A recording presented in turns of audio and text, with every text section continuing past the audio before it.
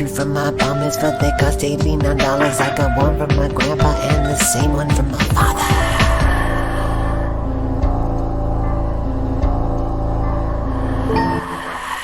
Pin, all of these pin.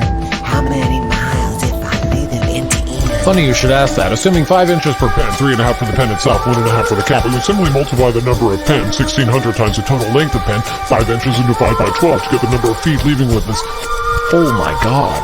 666.666. That's the devil's number. That's the devil's number.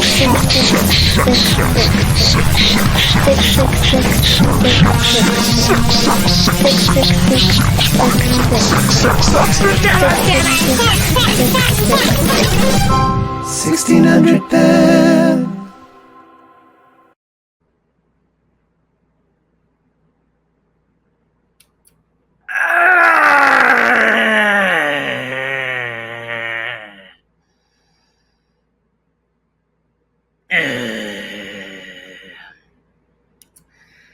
Hello, everybody! Hope you all have your 5th of July coffee ready. I'm Watto, the Flying Space Jew, and your announcer and sidekick for the George Lucas Talk Show. What a journey it's been. For those of you just tuning in,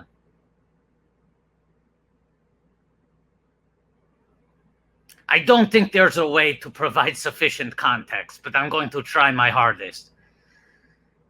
Retired filmmaker and billionaire George Lucas, after having Lucasfilm, Star Wars, all his beloved creative babies stolen from him in a midnight raid by the Disney Corporation, leaving behind no ransom note, just a check for several $billion.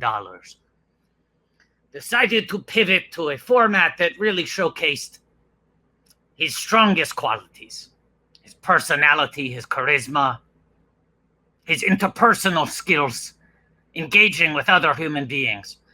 And thus the George Lucas Talk Show was born. Finally, a venue for George Lucas to show everyone what really lies inside his heart. After several years of doing the show in front of a live studio audience at the UCB Theater, seemingly we then bankrupted the UCB Theater. So for the last several months, we've gone online. PlanetScum.com. Yes, the planets come.live is where we have been doing these live streams, trying to raise money for different causes. It all started with us trying to raise money for the laid off UCB employees, and then became a series of R-list watch-a-thons to raise money for different organizations and institutions. But now we are done with R-list, and so to put a little hat, if you will, on these charity live streams before we go back next week to a regular format, the old George Lucas Talk Show with guests and no longer endurance tests. We're doing one final watch along for the road. Of course, it's 5th of July, so we have to watch every episode of 1610 to raise money for the first organization we'd raised money for back in season 1 of our list, the Museum of Moving Image, in previous Corona hotspot, Astoria, Queens. If that's not table setting, I don't know what is. Ladies and gentlemen, your host, retired filmmaker George Lucas. Creator of Star Wars. And I'm very excited to be seeing you again this week, Watto. Oh, always happy to see you, George. Always happy to see you. Last week was a wild one. I feel like you and I feel a little more normal this week, a little more balanced. Last week, I think we were both kind of on the edge. Well, this is just a starting point. As we all know, if you read Joseph Campbell, you know that every story has a shape to it, every legend, every myth. Yes. And right now, it's good to start from a place of normal, because then we see where the story takes us. Yes. It feels like last week we went through the end of one story cycle, and this is almost the beginning of a new story cycle. Right. Last week we were on the volcano fighting. We were having a volcano fight.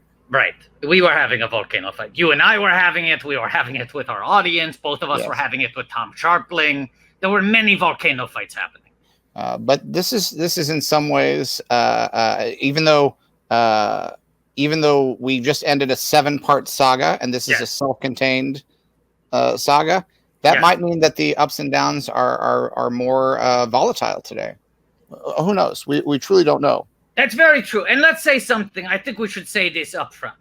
We did last week, by the end of the live stream, which was a record live stream for us, $9,500, I believe, we raised. Landmark for us. We do feel like we have a lot of momentum going. The donation numbers have been growing every week. Now, it's a lot of the same viewers. We can only ask so much of them donating week after week after week. We're also getting burnt out. So next week, we will be doing a normal show. Normal show. But we've already promised that in August, we're going to do a Big Lake Watchathon. That's right. We don't want to totally give up on the idea of watchathons or live streams, but we also have other things we want to do in this digital format. Yes, we will still be doing watch-alongs. We will still be doing live stream fundraisers, but they will not be weekly. We're going to space them out. We're going to try to make them really count. And much like we have prepared this week and prepared for Big Lake next month, trying to assemble as many of the original talent as possible. You know, you have people like your Josh Gads, star of 1600 Penn, co-creator of 1600 Penn, who are doing these things reunited apart. You know, let's get all the Ghostbusters, all the Goonies, people's favorite properties. And we feel like there's an opportunity, we here at the George Lucas Talk Show, to reunite casts that are not getting the chance to reunite. You know what I'm saying? Shows that maybe were not appreciated in their time. Yes. And reuniting people to try to give them a second chance, a redemption. Yes. What should we call? Should we call this unreunited reunited? Unreunited reunited. Explain the logic of that. Well, reunited apart, he's reuniting all these shows that are apart, and we're doing a show that hasn't been reunited. So they were unreunited, and we're reuniting them. So I think maybe we should call this unreunited reunited. I feel like the logic of reunited apart is he's reuniting everyone, but we can't take that. That's his. He has the IP for that. I know, but I'm just trying to talk through this. He's reuniting everyone, right? But the wink is but apart. Usually a reunion in person. These reunions distant because, of course, the pandemic. But 1600 Penn hasn't been reunited, so we're reuniting something that's been unreunited. Yes. Or should we just call it reunited apart also? No, I understand what you're saying. You're saying these are reunions that will be happening for the first time because there has not necessarily been. Okay, now Sharpling is suggesting reunited apart. Now, that might be a good name if we were reuniting the staff of Mad Magazine. That's the kind of ribald humor you might see. When I made the second American Graffiti, we put the word more in front of it. Should we call it more reunited apart? Hey, guys, we should let's start watching, and then we can decide this while we're watching. I'm sorry for waking you up. We were getting very excited. I know. We started yelling. Let me tell everybody where they can get it. If you guys go on Amazon Prime Video, there's a lot of apps. You can get it on your TV. The whole season you can get for under $10. Now, can I set up a narrative? Right. Yeah. Patrick, right before we started streaming, you mentioned to me that in these times of great crisis, Amazon, a terrible company who has done many awful things, has been offering people discounts towards future digital purchases if you ask them to not rush the shipment of your non-essential items, right? So you did that. Yeah. And in the process, saved a lot of money on your season of 600 Penn. If you have ordered from Amazon at any point in the last couple of months, you might have a balance of some money left there. So you might be able to get this season for less than $10. Now, Watto didn't think through that, despite the fact that he has several dollars saved up on Amazon. So he bought the season on iTunes. Yeah. Watto has since put in a refund request. So what Watto is attempting to do is he has put in the refund request. He is not going to open the files on iTunes. He is going to make a second purchase on Amazon for a discount and hope that he gets the money back from iTunes. But in a classic Watto-style gambling issue that either will pay out big or lose him the farm, he might end up paying twice for 1,610. So I just want to set up that narrative. Now, last week, Watto bid on paying too much to have Chuck E. Cheese delivered to his home. Right. They forgot the pepperoni. He put in a refund request. Full refund. Watto got free terrible pizza. So we're hoping Watto's got a hot hand that will continue, and he's going to end up now saving. But there is a chance, however, that you will end up watching 3,200 Penn. I'm also hearing it's cheaper on Fandango now. I think you can also find it other places if you want to. It's available. Yes. Like most I remember rental services have it. Yeah. I just, if I can have just a non sequitur, I remember when my buddy Steve made the movie Hook that I had a little cameo in. There were a lot of pirates in that movie. Yeah. Yes. The pirates, they do a lot of pirating. Yeah. Right. Sometimes down at the bay. Yes. Well, San Francisco Bay is a bay that I like. Yeah. And I like the movie Hook, which has pirates in it. Let's start the show. Okay, hold on. I'm just attempting. Okay, to now, get it but also here's what I've noticed. I think the best way to do this, Amazon takes a buffering second, it seems like. Okay. So bring it up, pause it before it starts, and then we will press play so it does not get screwed up because of the buffering. I get very excited because it says you purchased episode 1, and I'm thinking to myself, purchased it? I paid for it. But then I realized they're talking about this show. Yeah. All right. So then, as soon as we will start, I'll talk through some of these fundraising goals that we've got. All right. Let's. Hold on. The purchase is going through. This is very sensitive. Watto's trying to save money here. Great. Okay, well, Watto, while you're doing that, I'll tell everybody. Yes. We're also doing a fundraiser today. Is for the Museum of Moving Image. Watto talked about it already. Yes. They've been very helpful during this and have set up a thing where if you donate a certain amount of money, which I'll show you in a few minutes, you can get a membership to the museum, which is huge, for 25% off, which is also huge. That's a lot of money you get to save off of this. And they're not that expensive. So I will bring up the whole list of them. If you donate a certain amount of money, you'll get a membership to the museum. In the next few months, they're doing a ton of digital stuff online, different panels, different screenings, stuff like that. And it's been really rad so far to see what they've been doing. Look, we'll talk about this extensively. Before we start, and I have it ready to go here. Okay. But I just want to say, Watto thought he had like $7 or $8 saved up on Amazon. He, in fact, only had $1. He forgot that he used the previous dollars renting the King of Staten Island. So Watto has potentially spent $20 in an attempt to save $1. I just want to set up that narrative. All right, let's start playing. You ready, George? Okay, ready. Yeah, I'm ready. All right, 1, 2, 3. All right. 3,200 Penn. Ooh, starts with an American flag. 3,200. This is a day of destiny. Turning the volume down. I mean, this. You talk about Campbellian storytelling. That's Day right. of Destiny. This is setting up. Mm-hmm. Yeah. You know, a lot of big things are going to happen. And here we have right off the bat, Skip. Skip, our hero, our Luke Skywalker. Right? That's right. The son because- of a man cloaked in immense power. Fathers Control and of the sons. galaxy. Yes. Fathers and sons. Revenge. The word revenge is mentioned within the first minute. Yes. That's a direct homage. And fireworks. This is very topical. This is how I end every movie, by blowing something up. Yes. All right, guys. So They here's start the with list. Here's the list of memberships. I know it says 5 available. We'll work on that. If we end up doing more, I'm going to talk to them, and they said we can readjust as we go. But for as of right now, we can guarantee the first 5 people to donate $56.25 get a membership. Yeah. Oh. The lowest tier level membership. At reduced price The tickets, lowest. screenings and events, unlimited admission for 1, membership in the MOMI, Conversation Club. And once again, we want to remind people there will be digital screenings happening through MOMI very soon. So even if you live geographically distant, that doesn't make that much of a difference because right now, even the people who live a block away cannot go inside. Yes, that is me, and I cannot go in. Yes. So then as we go up, you get more. A lot of them come with free tickets to screenings, and a lot of screenings are included in the membership no matter what. So I would say the majority of screenings are included in the membership. And I'll say this too, MOMI is famous for having amazing guest speakers, whether they're sort of critics, intellectuals, or people involved with the film. Very often people don't make a great many public appearances. If you're a fan of the Muppets, the Museum of Moving Image now has the largest collection of items from the Henson archive, and they're very often doing sort of Henson retrospective events with people like Frank Oz. Yeah, I would have no reason to believe, and I'm not saying this with any inside knowledge, that those events would not continue online.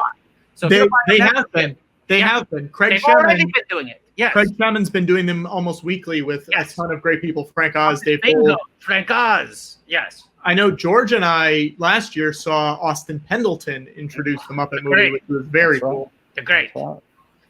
These are great things to do, and this is really this is an organization that we don't want to lose. And you know, everything in New York is really balancing on a knife's edge right now. Yeah, a lot of people are talking about events that they've been to at MOMI that they've enjoyed very much, with Ryan Johnson, Kenneth Lonergan. Yes, it's a fantastic organization. Here's another thing we'll say: Museum of Moving Image, one of the few places in New York City with full 70mm potential. They every year do multiple screenings of some of the greatest films of all time in 70mm. That's the kind of thing we want to make sure still exists when it is healthy to see a movie again. Although you can, honestly, digital projection is as good, and you George, no. I have a conversation with my buddy Steve all the time. No. People are asking, George, people are asking if they donate to the Bitly and then send me the info for membership. Yes, that will be how that works. Once I start to get more and more of them, I will readjust and talk to people at the museum. We want to make this very clear. The museum is very supportive of what we're doing here today. And so the idea is, if you donate through the Bitly to Patrick, he will pass along that info and you will get the membership tier that you have paid for. Yes. That's the idea. And hopefully as this goes on, if there is a lot of action, we'll be able to continue promising more and more. And I also want to say, while we're starting, I know we should be paying attention to this pilot, but while we're starting, the reason we want to do this is because we want to get a chair in the... Now, this is very important. Our first week doing our list, we raised money for Museum of Moving Image. We raised $1,300, right? Yeah. Almost 1,600 Penn. We raised 1,300 Penn, okay? At 2,500, you get a chair with a plaque with your name on it. So we are 1,200 away, because we can add it to our previous total. And when people go in to see screenings there, some people will sit and they will see on a chair that the George Lucas Talk Show has donated money to the museum. That's what this will say. It will say the George Lucas Talk Show. So for people who are familiar with this show, they'll know what that means. And for people who aren't, it will be perhaps the first they're learning that George Lucas has a talk show. Right. Yeah. Now, here's the idea. At every 2,500, we become eligible for another chair. So we want to get as many chairs as we can. Because I think for the second chair, Watto, we probably want to get your name on a chair, exactly what I'm thinking. The second chair would just say Watto on a beautiful golden plaque. And for the third chair, it would be so great to get Snack Trick Nap Snore. You took the words right out of my mouth, George. I swear to you, I was on the stream with Patrick planning this out earlier. That was the exact idea. 3 chairs. One would say the George Lucas Talk Show. One would say Watto, and the third one would say Snack Trick Snore. Unless someone comes up with a better chair-specific name for Patrick. That's always a possibility. We'll take pitches. Look, we'll take pitches. And the sky's the limit here. As many chairs as we can get, we'll fill up. Fourth chair, I think, must be Arliss. This is a suggestion. Yes, and what stretch goal do we get an Arliss name? Yes, that is the answer. The 4th chair will be Arliss Michaels. Yeah. But we will make that name more Arliss. Yeah. At the bare minimum, we'll put an S into that Michaels. We'll put a $sign. So let's give a little bit of background on what's going on the show. We've got President Gilchrist, who's Bill Pullman. Right. We just kind of meta casting because he has played the president once. Yeah. But not just that. Yes. You start out with Star Wars. Yes. And then you go to the Mel Brooks satire Spaceballs. Yes. In which he plays Lone Star. Then he plays a president who fights aliens. So a science fiction president. Yes. And here we are in a father-son saga Right. completing the circle of Star Wars to Spaceballs to Independence Day to 1600 Penn, back to Star Wars. Now, part of the premise of 1600 Penn is that his oldest son, Skip Gilchrist, is from a previous marriage. He is the black sheep. The idea seems to be that at a certain point, the father remarried, started a new family, tightened his act into a presidential, at least electable sort of presentation. And so now he has this new family. His wife, Jenna Elfman, his teenage daughter, played by Martha McIsaac, and 2 younger children. And he's got this picture-perfect presidential family, which Skip does not really fit into that picture. He is very accident-prone. But at the beginning of this episode, we saw the teenage daughter, Martha McIsaac, taking a pregnancy test. Oh, no.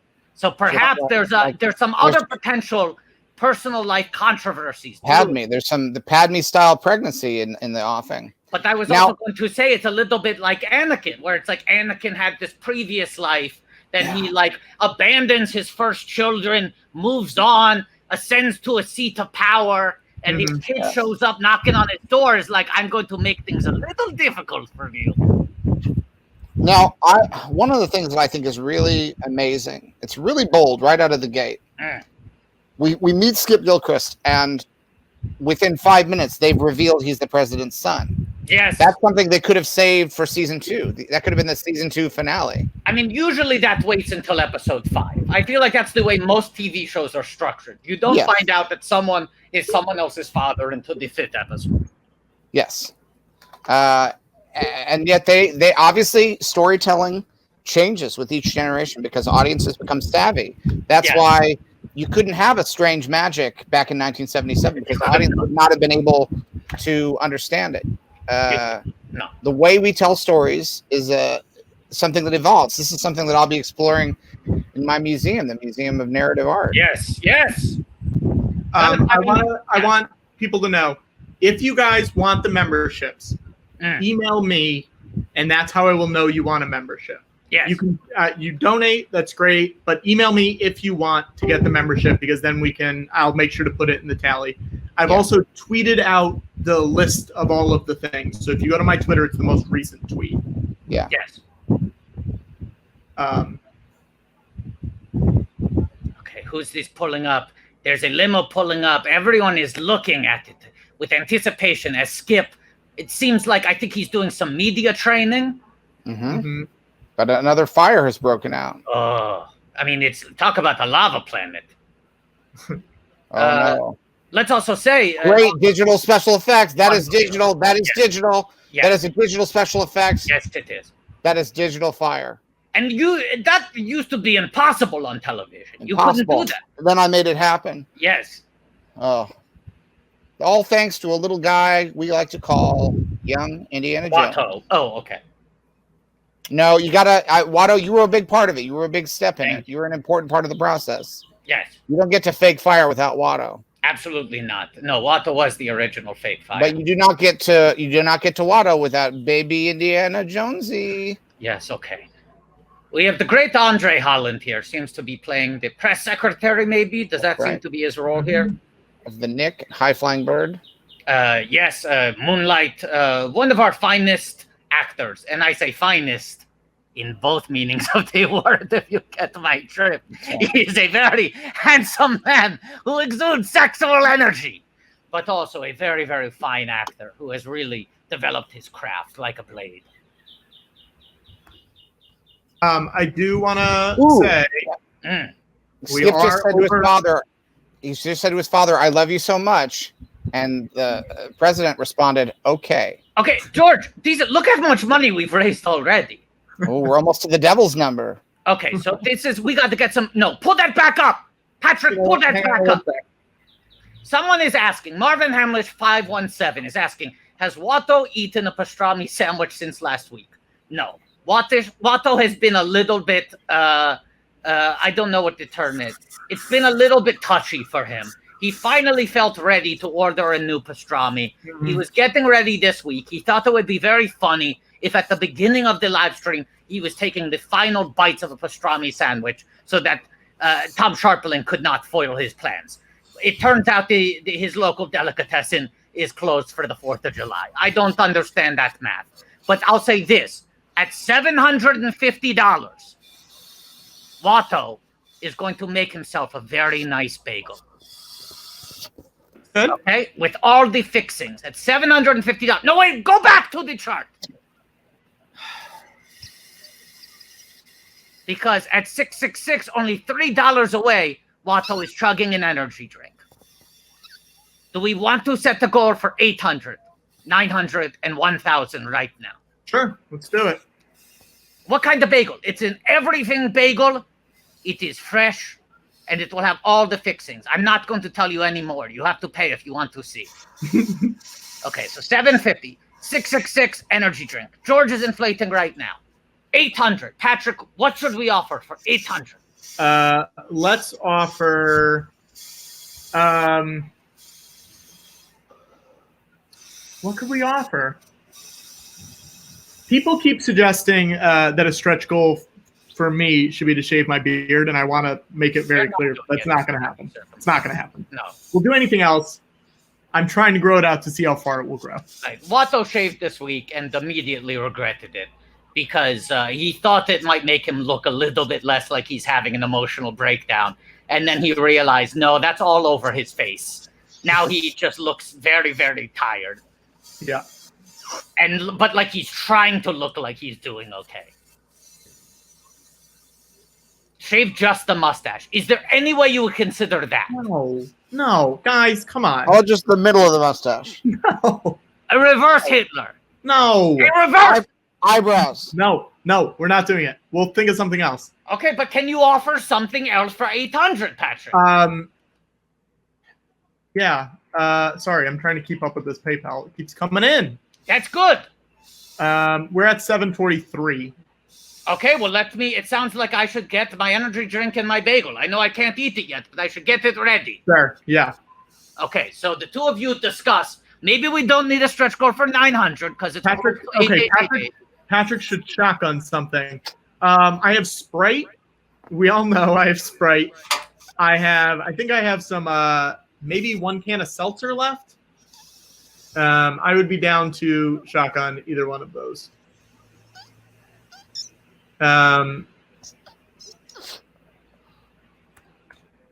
George, this show has a good cast. There's a lot of really funny people in it, and there's a lot of good guest stars that are gonna be showing up too. Well, so far it has action, it has heart, it has humor. Yeah. I don't know what else you want from anything in life. Nothing. Action, heart, and humor. I like it has sports, so I feel like we have a connection, a bridge to Arliss, from Arliss to this, that there's tennis in the first episode. I would not have predicted that. Yeah. But most of all, it's about family. It's about leadership, yes, but also about family. And it's every actor on this, you watch, you really, it's similar to Arliss. You're seeing the connections form as we get to know these characters immediately. Mm-hmm. I like these Secret Service people. These are kind of like stormtroopers or battle droids. They don't say a lot, but when they do, they'll say like Roger, Roger, things like that are fun. Yeah. Look in the background, we see 6566, almost the devil's number. Did you see that, Patrick? I see did. that number in the back? I did. I want everyone to know we are at 4 Momi individual out of 5. I'm going to go and see if we can get the number up. Now, here's the thing. There is a goal. I have a couple of things today. There's a thing that if we can raise 1,600 5 times today, as we saw before, we saw the devil's number 666, but a 5 inserted in there. That 5 is for the 5 times that we need to raise 1,600 today. There's a friend here at Skywalker Ranch that I'd like to bring on the show as kind of a guest host. I won't say who it is. Yeah. But Patrick, as producer of the show, he said we have a very full show today. You said it's too much. It's too much. We have to keep to the format. But if we get to $8,000, then I'll tell him to come out here and he'll take over the show. Okay. Wow. So that's at $8,000. Okay. So that's simply 5 1600s. Yeah, and we're at 773 right now. So if it doesn't happen, it's fine. I'll tell them they don't need to come out and because they're actually busy, they're working on something. But if we reach that point, because Patrick was emphatic, and normally you said this is too much. We have too many guests, we have too many things going on. Yeah. I mean, there's a lot going on.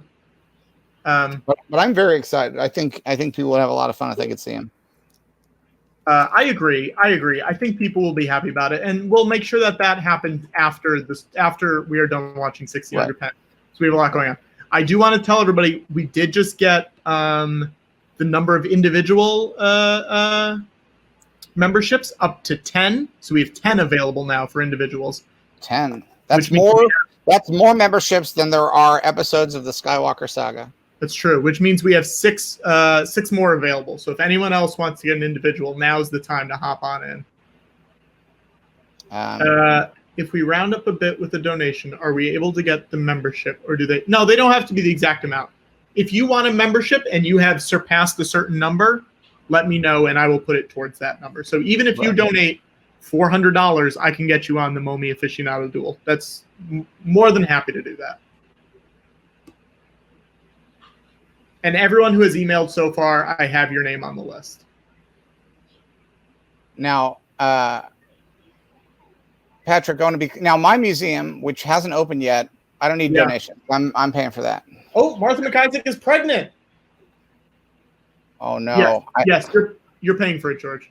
Yeah, I hope she doesn't die of grief or sorrow, sadness. It would be very sad. I'd be so sad. I don't think that would be. I'd be very surprised if that's a story point that they borrow, because it is a downer. George, big update. What's the big update? Big update. You ready? Yeah. I wish Wada was here for this. Well, we are almost at $1,200 to get us that chair, guys. We're so close. We're so close to the chair. Less than $80. Wada's going to get his bagel. Oh, he's left the building? No, I believe just the bagel's in the other room. The bagel is in the kitchen. Hey, George, guess what? What? I got another update for you. Another update. We're getting that chair, guys. We're getting that chair. Thank you so much. That chair. Chair number 1. I'm so excited that whenever this plague is over and the Museum of the Moving Image can reopen, one of the chairs in their biggest theater, is that right? It is. It's in the Redstone Theater. I will pull up a photo of it. The Redstone Theater. A very impressive theater. I'm surprised, frankly, that they have any chairs left for us to put names on, because it's a grand theater. It's a great theater, but it is a privilege and an honor for the George Lucas Talk Show to be we've achieved a form of immortality, regardless of what happens with this show. If you go to the Museum of the Moving Image and sit in a chair, you might be sitting in the George Lucas Talk Show's chair, or you might even better be sitting behind it. You can look at the name on the back of the chair. Yes, it's a very, very cool theater, and it's a cool thing to be a part of.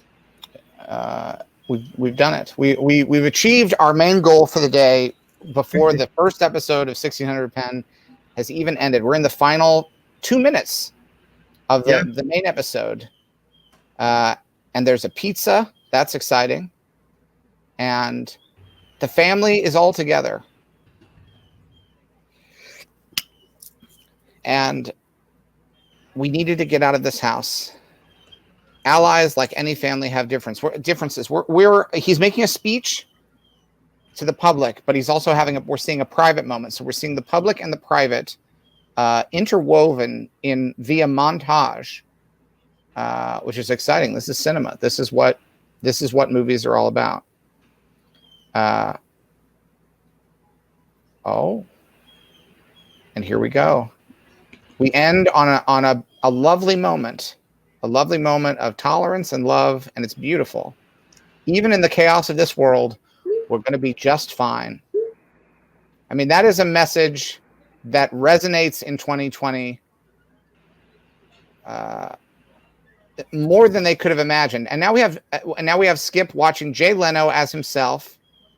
Yeah. And that Jay Leno is, and would this have been what year was this? This is 2013? 2012. This was 2012. This is 2012. So what was Jay Leno's television status at that point? Was he back on the Tonight Show? This would have been post Conan. Post Conan, pre Fallon Tonight Show with Jay Leno. Yeah. Wow. Now, are we just going to roll right through? Or are we just going to pause it? Let's hold and wait for Watto to come back. I'm not sure where he is. We'll start at 3:45. We are, I do want to say, at $1,408 already. And let me go through. I have anyone who's emailed me with the membership that they want, they're good to go. We have 3 more classics left. We have 3 more individuals. Hold on. I have to break the bad news to Watto. We didn't get the chair. Yeah, Watto, I'm sorry. We didn't get the chair. What do you mean? We haven't gotten the chair yet? No, it means we didn't get it. We didn't get it. We didn't get it. I'm so sorry, Watto. Watto, I'm really sorry. I'm very confused. We have Watto, you're confused because this is a fun prank that we're doing on you. We got the chair. Watto, you fell for it. We have the chair. Oh my God! Wow, these numbers are getting up there fast. Okay, that's right. We are almost to 1,600.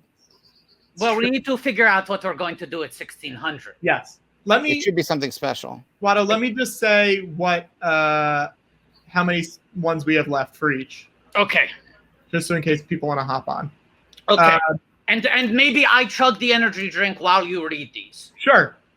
As of right now, we have 3 classics left, 3 individuals left, 2 duels left, 1 aficionado. Duel of the Fates. 1 aficionado and 2 aficionado duels. Okay. And now if we keep these coming up, that might change. We might be able to get more, but that's where we're at right now. Now, Bryson, can I ask for a full screen? Because the magic of the energy chug is how quickly my eyes tear up. Okay, ready?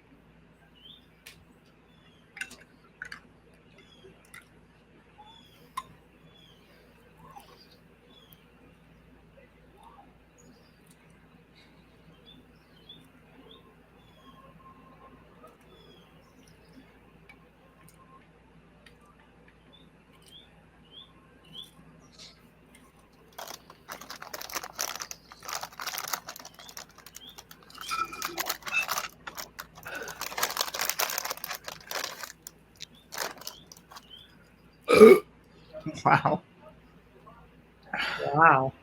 Okay, Watto. Oh, Watto. Watto's doing great. Mm.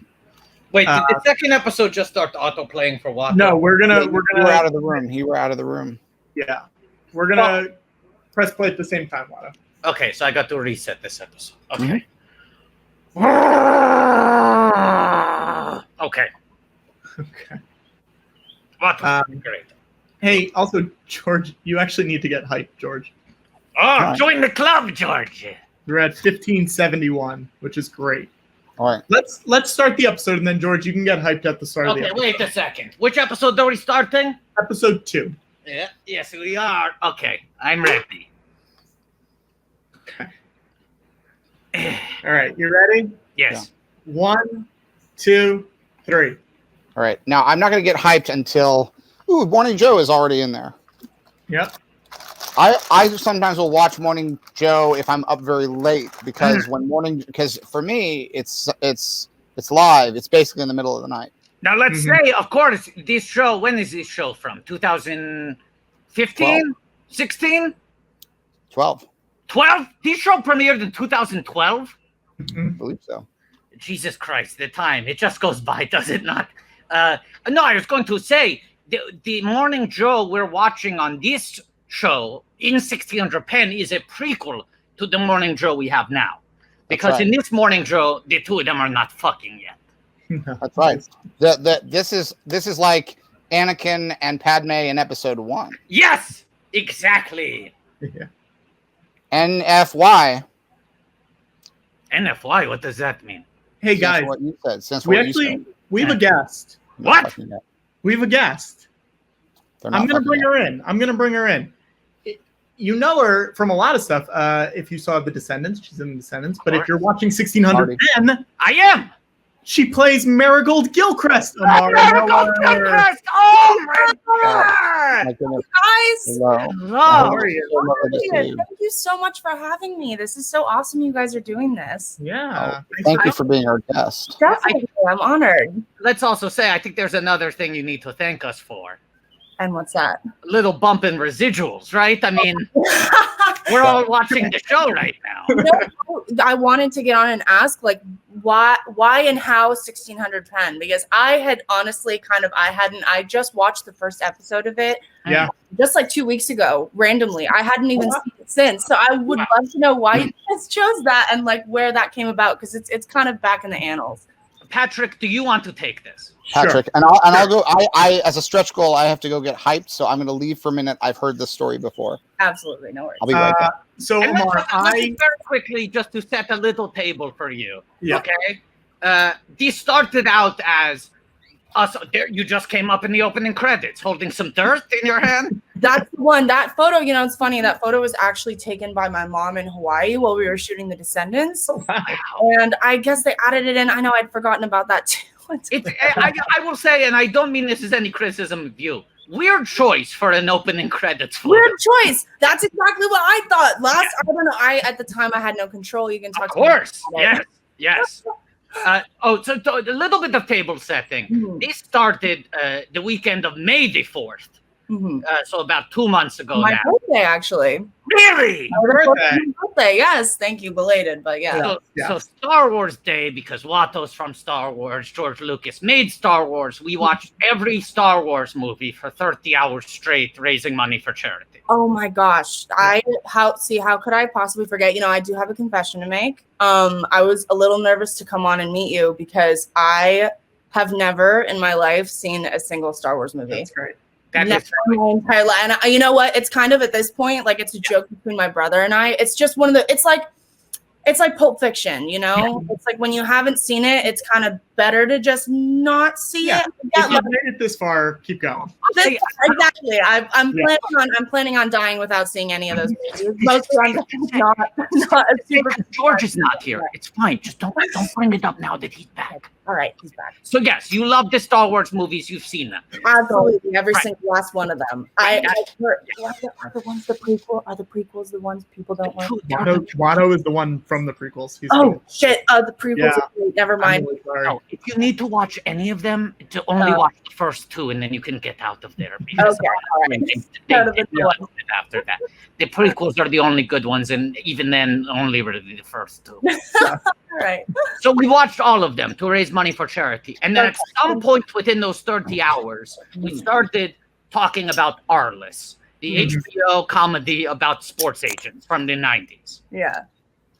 Then Robert Wool, star and creator of Arliss, came on, and suddenly it became this challenge. If we raise over a certain amount of money, we will watch every episode of Arliss for charity. Uh-huh. So we've been doing that for the last 7 weeks. Okay. Now, several weeks ago, Patrick is going to tell you what happened. Well, I mean, I noticed on Twitter that 1600 Penn still has a lot of followers, even though the account's been inactive for 8 years. Has that it's Not back up again. Yeah, they have like 5,300 followers or something like that. And I was like, that's a lot for a show that's canceled. I want to get more followers. Maybe 2 years ago, yeah. Yeah. I was like, I want to get more followers than that account. So I made it sort of a crusade. Is that the right word, Watto? Yes. Patrick's argument was, as someone who still makes new tweets, I should have more followers than an account that has not tweeted in 8 years. Yeah, that's for me as well. Sure, yeah. So then it just came up on here, and we were like, what's the next logical show we should watch? Oh, it's 1600 Penn because of this. No. What happened was I don't remember then. Benji Sammet, Dan Hernandez, Yes. staff writers on 1600 Penn came on the show. They were wearing their swag, their production swag. They wanted to raise money. So they said, how about Yes. if we raise over a certain amount, you promise people that you'll do 1600 Penn. Yeah. And it also then turned out that to time it out because of Arliss, it would end up being the 5th of July. Very patriotic. Yeah. Amazing, of course. I know, perfect timing. Shit, I should have totally pulled out my swag as well. I have a couple 1600 sweaters somewhere in the closet. Okay, now I mean, oh my god! Wait, I didn't even know if you were wearing that. That was the one. We got those at the wrap party. I think they gave out those, and then they gave out little jackets with the presidential seal. So I think I those somewhere. Well, this was all we could find. Look, I'm not trying to get you to spill tea and gossip too quickly, but I have a big question for you. Okay, and what's that? You were very little itty bitty when this show was shot. Yep, look a lot different now. People seem shocked that aging happens, but yeah, I was 12. When your swag, was it child sized and now it is too small for you, or did you get adult size swag that you have now grown into? Oh, you know And what? if you can't answer that, it's fine. I know NDAs and everything. About the swag you're giving out. Yeah, they are very sensitive about that, but I think they'll have to forgive me for exposing this one in an interview. I think they didn't, because it was only Benjamin, who played my brother Xander, and I were the only two kids on that show. We were the only pint-sized people. Yeah. So I think they kind of didn't deviate from just making like the normal, they just made them for the crew members. So I think I got probably like a very small one, and my mom's is the one that I actually wear now. So my mom got some, and that's the stuff. And that is good. It is good that you made it clear there were no children working on the crew of 1600. No, that's child labor laws. There were no like toddler grips. Yeah. That would have been funny. No, I mean, there might be junior writers on the show, but they were not actual juniors. Oh my god, maybe maybe some of the writers' kids were throwing in ideas or something, but never on set. I know. Say that. No, you'll get sued to the high heavens. Well, yes. Oh shoot, we had a pretty good friendship, so I'm hoping they come to me first. But that's good. Here's a question, because I mean, you've worked on many projects. You've been acting since you were very young. You continue to work and everything.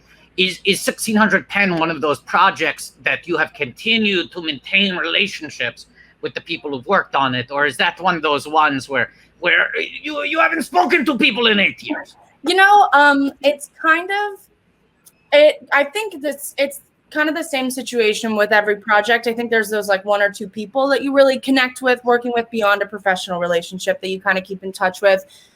Josh Gad and I, for sure, actually just a few years back. I mean, we don't really keep in touch, but, a few years back, I believe, there was something. He had a new show coming out, and him and I were talking about that, and ended up going to a press party for that. And but 1600 Penn, I so cherish all the memories I have with everybody on that set. But I was just young at the time, too. I think I was 12 when I shot that show. So it was kind of just like Ben and I were the same age, and then everybody else, of course, were adults. So we were really texting like 30-year-olds at the time, but we all still, had a good relationship. And that's the same with like people from the Descendants and stuff. Yeah. Is this George has to get hyped as a stretch goal? He seems to have come back in with a tub of Greek yogurt. Is that what I'm looking at here? Oh, yeah. Let me show people where we're at. Hang on. We are at 1641 raised. Wow. Awesome. So we've crossed the titular donation amount. We've crossed $1,600. That's amazing. Let's make George full screen for a second, because I just want to know what this is. He's pouring honey into his Greek yogurt. All right, he knows how to get it going. I might have some Greek yogurt in here too. Oh, yeah. I mean, I don't want to put the pressure on you, but that might raise some money if we could. Okay. If you guys can type for 1 second. Yeah. Go grab it. One thing. I heated the honey, so it's hot honey. Why did you heat the honey, George? So I could have hot honey. George, while you're doing this, I want people to know we have 3 more individual memberships. They've upped the number again for us. Oh wow! How many have we given away so far? We've given away 10 so far. This is great. I love how much Momi is working on this. The bottle of honey specifically says, "Don't microwave." That's what the LED light is saying. Oh, let me check and see if mine says that. Is it a bear or is it a classic cylinder, George? Oh, it says "Do not microwave" in this container. Cool. So there might be some chemtrails inside. No, it's fine. Hot honey, right. Hot honey, George. Hot honey, George. Hot honey. I am sad because I finished my yogurt last night. I would have saved it and eaten it today had I known. You know what? At 1600, have we got to 1600 yet? We're at 1641, George. Wow. What did we do for 1600? We didn't do anything. We didn't have a chance to set a stretch goal. We got there too fast. Okay, George has put 3 glass straws inside a tub of Greek unflavored. Unflavored. Well, now it's got hot honey. It's hot honey. But it's got hot honey in it. It's got the hot honey. And then now he's going to drink the yogurt out of 3 straws. Sure. I have to say, this almost looks like a Star Wars character, right? This visual of 3 white straws coming out of a gray beard. All right, everybody. Sorry, I had to heat my honey as well. Oh, here we go. It's okay. We got it. Don't worry. All you miss is George is sucking yogurt out of 3 glass straws. All right. Well, everybody, do you guys have yogurt as well, or? I finished mine last night. Let me go see if I have any more. Hang on. Watto has, for charity, Watto made a very nice bagel, which he has not shown. So he's going to eat his bagel. It's got scallion cream cheese, gravlax, I don't like this. white onion, and capers. It gets all wet at the top. Is that happening over there for you? Wait. No, see, George is just sucking. Never mind. You gotta pour out. If it gets wet on the top, you pour that out. So you have the same brand of yogurt. Okay. I think while you were gone, we were mentioning that so we were talking about Star Wars Day. And I would like to formally thank you for ruining my birthday every single year of my life, because I was born May 4th, 2000. And every time. May the 4th be with you. Yep, there you go. It's Star Wars Day. So nobody really cares about my birthday. They care about, everybody. Everybody cares about your birthday now. Yes. Okay. They know it's easier. They can remember it. I don't have any yogurt. I do have pudding. So I'll say this. Patrick, as long as it's $100 in the next 5 minutes, okay, I will do a shot of this pudding, and I'm diabetic. You got to squeeze it. You're going to squeeze it into your mouth, no spoon, right? No, we want it. We want it. Yes. I'll squeeze it into my mouth. As long as you have an EpiPen on hand. It's fine. It's fine. Look, right here. It's right here. All right. Let me get my hand. So $100 by 4:04 p.m. Eastern Standard Time. Now, Patrick, people are asking, would you consider putting hot honey in the You know what? I will, because I have honey. I will do that. What's the heating of the honey? I don't know. Of that. It's the thing that George just decided to do. And George is an artist, and you here's the thing. question the process. Here's the thing. They say that honey never goes bad. They say it's the one food that never goes bad. And yet, sometimes you go to get honey and you realize it's sort of like it's become solidified. With the little right? Yeah, which I think is a version of going bad. Yeah. You can still eat it, but it's not as good as it was. Sure. It's sort of like Anakin, maybe a quarter of the way through episode 3. Sure. It's not fully bad yet. He hasn't killed children, but he's not great. This isn't him at his best. Amari, you get what he's talking about. You understand, right? Oh, absolutely. Right. This is like sorry for all the birthday talk. Yeah. Here's the thing. You need to co-opt. Don't think of it. You know how like when there's a marriage, people will say, "Oh, I'm not losing of this. I'm gaining of this." Don't think of Star Wars as taking your birthday away. Add it to your total. Make your birthday. Make Star Wars about your birthday. Yeah. You know what? I just changed. Amari, you're 12 while you're filming this. Yeah, I believe so. It was 2000. 2012. Did you audition? Are you offer only at this point in 2012? You got a hot hand. You've just been in The Descendants. That did give me a little bit of a bump, but you were popping. I found that a lot of people are very cautious with child actors, Sure. which is understandable. Kids and animals are hard to work with. I have come to understand as I've gotten older. I've also been told.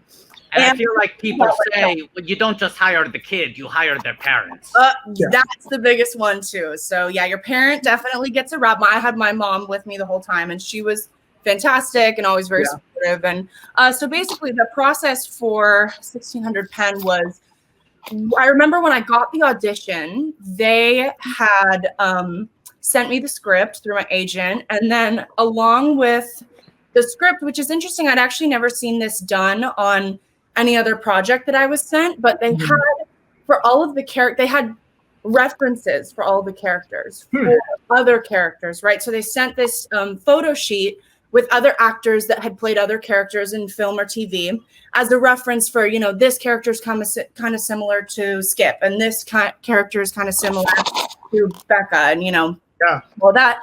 And so the reference for Marigold was actually Scotty from The Descendants, which is the that I had played. Yeah.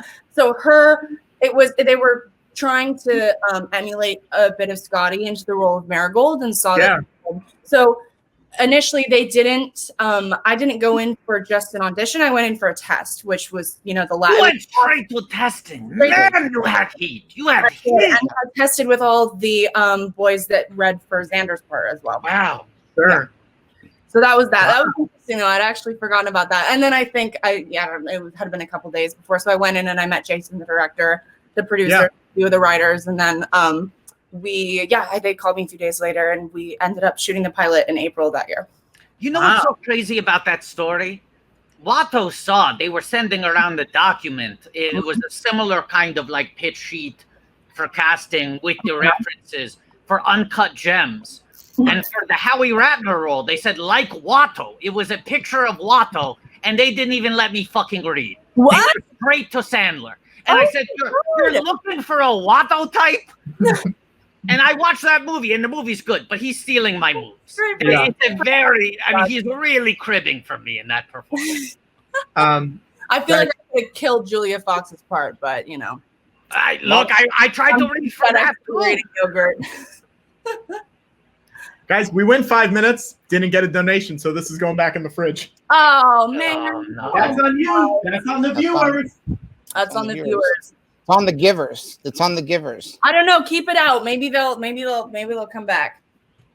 Now, now I'm looking. Now this teddy bear that's on set, I can't tell if is that practical or is that digital? Is that a digital effect? Is that a real teddy bear that was on set? Wait, teddy bear is in. Hold on, I have the episode queued up next to you guys. Is there a certain timestamp? We are at 1820. Yeah. A family group hug with a teddy bear included. Sorry, we cut to Willie Geist on Morning Joe. Yes. Huh. I'm looking. Don't see any teddy bear. It looks like it's Martha McIsaac's teddy bear. I forget her character name. Her name is Becca. I do. Becca, thank you. Wait, sorry. What was the timestamp on that again? 1854, 55, 56. Okay, let me see. Wait, have you guys already watched the episode? We're watching it now. Oh, we're watching it now. Oh my gosh. Wait, hold on. Oh, I do see that we're on 1906 now. Okay. Yeah. I was so involved in this conversation. I hadn't even. That's okay. I mean, if I decide I'm not going to wear All right, socks. let's see. Here, just mute it and then put on subtitles. That's the best way to do it. All right. Right. Although that did sound great. Let's see.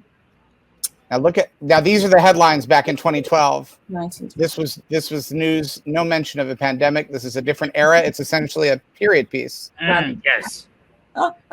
No, because people might be confused. They're watching a show behind that podium. Yeah. I'm reminiscing. A steady hand, you know. Oh, this teddy bear. Oh man, I remember shooting this scene actually. Oh, I was so tired that day. Hey, give us a scoop. Give us a scoop. Give us the scoop. I totally flopped. I'm sorry. I remember the director, Jay. I was exhausted that day. I think we'd shot I'd shot most of my scenes that day. And sorry, I'm gonna put this on another page so I can see it. But it was kind of a very emotional, like he's giving the speech and we're all sitting there and supposed to be super proud of him. And I remember I was like leaning back on the couch and I was kind of falling asleep in the middle of shooting a scene. Not very professional, I know. Surely I was producing when I produced the movie Labyrinth. I flew to set and fell asleep the second I got to set. People took photos of me. What David Bowie? And I was the executive producer of that film. And you know, it's just something that happens when I think it's a sign. I think it's actually very professional. It means you're working very hard. There you go. I don't know if I would have been asleep if David Bowie had been around, but No. I remember they had to kind of wake me up. So I think I'm cut out of a majority of that scene probably for that. Wow. Literally sleeping on the job. Look, I want to ask you a question that you probably never had to answer before. Okay, I'd love to hear it. You were in the movie The Descendants. Yes.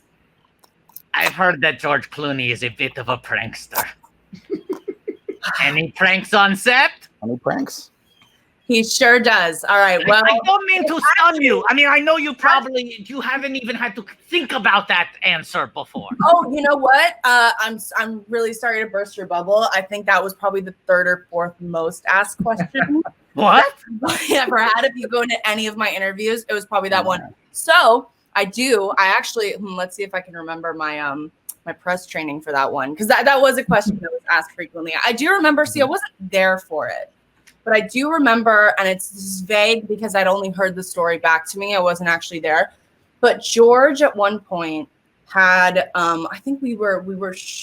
First of all, he oh my God, this was my favorite one actually. I was sorry to go off on a tangent, but baby. No, I just remembered this one, and this was probably the best. So we were shooting a scene where Shailene Nick, who played my sister and her boyfriend, and then George, we were all on a flight together traveling from Oahu to Kauai. And the scene, so they had a bunch of extras in the plane, and all, something like 50 extras. They filled up the plane. So George, we were sitting there and they were setting and they were doing lighting, and something was taking really long. And so George, I remember we're sitting next to each other. I was supposed to pretend to be like sleeping on his shoulder. And I remember he nudged me and went, shh. And I was like, what? And he pointed at his phone. He had like the iPhone that had probably just come out at that point. It was like 2010. The first one. Yeah. He had downloaded a fart noise app. And I was looking at him. I was like, what is that? And then he had a headphone in, and then he put the headphone in for me, and he played one. And it was bad. It was really realistic. It was really, really loud. And I start cracking up, and he's sitting there. He's like, don't laugh. And so he takes the headphones out, and then I think he like put his phone kind of somewhere where it wasn't near him. Yeah. And he just let one rip, and everyone on the plane, you could see the discomfort with everyone because no one wanted to look and be like single anybody out. But it was just such close quarters. You could see people kind of doing this, like bracing themselves for the smell. And then, so that went off. No one really said anything. And then he let another one off, like maybe 4 minutes later. And no one said anything again, but people were starting to kind of look around at this point. And then I remember after the third time, Alexander, the director, just stood up and was like, does someone need to be excused? And then George started laughing. That was a funny part. He never really kept it going. He would make himself laugh before everyone was really affected by it. Another time, I do remember that he pretended to hurt his back really bad.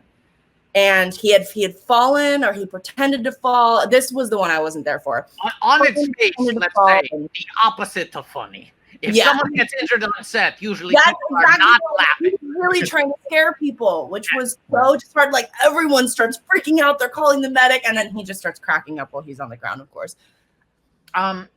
Classic Clunes. Should we start the next episode? Yeah, let's do it. We have a few minutes. Hang on one sec. Should we give Amara a 1600 pen name? Yes. This is a fun thing. This is a fun thing that we like to do. Okay. I'll give the history of it. When we were doing our birth, we did a marathon for your birthday on May 4th, and for our Amara birthday marathon, we were giving people Star Wars names, which would be we turn your name into something that sounded like a Star Wars character. It sound like a droid or an alien. I'm excited to see what you come up with. You know these things very well. Yeah. Then when we started doing our Arliss watchathons, the Arliss title, famously, whenever it's in any promotional items, they always spell his name, the last two letters of his name with $signs for S's. So we thought, let's give people Arliss names. But you know this very well. Arliss is your favorite TV show you've seen ever. Yeah. Exactly. It's like every Star Wars. So we decided, when we decided we were going to do 1600 pen, we thought, well, we have to give people 1600 pen names. Now, a fan of the show has created a machine, a website for Arliss names where you could do it automatically, and they have done the same thing. This is a real website. Yo, this is amazing. It's like the Wu-Tang generator. Yeah. Right. Open to the public. It's a public resource. Okay. But it's TV shows. If you go to 1600pen.me, 1600 pen. Edge technology. So we'll put in Amara's name. I'm going to hit next. Okay. I'm excited. So, All right. Amara, how political are you on a scale of 1 to 4? 4. A 4. I You're for actually very political. at all of Okay. the protests, so in that way, Yeah. Hey, I'm Okay, not- so Alright. here comes your 1600 pen name. They have to figure it out. okay. I can't believe Someone. That's your name. It's Wow. 1600 Amara. All right, does this do this with, with everyone's name? It's just We 6. don't Well, know. you're the You're- first one we don't we've know. done. Oh, You're the yeah. first one we've done. Well, let's do it for everybody.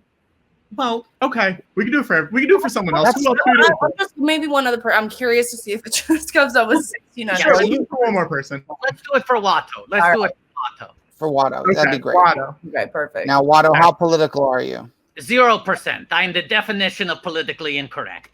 Okay, here we go. You All right. ready? Here we go. Let's see. The name is almost 1600 Watto. Great. That's the calculator. Great.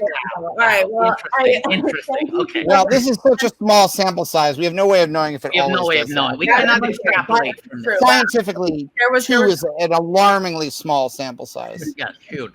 all right. All right, let's start this They episode. put a lot of attention to detail into the little gears that were. The animation. Yeah, this is that, of course. His name is Mike Stubna made that, and he's the best. Amazing. All right, here we go. So we will start episode 3 in 1, And this is 2, 2, 3. 3, bang, play. so you don't want to dance. So the first 2 titles, episode 1, the pilot was Putting Out Fires. Okay, The second one was called The Skiplantic Ocean. that's right. And now we are I So was You very Don't Want to focused. Dance. I was very focused on talking to you guys the whole time, so I was not very much watching along to the episode, but Okay. I totally don't know what any of these are about. I'll be reminded as I see things. Sure.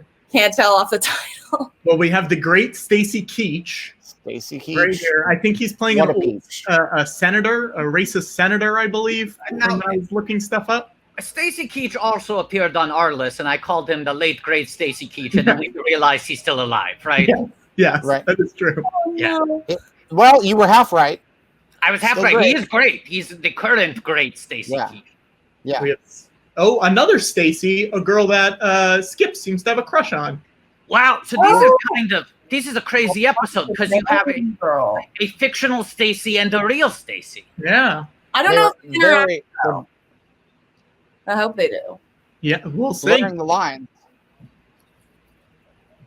Now, this is a character actor I recognize. Yeah. Now she recently passed away. I know She this did. for a fact. Oh, She- did Well- they?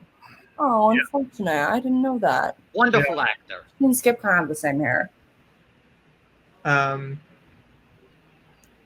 I have a question about your White House set, because frequently what will happen. George, I was literally just about to ask that. That was literally what I was asking, and I said, I'll let George ask a question. No, once again, I'm ahead of my time. Even if it's just by a moment, I'm ahead of everyone else. A lot of times when you see a show that's set in the White House, they'll build a new White House set, and sometimes you'll find out this is the same set that was used on previous White House TV shows. What's the history of this White House set? Is it brand new, or was it used before? Yeah, this one actually, interestingly enough, it was brand new. And the Brand director new. and the producers actually went to the White House and went, I think, in the West Wing in the Oval Office and did like a personal inspection with the art department to take measurements and everything. That was when Obama was in office. That's amazing. They did a tour of the West Wing set. To make I know that's exactly what I heard. And apparently they had plans. I believe. I mean, there was just talks of like the cast eventually going out there at one point, but unfortunately it didn't work out like that. That would have been really cool. But yeah, they did build everything original for 1600 Penn. Wow. And even for the pilot episode too, they had built the Oval Office. So everything is scaled to size, and all the details are I'm reading. I just pulled up an article from Hollywood Reporter, and Jason Weiner says, in the pilot, some of the walls in the Oval Office were from the West Wing, but everything else was new. Oh, Like they used the wall from it, and literally, and the walls in every other episode, I guess, were from National Treasure. no way! What? Wow. Wait, And that's everything else was new. That's what he's saying. Oh my god, what an iconic movie. Well, that's awesome. I didn't even have any of those details. This is all me recalling stuff from when I was 12, but that is so cool. But everything else, it seems. But is everything else was, they really, the art department went crazy on this entire, you know, art department, props, like everything looked very realistic. And walking in there was How like, many gourds? How many gourds are those gourds in that fridge? Are there 2 gourds? How many gourds are in that fridge? There's 2 ketchups. Are those gourds? hold on, isn't it a gourd's like a pumpkin, right? Isn't that 2 gourds? Wait, I see juice. No, no, no. I'm seeing the gourds, George. George, I don't know what you're Are talking those about. gourds? What am I seeing? Well, there's a syrup. There were 2 big, large-sized syrups. But what were those things? Are those gourds? Oh my You God. didn't look, George. I don't think they're gonna. Are they gonna open that fridge again? Should we rewind at the same time? No spoilers. How If George wants to rewind, he can rewind and then catch up. I think we have to. I keep going. don't know. I don't know. I'm saying I'm All right. asking the question. I can't answer. Let's hope they open the fridge again. We get another Open the look. fridge. totally honest. Hashtag nuke the fridge. Hashtag Gordgate. George is looking for answers. People in the chat are also saying hashtag Gord Lucas. Gord Lucas. Well, I will say the set design work is gorgeous, but this is ridiculous. Okay, I need this. I need to see the gourds. I think. Okay. Well, it's The fridge. you know there's a rule. There's a rule in drama. Chekhov's gourds. So If you see 2 gourds in the fridge in the first act, those gourds got to come back into it. They can't just have 2 random gourds sitting in a fridge. Yeah. Show it off to us in the I'm first done scene with and the not bring it gourds. back. I'm rewinding. I'm gonna have to catch up with you guys. I need to see if No, it's they're I fine. get it. Maybe they're not gourd. I could be wrong. I thought they were gourds, but they're pumpkin shaped. gourd is in like the pumpkin-esque plant. Yeah, but they're not long gourds. They're round. Unless they're on their side. Hold you can on. see the back. Yes, you're absolutely right. Those are squashes, actually, my friend. Squashes. Those are Squashes. Yeah, those are George squashes. autumn squashes. Yeah, you're absolutely right. You know what? I don't know. They're like they got. It looks like how I'm gonna analyze this. They have a big ass gallon of orange juice. There's like 2 things of Arizona iced tea and some squashes. Wow. What do you need? Amara, I got to just say thank you so much for squashing this issue. All So right. we're up to 1716, guys. Oh my god! I actually, what's so cool? I was on the little thing with the private chat. I'm just now seeing the live comments. Oh yeah, Mhm. This is awesome. there's a lot of people in Oh, there. gold Lucas squash. People are going crazy with the puns now. Okay, I need to catch up again. You guys are at 5, 6.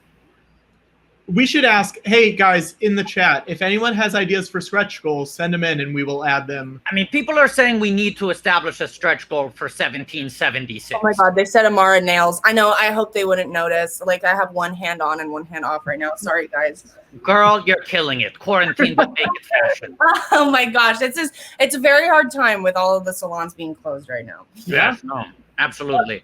But you're doing the right thing by not going. Absolutely. Absolutely, exact. So I just have to suffer through this. Yeah. No, look, you're a 4 on the political I'm a scale. hero. I know. I'm a total Yes. hero. Okay, wait, let's look at those stretch goals. Let's get something for 1776. I will say people are demanding that we watch National Treasure as a stretch goal. Jesus, There have been I thought- several things we've discussed watching later. But if the demand is for National Treasure, we should consider that. Can I say this? I watched National Treasure, I think, last Wednesday. Oh, so you're ready. So you can reanalyze. You know, Yeah, it'd they- be easy that- for you to and watch that- it. honestly. What- Mhm. So what's the number? How much will you say, Watto? For National Treasure? Yeah. Or Amara can hop in too. Amara, you don't have to watch National Treasure, so you can. I'll watch National for charity, of course. I'll watch National Treasure with you guys. Right? But That means you have to come back later. I Just can do I can certainly do that. But Okay. Do you think if 1600 Penn had run for longer, that eventually it would have crossed over with the National Treasure universe? Because from what I know, right, you cannot keep Benjamin Franklin Gates away from that Resolute desk for long. Even if it's I feel like Skip and Nick Cage would have had a really Absolutely. back and forth. They've got our walls. We've got to get those walls back. it would have stolen the walls. Well, Because wait, it would have actually- you would have found out there was something written on the back of the walls. So Yeah. hang on. Here's how they know that the walls are from National Treasure is because it is written on the back of the walls, National Treasure. Yeah. I hope That Nick is what- came and like signed them. I feel like Yeah. that's something that he would do. But here's my question, Watto. I think Yeah. Watto might know the answer to this. I think those walls might be from National Treasure too. That's my the National Treasure 2 is the one where he goes to the Resolute desk Yeah. and he gets the clue out of it. And now that I'm thinking of it, did they even go to the White House? I don't think they went to the White House in the first one. You're absolutely right. They went to the museums. Yes. So I think it's from Book of Secrets. So, Okay. So let's. How much for us to watch Book of Secrets? This is my. Can I make my suggestion? Yeah. Book of Secrets was released in the year 2007. No, it's got to be higher. Okay, then Gotta ready? be higher. 7,002. Then how about this? Because National Treasure is all about secret codes, like the numbers are backwards, right? I have an idea. Here, in the name of unity, okay? Global unity, because it's not the 4th of July anymore. It's the 5th of July. We have to think about bringing all countries together. Yeah. The total worldwide box office for National Treasure Book of Secrets was $459.2 million. I think if we get to 4,592. Sure, deal. I'll do that. I like that. All right, I like that plan. 4592.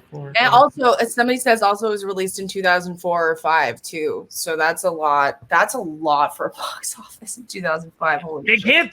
hit. It's insane they never made the third one. Yeah. I think they should do it now. I think I would love to be cast in that movie. Okay, I mean, Watto as well. You want to hear the tea? Yes, absolutely. Apparently, there are 2 different scripts internally at Disney now. And one of them is Nick Cage, original cast, proper National Treasure 3. And the other one is in name only, total reboot, young cast. No. They're stuck between the two. No. The jury has decided needs to be Nick Cage. That movie does not work without Nick. None of Nick Cage's movies work without Nick Cage. Yeah. Well, we you know what? We need Bartha. We need Diana. I'll be honest. I even have trouble going back to the original Fantasia and seeing the way the Sorcerer's Apprentice was in animated form, because to me it's there is no Sorcerer's Apprentice without Nicolas Cage. I have a personal cut of Fantasia where in the place of the Sorcerer's Apprentice segment, you instead watch the entire feature film of the Sorcerer's Apprentice. What? You know what's crazy? I remember seeing that movie, and I'm kind of from like, you know, when I was a lot of Nick Cage's really successful movies were coming out when I was young. Yeah. So when I, was like 8 watching those movies, I was like, "Whoa, this is badass!" Like it was not kind of with that level of irony. So I grew up with a bit of like The Sorcerer's Apprentice. Hands down, was one of my favorite movies. My mom had a little TV in our car, and we'd pop the DVD in. That was my favorite thing ever. And now I can look back and I can watch on it and be like, "Wow, this is even more genius than I ever thought," because it's so it. Do you want to hear the irony? Yes. Sorcerer's Apprentice, same producer, same director, and obviously Nick Cage, same star as National Treasure. The failure of that movie at the box office is what halted plans for National Treasure 3. No. Disney was like, "Give us National Treasure 3 right now." And they were like, "Let us make one movie, then we'll get back to National Treasure." And after Sorcerer's Apprentice, they put the brakes on it. Now, I like that you're trying to redeem Sorcerer's Apprentice. This is what I think we need to do, okay? Right. Right now, it is 4:25. I think we need to tell our viewers that at the 25th minute of every hour, as long as we are live streaming, you should tweet at Disney, #National Treasure must rattle the cage. All right. Is everybody ready? Is everybody down? Wait, how about this? Let's make it shorter. Hop back on. The hashtag. Let's make it shorter. It's just National Treasure must be caged. Okay. All right. I like that one. Hold on. Okay. And Cage should be all caps. Yes. Okay. So the idea, not uncaged. Uncaged is letting them think you want this reboot with a young, hip cast. No. But maybe Uncaged is like letting Nick out of his. I don't know, where has he been? He's been working. I just don't want them to misinterpret it. This franchise must be caged. Yeah. Let them know. Everybody, let them know. They cannot reboot with an all-new cast. We can have some fresh blood in there. Yeah. Amara and I would love to join the ensemble. I want to get in contact with them. But Cage must be in there. Ends up happening. The way I would approach it is that I think what we today, I think what we need is for Nicolas Cage to do his Fantasia 2000 segment first. Like, let's put Nicolas Cage into the Donald Duck Noah's Ark sequence. Okay. Make George- that. George, the last Yeah, time yeah. Nicolas Cage adapted a segment from Fantasia, it got National Treasure 3 canceled. It must be a dyad. It must be a dyad. After though. Yeah. After. Let's Let him do negotiate 3 that. first. I want Nicolas Cage. The problem is he needs to do all of the segments from both Fantasias as full-length feature movies. I want to see Dance of the Hours. I want to see Night on Bald Mountain. The one with the Pegasus ponies. I haven't seen Fantasia. Pegasus I ponies. remember that Yeah. segment. Okay. Yeah. Well, all right. Question though. How do you envision this? Will Nick Cage, will it be like a Jessica Rabbit kind of, there's the animation and then Nick Cage is live action, or are we animating Nick Cage? No, Nick Or Cage is it live all live action? Or is it all, All ooh. live action. That's the thing. Sorcerer's Oh my God, Apprentice. I actually don't know what would Yeah. be worse or better. Sorcerer's Apprentice is based on a segment from Fantasia, which Jay Baruchel is playing the role originated by Mickey Mouse, That's right. and Nicolas Cage is playing the role originated by Stern Animated Wizard. Wasn't he like evil in that one though? I remember Mickey Mouse got a lot of shit going on. The mom Well, and stuff. Yes, right. He makes a mess. He's a little bit of a Skip Gilchrist. He's well-intentioned, but he's clumsy, and he causes a lot of problems. Oh, that's so classic. So that's what we want. We want similar kind of loose live-action adaptations. Okay. Starring Nicolas Cage as a face character. I like that, but it's rewritten to the modern day. All right. All right. Who in the chat supports this? I imagine people will. But it has to come Hashtag- after NP3. Hashtag Fancasia. Fantasia. Yeah. But the order of this has to be correct. He needs to make another National Treasure first, so he has the cachet to then do another Fantasia. That's true. I think he has enough leverage at this point. I don't know. He could. So What- that's the tweet we want. We want hashtag National Treasure must be caged, all caps, and then write the word then, and then hashtag Fancasia. Maybe even type out and only after that. And the Disney representative for their Twitter is going to be getting all these tweets being like, what is going on? Who made They need to earn their money. They're well paid. And they're used to it at this point. So Skip's got a real crush on this girl. Yeah. Oh, I think so. Man, I was so focused on Nick Cage. I do remember. Stacy Kidd. Ooh, he looks great. I love that. Yeah. He just basically told everyone he had a crush on her, and then she ran away because she was embarrassed. Oh, goodness, girl. Yeah. Come on, Skip. Come on, Skip, get it together. Skip never got a break, man. Now, okay, so Amara, where do you think your character would be in 2020? Great question. Ooh, great What are you up question. to? Indeed. I think that was one of the kind of hardest parts about, letting that show go. It wasn't just like the experience and, obviously how much I loved working with everyone on that set. I mean, genuinely, like, these people just so cared about everything they were doing. There was so much passion and so much love that was going into this project.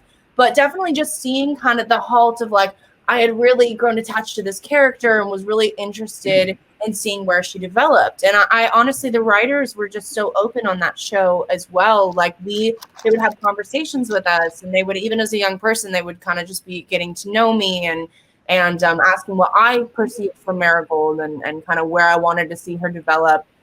I would hope that, I'm not sure. My gosh, it was such a short run of it, and but throughout the season, there was there was 13 episodes, and you saw her come from this, kid that was just kind of angry and very spunky and kind of rebellious and, like a classic teenager, like kind of didn't associate with her siblings and didn't really care about anything her dad was, involved in politically. And from then you kind of got to know her a little bit, and her sexuality was a big part of it. I mean, having that kind of beeline story for her, especially as such a young kid, I thought that was a great thing, because especially at the time, there were definitely not a lot of gay characters on TV that were that young.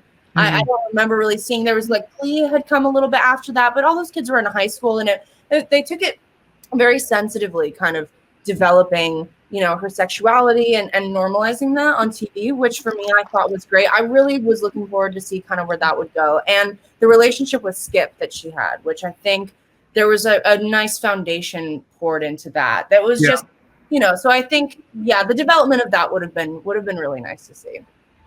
But where is the character today? Is she running for office? What's she doing? Shit, man. That's what I want to know. This is the real stuff. Activist. It would be something going on with that. Yeah, I mean, it just, you know, we all saw the first episode, how that was the first, when Skip was rallying everybody outside.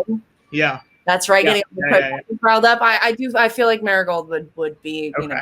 I mean, you know, it's like if Malia Obama is anything to go off of, we probably would get 8 separate episodes on your character smoking 1 cigarette, right? You know, that a season-long arc. I feel like she might have gone through maybe at like 15, 16, that kind of rebellious streak like that, just because she was always kind of, that was the foundation of her character. But later on, I feel like that rebellion would have developed into something that was, you know, important for the political environment, you know, today. Yeah. This is a beautiful dance sequence that's happening on the show. I know. I'm seeing this right behind your guys' face.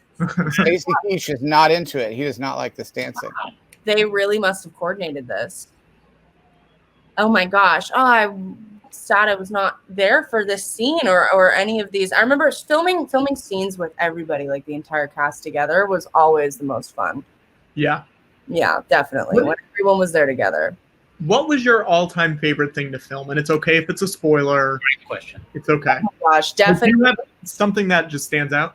Definitely the last. So it will be in the last episode. Mm-hmm. And I just remembered this because I remembered it so strongly because I remembered just Josh Gad, who plays Skip. He had the room in stitches. Like he would improv a lot, which is kind of, in my experience, like being on the movie versus being on the network. It was, you know, all the dialogue had to be very much so approved, right? So obviously anything that was like we were, it was really like a stick to the script kind of thing. You can kind of deviate on really small things, but don't, you know, improvisation was kind of something that I experienced more with something like The Descendants.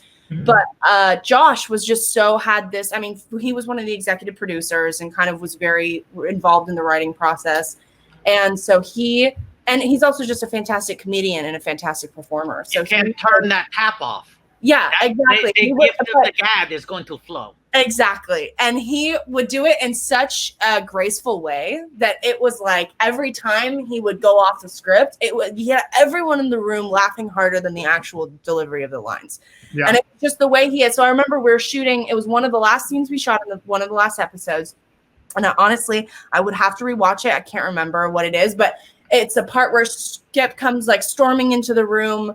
And we're all sitting and watching. I think it was Jenna Elfman kind of like giving some kind of speech, and Skip comes storming into the room and has an announcement to make, something along those lines. And every time he would come in, he would start screaming something different that was like an improv. And I was sitting there in my chair, and I remember Jason just being like, I was next to Ben, I believe. And I remember Jason just being like, Mark, you can't laugh. Like you have to sit here and pretend this is totally serious. I could not help myself from just bursting out and laughing. Like they had to get his scenes and then film all of us individually afterwards because he was just making everyone crack up so much. George Clooney, he needs to bring a fart machine to do that kind of thing. But Josh Gad, he is the fart machine. He can make it happen himself. He's a one-man fart machine. He's a one-man fart show. Yeah. No, he wins with his charm for sure. But Josh had just this performance aspect that's a lot of theater and a lot of like just very loud, you know, out there personality that was just so, but he's extremely smart. That was one thing that I remembered about him. Very talented and very, very smart. That's great. Yeah, definitely. I'm going to bring this up just so people know where we're at for memberships. If you guys donate to Museum Moving Image, right now we have, we have 2 classics left. Wow. 2 individuals left. Wow. 2 duels. 1 aficionado, and 2 aficionado duels. Now, if you donate and you're like, oh, they're all gone, whatever, I'll talk to the museum and see if we Figure can it get them. out. But let's also reestablish for people who have tuned in late, who were not here at the beginning. Museum Moving Image, great place in Astoria, Queens. But in these, challenging times, they're going to be providing more and more digital programming. So if you do not live in the New York area, you still have a lot of benefits to gain from getting a membership. They will be programming a lot of fun events online coming soon. And they told me about a lot of the stuff they're working on, and it sounds rad. And even if I didn't live around here, it would be rad. But no spoilers. Are these secret? These are secrets? These are secret, but they weren't very specific. It was just like, these are the kind of things we're going to be working on. So if you donate, and then if you hit one of these goals or above, just email me the level you want it to, and I'll make sure you put you on there. But Now, Amara, I must say something very quickly. Yes. It is currently 4:38. 1:30 for me, but yeah. Soon to be. Well, even with the time zone difference, it is very soon to be the 39th minute of the hour, right? Okay. And there's something we like to do on the 39th minute of every hour here. And what's that? Tragically, 1600 Penn was taken from us too early. You only got to make 13 episodes. I know. So too unfortunate. But they were all released. They were all released. They People were. got to That's see true. them. That's the one thing, because I do remember another NBC show that year got axed like halfway through the season, and that I can't imagine that heartbreak would have been a little bit more. Okay. Amara, Yeah. I'm going to describe for you a heartbreak you will not even be able to process. Oh If my you goodness. cannot even imagine the heartbreak of losing half a season, what if I told you? Yeah, and before you say anything further, Wado, this has to do with your birthday. It has to do with your birthday. Oh no. What if I told you that George Lucas himself self-financed and self-produced 3 entire seasons of a TV show, animated, called Star Wars Detours. It's like Star Wars, but very funny. And this is around the time of 1600 Penn. He just says, I'm going to make this show with no creative interference from execs, and then I'll sell it to someone as a finished product. 3 completed seasons. Disney buys Lucasfilm. One would assume that they will just release this series. It's a free series. It's a free Star Wars series. The only difference between this and regular Star Wars is it's hilarious. It's hilarious. It's so funny. What was the angle for the show? Was it like a? I'll tell you what the angle is. Funny. Fun. like in the same way that there was a kids show on Nickelodeon or Disney Channel or something around the time. I think it's a little Nickelodeon. It's a kids show. It's everybody. family, but it's for everyone, for ages 8 to 88. but I think every Star Wars movie is for kids, even the ones where you see a best friend chop off all the arms and legs of his best friend. And you know this because you love these movies. Yeah. Birthday. God. Happy birthday. That's exciting. Thank you so much for that. Have we told George yet? Should we tell him? I think I just saw another comment in the chat. No, I never tell him. no, he had that much. But I think you've gotten ahead of this story. I think you know where this is going, but I need to make it perfectly clear. Okay. Disney, famous for releasing animation. Yeah. It's the main thing they do. The number one thing they do, they took 39 episodes completed of Star Wars Detours. Was this like 20-minute episodes? Or are we talking Mad Men? Like 40? 20. 22. Okay. All right. Look what I'm doing. They put it on a shelf. Yeah. It's been there since the early 2010s. It's been almost a decade.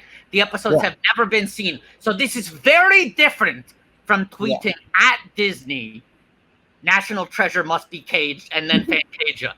This is a very different campaign. This is a very different campaign. But it's the same person will get this campaign. 39 minutes every hour. Imagine now these episodes are in the Disney vault, and you know there's that comedic trope where someone in a comedy, someone will be arrested and thrown in prison, and then they're in a holding cell, and then they pan over and you see this really like terrifying like cellmate, and then you think, oh my goodness. the Disney Vault, imagine all 39 episodes of the very funny, made-for-kids Star Wars Detours, and then we pan over and we see Song of the South. And that's the other thing that's in the It's Disney sitting Vault. there like this. It's like, ugh. Oh Yeah. no! All right, I don't like that. I mean, It shouldn't be in that I vault. would believe they're on different shelves. Yeah. Hopefully. We don't like it either. That's why we want it released. So everyone tweet at Disney Plus. Hashtag Major Tours be with you. Tweet at Disney, Big Disney. Everyone tweet that. Let And know while your- everyone's tweeting that, I'm gonna run to the bathroom really quick, and I'm gonna be right back because I had too much water. Hold on. Too much Watto. Too much water. Can we look at these goals? Is there time to? Yeah, we should do that. We have 3 minutes till we'll start the next episode. Yes. Right. I have a fun thing that I think we want to put at a relatively high number. Let's see where we have some open. We should also keep doing small numbers too, George. Yes, But and yeah, George, I know. this is another I know. thing to remember. Another thing to remember is you still need to deflate the BB-8. Do you not? Oh, Yeah. Already? Oh, I'll do that Yeah. right now. Yeah. great. Let's do another one, George. Look, 1776, we will sing a song from Little Shop of Horrors. It is the only appropriate thing to do. Okay. Sure. Do we have a pick? I would say that, George, you and I will do a duet of Suddenly Seymour. Right. Who should be whom? I will let you take first pick. I'll be Audrey 1. People are asking us to do a song from the musical Hamilton or 1776. I don't understand why you would want that. Yeah. I mean, I don't know if people would rather. I guess we could do a Hamilton song. We could do a song from 1776, but we're putting Suddenly Seymour on the table. Yeah, because you'll suddenly see more of us singing that song. Exactly. It makes more sense. We'll make a Hamilton song a much further goal. Song from Yeah. Assassins. Yes, these are all later. A lot about Hamilton in the chat. Yeah. Yes. So before we kick off this next episode, I do want to bring in another guest to join us. He was a supervising producer on this show. He wrote 2 episodes. He worked on Big Mouth. He worked on BoJack. Peter Knight's here. What's up, everybody? Hello. Hello. How are you? Oh my gosh, so nice to see you. Good. Thanks for having me. I'm sweaty because I'm wearing my 1600. I love it. Oh, that was the We're all wearing our merch. We're all wearing our Oh, merch. look at that. I love to see it. Mr. Lucas, I'm a huge fan. I remember when the episode 4 played at the local movie theater. Watto, slightly less of a fan of the prequels, but big respect to the whole universe. Oh, thank you. Do you remember when episode 1 played? Did you have any strong, fond memories of that? I mean, a good world-setting junkyard scene. Yes. Love it. But it's clouded. It's a memory that's clouded. I'd actually like to use the remaining time, if I have any, to say hi to Amara. I haven't seen Amara since the set. Whoa. No, it's been too long. They asked me if I had kept in touch with anyone, and I just said, like, oh man, we were just all such a family there, and I've just missed everyone so much. So it's fantastic to see. Look you. at this. The two of you reunited apart. I know, all because of the Star Wars universe. So thank you for that reconciliation. Amazing. And you have your merch on. I was just talking about how mine is in my mom's closet, actually. She's stolen both of my sweaters and wears them very frequently. So I couldn't find mine for today, but I was telling them about the exact one you're wearing right now. Patrick, hello. Good to see you. How are you? I have something else. I don't know if you got room for a show and tell here. But Whoa! That's practical? That was real? Yeah. I'm not good at the dig. Very cool. And the only reason I have that is a buddy of mine, Stuart Blatt, was a art director on a drama at Fox, and I worked on another show later. And he was like, "Hey, is this from 1600 Penn?" We were having lunch one day on the lot, and he was like, "Do you want it?" I said, "Hell, that feels like I can use that for something." Shenanigans at the very least. Very, very cool. That's like the plot of an Indiana Jones movie. Peter, we've been talking about the National Treasure franchise. Hang on, Do us a favor. Watto, let's start this episode and then we'll get going because I don't want to get too far behind. So we're All right. watching episode 4, Meet the Parent. Speaking of episode 4s, You give me the we're starting at you're telling me This Yeah, is where already started. it's in. Oh my god. Okay, here we go. So we will start in Good episode. 1, 2, 3. Okay. Now, what I was going to ask, Peter, because we've been talking about National Treasure, can you just quickly for the audience show us the back of that sign so we know whether there's any sort of map or clue written on it? Okay, coast is clear. No, coast is clear. We're good. We don't want to be sitting on a potential mystery, you I know? think it might have been. We have to all do shots if there's a press briefing in this scene, Oh boy. and we see that sign. Shots of what I don't know. Now, Peter, did you write this episode? I think you did. No, right? I did not. I did not. Unless I'm forgetting. No, this is Dan Hernandez and Benji Samet. Good Okay. friends. Good friends. And, well, I met them on this show, and that's just the great treasure that I take away from the working experience. And I remember this. I love this show, and I remember this being the funniest episode where like the A story, the B story, and the C story all fire, and it delivers everything that she kind of what John Lovett used to call a classic 1600 pen. Yeah. Now, I'll say this. That's On so- IMDb, you are credited as written by and not as staff writer. Wow. So someone's got to fix No that. way. No, I didn't write this one, but Okay, someone, I wish I did. someone in, I mean- someone in the chat, go update I the IMDb. believe it's the jewel in the crown. Yeah, You got the credit anyway. It's okay. yeah. So how Robbie did you, Amell, Martha McIsaac, love them. how did you We get got involved with- Renee Auberjonois on screen. Hold on one That's great. second, Patrick. I think Yeah. I should probably turn down the volume on the. Yeah, if you turn on your subtitles, it's the best Yeah. way to watch. Yes. the Okay, audience yeah. is listening. Yes. Well done, and thank God for that. Now, let me ask: in the pilot, when the chair flies out the window, that's a digital effect, right? The fire, or was that real fire on set? That I believe, and I don't remember, but I remember that effect not looking great. I think it looked great. Okay, so digital. I think it had to have been digital, right? I mean, Not I real don't fire. You would remember that. remember real fire. I can't conjure the particular image. Let's You say that. would remember if someone said, "Now we're going to throw a flaming chair out of a second-story window," Yes. right? Whereas you might not remember, like Nathan just rendered it. I Right. was not on set for the pilot. That's another. Oh, That's okay. another factoid. Gotcha. But Mr. Lucas, I would defer. I have been enjoying not just your films, such as the Battleship Airmen movie that I don't remember the name of, Red Tails. Red Yeah, Tails on Disney but Plus. On Disney but Plus. the technology that has allowed Yes. us to not just like your movies, but everyone else's. Yes. That's right. You're welcome. You're welcome. Oh no, I paused the episode. That's all right. That's okay. This is where we're at. So if you want to catch Yes. 3 minutes, 11 seconds. up. Great, I'm right on it. Now, Peter, how did you get involved with the show? Yeah. This was the most ordinary way that you get a job, which is your manager says, "I think you should meet John Lovett and Jason Weiner," and you do, and you hit it off, and you got a piece of material that they like, and they go, "Great, we want you to come onto the staff." Yeah. This scene I remember being Yeah. the way that Josh says Stacy is one of my favorite. An ensemble, a good ensemble such as 1600 Penn, it's an orchestra. Yeah. And you know how Yeah. Jenna sounds, and Jenna's great at a bunch of stuff, and she's as sure-handed as an all-star third baseman. She will turn the joke when she needs to turn the joke, but it's probably going to be Josh.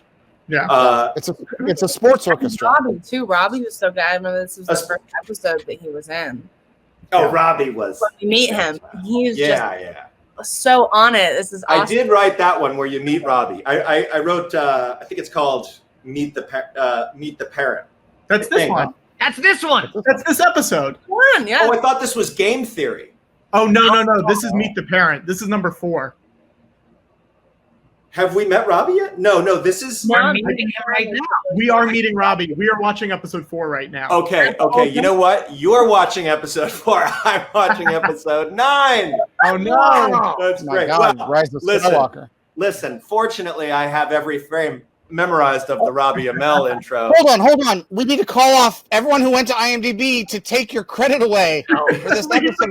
Come back. Come back. This is a travesty. Well, I can just tell you some things that I remember. We shot it, or is it? Should I rectify this and just go to your time code? Because I probably go to the time code. That's, okay. Amara, will you tell funny stuff about working with your castmates? Because Amara, I have a question. Amara, Yes. now I want to know, because you were working with Josh in 2012 and up through, I don't know when you would have wrapped on episode 13. I think it was December 2013. So it was like April 2012 we shot the pilot, December, and then we filmed September through December the entire season. All right. So Frozen doesn't come out until the following holiday season. Oh yeah, that's right. Did you? So you were in a pre-Olaf reality when you made this film. I did, and I remember. Did you have any inkling? Did he let on that he was going to be the world's favorite snowman? Any sense that you might someday want to build a snowman? You had no idea. I had no Amara, idea. did you want to build a snowman? Did you? I did. I know. I saw Frozen. I loved it. I wanted to build a snowman after that movie for sure. But I did not. He did not get on to any of it. I mean, I'm not sure where he was in the process of that project, but I know that. I think Peter, you might remember, had he just come off of Book of Mormon, or was he preparing? He was very fresh off of Book of Mormon. That's right. But So I think that given how long animation is, he probably would have been on that before, right? Because I believe Yes. it takes them like 1.5 to 2 years to animate, so they do all the recording first, and I mean, talk about the role. the late Rene Aubergenois. That guy was awesome. The best. Yeah. amazing. I know, such a fun performance. Funny behind the scenes thing.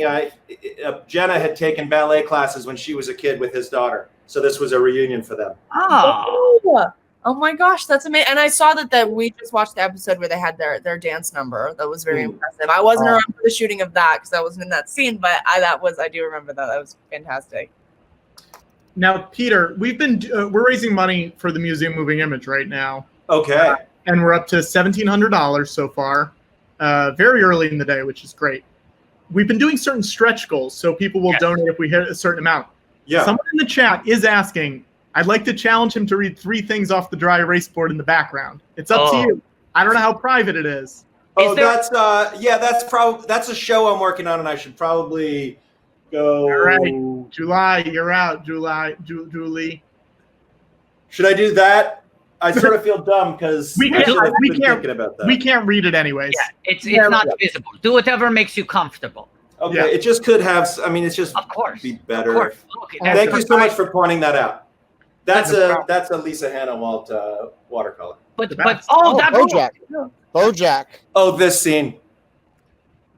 Peter, is there I something? had just seen Tenacious D the night before, and they did a thing where they had touched fingers like that, and it made a ding. And I said to Jason on set, I saw Tenacious D with Dan and Benji the night before, and then we were on set, and I said, "Can they touch fingers like that?" I have a pretty weird memory, like I can remember things. Weird things are recalling. Like I can't quite. If I hear the title of an episode, I don't really recall what happens in it. But then I'll start watching it, or I'll go through, the screen grabs, and everything comes rushing back. The very odd memories. There's a very technical shot coming up that Jason Weiner nailed. It involves landing Josh under a light bulb so that he can have a light bulb go off over his head when he gets an idea. So this is a Weiner episode.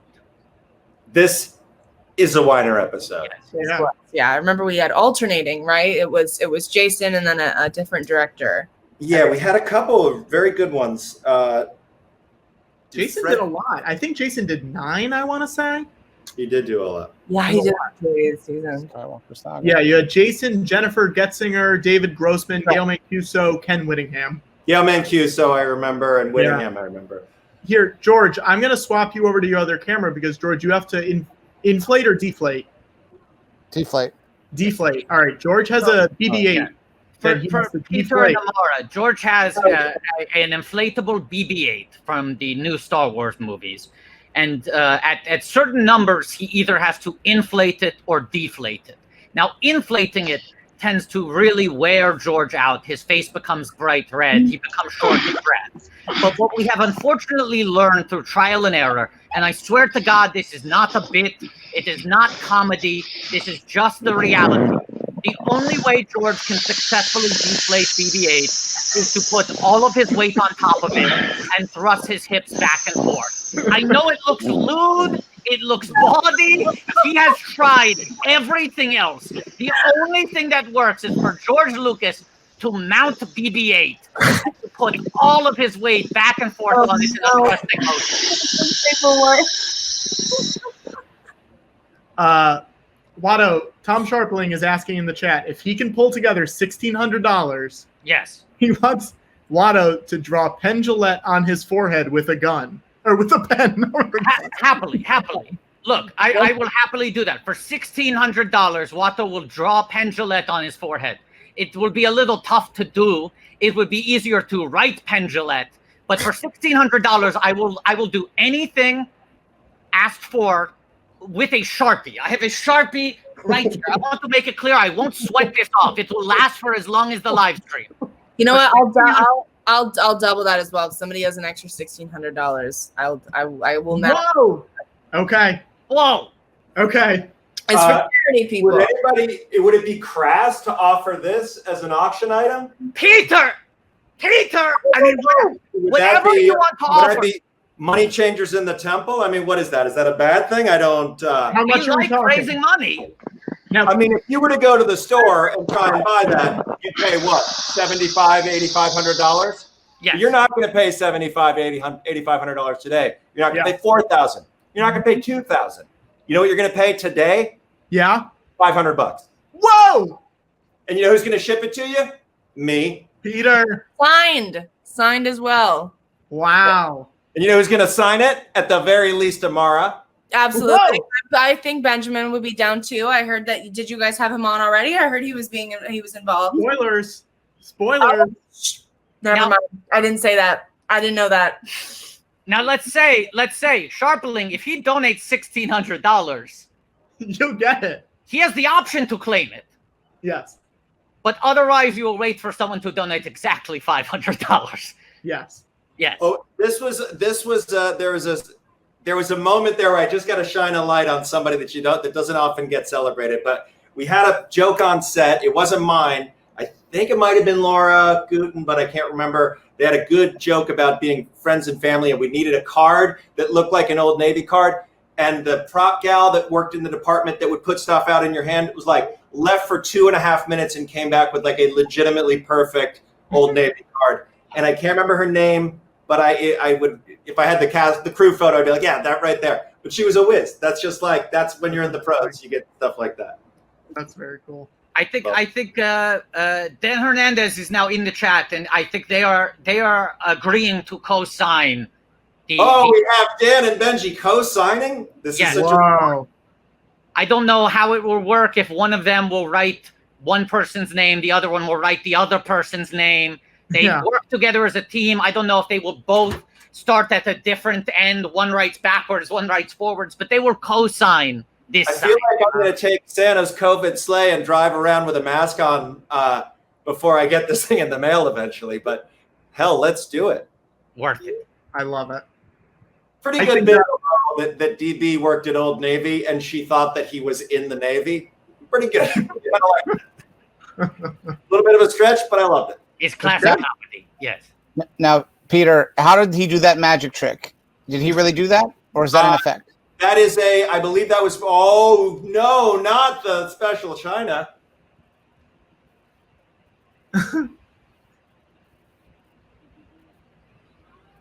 Robbie, what was Robbie on? He was on the X-Files a few years ago.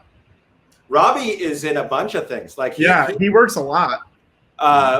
The Duff and but even like a big thing on like a Netflix movie right now. Robbie Books. Now, Peter, you and I are part of So a many special. things. Well, no, we're part of a special club, and there's a lot of us, but it is still a somewhat exclusive club of people who have written episode 4s.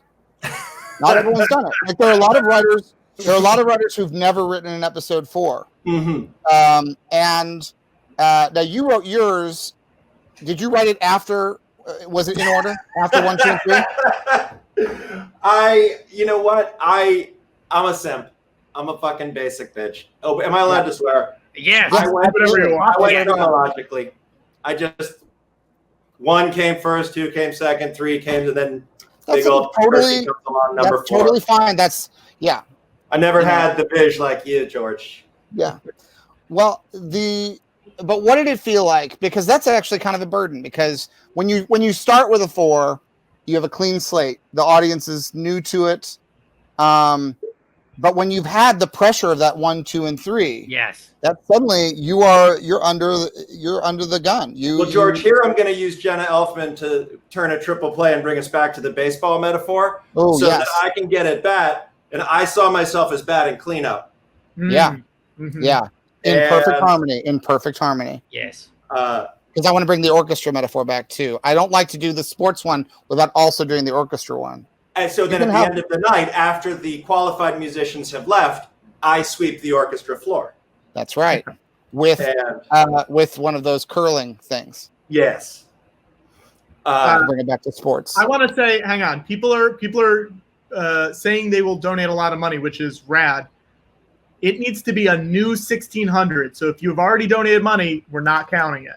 No, We no. want a new 1,600. So let me add to God. figure out what that would be. Right, because Because people this are is such a- pulling it it's- together here. Yeah, so that is 3356.19 is what we need.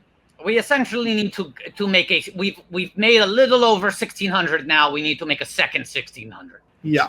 Can I Yeah. tell you? Can I speak to one of the joys of being kind of a journeyman, which Please. I see myself as? Is you end up in TV long enough, and you find yourself working with Renee, and you remember him from when you were a kid as Benson, and then I was thinking I was going to talk about game theory because I thought that's just the best episode, but I forgot that this is catching me totally by surprise, and now he's gone. But if you're lucky enough to do it for a while, you get to kind of have some you get to work with the Renees, and you go, damn.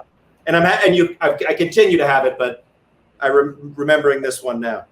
Peter, are you a Robert Altman fan? A casual fan. Yeah. No, because that Watto is those movies are very much on his wavelength, and Rene Auberjonois was in like 6 of them, just fucking killing it. Yeah. I mean, you think Altman. I sometimes think Watto before I think George Lucas. Yes, absolutely, absolutely, yes. Should we give Peter a 1,600 name? I think we have. Yeah, let's to. give you Peter, do you know that we're doing this? I don't know. What is this? Well, we started with our Star Wars Day marathon, giving people Star Wars names. And then for our Arliss Watchathon, we give people Arliss names where we turn the S's into $signs and other letters into sports emoji. But for 1,600 Penn, we want to give people their 1,600 Penn name. And there's a website that has been built just for this occasion. Bleeding edge technology. If you go to 1600pen.me, you can 1,600 Penn yourself. All right. So Or any name. You can do it with any name. So I believe Would we it's. include my middle initial, which is how I'm credited on the episode? Let's see. I don't know what that'll do, but here we go. we've never done one. We've never done one with an initial. Okay, so we're going to 1,600 Penicize, Peter A. Knight. All right. Okay, Peter, how political are you on a scale of 1 to 4? 4 being the most political. Wow. It's a I mean, I guess will I ever not be 4 again? Yeah? Okay, let's do it. But probably 3 because I'm a coward. yeah, Okay, that's fine. okay, here we go. 3. So your 1,600 Penn name is working. And let's say the difference between a 3 and a 4 is huge. I'm glad Almost done. you have adjusted at the 1,600 last Peter. moment. It's 1,600 Peter. That's the name. 1,600 Peter. Yeah. That's a good one. That's Did a you good guys one. get? Hey, where's Amara, by the way? I think her camera crapped out. She should be back, hopefully, in a sec. Okay. Hopefully she'll be back to watch The Sorcerer's Apprentice. Tom Sharpling said that he just sent $600. So if that has gone through, I guess the sign is his. I can confirm that. Let's see. We are at. Hang on. Is that the Tom Sharpling or a Tom Sharpling impersonator? No, that is Tom Sharpling of the Best Show has essentially become a one-man Statler and Waldorf for this live stream. I tip my hat to the ledge. And Tom Sharpling is about to own a sign from 1600 Penn. I will plan accordingly, Tom. Great. He's gonna have to rearrange his entire home around it. But it's definitely like you keep it in your garage because you're like, what am I going to throw that out? No. It's like you can do bits with it. Or you hang it above your bed, as sort of like a dream catcher. Making important announcements. I mean, Wada, you run a junk shop. Absolutely. What would you, like? Oh, I would pay at least 2 or 3 human children for that. Uh-huh. Yes, it's valuable. And would you expect that in resell as well, or would you? Well, I like to make a profit. You got to leave a little room for Watto. I get that. Especially because I just lost 3 good kids. I mean, if I were selling it, I'd be looking for 5 or 6 kids at least. Yeah. White kids. I should make it clear. I only sell white children. Oh, here you get some plate shots. I think of where it looks like you're at the White House. If you go that white shot, I thought that was okay. We shot that at Rancho across the street. Anyway, my time's done. Okay. Peter, this is a big scoop. So you're saying that anytime they're outside the White House, it's a digital effect. It's a plate shot. Watto, I think that you are putting words in my mouth, and I normally I like that. But in this instance, that particular scene was shot over at the end where they're making an announcement, and it looks like you're in the, I think, South Lawn. Okay. Right. You're just at Rancho Park Golf Course, and then they plated it all in. So it's a double plate because there's also picnic tables with refreshments, so they're actually using plates in a plate shot. Yes. Well, let's see. We have a few more minutes, so I want to ask: did they build any part of the exterior White House? And we have Amara back here. Hi, sorry, my computer died. Okay. Was there any part of the exterior that you remember being built? What about that colonnade, Amara, where they would sometimes be on? That was at Fox. Mm-hmm. That's not the majority of on one of the stages in Fox. And you can speak to the pilot. Was that at Huntington Garden or? The pilot, I believe, was at Fox as well. Actually, okay. I think that they built it and then they preserved it for whether the show got picked up, because it got picked up. We shot it in April. I think it got picked up in May. So they had just kept it around as well as I remember for that time. Yeah. Wow.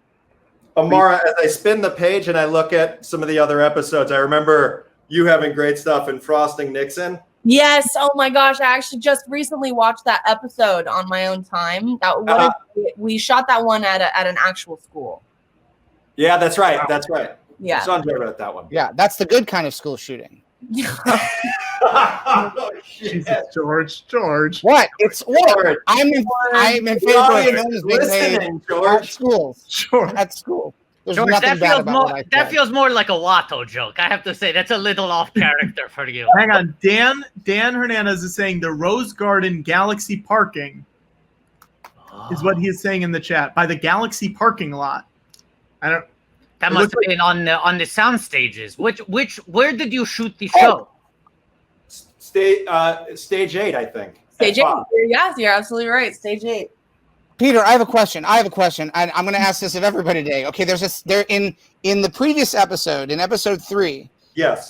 There's a part where they open the refrigerator and there are 2 squashes or 2 gourds in the fridge. Yeah. And it's right before they take out some honey. No, not honey, syrup to pour. But they close, and we never see those gourds again. Why were there 2 gourds or 2 squashes? I'm glad you asked, George. When it's negotiating time for me, my lawyer knows it is not just something I prefer, but something I insist on, that there will be gourds in the fridge. And there will be gourds in the fridge. It's a policy that's not only served me well, it's kept me sane. Wow. Props to the art department in that one. I know. It was a very interesting choice of refrigerator decorations. Peter, I'm going to ask you again because I love that as a dancer. It was very fun. But do you remember those 2 gourds? I need to know the truth. I have no recollection. Me neither.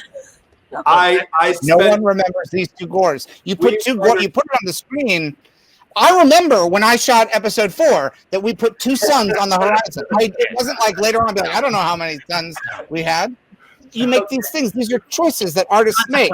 You open the fridge, there are 2 gourds. True. Yeah. It's true. There's no living it down. It will haunt us. I have personally set up a GoFundMe to digitally remove them. I think there should be a Better Call Saul style prequel series to 1600 Penn called 2 Gourds. Or you could call it Better by Gourds. Yes, better heard Gourds. Wordplay. Gourd play. Some good gourd play. Good gourd play. Yes. It's almost like I made a 1600 pun. Oh boy. What are the other, Amara, what do you remember, like, what are your favorite episodes? I'm looking at the whole screen with a little. Oh my gosh. Let me go. You know, I think this one that we just watched, the one with where DB was introduced, was probably one of my favorites. I just Robbie added some like an extra comedic aspect to the whole thing. Terrific. Oh, he was amazing. Like the way, I mean, everyone obviously, but that one with Robbie and then the rest of the season going on from there. The last episode had to be one of my favorites. Peter, maybe you'll remember because they had asked me before you came on what one of my most memorable moments of the shoot was. And it had to be the last episode, and I haven't seen it in a long time, so I'm not sure what the scene was about, but we were all sitting and I believe we were all sitting in a group and there's a bunch of extras, and I believe it was something where we were watching Jenna Elfman talk and Skip comes barging in the room and with some kind of grand announcement. And I just remember Josh doing so much improv and just being able to come in and like just make everyone crack up. I remember Jason was like he couldn't get me to stop laughing. And I can't quite recall.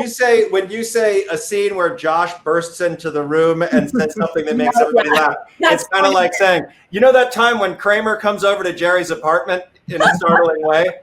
Like, yeah, I can't land. I can't. Exactly. Yeah, literally, I know. The last episode opened with that. That was the opening shot. Was Skip bursting into the? He bursts into a lot of rooms. He comes in one time. He's mad at his little brother. He's mad at the postmaster general because his moon boots haven't arrived. That's right. That's an outrageously funny scene. I can't remember where you find that one. I remember there was also one where he was went to the kitchen and made, oh my God, I feel so bad because I think Josh actually had to eat this. It was a gigantic salad bowl full of, I think, Skittles and whipped cream. Yeah. Was that? I remember. That's right. I remember in between shots at one point, Josh, he had to be eating breakfast or eating that maybe, and he looked up and he said, "Can we make one of Skip's Can we not make one of Skip's character traits eating?" I don't think I can do much more of this. It doesn't seem fun. Hey guys, I do want to say we have a guest in the chat or in the waiting room that I want to bring in. Oh my gosh! I love all the surprise visitors. This is going to be a 1600 Penn reunion. What? It's Xander Gilchrist himself.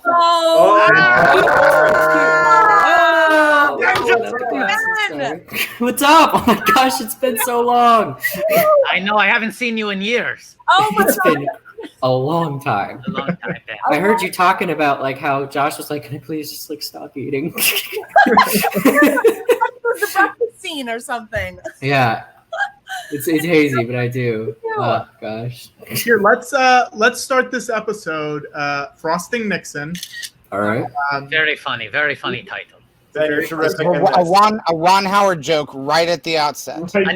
Another classic 1600 pun. Classic Willow reference. The Ron Frosting Howard is directed Amara's Frosting story, Nixon. and the Nixon is Benjamin's story. All right, wait. Who just said 1600 pun? I'm sorry. I gotta get this out of the way. Wow. I know you'll hear a lot more of that. All right, I we'll didn't start think of this. it. All right, here we go. 1, All right, 2, 3. play. Here we go.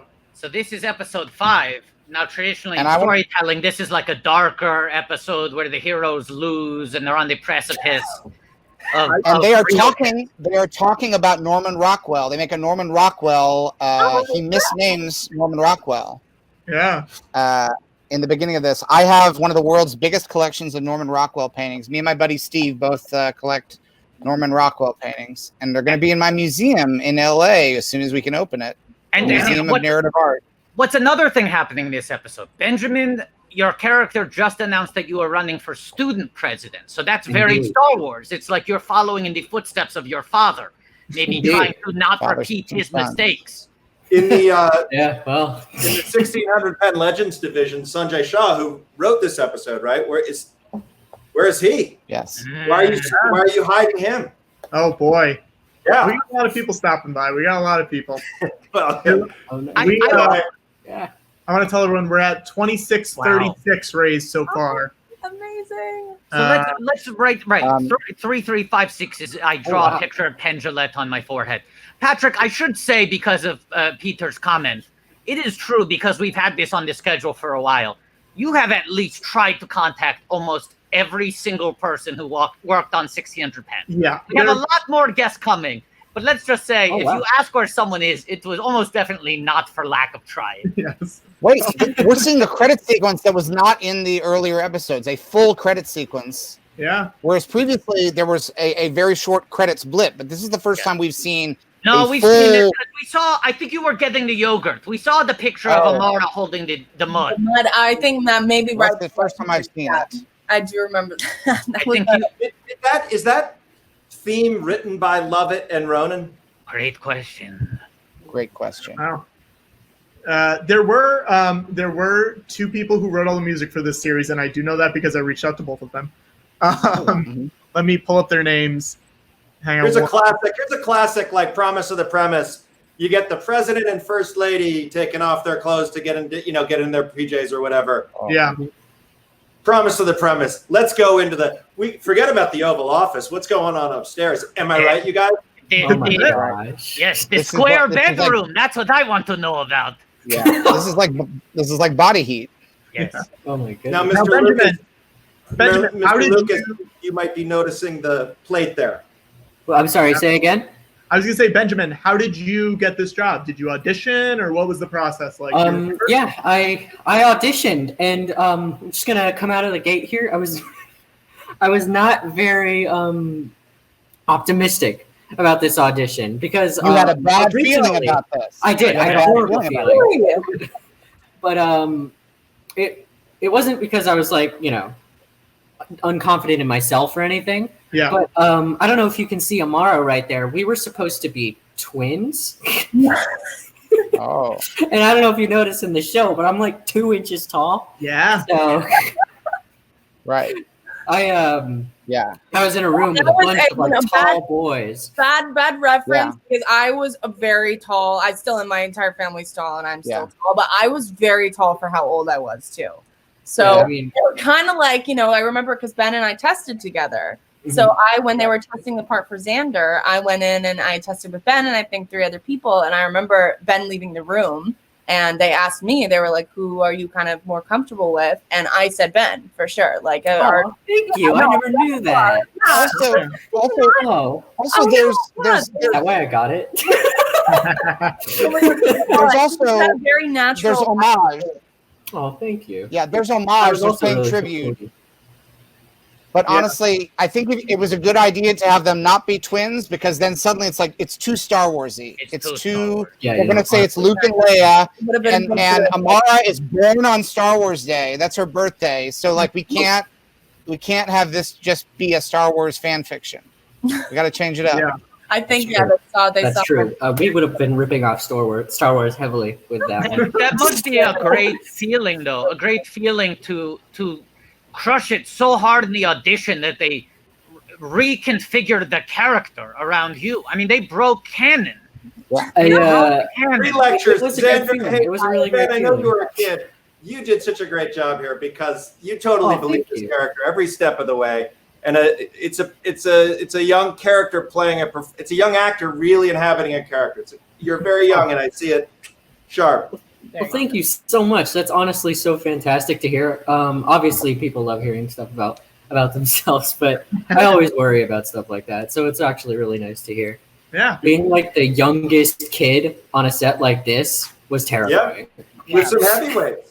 Amara just off of like a movie that won Oscars. 12. Yeah. That was 12 Yeah. at the time. I think we were around the same age. Yeah. Oh, Yeah, I that plate looks believe so good. so. Sorry, how old were you on 1600 Penn again? I barely remember how old I was. Yeah, I was 12. So it was in 2012. I was 12. I just turned 20 now. So I'm always just the age of the year. Wow. Oh, lucky you. No, another thing I do remember too, Ben, and I just haven't talked to you in so long. So I hope you're still illustrating, and I hope you're still drawing. Oh yeah. Super talented illustrator and animator. And I'm working towards getting an animation degree. Really? Awesome. Yeah, working towards it. I haven't done it yet, but that's the hope. Of all of us as the cast members for the final gift. Yeah, that's right. Oh god, I can't even look at that now because it's Oh, so awful. Well, Benjamin, You were like 11 or 12. It was amazing. I would draw on an iPad with All Marie. Remember, All Marie was our set teacher. Benjamin, I just had a big idea. Okay. What's this idea? You know, we're raising money here, and we love to offer up incentives to get people to donate more. Okay. Peter offered up the original sign from the set of 1600 Penn for $500. Oh. Now, some Peter, weeks show ago, it off, Peter. he's got the sign. Everyone is going to autograph it in as safe a way as possible. Oh wow. Huge. But here's what I'm thinking. A couple of weeks ago, Watto offered to do drawings, Star Wars drawings, for $100. And Watto is no professional animator, and Watto also has not yet sent those drawings out, but they will be going out in the mail soon. Is there a number at which you will offer to make an original drawing for whoever donates that much? Oh, yeah, sure. I'd be happy to. We don't gotta make it like too big of a number. I'm not that good. Don't undervalue yourself. What about, like, Don't undervalue your No, work. I can only imagine what your skills are like now, since they were that sharp when you were younger. We'll say like shoot. I don't want to oversell myself. Once again, we got like $10. $10. Is that no, too little, wait. too much? Oh, How much did you say? Way more. Okay. $10. You insult Yeah. Watto. Let's say the next $100 donation. The next person to donate $100. Yes. Okay, all right, I'll do that. $100. I'll draw something. Yeah, do you want 'cause- something specific? Like, I'll you want a portrait, Wada? No, I mean, I think it's maybe their choice. You Oh, know, okay, yeah, their choice. Wait, That's we fair. could- That's fair. I want could have to pitch mentioned- something. I want to pitch something that I think Okay. people would bid for, which is a drawing that says 1600 Watto, and it's Watto as president. I think that's good. All right, I can make that happen. Yeah. Good? Watto, what's the day-to-day like for you? rough. Yeah, Watto hasn't been handling life for quarantine Watto. particularly well, and Watto already was not working a lot before this. I know that feel, Watto. Yeah, right. No, I mean, you have a run. You get some heat, and then things dry up. So it was like Watto was in 2 of the highest-grossing movies of all time. Yeah. And then has yet to book his 3rd follow-up role. Oh my only other gosh, project- Wada, we're like one and the same. I know the only other project he's worked on was never released. So, yeah, I mean, it's, there are a lot of theories that Watto perhaps is immune from the coronavirus because he is in fact digital and not a real living creature. But you got to err on the side of caution. So I'm very much staying indoors. I live in the Dakota, the famous building outside which John Lennon was shot. That's canon. That's where Watto lives. But otherwise, not doing well mentally. No, not spiraling I'm really pretty sorry, hard. Wada. Yeah, no, it's Peter- fine. I'm eating bagels. How about you, George? How you doing? George, how are I'm you doing, doing? I'm doing really well. I'm doing really well. Making movies all the time. Why isn't I make Wada I make in any of I these make movies? movies and I just don't show them. And I'm working on my museum. I think we need to start on 1600 Penn season 2 with Watto. He needs to, Oh my gosh, right? that would be the ultimate comeback. Had a long lost friend himself. But that's what you're pitching, Benjamin, because right now, of course, with coronavirus, it's very tough to resume live action production. But what could we sell tomorrow? Animated sequel spin-off 1600 Watto.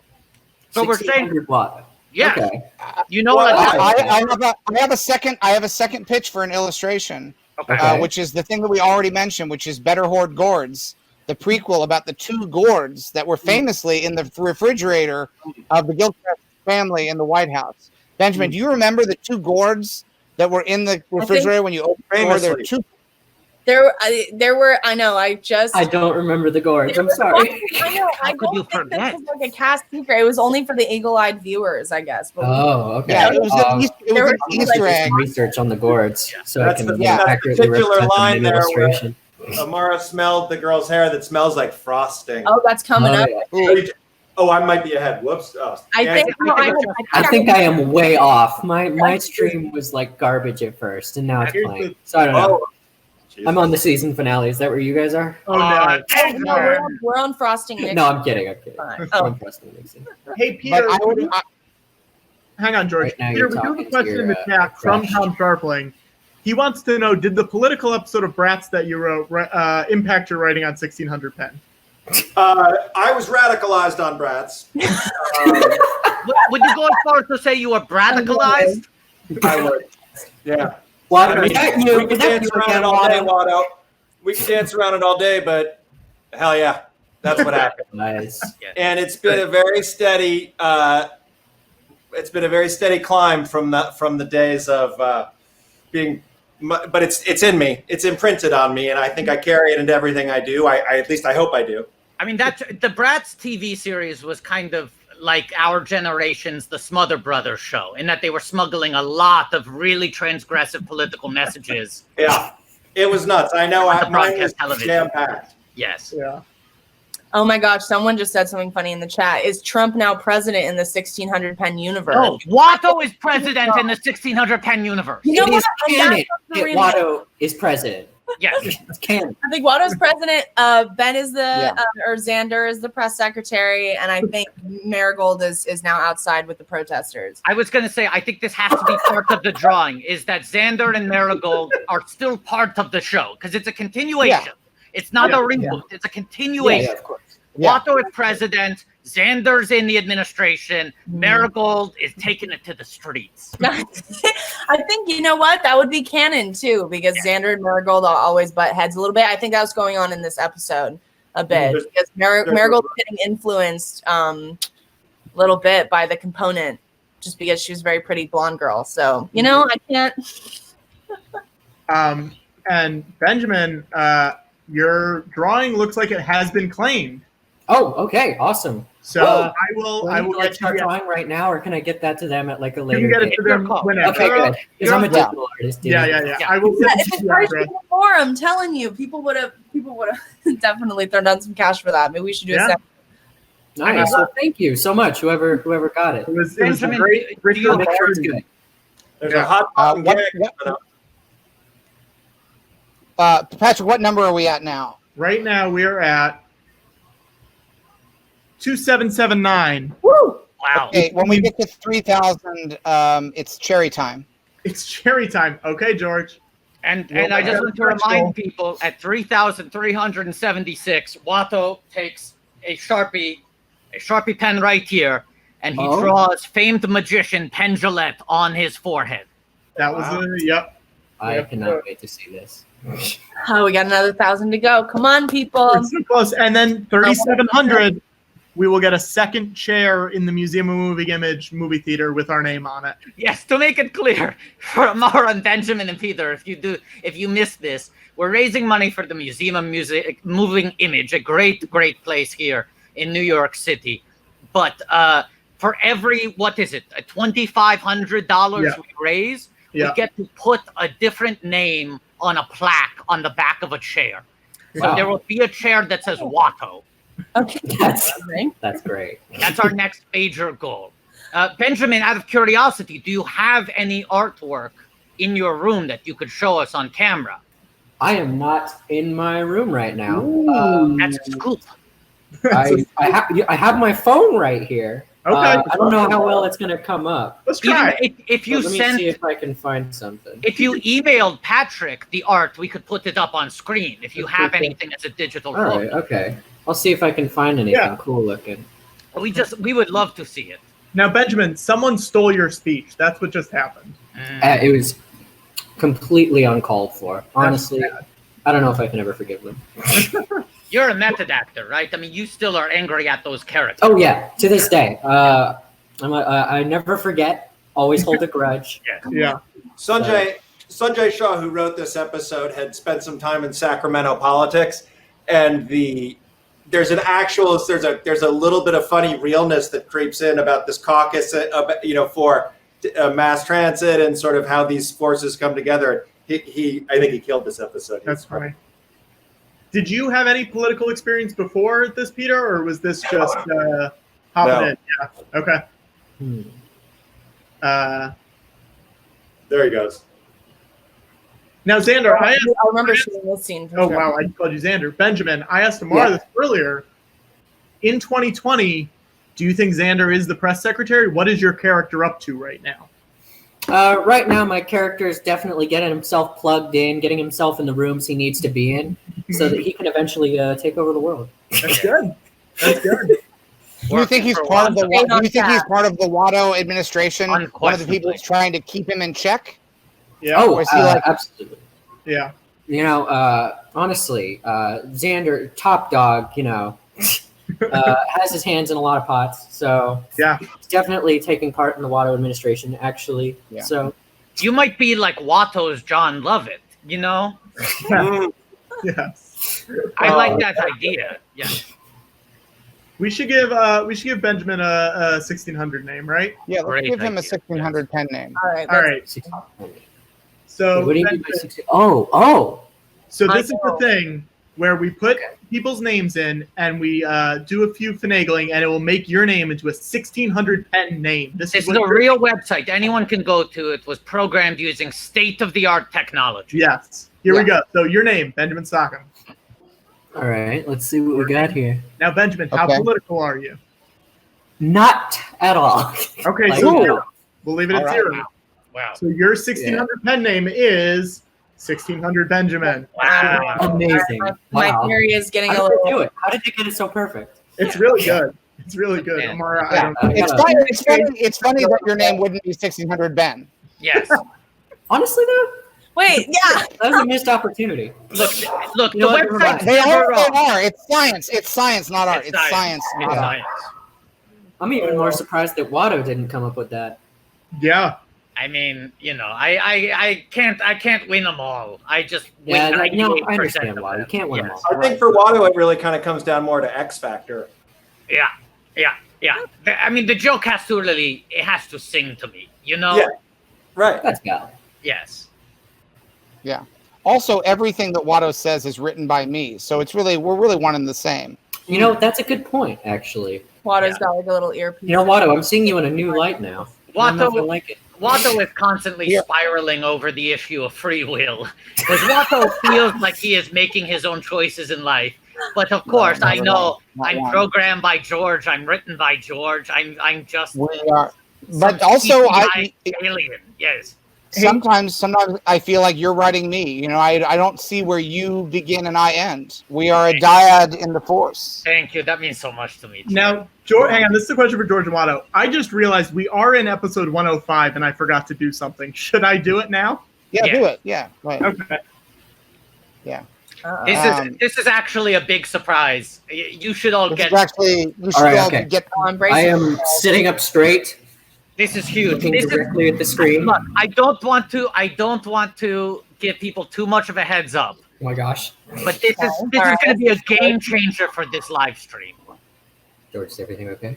I'm getting hyped. I owe this to people. I'm getting hyped. The yogurt didn't do it earlier.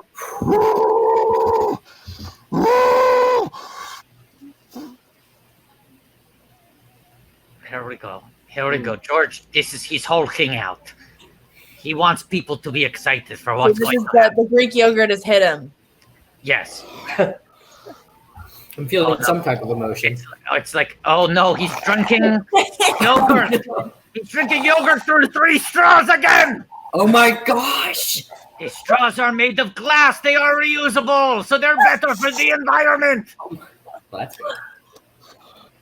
There is microwaved honey in that yogurt, but it's probably room temperature by now. You're right. All right, George.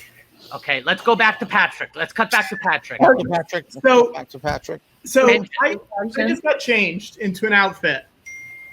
I don't know if Amara remembers this outfit. Oh no! Immediately, I kind of did, and I was like, "All right, what's going on here?"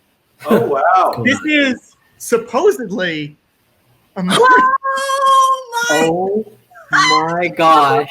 I feel like I remember that outfit. the Hold ranch on a second. episode when we all went It's- out to Disney So Ranch. it's not, okay, so it's not from this episode. It says it's from this episode. I Wait. think maybe production order was different from airing order. That might be right You because did the episode's almost done, but this one was definitely the ranch. I was Okay. rocking the Peter, Ogies. I was rocking the Peter, Ogies you boots. trickster. You did tell the story in a different order. Yeah. Well, I'm so proud of you, Peter. well, I need to say, Amara, these pants are way too small for me. I have to. Yeah, is this like the? Did you go to the wardrobe? The wardrobe layaway, or these things you already owned, and it was Now- just The taxidermist at Ventura, who gave him a very good price on. Yes. It was on eBay when we were looking for stuff to buy. This is what I purchased. Wait, you're kidding? How did Give I us not a, can we get a full body shot, Patrick? When I got Patrick, information for those Patrick. eyebrows, I don't know if I'll fit them. Yeah, George, what? Can we get a full fashion show, a full body shot? I want to see the full. I don't feel like we're getting the full thing. Is there any way? Oh my god! Yeah, the hang on one card and sec, hang on everything. one Can I sec. see that card again too? Hey, yeah, Bryson, take me out of the screen for a second. Yeah. So I want to just quickly say I checked. The episode this is from, it was production order episode 5, but airing order episode 7. So we will be seeing it in about 40 minutes. That's right. That is like. Nice. Oh, Oh my gosh. Now Amara, that's for the I had donation. to trim it to go down because I couldn't get into it otherwise. because you were questioning whether it would fit you anymore. Can I- Patrick had oh. to mangle this outfit in order to get it on his body. Oh my gosh! Can You we know- get Patrick? Can we get Patrick full screen for a minute, just so we can get some good footage that people can add fashion show music to? Just a full runway show. Music? A I'm full asking. runway. This is amazing. How can I ask how much did you purchase that for? How much $50. for on eBay? Wait, how much? $50. $50? 50? 60. $60. All right, you guys are committed. Oh my gosh, I have to go and look Wow. if any of our other wardrobe is on eBay. That's Do a spin. Do another spin, Patrick. Patrick, do a couple more spins with the arms out. things. That's amazing. Amara, it's not worth checking to see if there's other wardrobe on eBay. What are the odds of several different outfits Yeah, from what are the 1600? odds that both of them- Actually, hold up. And such a classic outfit too, because I remember there was major problems on that specific wardrobe day because the boots, I had to wear hiking boots, and Yeah. for whatever reason, my feet were not fitting them. We'd already shot one scene, so and we were all the way out at Disney Ranch, so that was the less painful part of that outfit. Wow. So I'm glad you got those and not the boots. Well, I'll say this: it's very uncomfortable. Oh, All right, now you share my pain in a different kind of way. I know I see they're kind of hiked all the way up. Yeah. It looks like a lobster bib.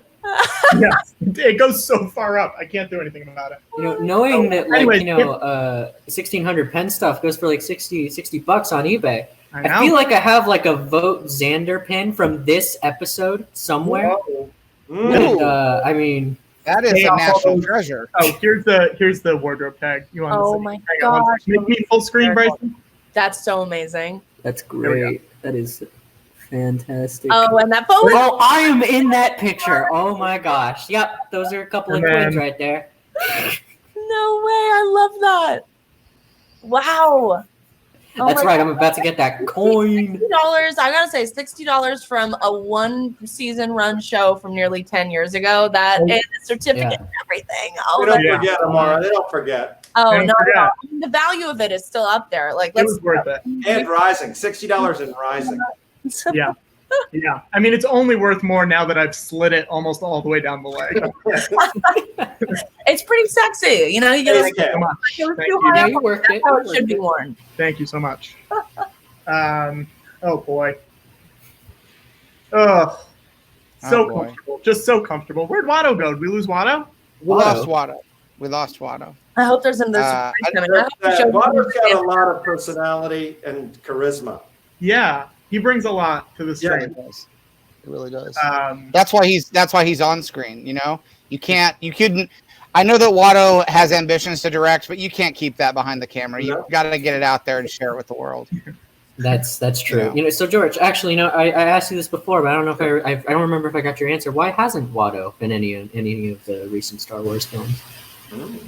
I mean, he has. Well, I shot a few hours of footage with Watto for Episode 3 that really Makes sense. it was really its own movie, you know, and it sort of distracted. It was a lot of Dennis Miller style rants where the camera would sort of zoom in close into his face.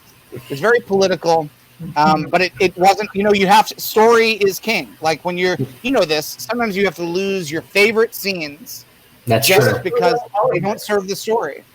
Yeah. That's true. And that was my fault. I mean, I get it. You can't keep a star from shining. I wonder if Watto was in the shelved series. Apparently, we were talking about there was 3 seasons of. Wait, Yes, Shelf- Peter, this is a thing we should talk to you about. In the year, about almost a decade ago, I made 39 episodes. I paid for them myself. I fully produced 39 episodes of a Star Wars animated comedy series called Star Wars Detours. I've heard of this. I've heard of. Wait, hold on. Yes, and when I sold Lucasfilm to Disney, my assumption was if you have cartoons that are fully finished and then you sell them to Disney, what does Disney do with cartoons typically? They release them. They're not known for hoarding cartoons or not knowing what to do with a cartoon. And yet, because they were getting ready to rebrand, you know, they were starting Star Wars anew and they wanted people to take it very seriously, they took this completely finished how many full seasons was it, Watto? Was it 3 full seasons? 3 seasons. 3 1,600 pens. 39 episodes. We shouldn't have asked. Yeah. And opened a can of Disney worms here. put them on the shelf. They put them on the shelf and they remain unreleased. Yeah. To this day. Well, I we were asking people. I have Yes? a new injustice to place at the top of the list. Once again, you There have you go. become radicalized by a cause. Yeah. It's not Disney for the and now we are in a pandemic where people cannot leave their homes without a certain degree of risk. Yes. And so they need entertainment. And Disney now has a digital streaming platform called Disney Plus. With a press of a single button, they could release all 39 episodes. It would take one button. Certainly, chaos would ensue, though. I mean, that kind well, of yes, pure that- art, people aren't Yes. ready for it. George, I know I- that you're a multicam fan. Yeah. I've read that about you, that's your first interest. Oh, You yeah, I always- was on Just Shooting. You got diverted into film. Yeah. What about returning to your roots and doing like a Here Comes Watto? It's a multicam starring Watto. Look, we would love to do 1,600 Yeah. Watto. We could do that tomorrow. And I just confirmed. That's single cam though. Now I do want to say something, and I haven't talked about this because it's so heartbreaking. But I think it was 2006, 2007, we did make a multicam sitcom starring Watto, and the problem was. Sounds great. Yeah, you remember Watto? The title. You want to tell them? What are you talking about? It was called What Are You Talking What are you About? talking about? And the problem was, you know how when Kramer enters and the audience goes crazy and they have to hold for laughs? Yeah. Watto entered, he told his first joke, and then days went by. Yes. The audience couldn't stop laughing. We had to shut down production. It I said, took I'm a 2 billionaire. weeks. I can't afford this. It I took can't 2 afford weeks this. to get through the first episode because people were losing their fucking minds. Oh my Yeah. goodness. And I was actually we were ready to go.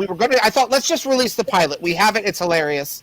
Yeah. I believe the Obama administration had just taken office.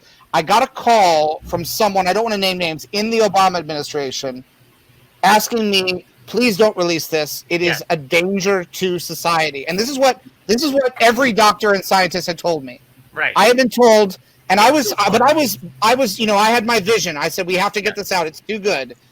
But we decided it was not safe to release to the world. It was too funny. I mean, it's much like what we're going through with this pandemic right now. They warned us. They said the amount of sides you will split releasing this to the public. We don't have the beds available.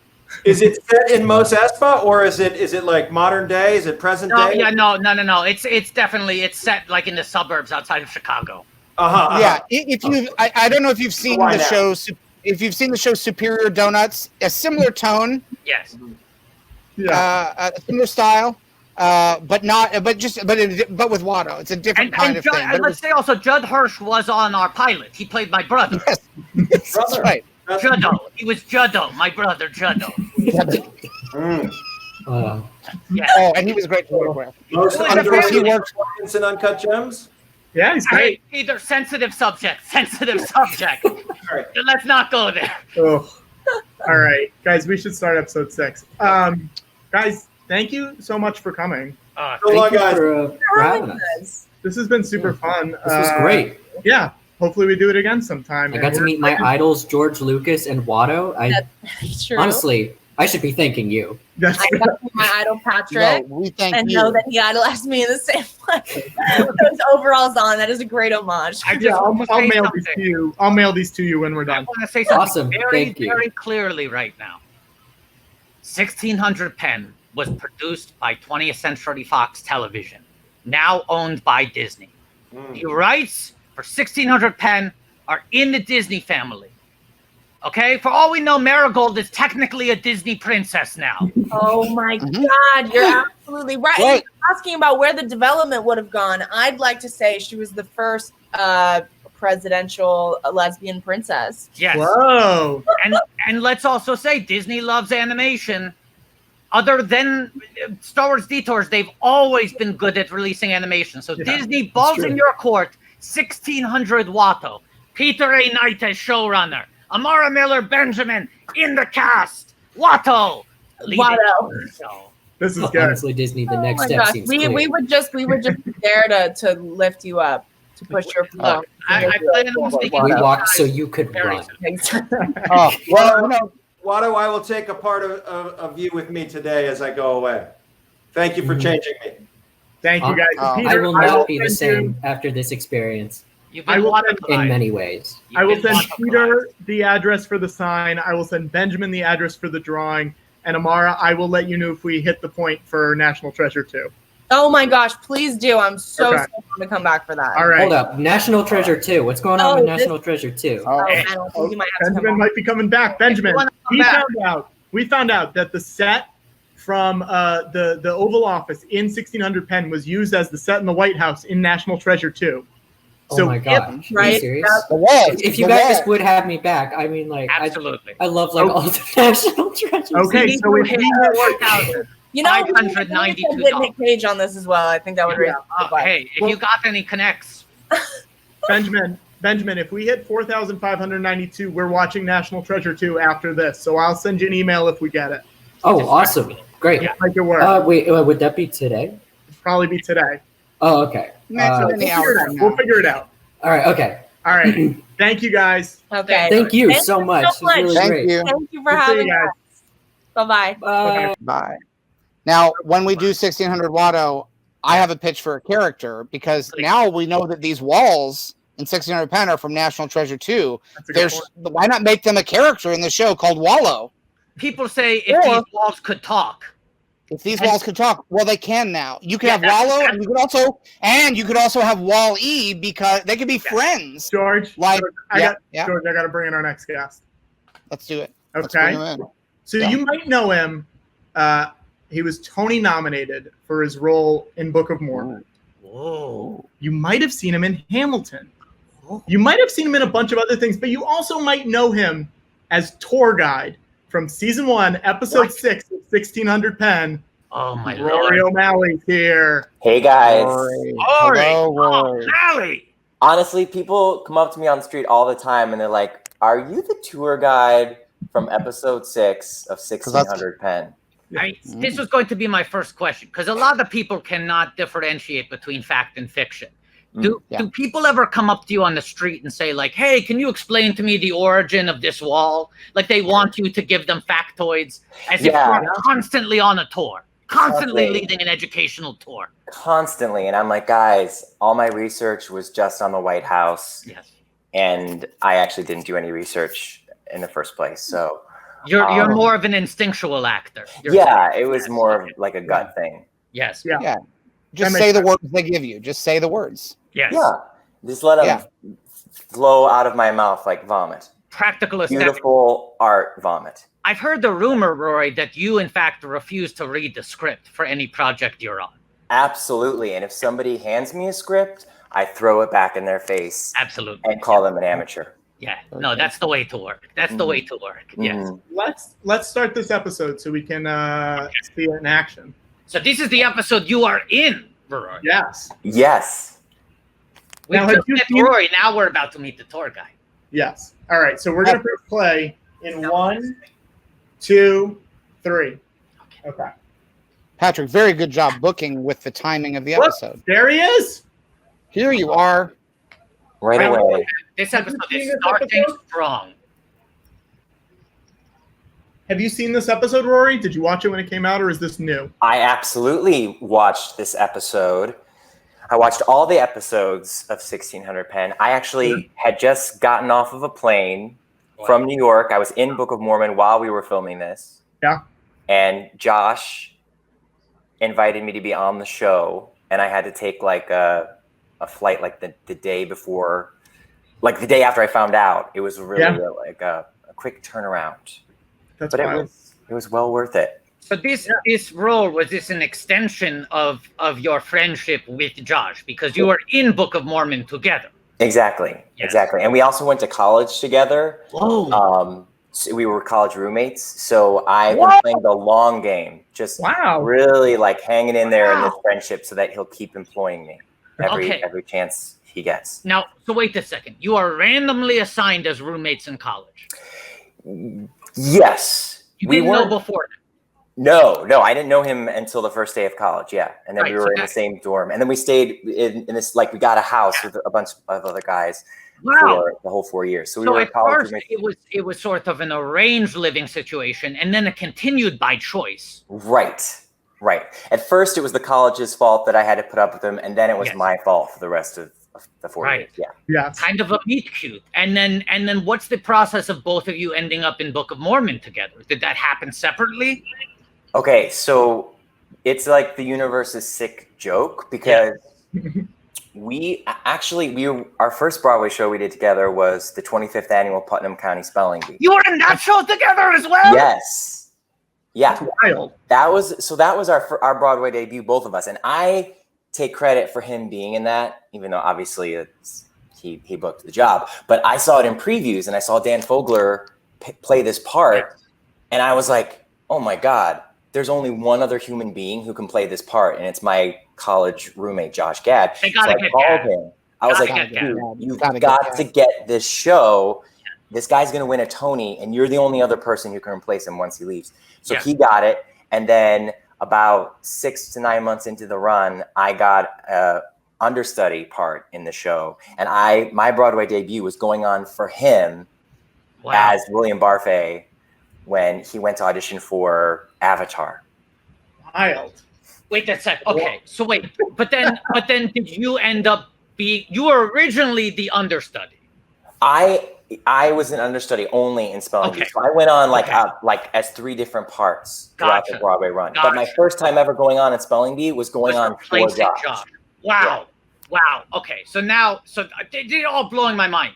And to be clear, do we know which character Josh auditioned for in Avatar? Was it Big Sully? It was I don't know, like the nerdy guy. Wada will know. Right. I think it was probably the role that went to Dilip Roy, or the role I'm trying to remember, Norm Spellman. I'm guessing it was maybe Norm Spellman. He's convinced that he just didn't get it because he would look ridiculous as one of the avatars, like as the Smurf. Yes. Okay. So then, yes, that was Norm Spellman, played by Joel David Moore. Yes. Okay. Yeah, great. It's also possible that he might have been up for a character that didn't make it into Jim's final cut, because I know for a while there I was saying to Jim, that tree should talk. Yes. And Rocco read for the tree. Yes. I said, you've got a big tree in the middle of your film. Why not make it a talking tree? If it's so special, make the tree talk, like in Wizard of Oz. The tree's talking that. Right. And he said, no, it's not that kind of film. I said, oh, what kind of film is it, Jim? And then he described it to me. I said, that sounds like you could afford a talking tree. Like, I don't think anyone's going to watch this movie and the talking tree is going to be the deal breaker. I said, let the tree talk. Maybe even give the tree a song while you're at it.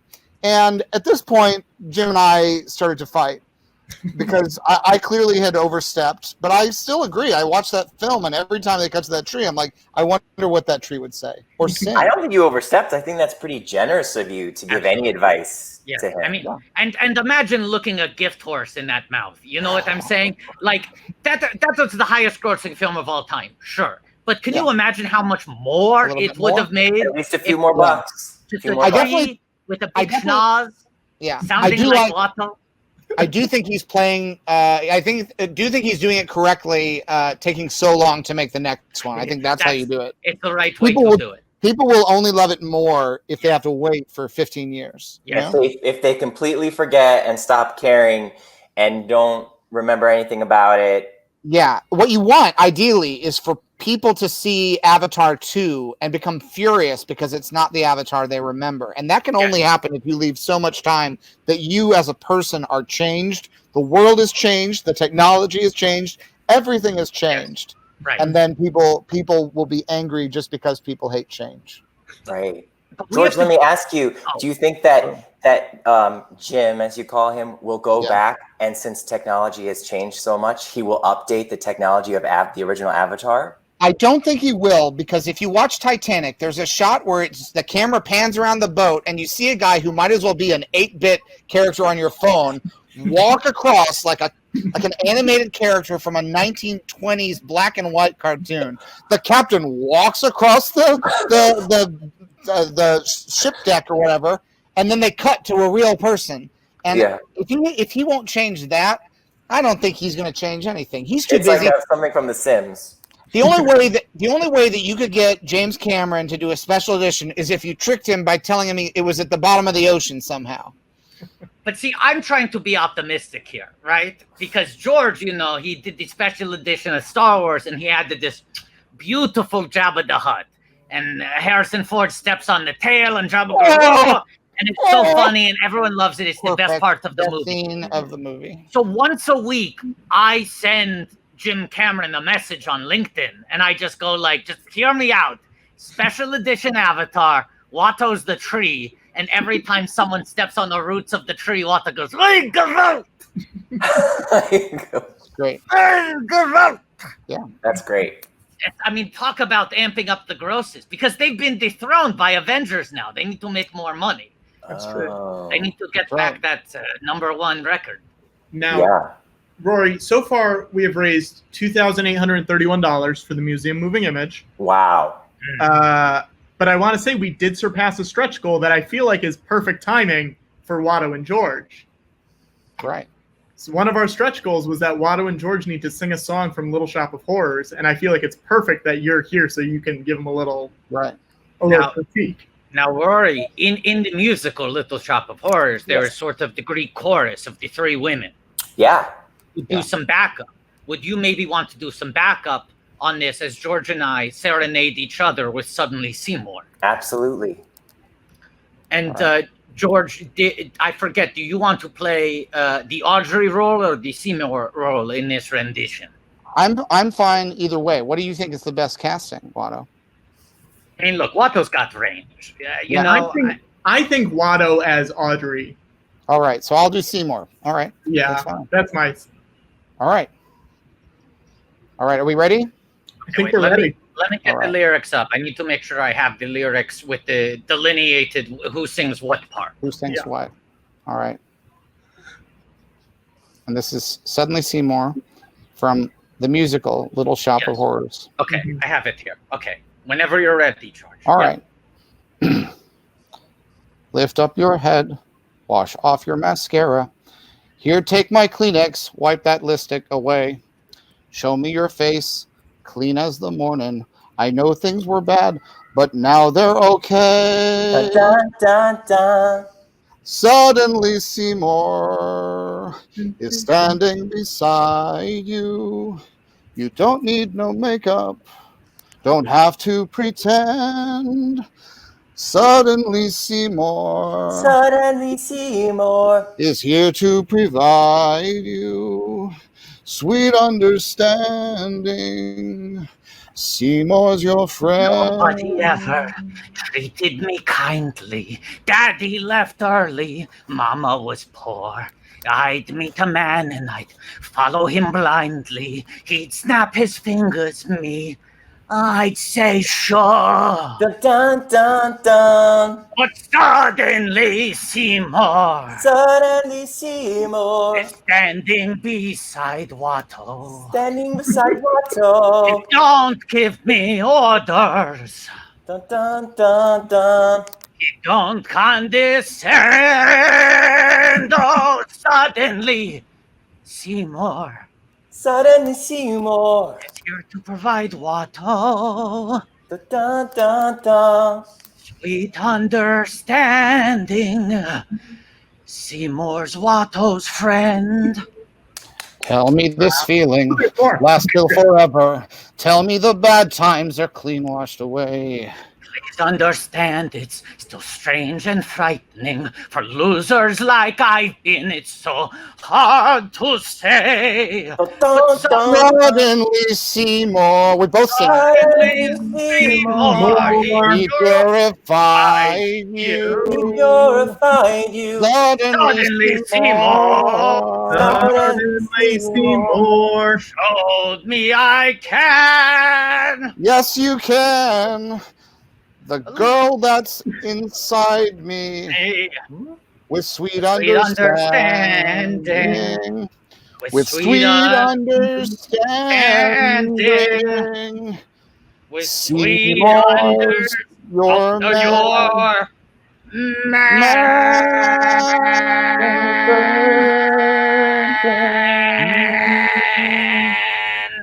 Jazz Wow. hands. The whole point of the special editions was giving people a chance to see more. That's why we added scenes Yes. and visuals. Like when you run in The Empire Strikes Back and the scenes on Bespin, we cleared the hallways, so now you see more through the windows. Suddenly see more. Suddenly see more. You're suddenly see. Now, Rory, how many days did you shoot on 1600 Penn? 37. Wow, that's a 37 long days. shoot. That is a long shoot. Ooh, Wait, Mr. Weiner's like I'm Fincher. sorry. We have a main narrative we have to get back here. This is nice. This is sort of live stream legends, but let's get back into the main saga. So the year is what? You are understudying in 25th annual Putnam County Spelling Bee. Well, that was in 2006, 2007. Okay, so you're understudying. Josh goes off to audition for Avatar. He does not get the role. Doesn't get He it. goes, oh no, that was my last chance to voice a CGI character owned by Disney in perpetuity. He thinks that window is closed. He thought that was that was it. So he comes back, and I was in the show with him, and then he got 21. He was in that movie 21. So that was like a big deal, and he left the show to do 21. Poker movie, card counting. Mhm. Yeah. I got a straight flush. Yeah. And almost as big of a hit as Avatar. And he left Broadway to go do that. And then I was like doing another show, and then I was doing this reading of a secret show that was called The Mormon Project, written by Matt and Trey and Bobby Lopez. Yep, friend of the show, Bobby Lopez. Friend of the show, Bobby Lopez. The best. And I'll never forget. That's such a funny coincidence because those three people later went on to write Book of Mormon. It's crazy that they were writing this secret. They were writing this other thing about Mormons. It was weird. Yeah. Wild. They figured that out, and they were like, "Why don't we combine these two ideas and just do one?" And I went to the first day of rehearsal for this reading, and Josh Gad was there, my buddy from college. I had no idea he was going to be there. He was like, "What are you doing here?" And I was like, "No, what are you doing here? Like, I am the whitest person who ever walked the planet. What are you doing here, Josh Gad?" And then we sang through the show for a week, and we were reunited apart. Yes. And and it was crazy. It was like, oh shit, this is brilliant. And it was like so good though. We thought, well, it's never going to be made. Right. At that point, you don't know if it's going to Broadway, and you don't know if it goes to Broadway, whether you'll retain those roles. Yeah. Yeah. And for 3 years, we worked on it. 3 years. Yeah. We would get asked to come back to work on it and learn new songs. And at one point, they were like, here, Rory, here's a song called Turn It Off. And it's, you know, about a closeted Mormon. And then all of a sudden I had this great song. And then the next time I came back, they were like, oh, actually, we turned that into a tap number. Do you tap? And I was like, oh, yeah, I'm a great tapper. And I was not. So I like quietly started taking tap lessons with, you know, second grade girls. Good thing you had 3 years, right? Yeah. Yeah. Oh, it's so true. If they had said like there's an open call for this part, I never would have gotten to do it. I had to basically train to learn how to be in that show. I will say this. Watto likes to make jokes, but this is very sincere. Watto saw Book of Mormon early.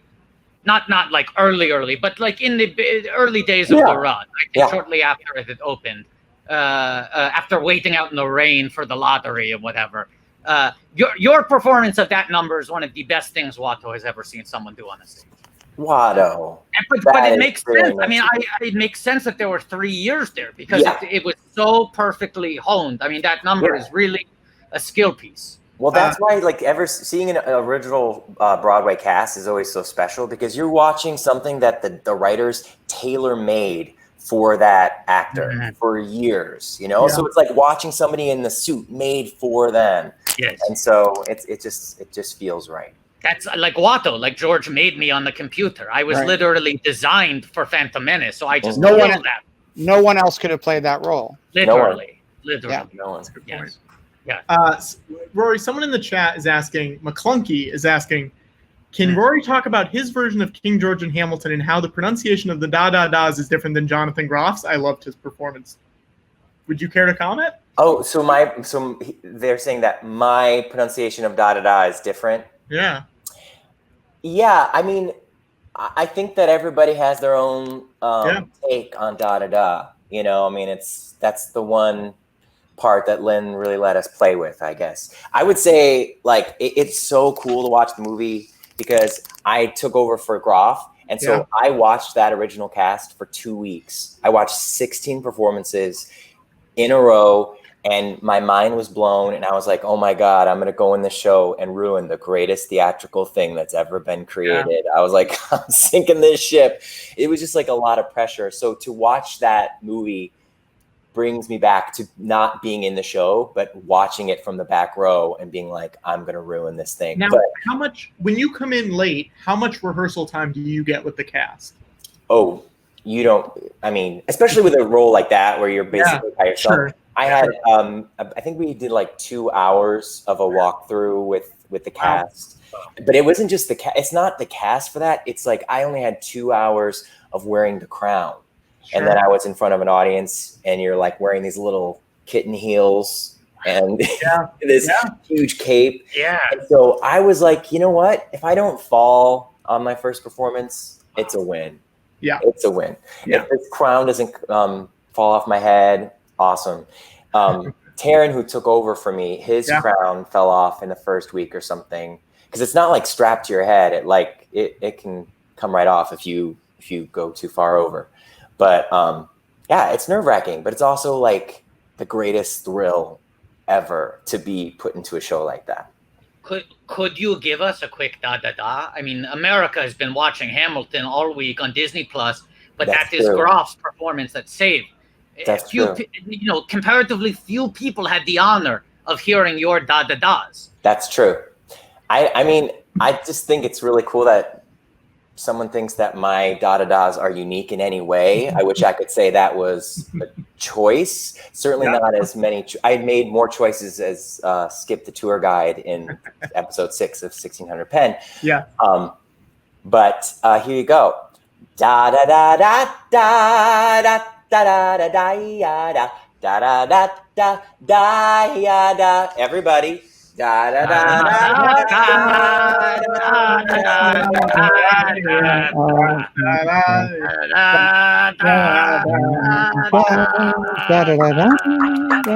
Thank you You guys. guys, you guys got to Wait, do. George, hang on one sec. George, Yeah. what were you dying? Da da da da da da da da da da da da. Everyone does a da-da's different. Everyone does a da-da's different. You're right. You're right. Everyone has a different way. You're incorrigible, George. Oh boy.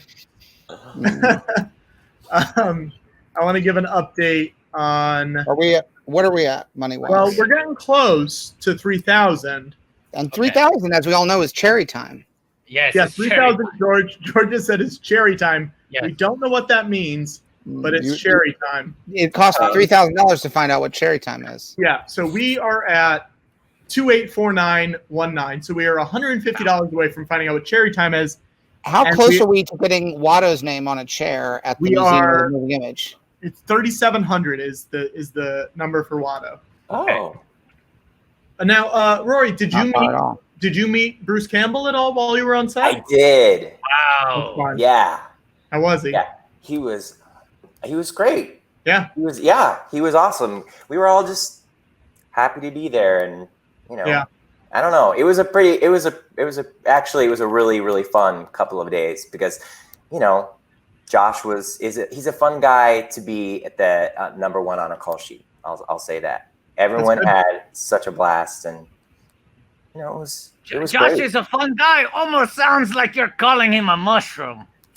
Well, I've called him worse. I will say right now I'm looking at we have Bruce Campbell and Bill Pullman exhausted on the floor of the Oval Office after some physical activity. Mm-hmm. This is dangerously carnal for network television. Yes. Look at these two bears. Look at them hugging. Bunch of hunks. Yeah. Look at these hunks. Oh boy. Those chins. Oh, they came so close to colliding there in that. Those two chins are legendary. We need to give Rory a 1,600 pen name. Oh, that's right. Rory. That's right. I mean, look, you already had one name, the tour guide, but now we're going to give you one for your personal life, not on camera. Okay, great. So one of our fans has created this website specifically for today, where you can create your own. You can generate your own 1,600 pen name at 1,600pen.me. We should public resource. The website exists. Cutting edge technology. We should explain. We used to give people Star Wars names when we watched the Star Wars movies on here. And then we watched all of our lists. So we would give people our list names. So we would make the S's into $signs, and we would business and sports up their names. So 1,600 pen. Let me put in Rory. Okay. Is it Mally or EY? Great. EY, yeah. Okay. I just want to make sure. It's very important that we're accurate in this process, or it throws off the mechanism. So next. Okay, Rory, how political are you on a scale of 1 to 4? 4 being the most political. 3. That's a solid number. Here we go. Next. Working. Almost done. 1,600 Rory. How did it do it? Isn't that great? It's really advanced technology. Wow. That's a big one. That's a good one. Yeah. I didn't see that coming. Yeah. That's a good name. No one ever does. Rory, how are you holding up during quarantine? What's been keeping you entertained? My 1.5-year-old son, he is keeping me busy and entertained, exhausted, distracted. He's awesome, and there's some days where I'm like, oh yeah, there's people who are bored right now. Good for them. Yeah. That's a good way to live. I was up at 5 a.m. chasing him around. So. No. Oh no.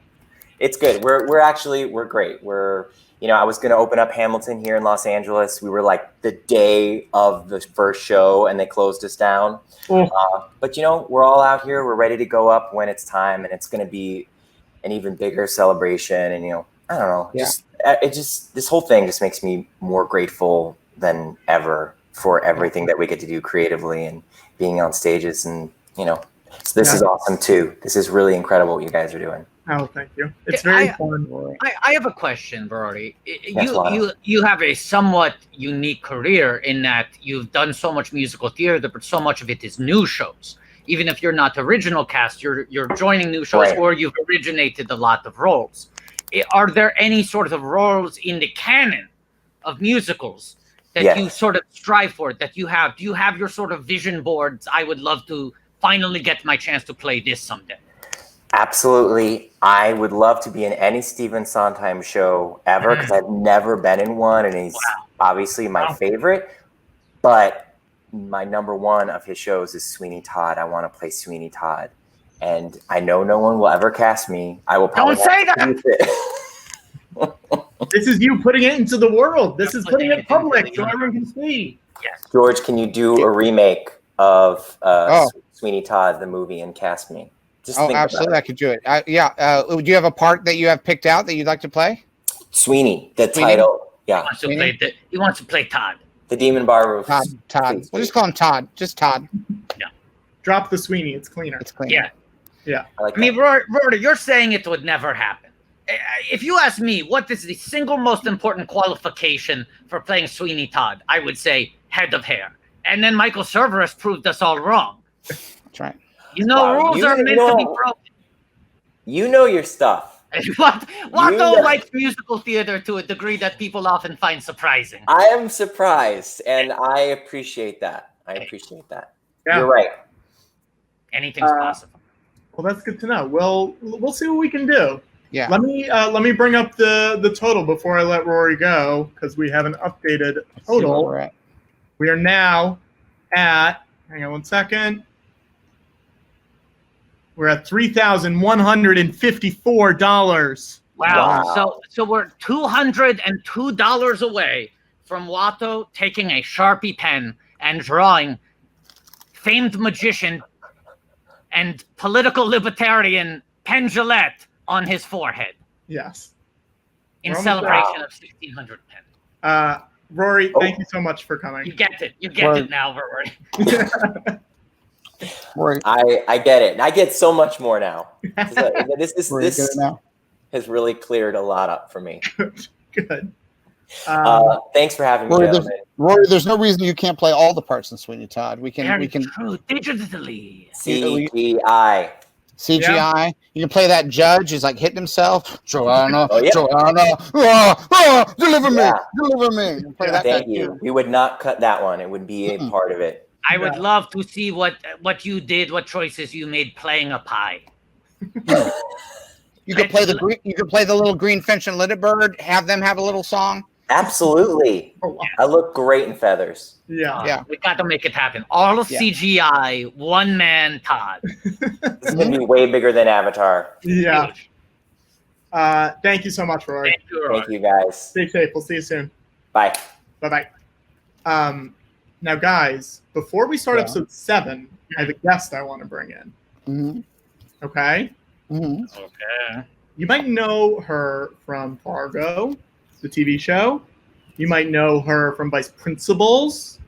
You might know her the TV show. Yeah, you might know her from 1600 Penn, the TV show. From 5 episodes, playing Stacey Kim. Please welcome Susan Park. Oh, Susan. Susan, it's so nice to see you. Hello, I'm George Lucas, creator of Star Wars. Hi, George. Nice to meet you. Very nice to meet you, Susan. And I'm Watto. We've, Susan, for hours now, we've been watching you on a bigger screen, and now we're watching you on a smaller screen. Oh my goodness. Nice to meet you guys. Yeah, thank you for coming. Thank you for having me. How are you guys? We're doing pretty good. We've raised $3,100 so far for the Museum of Moving Image. So we're cracking away at it. We're getting close to having raised 2 1600s. Yes. Yes. We're trying to raise as many 1600s today as we can. Yes. Yeah. But we would love for it to be a clean multiple. That's the goal. Yes. So we're about to start watching episode 7, To the Ranch, which is an episode you're in. I tried to click on the link. It's not letting me. Is it not letting you log in? Let me, I'll put it in the chat really quick. 1 second. You try one more time. Maybe it'll work this time because there might have been too many people logged on. Here, it's in that private chat for you.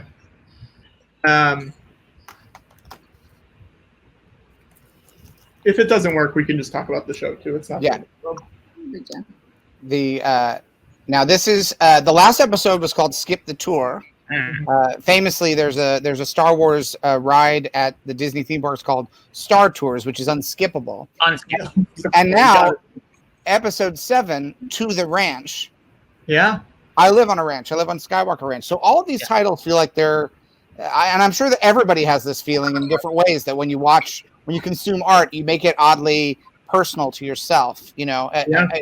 But I feel like I was the target demo for this show. Let's also make it clear, you know, Star Tours is unskippable, but 1600 Penn is very skippable, in the sense that Skip is the main character. Yes. Oh. 1600 pun. It's a 1600 pun. It's another 1600 pun. Did it go through that time for you? Do you know what? I click on it and it doesn't let me. Huh. I don't know.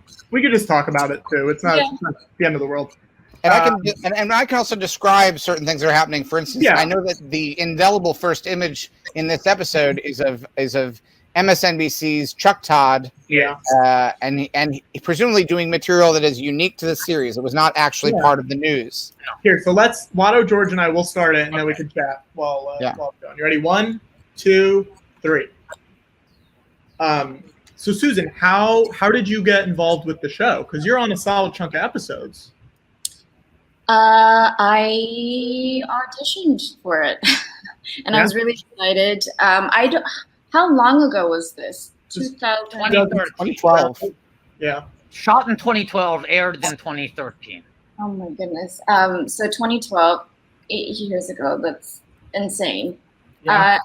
And then I went back for Josh and the producers, and I was lucky enough that they gave me the job. And here I am with you guys. It all comes full circle. Did they know when you auditioned that was the goal for it to be a recurring character, or was it designed as a one episode at that point? I think it was a recurring because this character was supposed to be a love interest for Skip. Yeah.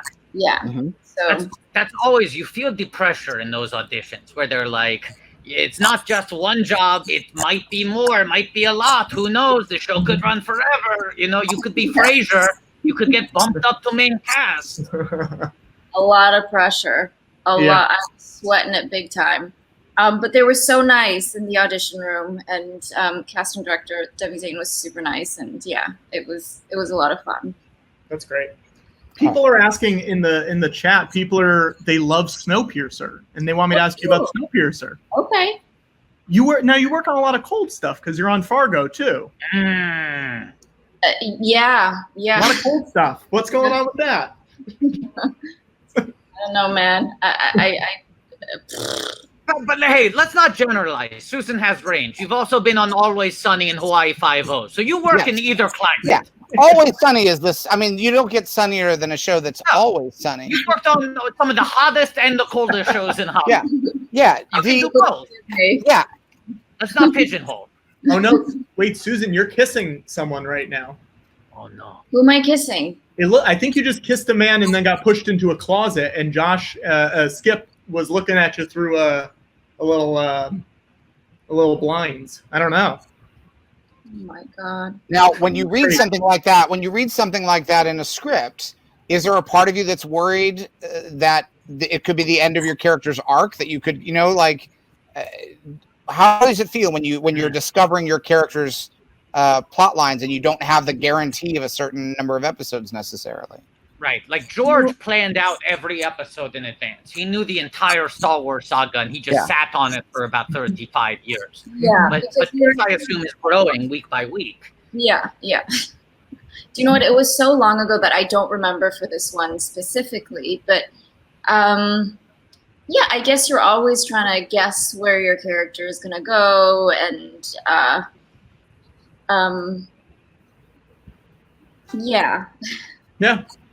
I'm always sweating it. I'm always sweating it. No matter what the temperature of the show, whether it's a hot show or No. a cold show. Yeah. Yeah, it could be freezing cold. I'm always anxious and sweating it.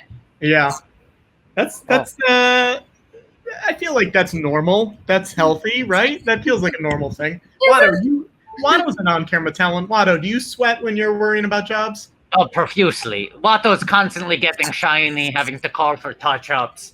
Yeah. Watto's personal theory is Watto has found from his experience the actors who are sweating it are often the actors who are still doing the real work, and the actors who think they got it tend to be the people who are phoning it in a little bit. If you think you know what you're doing too much, you might be mailing it in, you know? Yeah. It's good to still have a little fear in you. You know, it's a good motivator. It's good to constantly be at like. Yes, right. What's been your favorite show that you've worked on? Because you've done so many different shows. It's kind of crazy. Like, what has there been any that really stand out as like really positive experiences for you? I would say I've learned so much from each job that I've had, and I've loved them all for different reasons. Yeah. Fargo, I think, sticks out because I got to work with people who I just that one I was sweating it big time. Yeah. Yeah, it was just a really fun, smart show to work on, and then I love 1600 Penn. Again, fun. Snowpiercer, I love because I just love the cast so much, and I got to spend the most time with them, and you know they sort of feel like family of sorts. So yeah. Now, did you on Fargo? It's been a few years since I've seen it. You get this is a spoiler for Fargo, everybody. It's okay. Everybody dies. Everybody dies.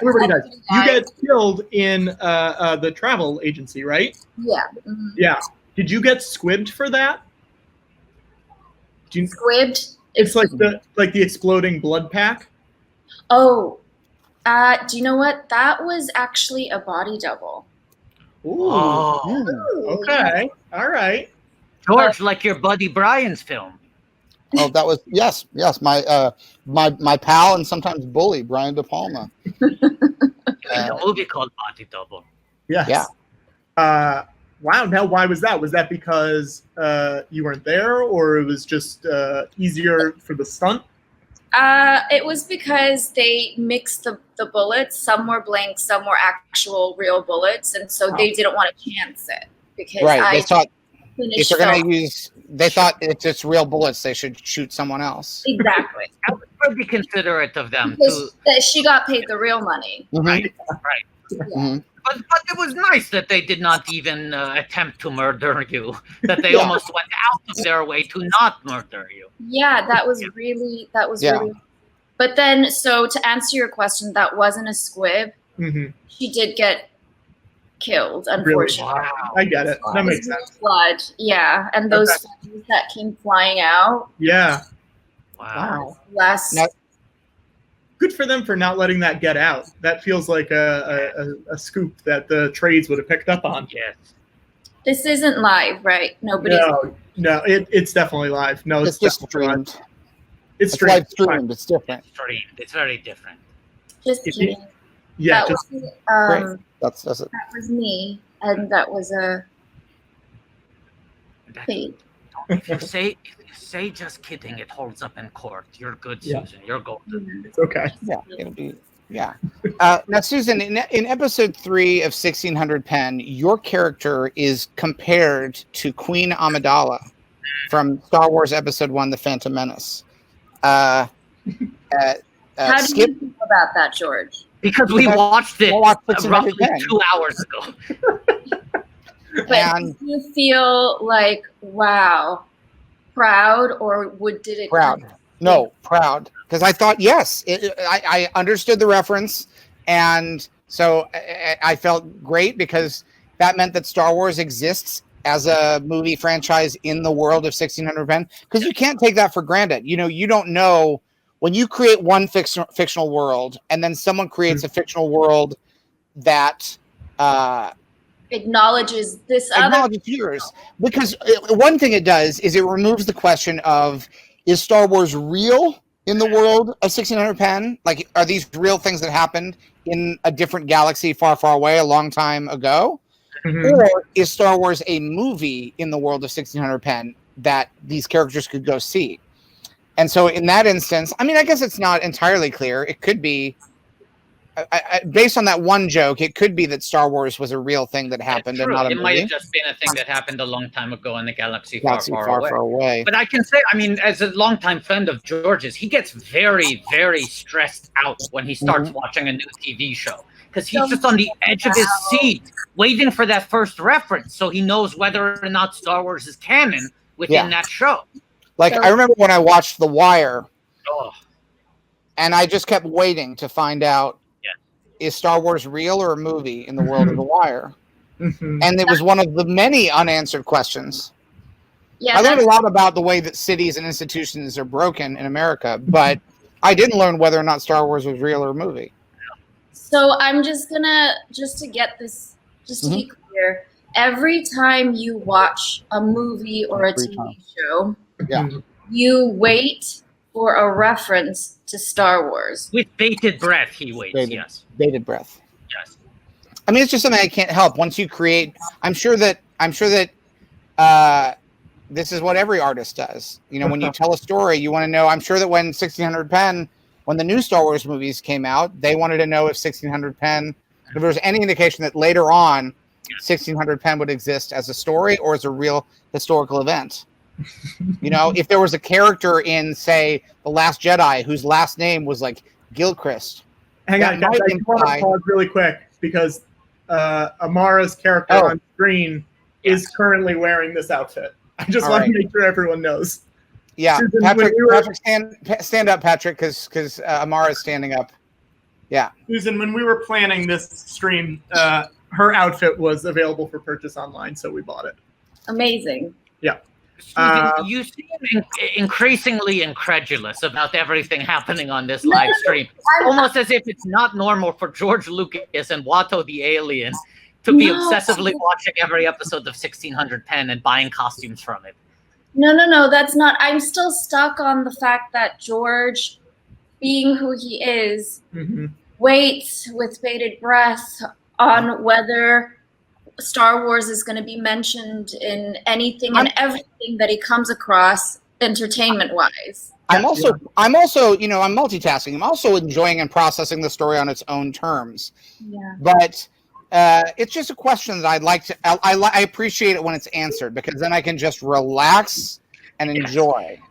I mean, it's like you said, Susan. Every time you get a new job, you're sweating it, right? And George is similar. Every time he watches a new thing that anyone has made, he's sweating it, waiting to find out whether or not his work is recognized within the body of that one.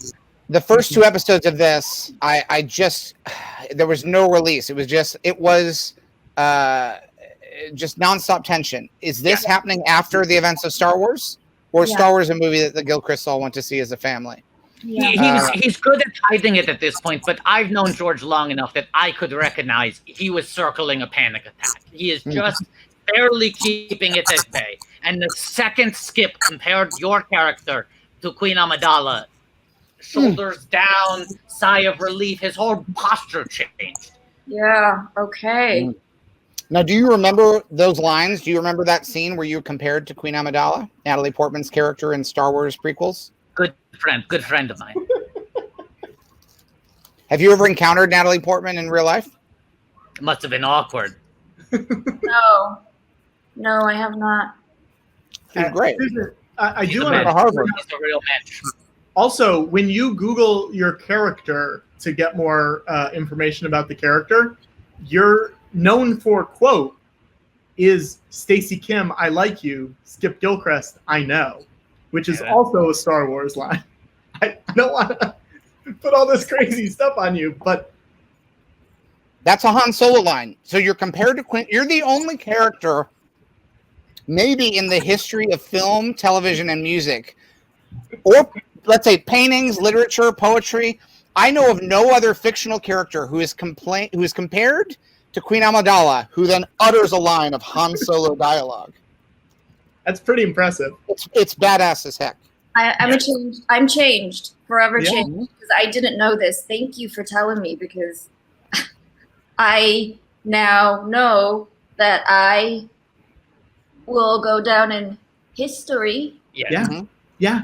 Yeah. I mean, that's like a generational thing that most actors don't get to do. It's like Christine Ebersol in the Grey Gardens musical, where Act 1 she plays Big Easy, and Act 2 she plays Little Easy. You know, Yeah.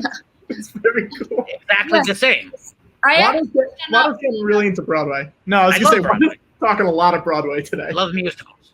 Oh, yeah. Yeah. From now on, I mean, this is the kind of thing that every year when the whole world celebrates Amara Miller's birthday on May 4th, this is a thing they'll talk about, which is when they say, "May the 4th be with you," to celebrate. Skip right now is saying to President Gilchrist, "I don't want to be your Yoda. You have to be my Yoda." He's doing a Yoda impression. Skip just did a Yoda. This is canon. While wearing the clothes that you're wearing, Patrick, in the No, next scene, in the same episode. No, in the same episode. It then I cuts to know. your outfit. I know. So that means that this live stream is also canon within the 1600 Penn universe. Yes, it's a great. Hold on, what DVDs is he holding? I really want to. I'm backing up a little to see what DVDs Skip brought in. Got to catch up. I'm Susan, looking. we're getting on very excited. I'm sorry. George really focuses in on the very little details. Devil in the details. You He's have a to. filmmaker. Now, I George, I can't. It's driving me crazy that I can't see what those DVDs Oh my are. gosh. George, do you want to ask Susan the question you asked other people earlier? Oh, right, Susan. In one of the early episodes, the refrigerator in the Gilchrist's dining area or kitchen area opens up, and there are two gourds in the refrigerator. They might be squash. They might be two squashes, but they're two gourds. They're never referenced. No one ever talks about them. No one ever eats any or prepares a gourd. We never see anyone eating a gourd meal. Were you on set ever? Do you ever film a scene in the kitchen area of the Gilchrist's living quarters? Let's say you are definitely not in the scene that he is referencing. Yeah, In a definitely. sense- Don't panic. You're definitely not in that scene. Definitively, we just watched it. In fact, it's weird for George to even be posing this question to you. I was set up to pose this question, and I think it's a fair one. Because if you weren't there, then the answer is easy. It is a fair question. They're all fair questions, Yeah. kind of. And no, I don't remember. I don't. Were you I'm- ever in the kitchen? Were you ever in the kitchen of the Gilchrist's living quarters in that set? I love Kitchen, like a. I don't remember. We'll find out. We'll find out. Yeah. Okay, Yeah. All right. Susan, I'm here's sorry. here's No, that's another fine. No question. need to apologize. Here's another question. I think you'll have. I a am bet- sorry. Oh, it's no, never apologize. Susan, never Won't apologize. apologize. No, as long as you're being honest, you have nothing to apologize for. No. And when you apologize, the trolls win. You know, Yeah. you never. That's a thing George taught me. Never apologize for That's why. anything. That's why I'm nobody sorry in for nobody in. apologizing. I'm No, sorry. it's okay. It's okay. That's why, if you notice, you go back and watch the movie Labyrinth. No one apologizes That's a good point. because the trolls would win. Okay, Susan, this is a question I think that might be easier for you to answer. Okay.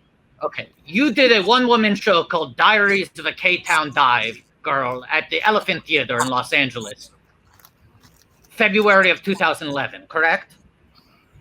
If that's what it says, I'm gonna go with it. But I did. Yes. You did do that show, and that was where Yes. it happened. Yes. Mhm. Okay, and it was at the Elephant Theater. Yes.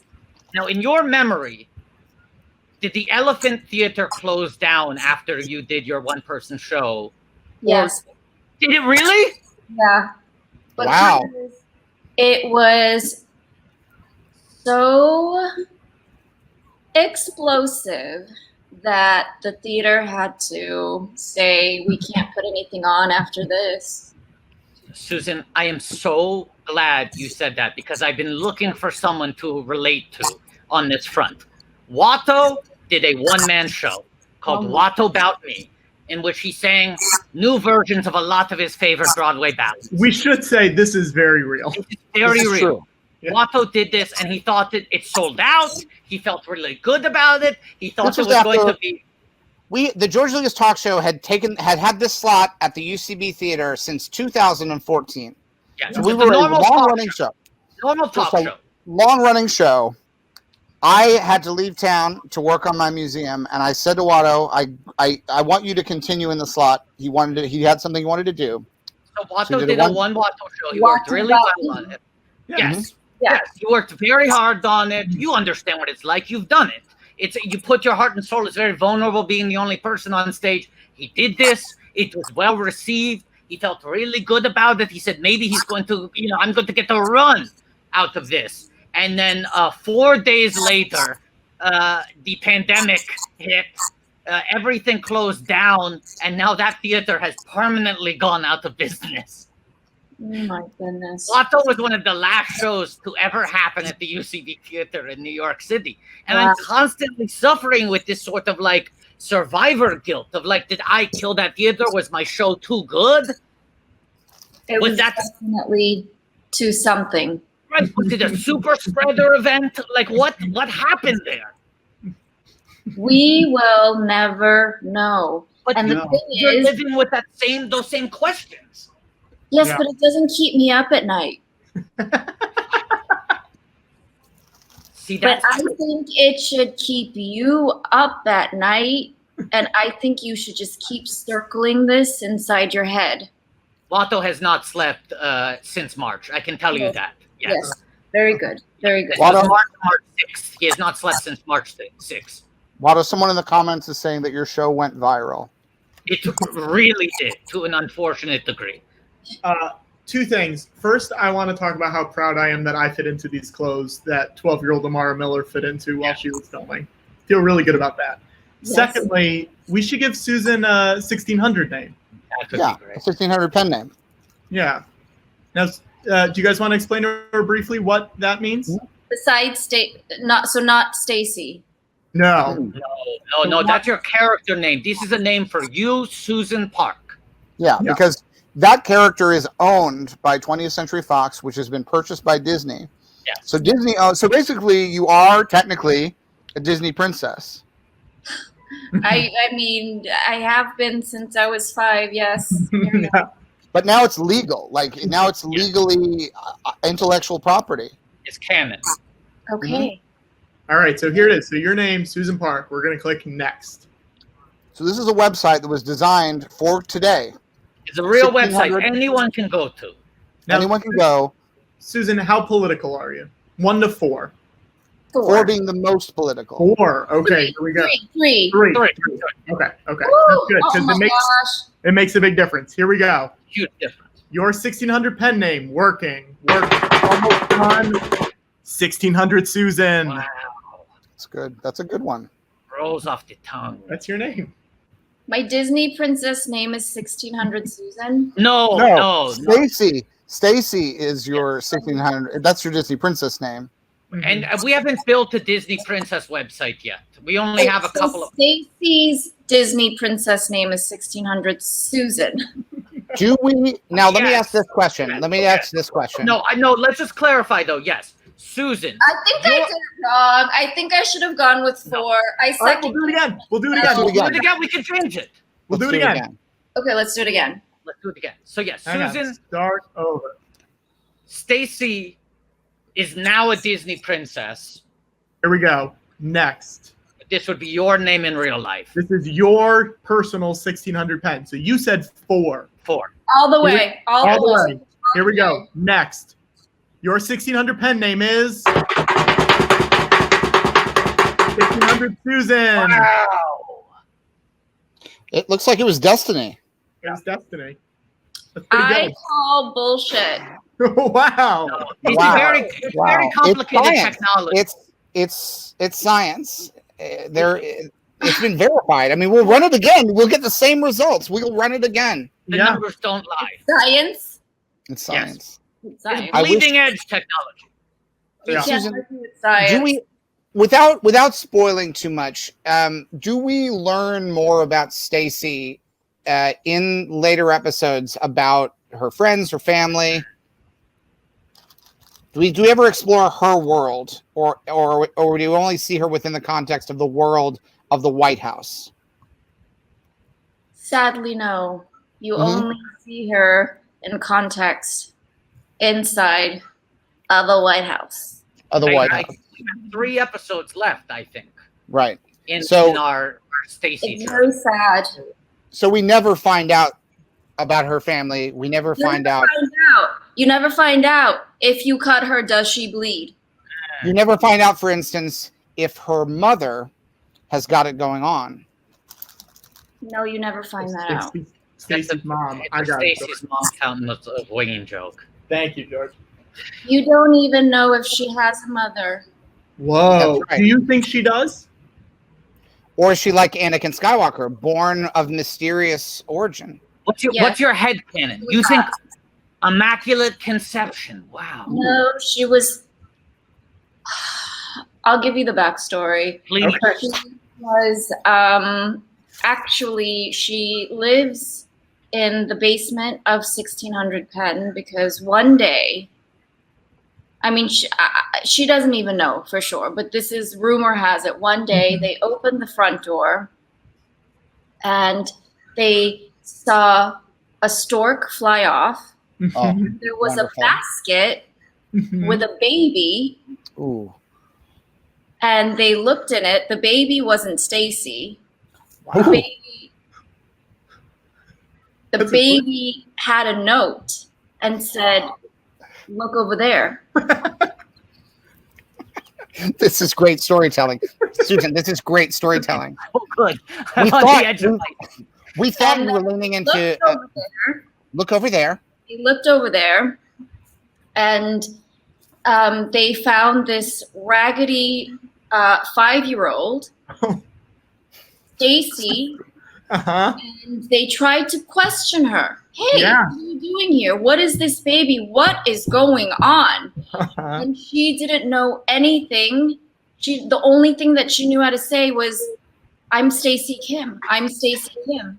Yeah. Wow.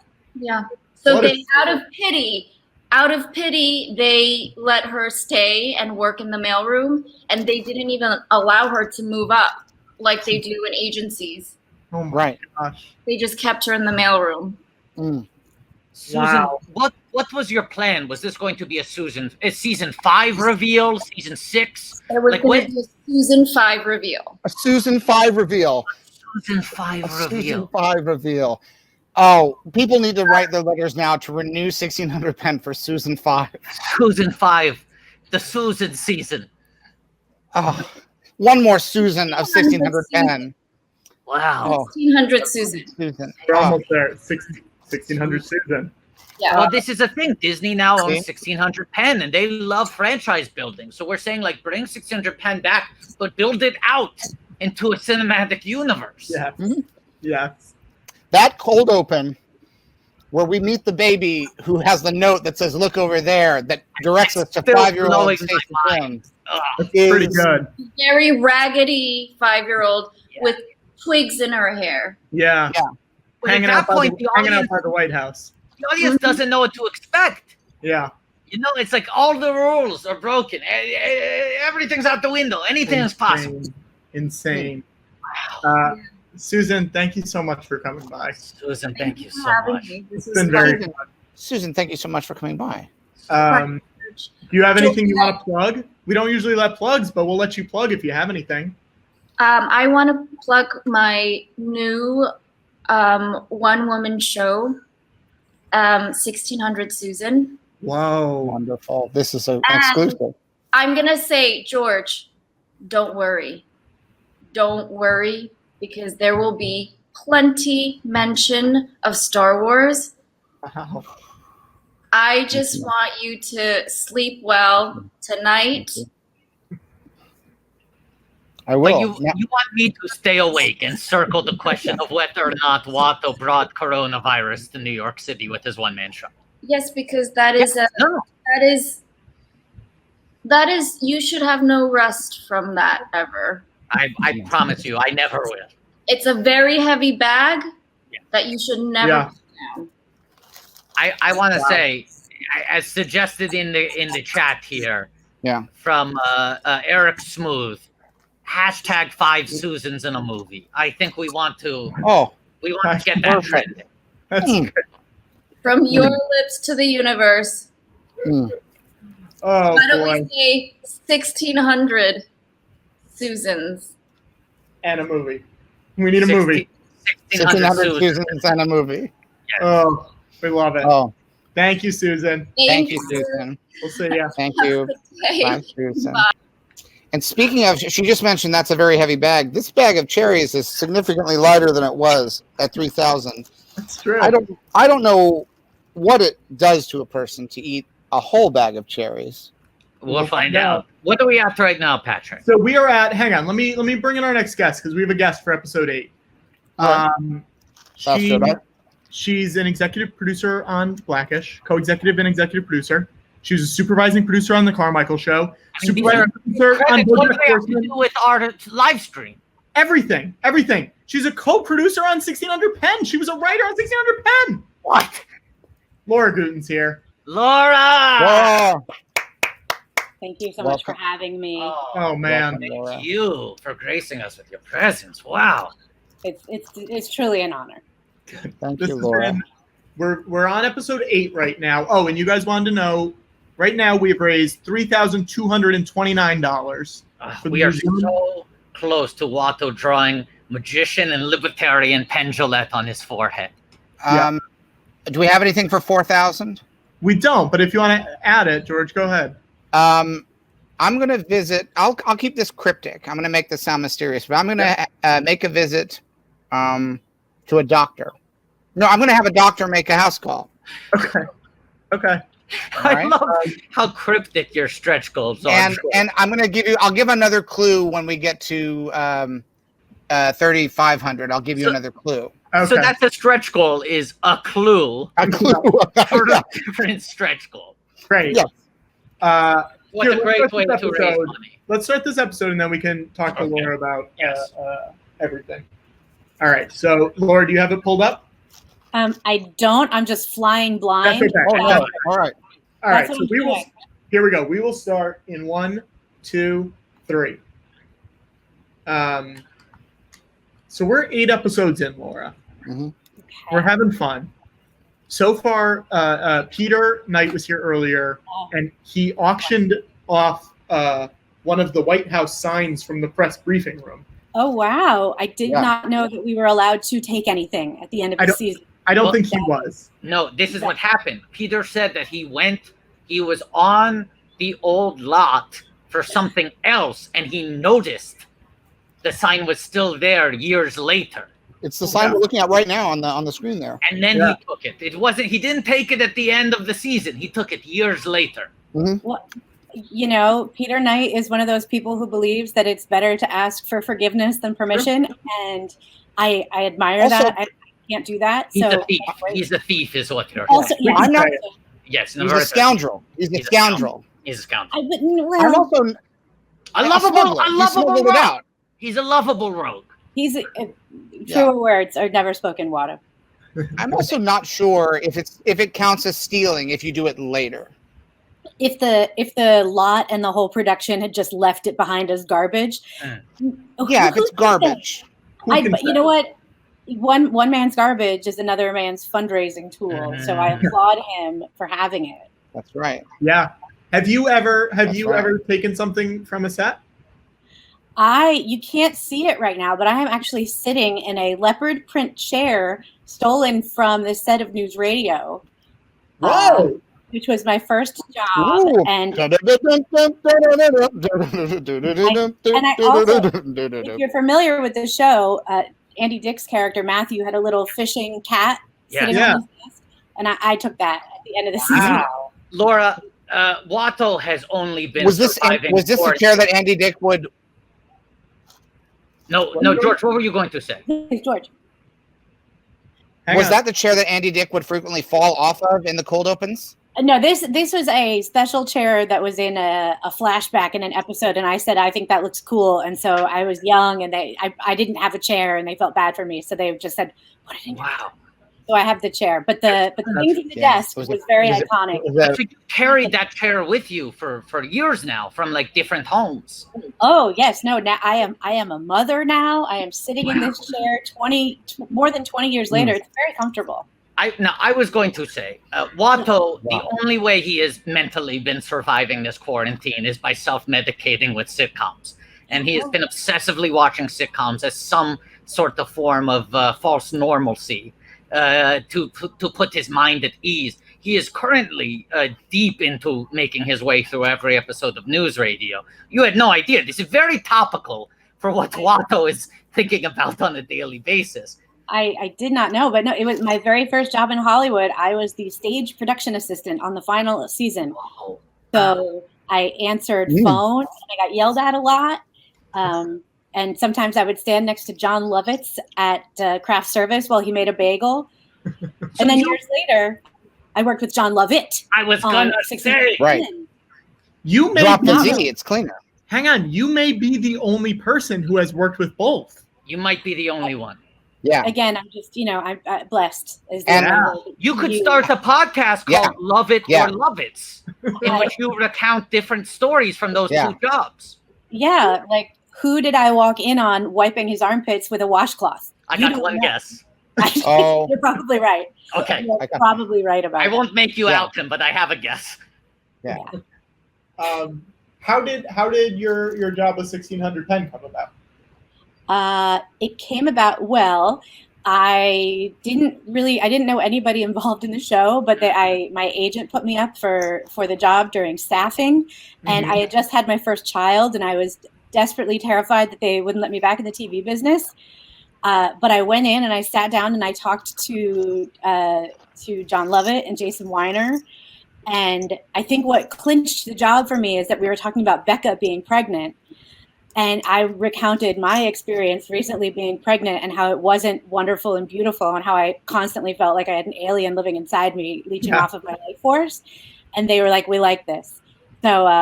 So then I met with Mike Royce, who was a prince of a man, and everything just clicked. And so I ended up there for what was a wonderful 13 episodes.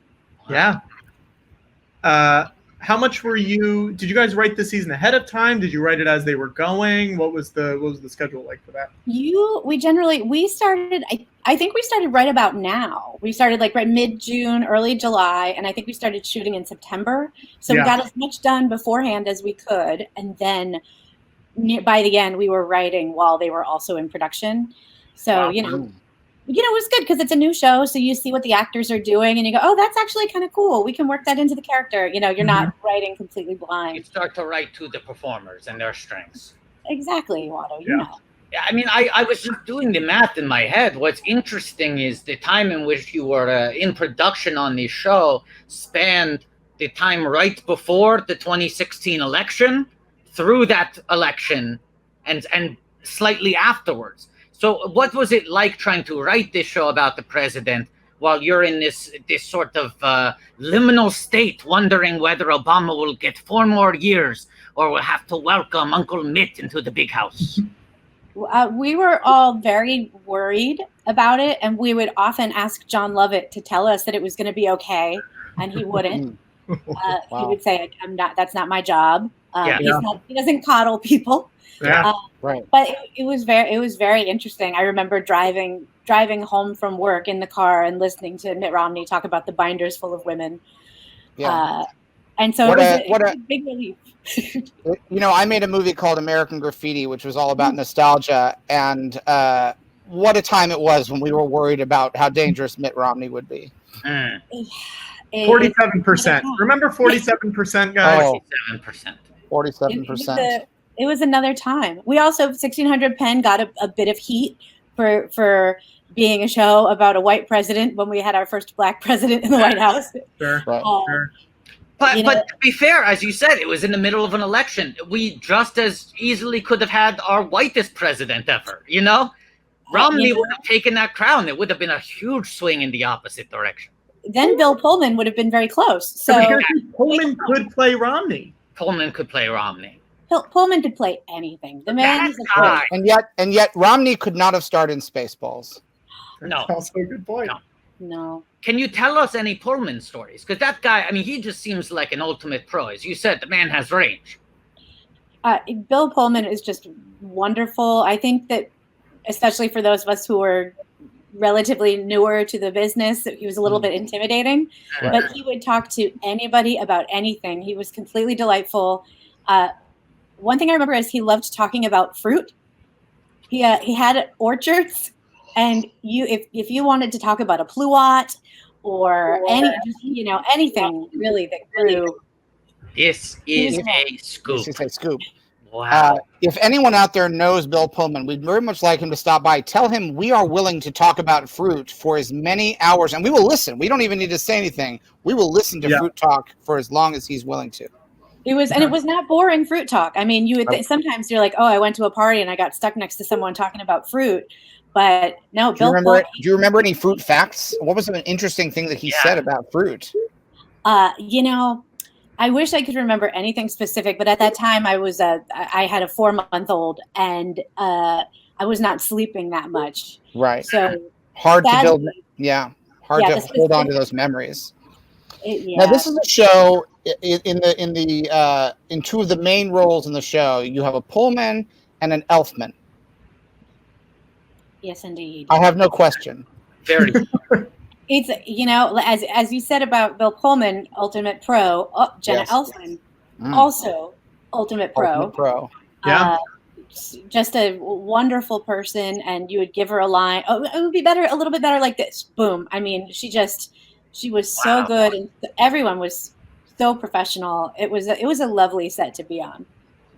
Laura, do you remember any of the scenes that were filmed in the residency in the Gilchrist kitchen where they had a refrigerator? Great question. Great line of questioning. I do. Why do you ask? In an early scene, and this is fruit adjacent. They open up the refrigerator, and there are what appear to be two gourds in the refrigerator. Two full size. They might be squash. They're some sort of gourds that are there. They're very prominent, and they hold the refrigerator open for enough time that they want the audience to see these gourds. And Laura, can I just say to you, this is not a joke.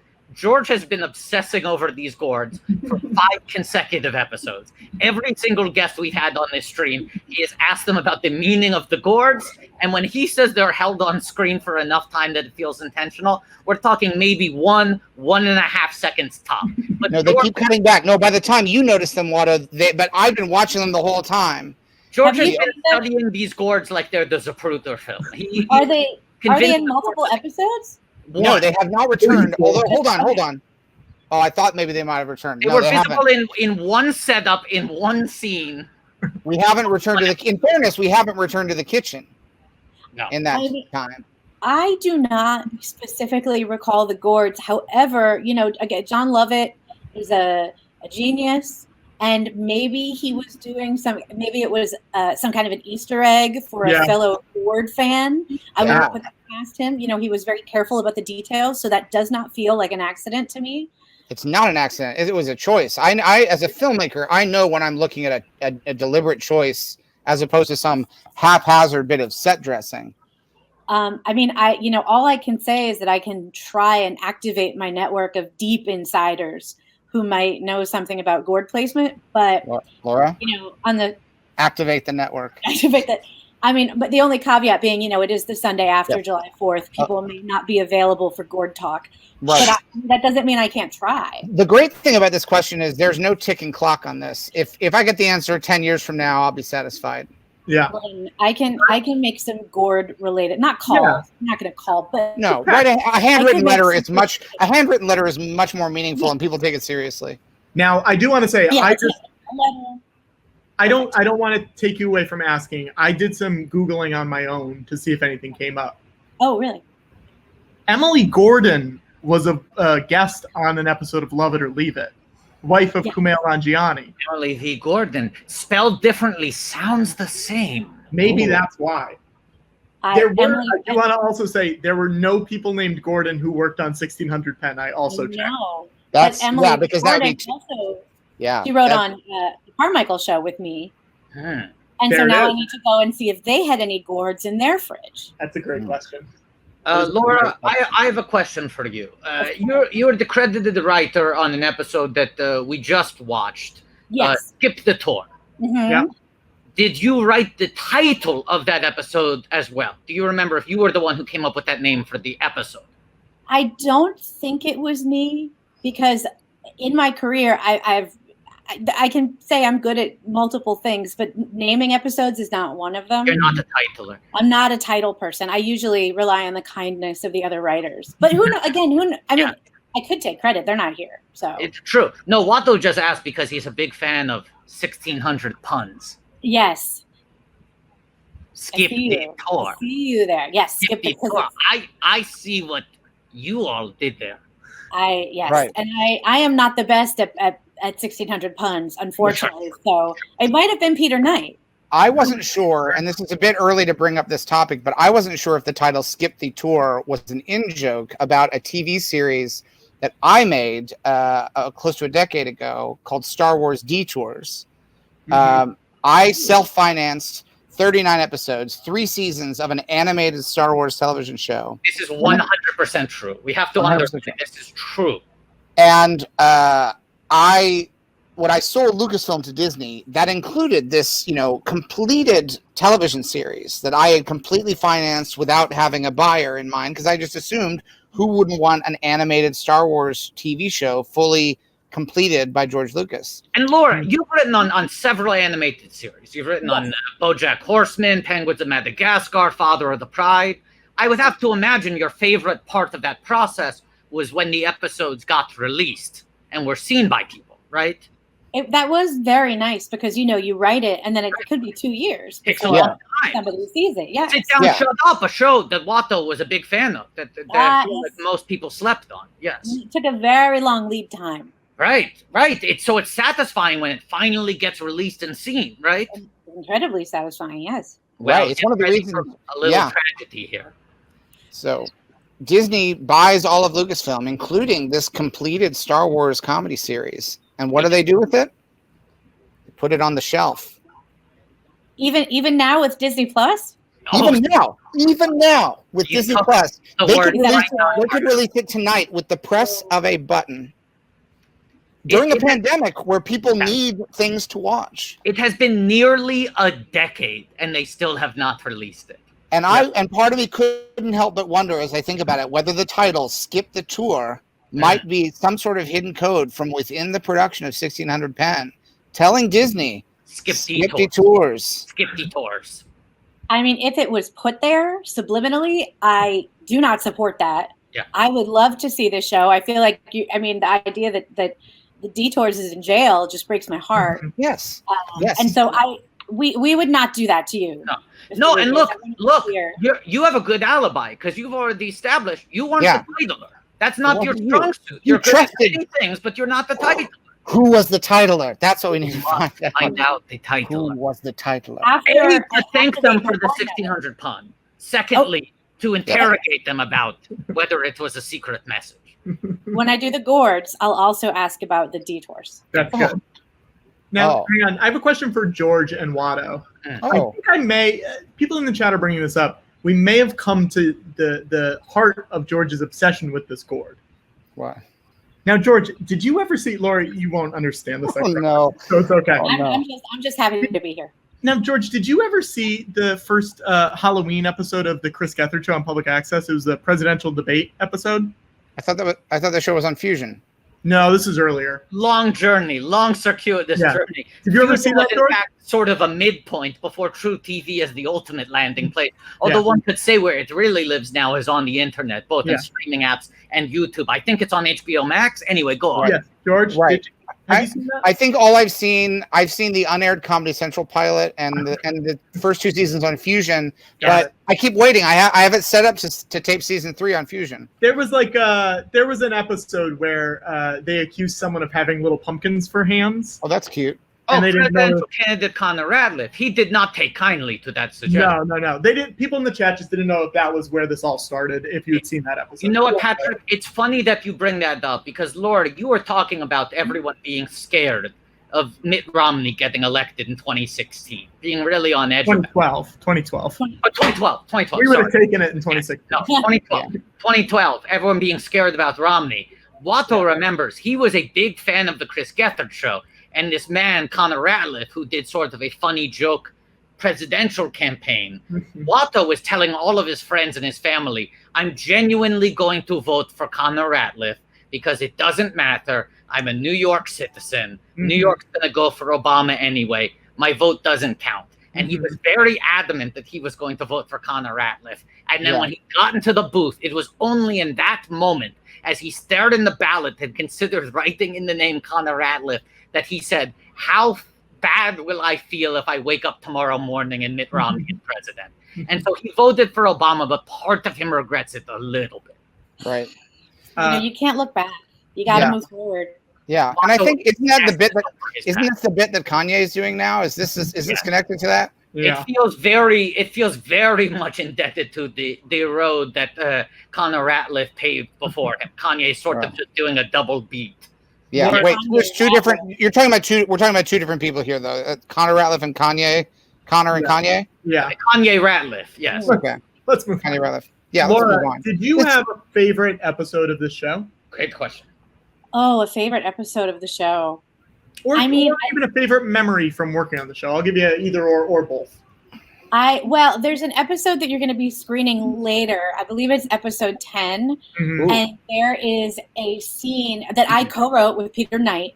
And there is a scene at a rave in a warehouse that we wrote. And it was just, it's always bonkers when you sit in the writer's room and you're at, and then they go to a rave in a warehouse. And then you're on set in a warehouse with 250 people, like guys who brought their own steampunk outfits and girls with wings. And it's like 8 a.m. and everyone is just sweating. And it was like, oh, we wrote that and they made it happen. It's so cool. That's wild. There were no drugs, which was a disappointment. But it's still, that was a very cool one. But I think my favorite episode was I think Skip the Tour I wrote that one. It had some of my favorite jokes in it, and I am a joke whore. So now you wrote the hunky Bill Pullman, Bruce Campbell wrestling match at the end of the episode. We were talking about. I was there when it happened. Chin fight. What was yes? Tell us about the reality in that room. You have to remain professional. Even when something so sexually charged is happening right in front of you.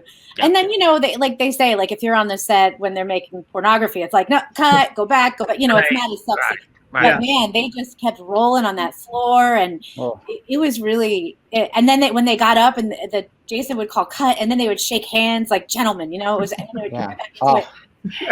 it was really something special. That makes so much sense. Even if I didn't know they shook hands at the end, it feels so right that it makes sense. Yeah. It's also one of those things. It wasn't until Watto was watching that scene, seeing Pullman and Campbell go tat-tat-tat, that he was like, why didn't anyone put these two guys together sooner? And why have they not continued putting these two guys together since? Those feel like very matched energies. Yeah. It was a meeting of equals. Yeah. When Bruce Campbell strode onto the set, and make no mistake, he strode onto the set. That is a man who strides. And he was a delight. And so many people wanted to take pictures with him, and he was of course he took all of them. He wasn't, I gotta go on Bruce Campbell. He was really wonderful. And he and Bill, I think they talked about fruit as well. That's so funny. To hear Daryl Zero and Briscoe County Jr. talk about fruit. I can't even imagine. Can you imagine? Now, was that role written for Bruce, or was that a casting thing? I believe at the time when we wrote it, we said, wouldn't it be cool if we could get Bruce Campbell? That was your blue sky casting. It was. We thought, they would be so great together. But a lot of the times, especially on a first-year show, you say, let's get Bruce Campbell. And then you just get some guy named Bruce who did like a diarrhea commercial. And you're lucky to get him because, nobody knows what you're doing. Yeah. But you get the guy named Bruce holding up a can of Campbell's soup, and you accept it. Exactly. I'm while we're talking about this, I feel like there's some other people in here that might know some more stuff. So I'm gonna bring him in. You saw him a few weeks ago on the show. They're friends of the show. Friends of the show. Oh, Dan, Benji. Oh my goodness. Ooh, here they are. Hello. Look at my reunion here. Gentlemen. Dan, I did not get the memo. What do you mean? This is my Sunday outfit. Now, Dan, I see your display name is Dan Highest IMDb Rated Episode Hernandez. Yes, that's what everyone calls me. You're talking about the episode Game Theory, which I am, in fact, talking about the episode Game Theory. Which has been pre-teased as the one to watch. Peter Knight himself talked it up and said that is the perfect, it's the platonic ideal of a 1600 Penn episode. He said it's everything 1600 Penn strove for. He, despite the fact that we were near the very beginning of this watch-a-thon, he just assumed that there's no other episode we would be watching than Game Theory. He thought we were watching that episode 13 times in a row. He said, "You guys, you don't understand. Game Theory changed the game." Yeah, I don't think anyone would accuse me of being a humble person. No, of course not. You're a maniac. I'm sure they wouldn't, but I will say this: the people have spoken. IMDb is a democracy. There is no greater instrument of democracy than the internet, and I can't control the internet. Benji can't control the internet. I'm a writer. I'm not a mathematician. But when I look at the ratings, I see that ours has come out ahead, and that says, I think that says everything. It says everything that I would say without me having to say it. Wow. Well said. Well said. And let's also say, not only does the episode have the highest star rating of anything on IMDb, that star rating is 6.9, which is kind of funny. It's like a joke out of 1610. And it's an additional little joke on top. This Whoa! Yeah.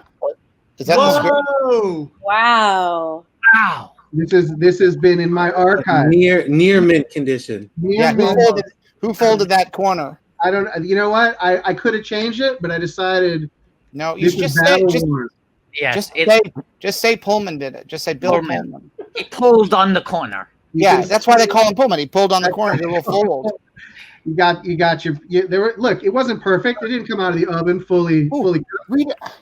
Dan, can you read us a line? Can you read us a line? We got read us a line that didn't make the cut. We got blue pages. We got yellow pages. We have to ask for people who aren't in the biz, because right now this screen is filled with 6 veterans of the entertainment industry. For people who aren't in the biz, when you're in production, every time there's a new draft, that draft is assigned a new color. So in the script, people know which color, which pages should be. Oh, we updated page 24. That's now purple draft. Here are the purple, goldenrod, pink. Mm-hmm. How many colors do we have in this script? We've got blue. We've got white, which is the kind of the sort of the original. Those are untouched pages. You got them right.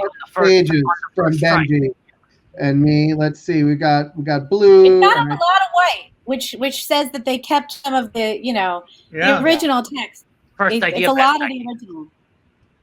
Got some goldenrod. Looks like we got. I thought I saw green, but it looks like we have 4 different. Dan, is there a line in that script that did not make it into the final cut of the episode? Oh yes. Yes. We ran long. We want some of that. We want some of that on this live stream, and we should make it a stretch goal.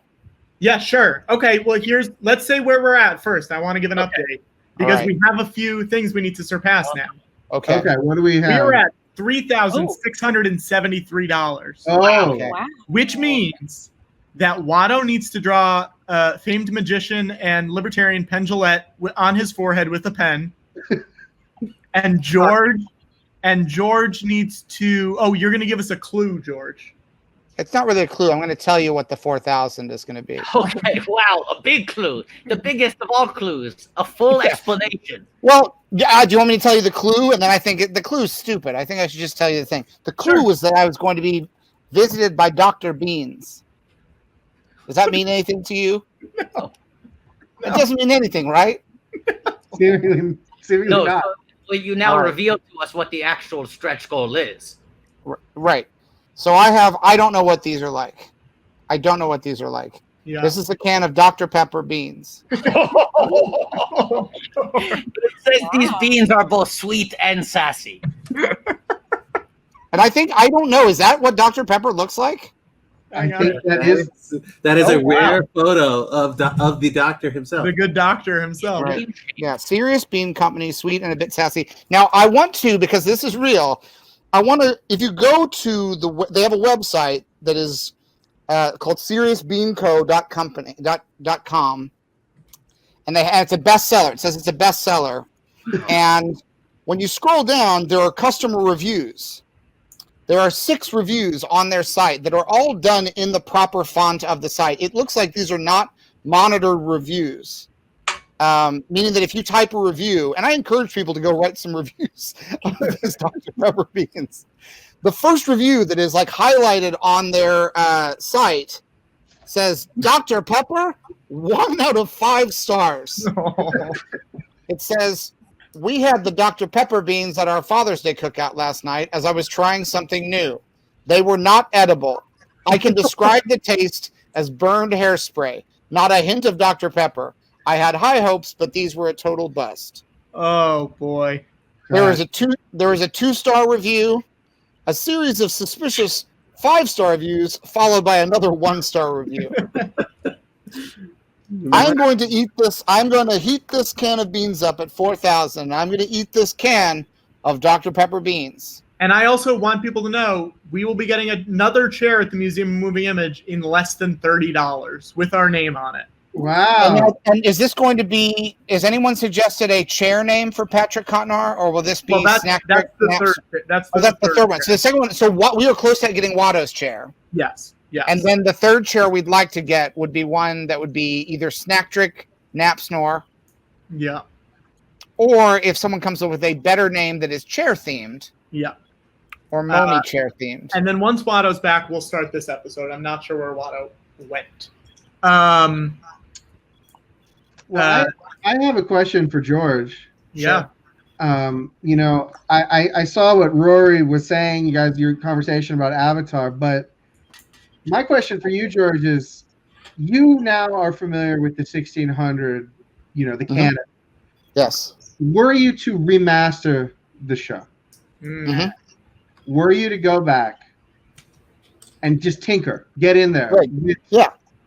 You know, the raw footage. Yeah. Right. What sort of things do you feel now in the light of 2020? Wow. We were missing at that time.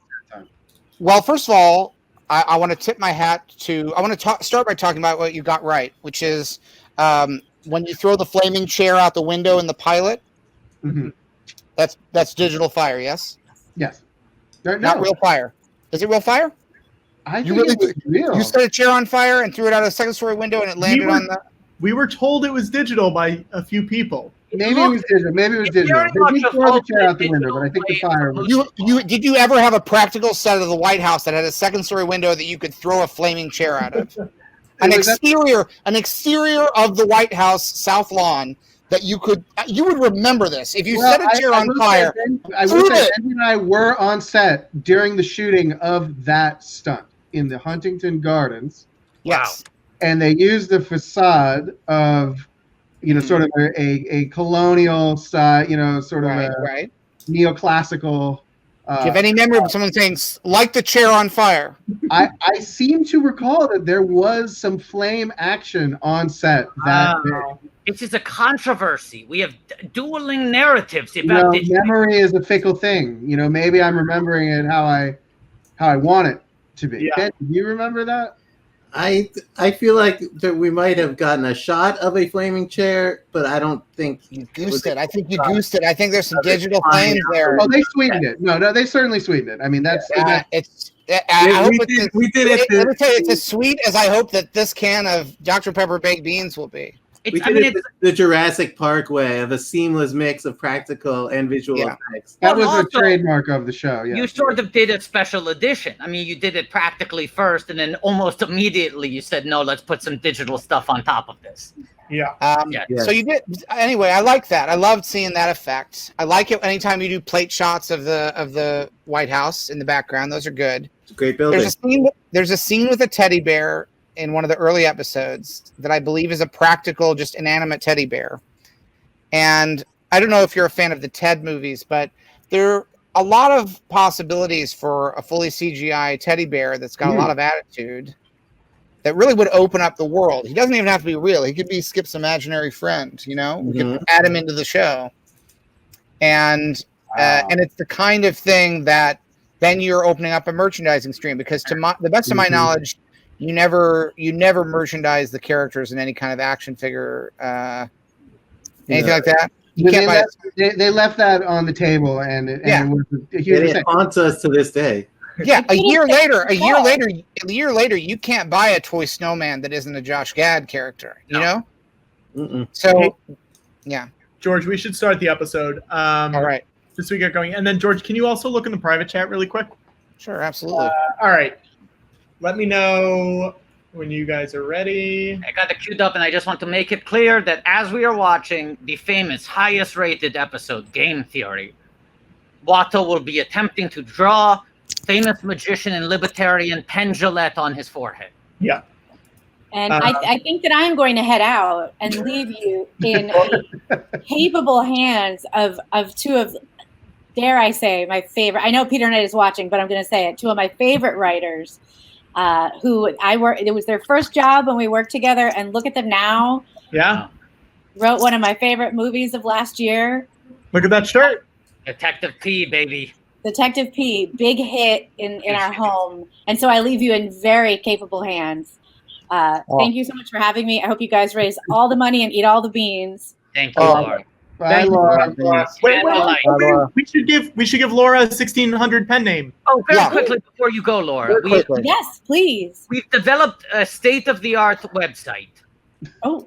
We used to give people names in the style of Star Wars, which then transitioned into giving people names in the style of Arliss. And now we have our third website developed by our community, 1610.me. This is a public website, it's a public resource. Wow. Anyone can use it. Now, this is very advanced technology. We still don't completely understand how it works. Now, is your name, right? No spelling errors? It is correct. Okay, so let's click the next Okay, button. here we go. Next. Oh, it's working. And Dan and Benji, we're going to give you some too, so don't worry. I said let's get pretty political. Okay. 3 or 4, what do you think? Let's do a 3. A 3. Okay, here we Yeah, go. let's do a 3. Next, your 1600 pen name is almost done. 1600 Yeah. Laura. Wow. I was hoping. That's that good. would be 1600. I legally changed my name to my Arliss name. So Okay, well, I'll go back and figure out what that was. paperwork is already sent. So Yes. I don't know if that will. Well, I will leave you to it. Enjoy your episode. Gentlemen, Bye, see you. 1600 Laura. Bye. Bye, friend. Thank you. Enjoy Bye-bye. your news radio chair. Yes. Okay, are we ready to go? Yes. I have it teed up. I wanna, and George, I think, and Watto too, as a professional, will appreciate this. I just want to draw attention to the intricacy of the plotting in this episode. Okay. There's a weaving narrative, even if the audience doesn't understand why it feels more satisfying. On some, Because the A story, the B story, and the C story are all working together in perfect harmony. That's Okay. right. It's like an orchestra. It's like an orchestra that's also great at sports. Yeah. Here we go. Here we go. 1, 2, 3. Flowers. Now, guys, I also have a question before we get into this. Do you guys remember an episode named The Education of Skip? I'm doing some research here. I think that episode might have been retitled The Short Happy Life of Reba Cadbury. Yes, Emily I does think what she that's can to correct. help I'm Skip pretty sure graduate that's college. So it's Okay. the next episode. It's the one that's after this. Good. All right. Good Okay. to know. Don't worry about it. No worries. But I think that episode, yes. There's a great guest star. I do remember that episode because that was one of the episodes in which Benji and I were thrown into the fire of professional writing in a very real way. Wow. But we're not talking about that episode. But we're not talking about that episode. No. What do you guys remember about writing this episode? Did you guys pitch it? We did. I think that we did pitch it. What the main thing that I remember about writing this episode, not to get too inside baseball, is as the staff writers on the show on our first job, Benji and I felt a lot of pressure to make this the best thing that we had ever written as a No, we were like, if we can get a 6.9, we should strive for it. And Benji did the math to tailor it so that in a best case scenario it would aggregate out to 6.9. So that was mostly what he did on the project. Yeah. But I do remember this episode, as we'll see, involves a lot of Risk. The game Risk is now who owns that game? Who owns the game Risk? I have a copy. No, I mean who owns who's is that Milton Bradley or That's Parker Hasbro, Brothers? I believe. Hasbro? Well, but I think they bought like all the game companies, so I think it was a Milton Bradley or something. Right. But Hasbro out of the proud state of Rhode Island. Mm-hmm. And there was actually a lot of Risk played in the writer's room during the writing and filming of this episode. Wow. Yeah. So it goes to show you the rigor that some people don't think of us in the same way as athletes are perceived. And I know Watto, as an actor, you can relate to this, but I'm a very physical actor. Yes. There's a mental athleticism necessary to do this job. Absolutely. Right. Yeah. Oh wow. Now Hasbro, I believe also. I mean, they've obviously put out a lot of Star Wars things. Why not Star Wars Monopoly instead of Risk for this episode? That's a good point. I mean, I think that as well as I do that the politics of the board game industry, the second that Star Wars, look, George, I don't want to blow smoke, but that it's the most important intellectual property that exists. Yeah. And I think that that there's a certain level of quality control that comes with the Star Wars name. Right. And I think that there was some concern that, can two first-time writers shoulder the burden of that? Right. And I think we could have, but you didn't want to risk it. Yeah. Very well said, George. I do want to let everyone know we got our second chair. Yeah. Oh, very good. Very good. Wow. So there will now be a chair at the Museum of the Moving Image that says Watto. This is true, and it's been pre-approved. We made sure they will allow us to put Watto on a chair, and they said, for the right number, you can put whatever you want on a chair. Now, Dan, I found your Arliss name.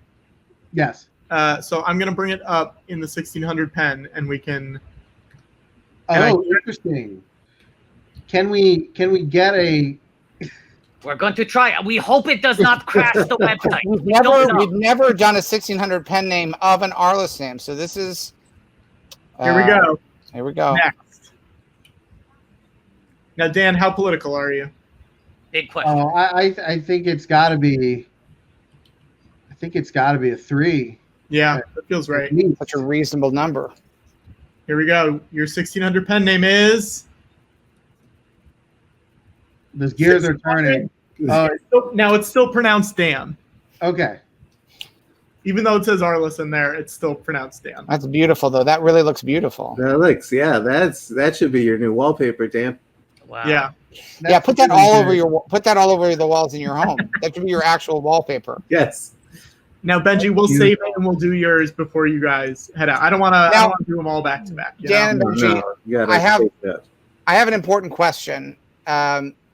There's a scene in an early episode in the residence of the White House. And they're in the kitchen area with the refrigerator, and the refrigerator door is opened, and there are 2 large gourds in the refrigerator. They might be 2 squashes. I cannot oversell. George has been harping on this for 5 consecutive episodes now. Watto, that's really good, Watto. He's doing it backwards. Really good. I get a little credit. I'm doing this backwards, looking at an image of myself.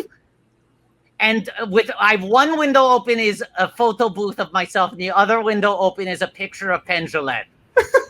Patrick, can we burn the ask and get Penn Jillette to come on here while Watto has the? Can we burn that ask? I mean, I'll send an email, but it's not going to happen. Watto doesn't talk about this much, but Watto was admitted to RISD, and even though he didn't go there, it's like a point of pride. In the proud state of Rhode Island. He could have gone. Wow. Yeah, can we get either Penn or Teller? Can we get Penn or Teller? Can we burn both asks? I'm sure Teller would love to come on. I'm still working on it. I got to get that. Okay, we'll wait till you're done. Honestly, here's the thing. Patrick's acting like it's impossible and it can never happen, but I think there's a good chance that Patrick is trying to fool us. Would you like? You know, Penn Jillette is tangentially related to the 1600 Penn story. What? Benji, would you like to? Benji, will you do the honors? I mean, this. I guess it is. I guess it is related. It all goes back to my bachelor party. Yeah, this is a wild bachelor party story. But yeah, I mean, Dan, you were the one planning this. So right after 1600 Penn ended, all the writers had great camaraderie. We were all great friends, and Benji was about to get married. And I don't know if you guys know this, but Benji is himself a magician. What? He is a magician. He is a member of the Magic Castle. What? His brother is a member of the Magic Castle. His father is a member of the Magic Castle. He is from a family of magicians. Benji. Is this a shock? Benji, no, I'm going to ask you. Yes, please do some magic, Benji. Benji, please do some magic. So I decided that as the organizer of Benji's bachelor party, that I would try to get something magic related as part of the celebration. So on a whim, I emailed the booking agent of Penn and Teller's show, and you can, as a group, you can say what is the name of the group that is, trying to get these tickets. And I don't know what came over me. I wrote the 1600 Penn Writers. Wow. Within an hour, I had received an email from the booker of Penn and Teller who said, "That is my favorite show. Would you like to come backstage and meet Penn and Teller after the show?" Hard yes. Hard yes. Wow. And so, there we were, just young men, and we trading on the 1600 Penn name. We found ourselves hanging out with Penn and Teller for nearly an hour after their shoot for Benji's bachelor party. Wow. So that is wild. It really is. It's that thing. You know what it is? And I think, George, you'll relate to this. Absolutely. I think that the dark side of the Force is very overt. It's not. Okay. It's very. It's present. It's right there. It's right there. Right there. It's tangible. You don't have to hunt for it. Side of the Force is subtle. Yes. It's connections. It's coincidences that are not coincidences, and that is kind of how I feel about what happened at Benji's bachelor party. Yeah, the dark side of the Force is, "I hate you," and then you cut off your friend's arms and legs in a volcano fight. Like, that's the dark side. Very dark. Right. Like, the dark side is like, I'm going to blow up that planet, and the light side is, no, we're going to blow up the thing that blows up that planet. It's subtler. Hey, George, I also want to bring up, I think you need to reinflate BB-8. Oh, really? Okay. I would also add as an addendum to that story that Penn and Teller had not seen 1600 Penn. But their booker favorite show. Booker. Oh, wait, George, no, you don't. It's 4444. We're close, but you're not there. Okay. That's very funny. That's the funniest end to that. Now, wait a second. I have an idea. God damn it. Fuck. Watto has been drawing in a window on his photo booth, which is flipped from the direction of the StreamYard. He was trying to make a speech bubble of Penn Jillette saying bullshit, but now he's just written bull backwards.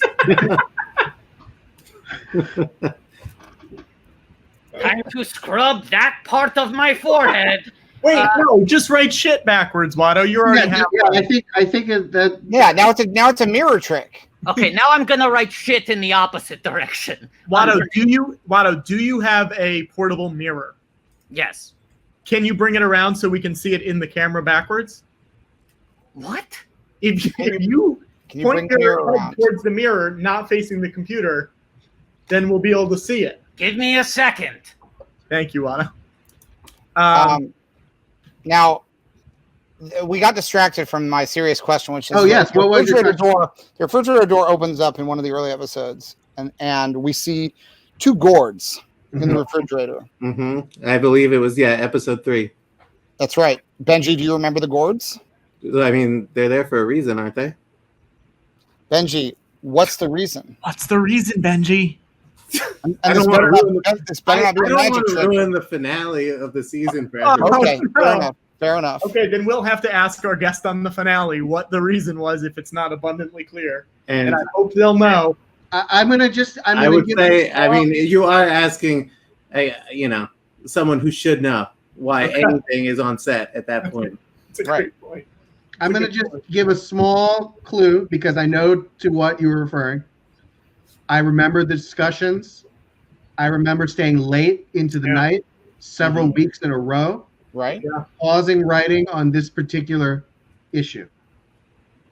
All I will say is that they are both literal and allegorical in a Renaissance art. That's great to hear. Of the term. And I don't want to say too much. Two giant gourds on network television accidentally show up in a fridge in the White House. Let's just put it that way. Yeah. So anyway, George, you're keep digging. I will. Well, now that I know that it's going to pay off, Chekhov's gourds. I can't wait to see that payoff. That's all we'll be looking for. Even though we're invested in the family, we understand the family. We understand their dynamics, and we're unpacking them and exploring them. We do not understand. But I'll say this: for the payoff, you have to be watching just as closely. I will. I'll have my eyes peeled. Now Skip's on a date, and he's getting Cyrano de Bergerac, right? Yeah, sure is. Is that where the idea came from? For the old story of Cyrano de Bergerac? Yeah. Yeah, they watched this episode. Yes. Okay, great. Right. Yes, it's a little known fact, but we actually predated that. It's a classic trope. Yeah, I mean, listen, someone in the chat is saying this also happened in an episode of Arliss. Classic trope. This drawing on the wall looks suspiciously close to the drawing of Penn on Watto's forehead. All the basic structure is the same. I mean, these are the connections. Art is a conversation between other art. I think in our point of view, you have these Secret Service agents with earpieces, and it was sitting right there. Yeah. Right. Now we've been asking people who were involved in the show where do they think their characters are today in 2020? What do you guys think about these characters? Do you have any thoughts about where Skip could be, where Jenna Elfman could be, where Robbie Amell could be? Not the actors, the characters. But I mean, Skip is running for president. Sure. Well, as you know, for those who don't know, a long brewing passion project of ours is the reboot of 1600 Penn. And I have proposed that actually President Gilchrist wins non-consecutive terms. Whoa, Grover Cleveland. Like Grover Cleveland. Wow. And this is the way that I would bring 1600 Penn back into the fold.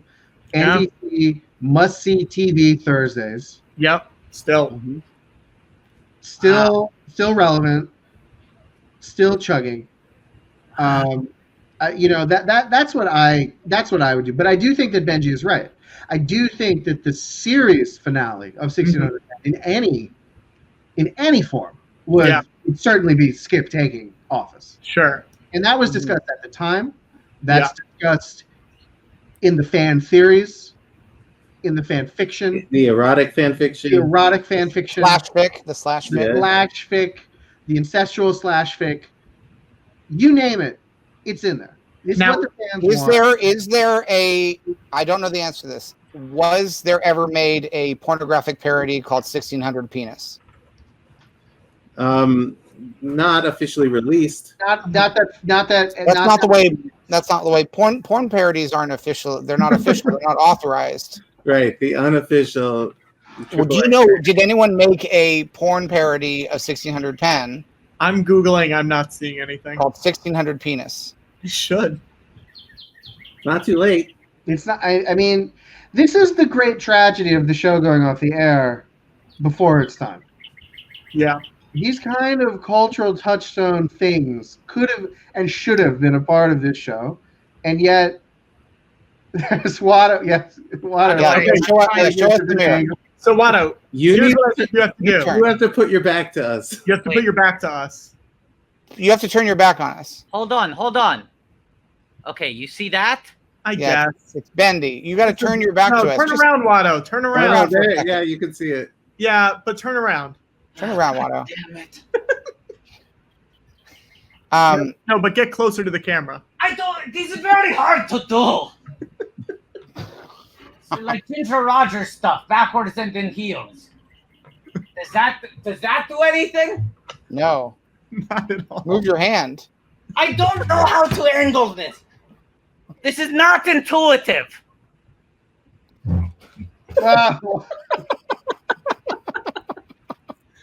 Perfect. Yeah, the way Yeah. Yeah. Now zoom in, Watto.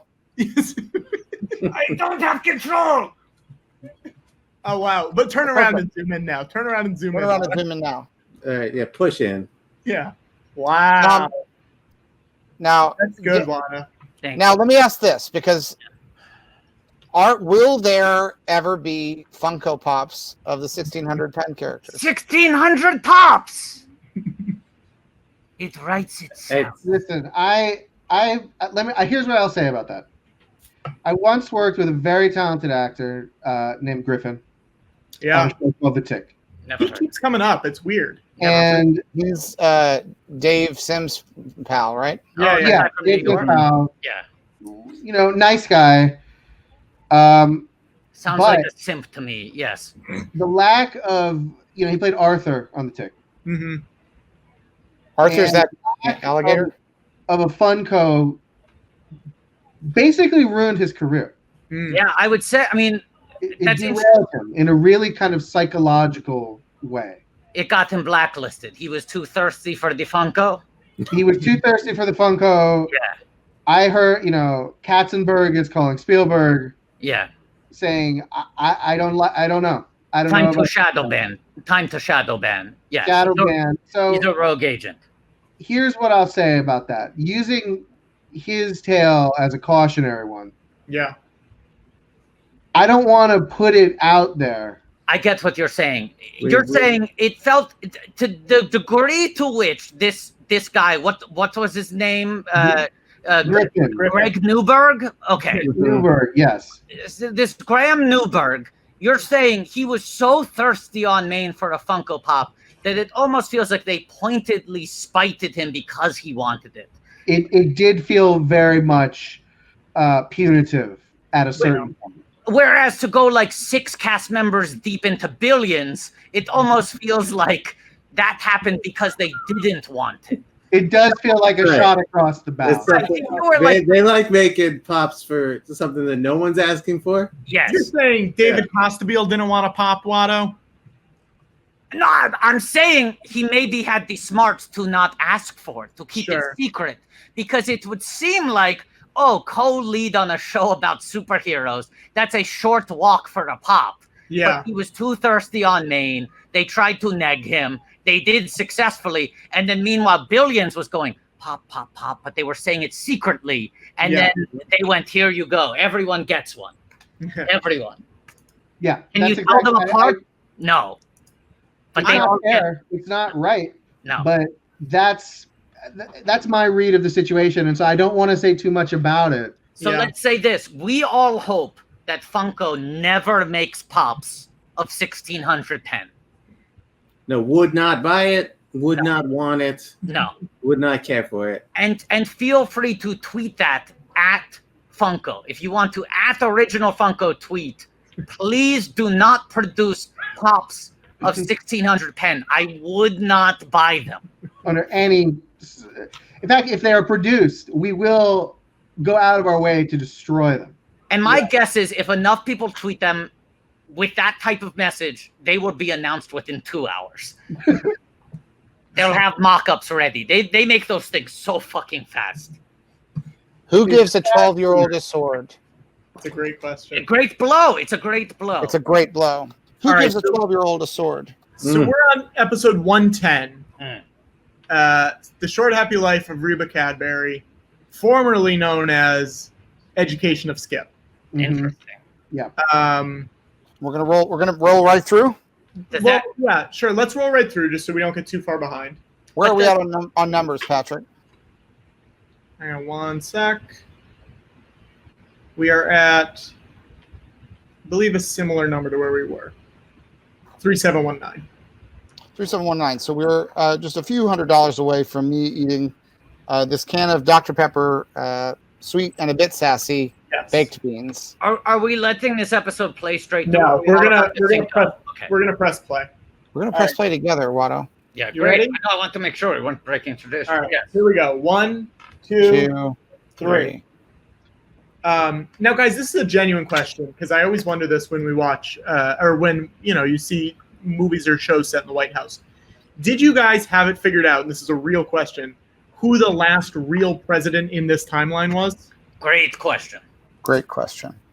I believe that we said that we would not reference anything after Reagan.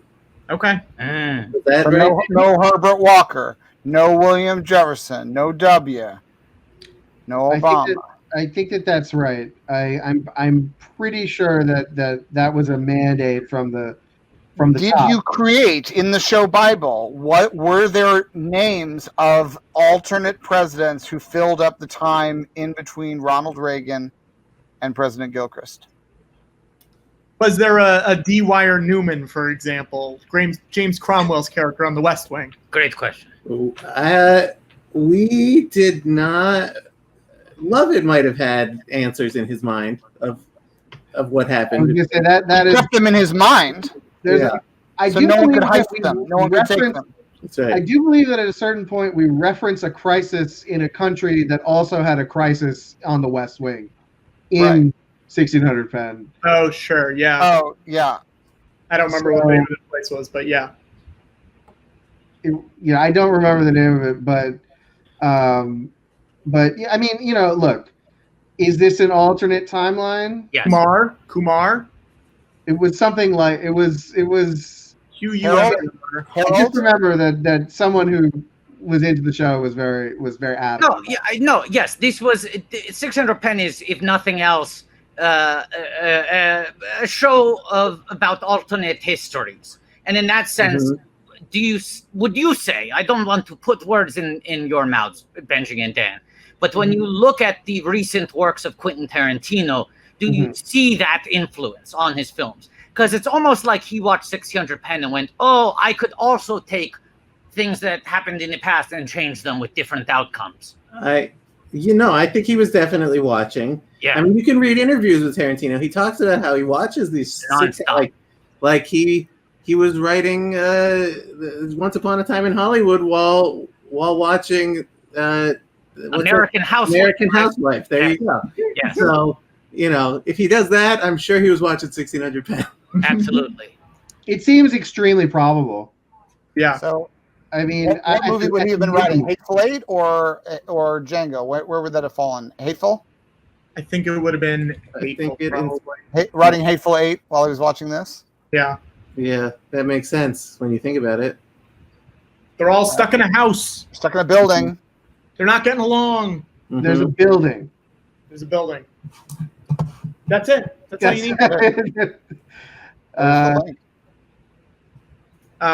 Family. Now, people are also asking in the chat, this happened a while ago, I can't find the exact comment right now. does Detective Pikachu exist in the 1600 Penniverse, and does 1600 Penn exist in the Detective Pikachu-verse? Unbelievable question. Oh, yes, of course. Of course. Okay. And in fact, we have that written into every project that we take on. Yeah. This is if you were to synchronize the episodes that Benji and I have written, produced episodes of television, Yeah. and then watch Detective Pikachu, you would see continuities and carryovers that would absolutely blow your mind. Because in our mind, we don't see a Pokemon on the screen, Right. 1600 Penn, but imagine the security risk of that. Yeah. There are good reasons that that's not happening. Yeah. Are they present? Are they outside the fence? Of course. Look, There's we a need refrigerator. There's a refrigerator downstairs and below the White House. there's a lock on it. We're not going to see gourds. George, also, It's full of gourds. That's why the lock is on it, and it has the White House logo on the side of it. George, isn't there something you're supposed to be doing during this episode? Not yet. You know the moment you're waiting for? I know it's not yet. He's right. He's right. We'll worry about it later. Okay, this is what I want to say to Benji and Dan. What you're describing is a real dress for the job you want sort of scenario, in which you were so confident that you would one day end up co-writing Detective Pikachu that you decided to preset everything else you wrote in the Detective Pikachu universe. Mm-hmm. Yeah, that's exactly right. You're telling me every other project was laying track for the things you would ultimately set into stone on Detective Pikachu. That's what you have to do to be a master storyteller. No, The only way that I can describe it to you, Watto, is my favorite movie is called The Third Man. Great film. Not as good as Detective Pikachu. Probably the second best Second noir greatest, mystery ever. probably. But before Graham Greene could even write the screenplay, right? He said, "You know what? I need to write this as a novel. Yes. Yes. I need to perfect this on the page." Yes. And the screenplay of The Third Man, in my opinion, is the final draft. Mm-hmm. This is much like A Few Good Men. You know, Aaron Sorkin writes it. People want to option it for a movie, and he said, we have to do it on the stage first. I want to work it out on the stage. People said, we'll bring you straight to the majors. We'll draft you out of high school, put you on the big screen. He said, no. It has to be perfect. Give me a dry run. So, in much the same way, and yes, I mean, could people argue that this predates even the creation of Detective Pikachu? Sure, if you want to be pedantic, I suppose you could make that Who argument. wants to be pedantic? Nobody. No, but you had a feeling that game would be made at some point. Fonzie.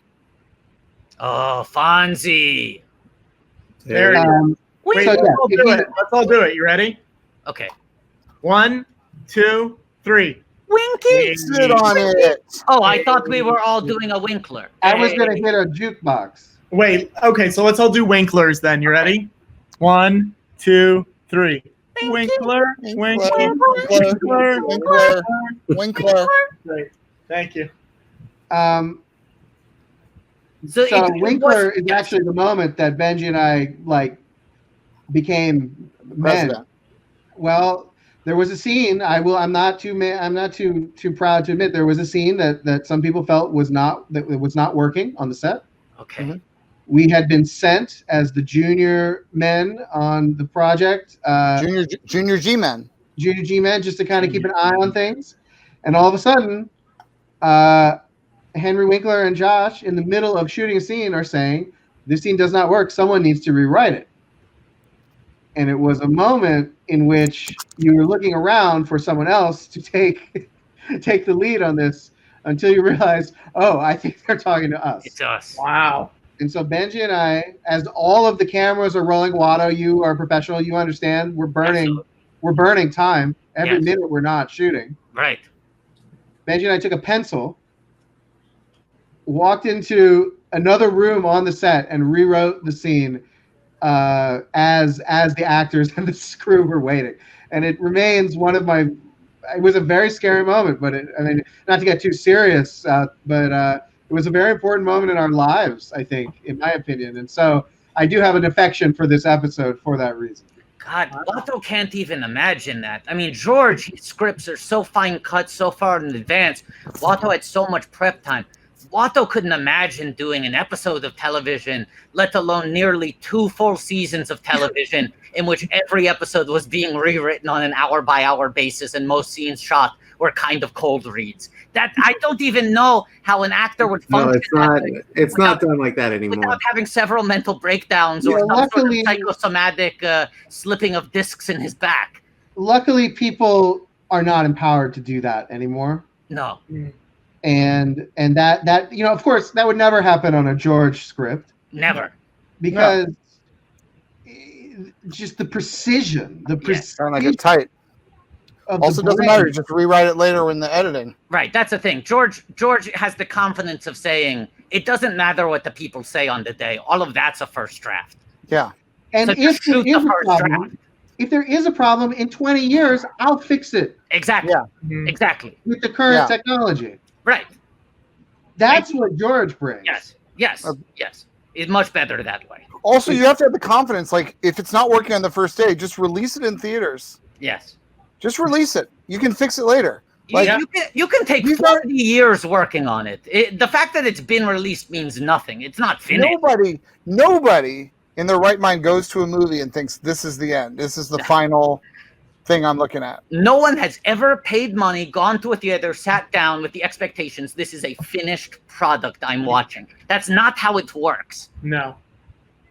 Maybe if you are a crazy person, like someone in the National Film Registry, right? Who's like, give us your rough cut. Those lunatics.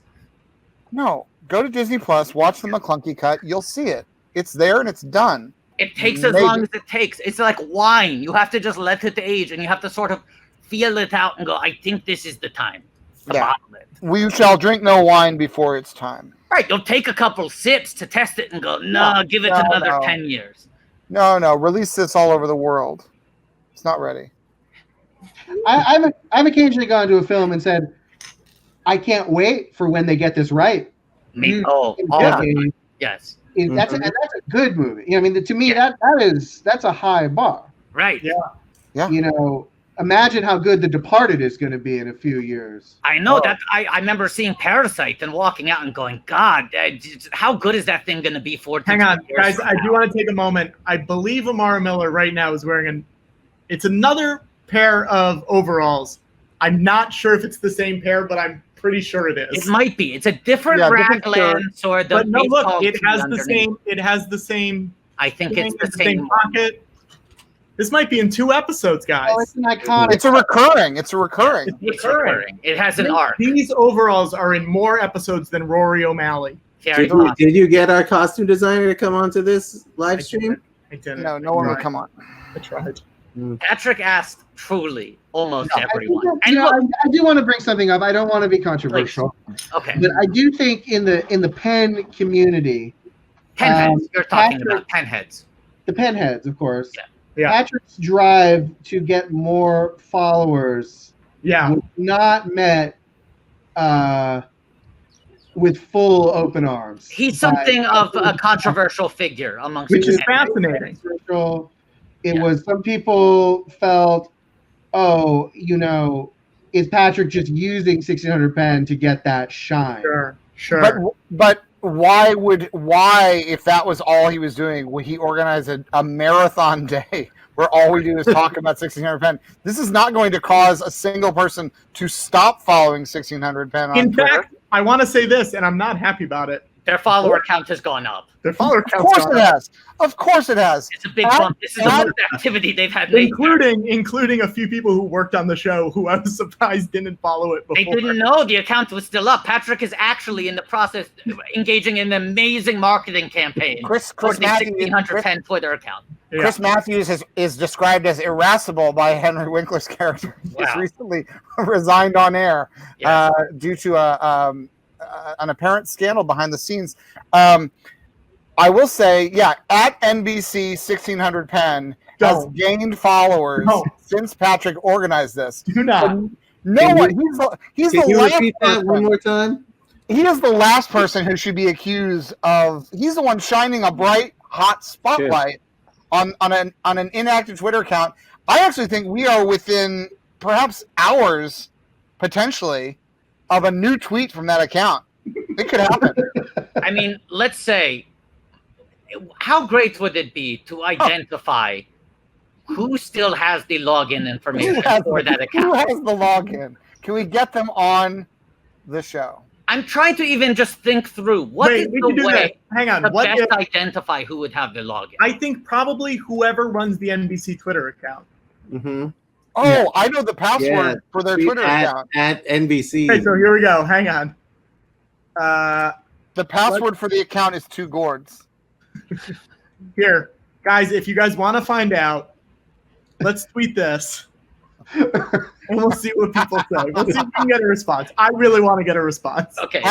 No, put the fear of God in them. Put hashtag 2 gourds because that's the password. Wait. That's Also, the password to their Twitter. Make sure you put a period before the at. Yeah, period. Yeah, so everyone who follows you can see this tweet. Yes. Yeah. Not just those who already follow at NBC or at NBC 1600 Penn on Twitter. Ooh, look at those toys. There's a Noah's Ark toy, which is a reference to Fantasia 2000, a segment in which Donald Duck replicates the famous Bible story of Noah. For all we know, a segment that might be remade in live action with Nicolas Cage. Very likely. But please, please make National Treasure 3 first. Yeah. Then Fantasia. That was a while ago, guys. You missed that. Sorry, guys. That was a while ago. All I'll say is I just hope that Patrick isn't sowing the seed of his own greatest enemy coming back after having been defeated. Look, I'll say, friendly competition is a great motivator for creativity. I mean, you could say, oh, Patrick is antagonistic towards the 1600 Penn Twitter account, but this might be the thing that finally wakes the sleeping giant out of slumber and create a new tweet. But I think this is basically the same thing, and this is not against, not a slight against the account or the show. It's basically like me being antagonistic against a wall, because nobody's seeing the antagonism. Mm-hmm. Well, that's why we got to tweet at NBC. Wait, like one of the walls from National Treasure? Yeah. Do you guys know this? Do you know this? The Oval Office in 1600 Penn, the walls are from National Treasure 2 Book of Secrets. I did know that, but not just National Treasure 2 Book of Secrets. Also, what was it? I heard the pilot. The pilot is from West Wing, and then the rest of the show was National Treasure. But there was another composite within that.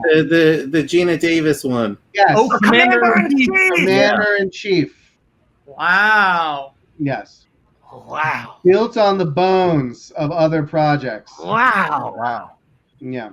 I do remember that because there was still a Post-it that said Commander in Chief on certain parts of the Oval set. And there was also a huge graffiti tag that said Gina was here. WZ. Gina UZ, was right? Here. Yeah. And then Mensa underlined. Man. Man, really.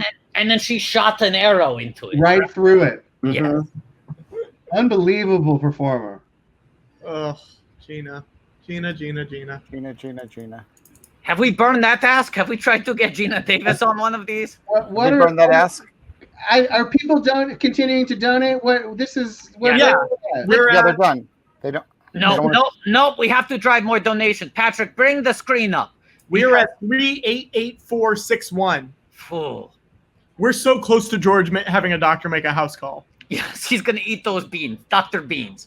And Dr. let's also Beans. say, at 4,592, we officially extend this live stream by over 2 hours so we can watch National Treasure 2 Book of Secrets. With Amara. With Amara. Mara has Miller specifically will asked come to come back to watch National Treasure with us.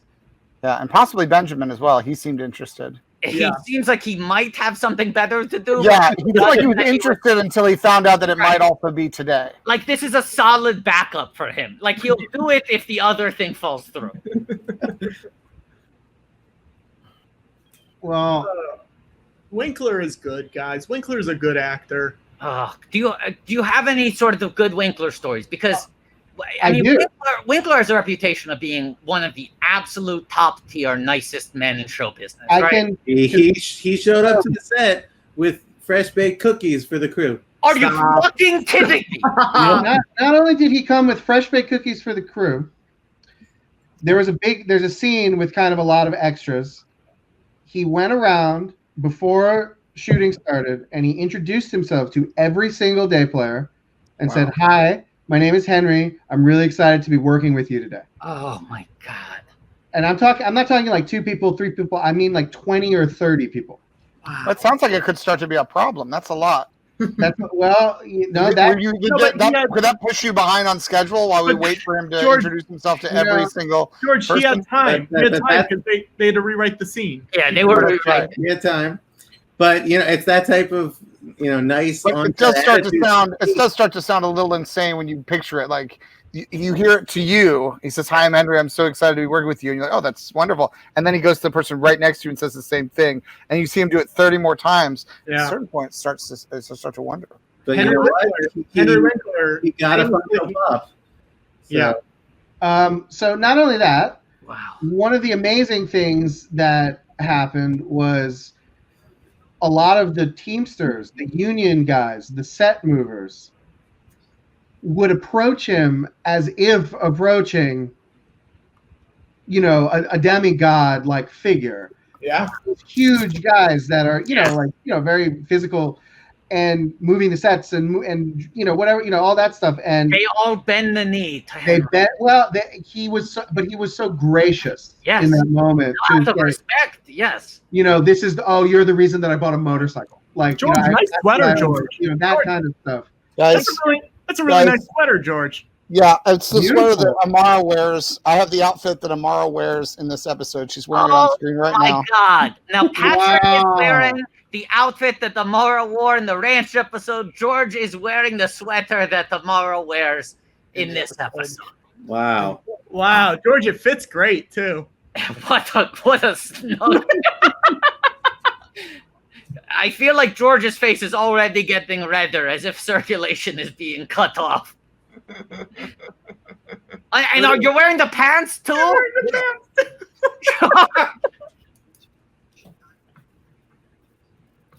Oh, George. Now, George, can I say, wait, George, back up again for a second. This look with you look like pants. Do you know what he looks like? Are you and I about to say the same thing, Patrick? You want to say it on 3? Yes. 1, 2, 3. Winnie Donald the Pooh. Duck. What do you think he looks like? Winnie the Pooh. They're the same color palette, right? Oh no, you're right. It's Pooh. It's Pooh. I was getting things confused. Wow. It's Pooh. He looks like Pooh. Little stubby yellow legs poking out from underneath. That is the actual costume. Yes. Yes. Screen worn. Screen worn. Well, can we, Patrick, check the money, because I think something may have happened. Oh wow! Hang on 1 second. Wow. That Whoa! Okay, let's update. Here we go. Wow. Unbelievable. I mean, what an incredible collector's item. The odds of both George and Patrick purchasing screen-worn outfits from 1600 Penn. Those must have been the only 2 available on the internet. Yeah. I don't think I'll ever see a screen-worn outfit again. Anyway, let's get ready to watch the next episode. Okay, hang on. Here we go. We have hit 4,125, which means George needs to have a doctor make a house call. Doctor going to make a house call. And now I'll say we are within spitting distance of National Treasure Book of Secrets. We're so close. Spitting distance. We're within spitting distance of George reinflating BB-8. We're in spitting distance of National Treasure Book of Secrets. Okay. Let's start this episode. Okay. Actually, let's wait 1 minute and then we'll start the episode. I got to say, no, what are you going to say? No, more I was important. just going to ask him how the pants feel. The pants, well, this is, I want to say, right now in Marin County, temperature is 90 degrees. Yeah. I'm outdoors. Yeah. I'm wearing a young girl's sweater and jeans over my clothes. Yeah. This is very warm. It holds in the heat. This sweater, it holds in the heat. If it was cold, I would be this would be a great outfit. It is very hot. Now, George, It's like an insulated travel coffee mug. I knew it would be hot, so I bought a fan specifically for this because I knew I would be sweating too much. I made Star Wars and Indiana Jones, so I need another fan like I need a hole in the head. So true. Wow. Well, so it's time for me to heat up these beans. Yeah, go heat up those beans, but leave the pants on. Is that a paraphrase of The Godfather? No, it's not. Wow. Let's start this one. Heat up the beans, but leave the pants on. That's not from The Godfather. What a day it's been. What a day. Isn't that from The Godfather? I swear I did second unit on The Godfather. That's not from The Godfather? Heat up the beans, leave the pants on. Clemenza. Yeah. Yeah. Clemenza. I'm glad you know, George. All right. Is it dinner, bath, puzzle? Is that the next thing? Yeah. You guys are welcome to keep hanging out, or if you got to bail, you feel free to go. But I think I have to go take care of my children. That makes sense. But, The show is about family. Benji, can you do a magic trick real quick? Just a real quick magic trick. Is there any quick sleight of hand trick you could do on camera? Wait, we need to get that full screen. Hang on, Benji. One more time. Full screen. I can't repeat a trick. Yes, you can. No, he can't. 2 decks of cards. No, he inside can't. of him. Okay, that's it. He can't. If he had another trick, that'd be fine. But he can't repeat that one. 2 decks of cards inside of a human body would kill a man. Yes, Patrick, don't be unreasonable. All right, bye, guys. Bye. What an exit. Oh, his second trick, he disappeared. That was fucking unbelievable. What an exit. Like Watto said that, and he thought Benji might scramble and then look around his environment for a moment and then come back. He must have eaten those cards before we even began watching the episode. Man.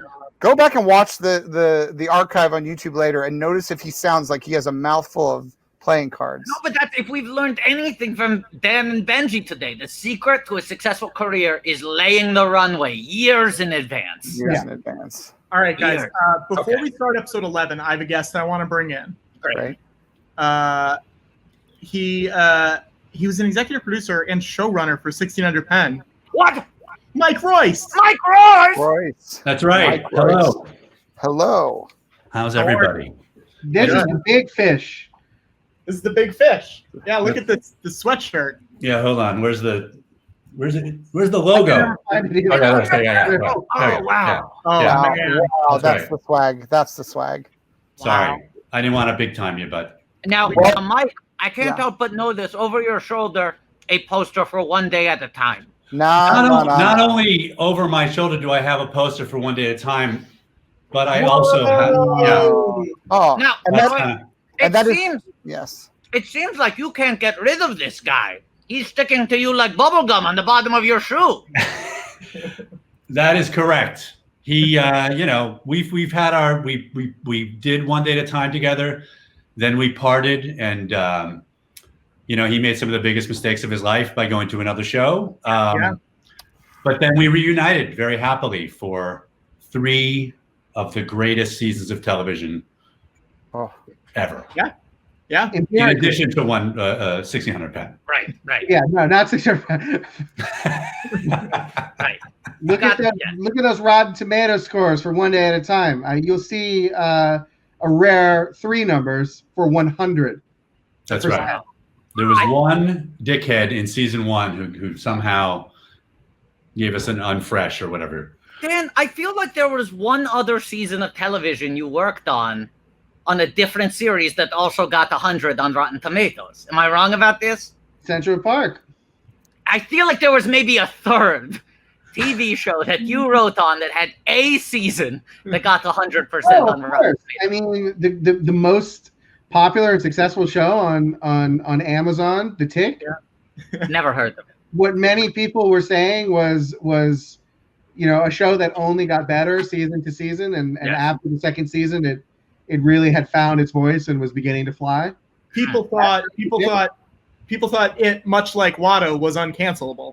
But yes, people thought this is the on. Watto of television. Well, the fact that we're talking about 1600 Penn, a show that died prematurely, goes to show you that this crazy.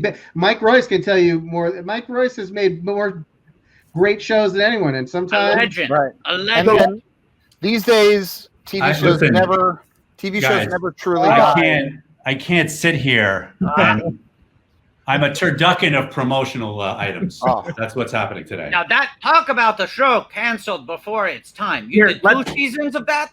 There were 2 seasons of that. Good show. Good show. Thank you. It's now on HBO Max. I'm like I said, I can't stop promoting anything. Yeah. Let's start this episode. Let's start up the Okay, I'm gonna start. I'm gonna start on my TV. Okay. Let me know. My daughter has risen from the crib, so I must away. That's fair. But thank you everyone for raising so much money for an awesome cause. Thank you, Watto. Thank you, You're the best in the biz, Dan. Mike, I'll see you on the other side. Thank you so much, Dan. We'll see you. Bye, guys. All right. Let me know when you guys are ready. And Mike, you'll have to forgive me. I'll have to leave the stream for just a moment to satisfy one of our stretch goals. I have to heat up this can of Dr. Pepper beans. Oh, of course. Yeah. Why wouldn't you? Let's ready? Yep, I am ready in 1, 2, 3.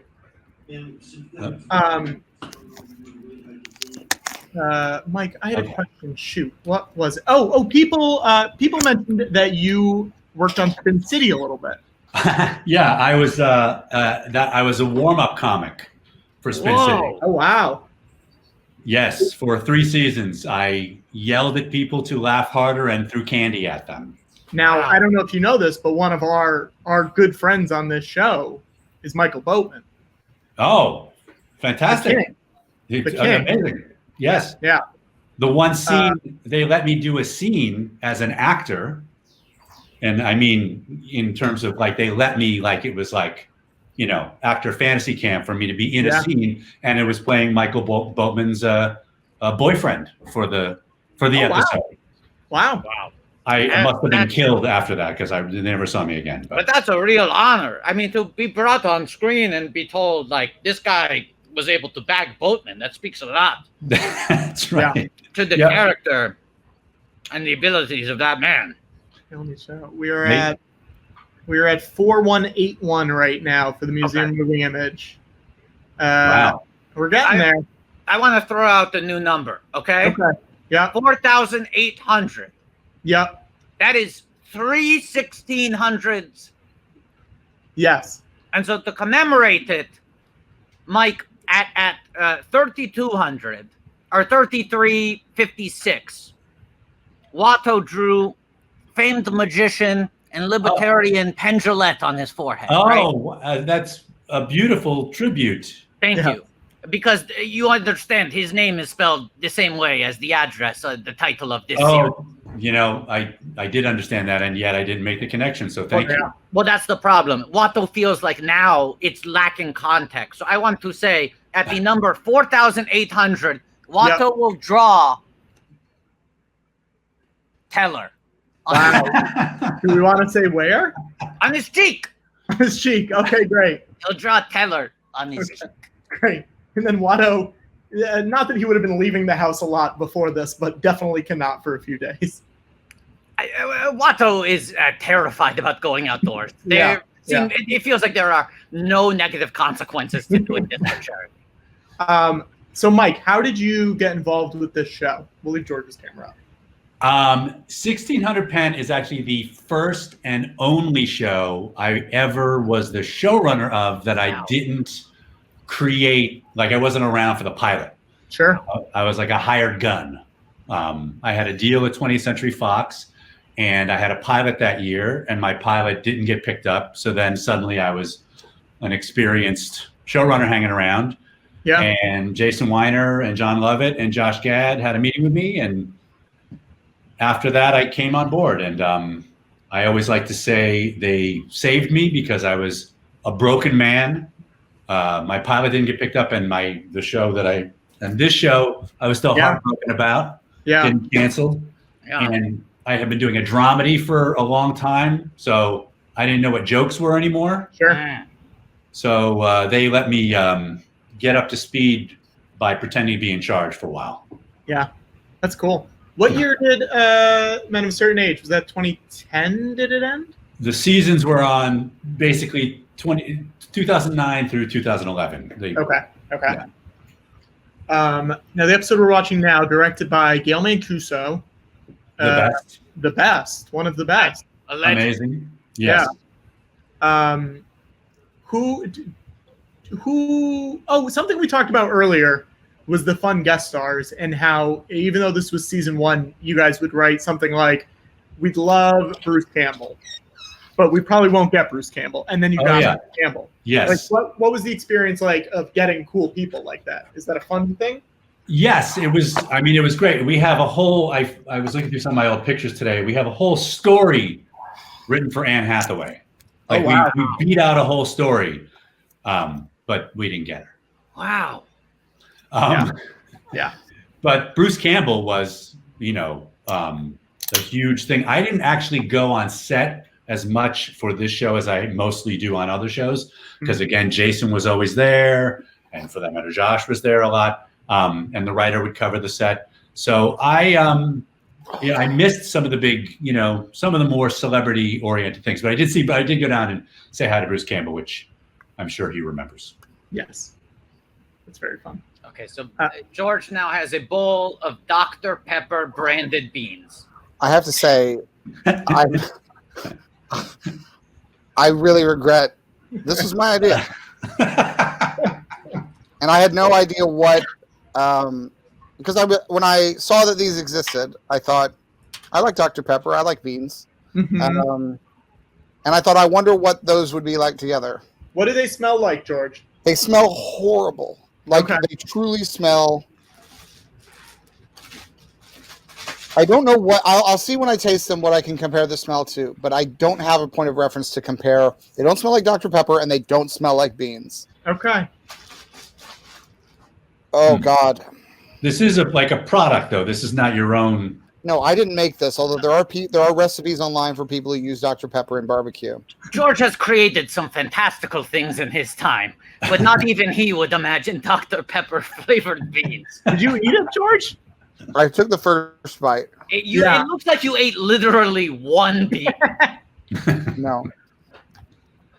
Oh man. Maybe it's better if you drink Dr. Pepper with it. Maybe it's better if you put some crunch on it. Just take a bite, George. Just take a bite. Oh, George. Oh no. Oh no. Oh yes.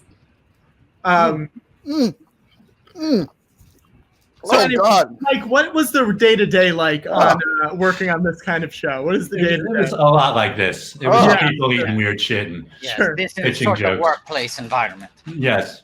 It was great. It was. I mean, I checked in during the day. I saw you had Laura Guten on, who's a fine young woman who's a fantastic writer, Peter Knight, and Dan and Benji, and all these. We had all these great writers. For me, it was the first writer's room that I went into where everybody was not just younger than me, but like markedly, like a very embarrassing amount. Where suddenly, because Men of a Certain Age, we had kind of an old, we were in that age group. So suddenly I became very quickly the old man telling the boring stories. Yeah. That, of course, they work, sort of nominally for me, so they have to pretend to laugh at. And I got used to that and realized this is great because I can keep talking. They have to laugh, essentially. But no, it was great. There was like all those writers are doing like super great things now. Sanjay Shah's running Central Park that Dan mentioned. Oh yeah, that's awesome. And it's it was fantastic. It's a lot of people who were known at the time on this show who I feel like have blown up since. Like I feel like Gad is so much bigger, Robbie Amel's bigger, Andre Holland's. Like there's so many people that are really working Well, yeah, Gad was huge. Yes. Yeah. Then we brought him back to earth on the show. Yes. And then he blew up again afterwards. Yes. Yeah. So we just reset expectations for him. Yeah. He wanted to get humbled a little bit. Yeah. He said, I need a quick reset before I become the most successful cartoon character in the world. How much time do you spend on the set versus in the writer's room? I like to be on the set like as much as possible. And now, with One Day at a Time, it's a multicam, so it's a whole different, it's like a play. You're watching rehearsals you're there all the time. But for single cam, it's I like to be there as much as possible because you never know. I mean, you go through a lot of meetings and with the director, but if you're not there, you feel like I'm always the guy who's in the editing room and like, shit, why didn't we get this or that or this or that? And then often I realize, I was actually there for that and it's all my fault. So at least if I'm there, I can blame myself. Yeah. Do you remember, this is a question I don't think we've asked, were there any stories that you guys really wanted to get done on the show that you didn't get a chance to? For 1600 Penn? Yeah. It's okay if you don't remember any, but I feel like there was one. I can't remember. No, I don't. There's not one I remember. The thing about this episode that we're watching now is that this is the one very few times in my career, not because I'm awesome. Well, maybe because I'm awesome. I've had to throw out a script very few times, maybe once or twice. This was actually not a script that got thrown out. This was an outline that took forever to write. That once we got it was actually getting very close to shooting it, and we didn't have a script yet, and the outline just didn't work. And so we, as a room, actually wrote it as a group. Wow. Which happens a lot on shows. I take pride in it not happening to shows I work on because I like to be prepared and ahead and, awesome. But this was like, we just threw the whole thing out and took a couple pieces and started from scratch. And then it turned into one of my favorite episodes. And everybody there pitched it like it was just an amazing feat by the writers to make it not just an episode that got shot and like we made it, but like it was a really great one. That's very cool. I'll tell you what these are like. These are like if Dr. Pepper was a person. Yeah. He was in your house, but you couldn't see him. And he was running around your house screaming as loud as he could, so loud it was hurting your ears. But you couldn't tell who it was or what it was, and every now and then he jumped out and yelled, "I'm Dr. Pepper," and then immediately was gone. Wow. That's what these taste like. Every now and then they do taste like Dr. Pepper, but it's like if Dr. Pepper jumped out and didn't just identify himself, but stabbed you. Yes. And said, "I'm Dr. Pepper." And before you could look around to see who it was, the screaming, the distant screaming continues. That's what these beans taste like. Wow. Wow, George. That sounds like a bad doctor. They hurt when you're not eating them. Yeah. You eat them and they taste terrible. But when you stop eating them, your mouth starts to hurt. It sounds like it's almost like a rapidly habit-forming drug. Almost like you're no longer eating them for enjoyment. You're eating them just to get even. I've never felt like this. I feel like you start out and you are eating the beans, and very soon after that you realize the beans are eating you. Yes. No, sounds very much like heroin. Peter, the sets are so great. Like we've been talking about it. The sets are insane. Look at this bathtub. Jesus Christ. Do you know the history of the Oval Office set? Because this is something we've been talking about all day. Oh, yes. I do know a little bit. It went a bunch of different... Where did it go? It went some places afterwards where it was like, how the fuck did it end up there? Okay, we know where it was before, but we've heard no stories about where it went after. Well, you could be right. You actually could. No, I'm pretty sure it went somewhere after. It went to a show. So we know, we'll say before where we know it's from. We know 2 places it's been. The pilot was from partially from West Wing. And then the series, the walls, I guess, were from. But that's only the pilot. Then it was made. Okay. Right. That makes sense. Okay. Yeah. Series was from National Treasure 2: Book of Secrets, and the Gina Davis TV show Commander in Chief. Yes. That part. Okay. Wait, so that one you remember. I thought I went to Commander in Chief after, like, cause Great question. Let's look it up. Commander in Chief was like 2006 or something. It was earlier. Huh.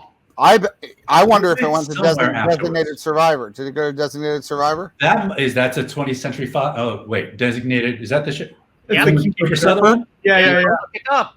I'll bet that's where it went because it was a beautiful set. It was gorgeous. They made the White House. I don't know what came from where beforehand, but they made from scratch like these columns and like I just remember Jason Weiner starting to talk to me about scalloped window treatments, and I was like, I'm out of my.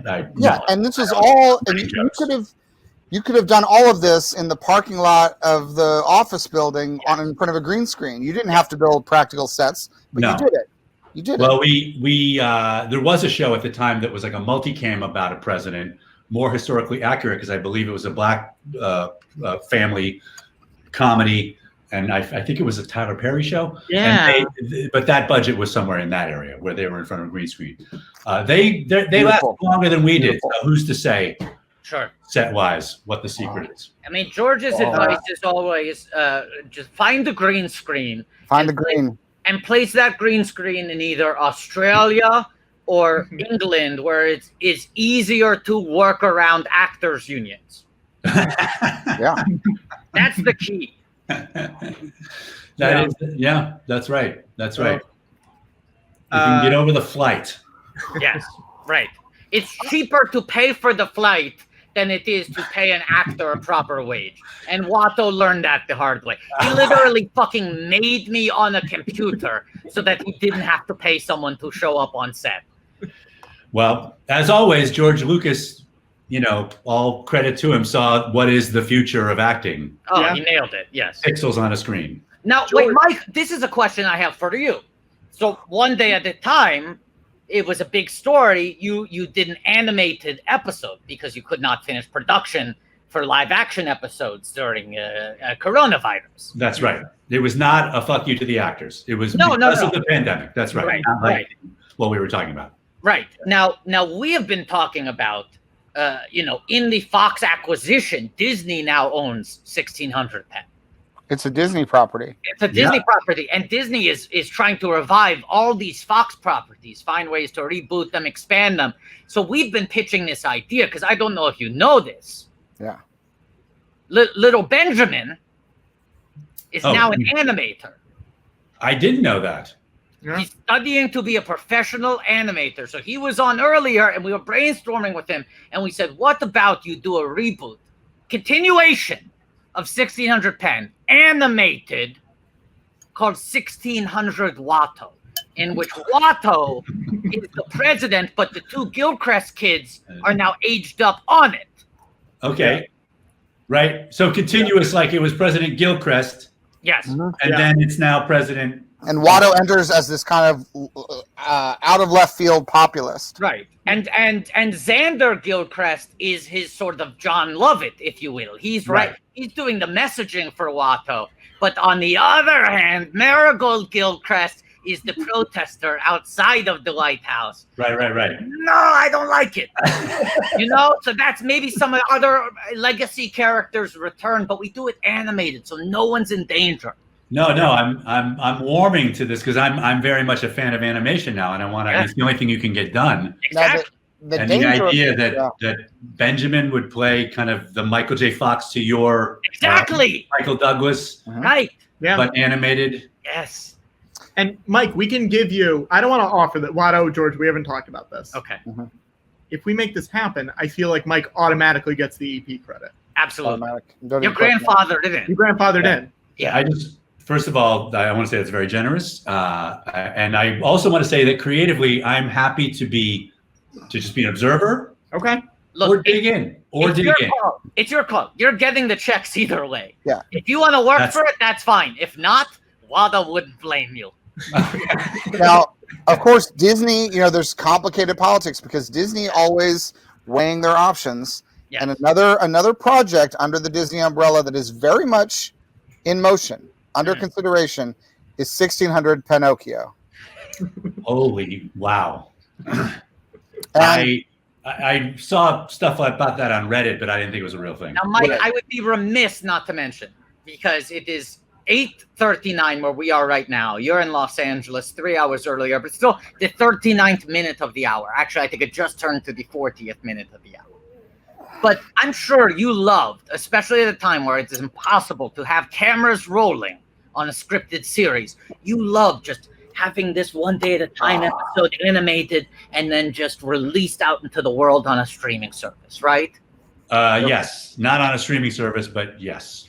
Right, yes. Yeah. Pop TV. Yes, now, exactly. Mike, what would you say if I told you, and this is 100% true, that around the same time that you folks are hard at work on 1600 Penn, making episodes, having them air, George Lucas self-financed and self-produced 39 episodes of an animated series. This is 100% true. The real George Lucas, who is here on this live stream, Lucas, right here. Yeah. Produced, self-financed 39 episodes of a show called Star Wars Detours, and you would like this, Mike, because it's like Star Wars but very fun. Oh, funny Star Wars? I mean, that's the dream, right? Yes, yeah. Funny. That's like sexy pizza. Right. It's Dr. Pepper beans. It's the two things. How do you improve something that's already perfect? Yeah. The natural matching. So he produces this show, says, I'll just make it. I'm so confident that there's an audience for this. I'll make it and I'll sell it to someone later. But around the time they finish production, Disney comes sneaking in, trying to steal Lucasfilm. So he goes, well, good news, at least, silver lining here. Disney loves releasing animation.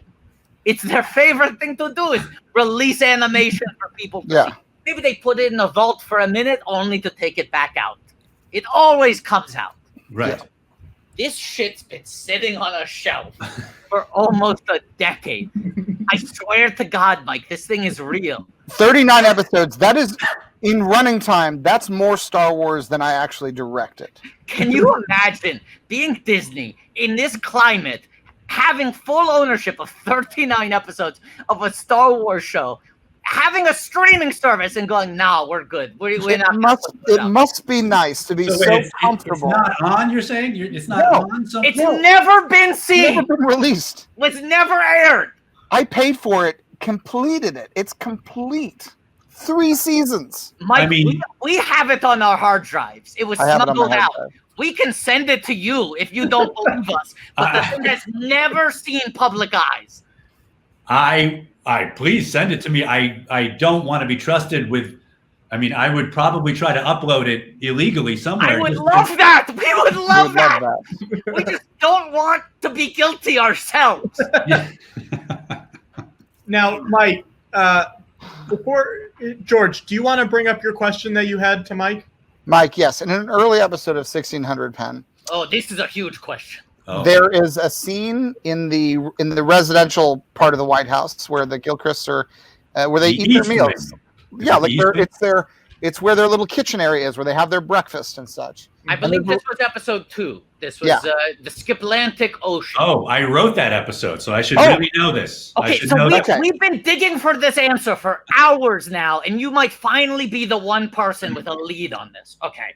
All right. A refrigerator door is open at one point, and we see inside the refrigerator some large bottles of syrup. Now, these are part of the plot. The syrup is then poured onto a breakfast item. Right. But on a higher shelf in the refrigerator, framed so that you can't look away from them, are 2 gourds. Possibly 2 squashes? Okay. Squashes? Squash? What's the plural of squash? 2 squash? Squish? 2 squish? But Amara confidently called them gourds. Yes. Oh, okay. I think they're gourds. We think they're gourds. She remembered acting with them. Right. But no one can referring to the 2 actors in a derisive. Hey, come on, Mike. This isn't warm up for Spin City. Holster those jokes for 1 minute. This is a very serious line of questioning. So I'm sorry. I'm so sorry. Mike, I'm rusty. It's in your bones. You can't turn it off. I haven't been out of my house in so long. You can't turn it off. How about the right side of the room? Can you make some noise? Hey, come on. I'm flashing back now. Come on. Okay. Do you have a draft of that script accessible? Do you recall? If you give me 30 I'll give you as much time as you need. Yes. Okay. I'm curious whether you wrote into the screen directions. We open on a refrigerator door. I don't need to look. I don't need to look. Yeah. Did you write about the gourds? Did you write the gourds in? George is trying to understand who created the gourds, who brought them into this universe, and what was the deeper meaning. Was this just a piece of set dressing that someone wanted to add 2 gourds? They're just like, put them in the refrigerator. Or was this carefully plotted out from the first draft when you wrote it, that they would have 2 gourds? And once again, he's been harping on this for roughly 6 hours now, asking every single guest if they have any memory. I could show you in Star Wars where I wrote that there were 2 suns on the horizon. Let him answer, George. It's not known about me, but I have a 2 gourd minimum any show I run. Wow. So it has to be. There it is. Okay. No, I'm gonna backtrack. No, that was another Spin City. Spin City. Yeah, it was endless jokes that I have. I want to see that so badly right now, and I don't have it in front of me because I know you're right. I wish I knew. I'm going to attribute it to Jason Weiner.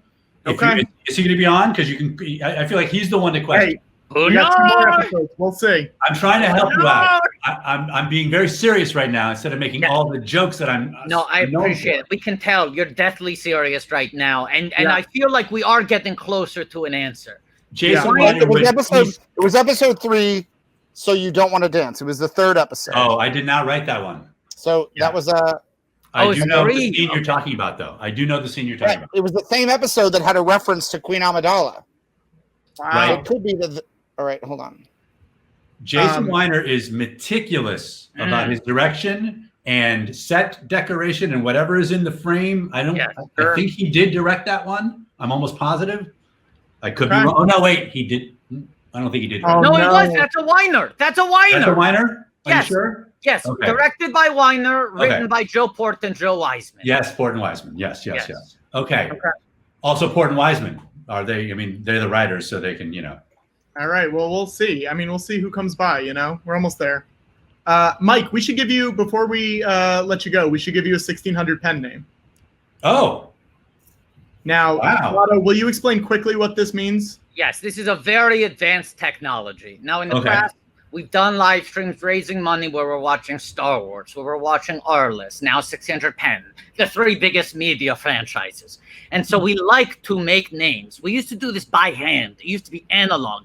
But now one of our viewers has made a website. This is a public website anyone can actually log on to called 1600pen.me. So we used to take names, make them sound like a droid or an alien. Then we'd take names, we'd put different symbols that represent currencies in the name to make them like Arliss. And this is a mysterious website. We still don't quite understand how it works. But you put any name through it, and it turns it into a 1600 pen name. Okay. So it's a 2-step process. Mike, can you verify that there are no spelling errors in your name as it appears on screen right now? That's it. You got it right. That's it. Okay. Next. Okay, now, Mike, how political are you on a scale of 1 to 4? And be honest. Don't try to impress us. Be honest. It will fuck up the entire process if you lie. This is no room for virtue signaling. I mean, I guess 3, pretty high, I would say. Yeah. Okay. That has been the most common answer. It sounds like. Okay. I mean, I might say 4, but I don't want to I'm not trying to. No, don't overshoot it. Let's leave it at 3. We'll leave it at 3. All right, here we go. I'm going to click next. All right, Mike Royce, your 1600 pen name is 1600 Mike. Wow. Wow. Wow. I can see. I can't imagine what it would have said if I guessed a 4, because this is perfect. So it would have been very different. Okay. Hey, wait, George, hang on. George has his 2. Oh, these are the gourds? No, it's the gourds. Oh my God. What the fuck are those? That is not a normal refrigerator. Well, the lighting is very bad on the gourds.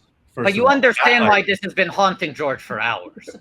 I will go to the ends of the earth to figure out. No matter how far away I hold it, what do you see? You see those gourds. They're looking at you. Look at those gourds. They are very much like the two suns over Tatooine. Honestly, they kind of look like thematic they kind of look like sunglasses, like the inside of the refrigerators being cool. Yeah. It looks like somebody, censored out something that wasn't supposed to be there. Yes. Like 2 blots or something. Oh wow. Yeah, maybe this. I don't want to start a conspiracy theory, but hang on, here it is. Hang on, let's go to full screen on George. There we go. Gourds, cool gourds, cool doors. Oh, it's a cool refrigerator. It's a cool refrigerator. Wow, This is my impression of the inside of the Gilchrist presidential refrigerator. That was our nod to CSI.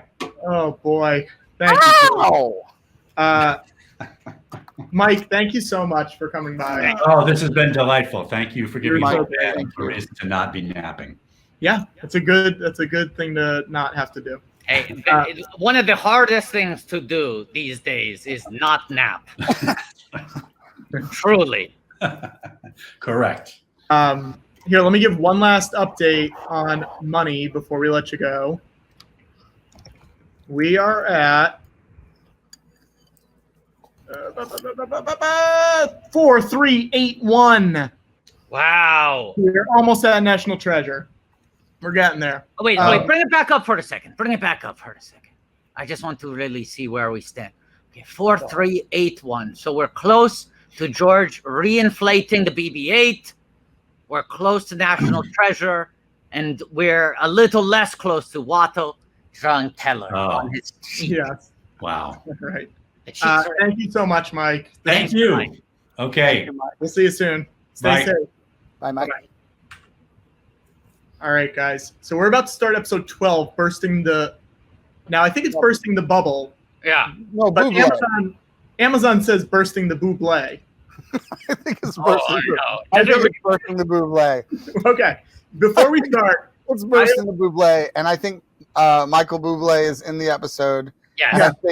And I think they burst him. I mean, if only we had someone who worked on this episode to give us some answers. Oh, this is not a place to make childish wishes, Watto. No. Watto, what are you doing? This isn't 1600 Pinocchio. What if we had a guy who played Casanova in this episode? Casanova? Ooh la la. What if we had DC Pearson? DC. Hi, George. DC Pearson. Hi, Patrick. Hi, DC. Oh, my God.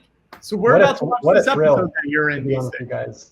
I'm excited. Thank you for having me. Yeah, thank you for being here. It's such an honor. I'm such a huge fan of both of you. Thank you. Thank you, DC. And it's the Venn diagram of 1600 Penn and George Lucas and Watto is so clear. It's a short walk. It's a short walk. DC, have you seen Star Wars? I have seen Star Wars. I am pretty good, huh? I'm one of the small, tight cult of people who grew up on it. Oh wow! Yeah. Wow. I consider it a major influence. Wow. Let's start this episode. Okay. Hey, hold on. We have a scoop here. Wait a second. DC grew up on Star Wars. Okay, let's talk about it once we start the episode. All right. Now, DC, is this episode solve a little? Maybe you can weigh in here. Is this episode called "Bursting the Bubble" or "Bursting the Buble"? I believe it's called "Bursting the Bubble." Okay. This may have been something you might have wanted to ask Mike, but I think that maybe "Bursting the Buble" was in an earlier. That might have been on a whiteboard early on when they were like, "Can we get Michael Bublé? We burst him. He's on tour." That might have been what was Let's just on go "Bursting the Bubble." That would be fallback. Our fallback choice will be "Bursting the Bubble." Right. Yeah. That was probably on Knight's whiteboard, right? That he wouldn't let us see. Yeah. All right, let's start this episode. Here we go. Because Amazon calls this "Bursting the Buble." George, we're getting behind. We gotta do this. No, we're not. Are they going to shut down the StreamYard? No. Okay, ready? I just like staying on schedule. All right, ready? 1, 2, 3. Now, I have a question right out the gates. Okay. Right. Your name is DC Pearson. Wait, hang on. Are we about to talk to DC about this show? Yeah. Talking DC with DC. That's the segment. That's one of my favorite custom graphics featuring my name and face of quarantine. Yeah. Oh, it's a top 5. Did you Yeah, make that? cool. Where did that come from? Don't worry about it. Fair enough. So this is my question. Sometimes Yes. as an actor, you Mhm. feel this is the role I was born to play. Like you get the Right. sense of just like, this feels like destiny. For Watto, that was Star Wars Episode 1, The Phantom Menace, because George literally created me on the computer in order to play that role. Right. I was quite literally born to play that role. Hold on 1 second. I'm looking at this outfit that Skip is wearing on screen. Yeah. Oh my God. It's like he has a hoodie on. Wow. And then he's trying to identify the zipper. And then underneath, over that hoodie, there is a Snuggie. Wow. Wow, Watto. Watto, wow. Who would have thought? Let's all hold them up. Whoa. Hold our tags up. Hold our certificates and our tags. All 3 of us are wearing original screen-worn outfits. That's more genuine 1600 pen paraphernalia that I have, and I was on the show. I mean, you're seeing 3 adult men, 2 of whom are wearing outfits intended for 12-year-old Amara Miller, and the 3rd of which is wearing Josh Gad's own Snuggie. This is, I feel confident in saying that this live stream today is the most original 1600 pen costumes that have been worn in tandem since the show, with the exception of the show itself. No other show has featured this many items of original 1600 pen wardrobe. We should get Guinness to verify this, because it feels like we're probably breaking a record here. We're not only breaking we're not breaking the record. 1600 pen obviously set the record. We haven't broken that. They wore the most 1600 pen clothes of anybody. But George, you yourself just said what the record is. Most 1600 pen costumes worn in tandem since the production of 1600 pen. That's the record. Yes. Now, DC, I have a very important question for you. Yeah. Yes. When you got this audition, Mhm. you open up your sides. I don't know if it was still you were getting messengered hard copies or you were clicking on a link. But you open up. This was in the link. This was in the link era. Okay, so you're clicking a link.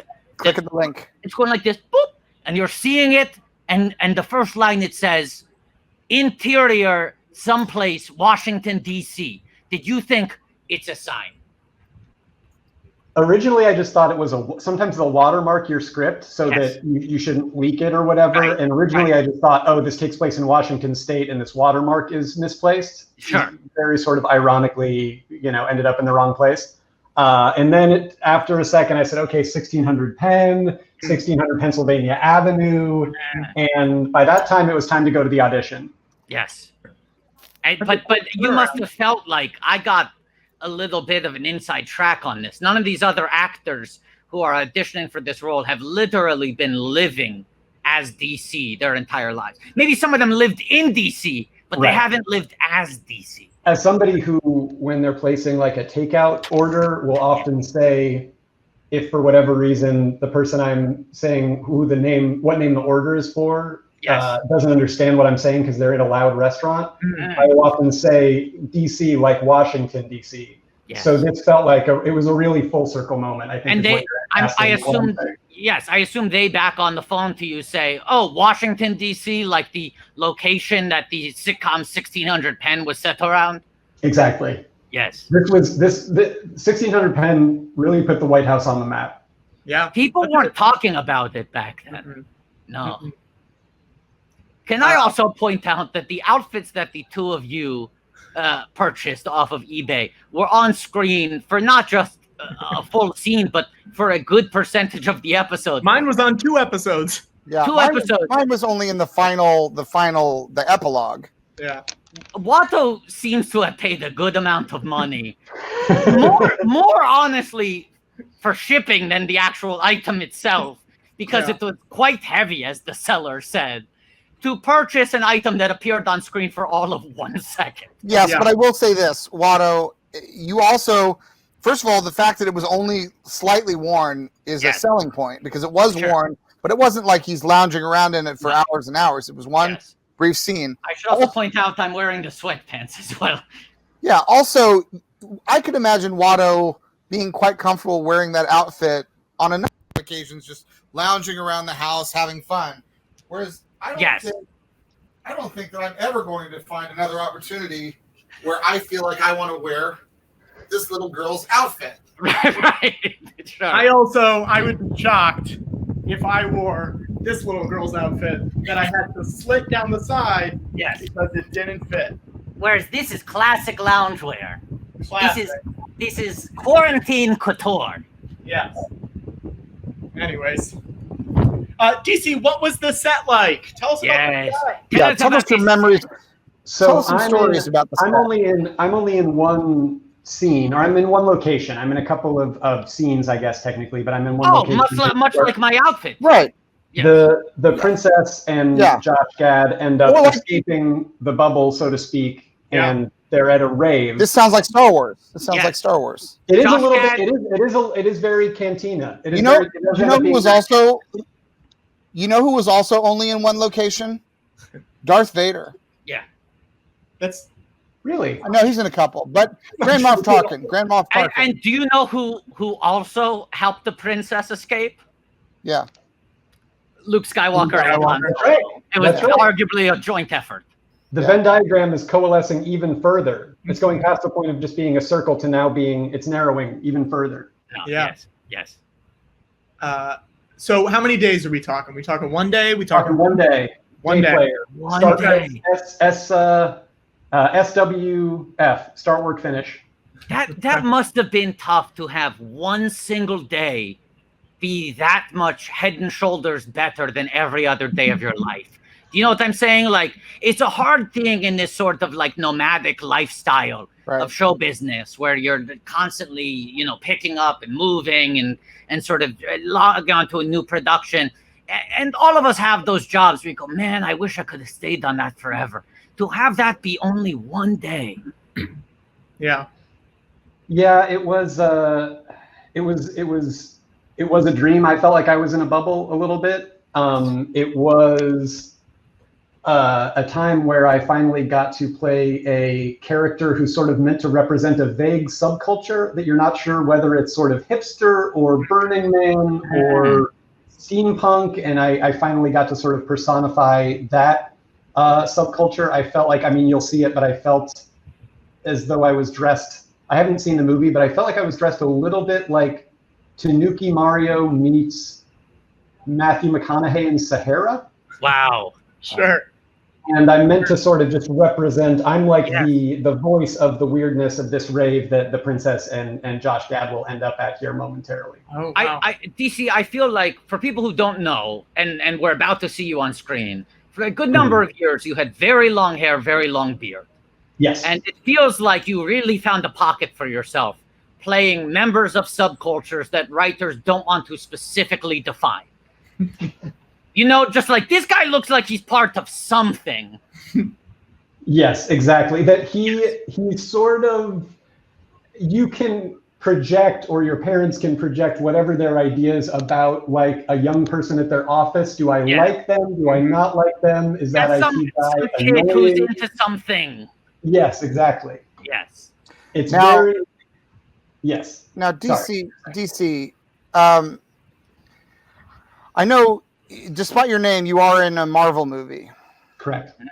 And was that the conflict of interest? Was that the opposite when you got inside? Wait, also a Marvel movie that primarily takes place in Washington, D.C. So round and round and round. That must have been. I only take roles that involve me being able to pun on my own name and other people being able to pun on my own name. Yes. So that gives a little bit of what you call like a little bit of room talk, when you get in the audition room and you can kind of, they can make the joke, you can make the joke, you've already made it in your own head. So if they make it, you can tag it. Yeah. And so that's really been that's sort of where I live. Because I'm just imagining the roller coaster of you open up the sides, first page, it says interior, Marvel Cinematic Universe. You go, fuck, this is the opposite of where I belong. Then dash, Apple Store. You go, huh, that kind of works with the beard and the hair. Let's see where it is city-wise. And another dash, Washington, D.C., and you went, I'm back in. I will say I genuinely did not know until I got to the costume fitting for Captain America Winter Soldier that I was an Apple Store employee. And even then I kind of had to infer it. Wow. I didn't see a script until I actually got there. Very secret. So what was the audition process like? Well, we're in the rave. We're in the rave. We're in the rave. Got to keep our head on a swivel in this rave. Now, DC, are we in under 5? Are we in over 5? What are we talking here? I'm pretty sure I'm an under 5. I think I might only have 2 actual lines. But I'm in a couple of scenes. So like we're saying, start, work, finish again on the call sheet. That means we're starting today and we're done today. And I probably got there at 5 in the morning, and I feel very tired. And I'm thrilled that pretty much everything I ever do, I never get to get into a rhythm with it. Yeah. So anytime I'm ever on screen being seen by millions of people, I'm very tired. Yes. Basically a Creature Cantina sequence. As I remember, there's no extremely Cantina sequence. Yes, very much so.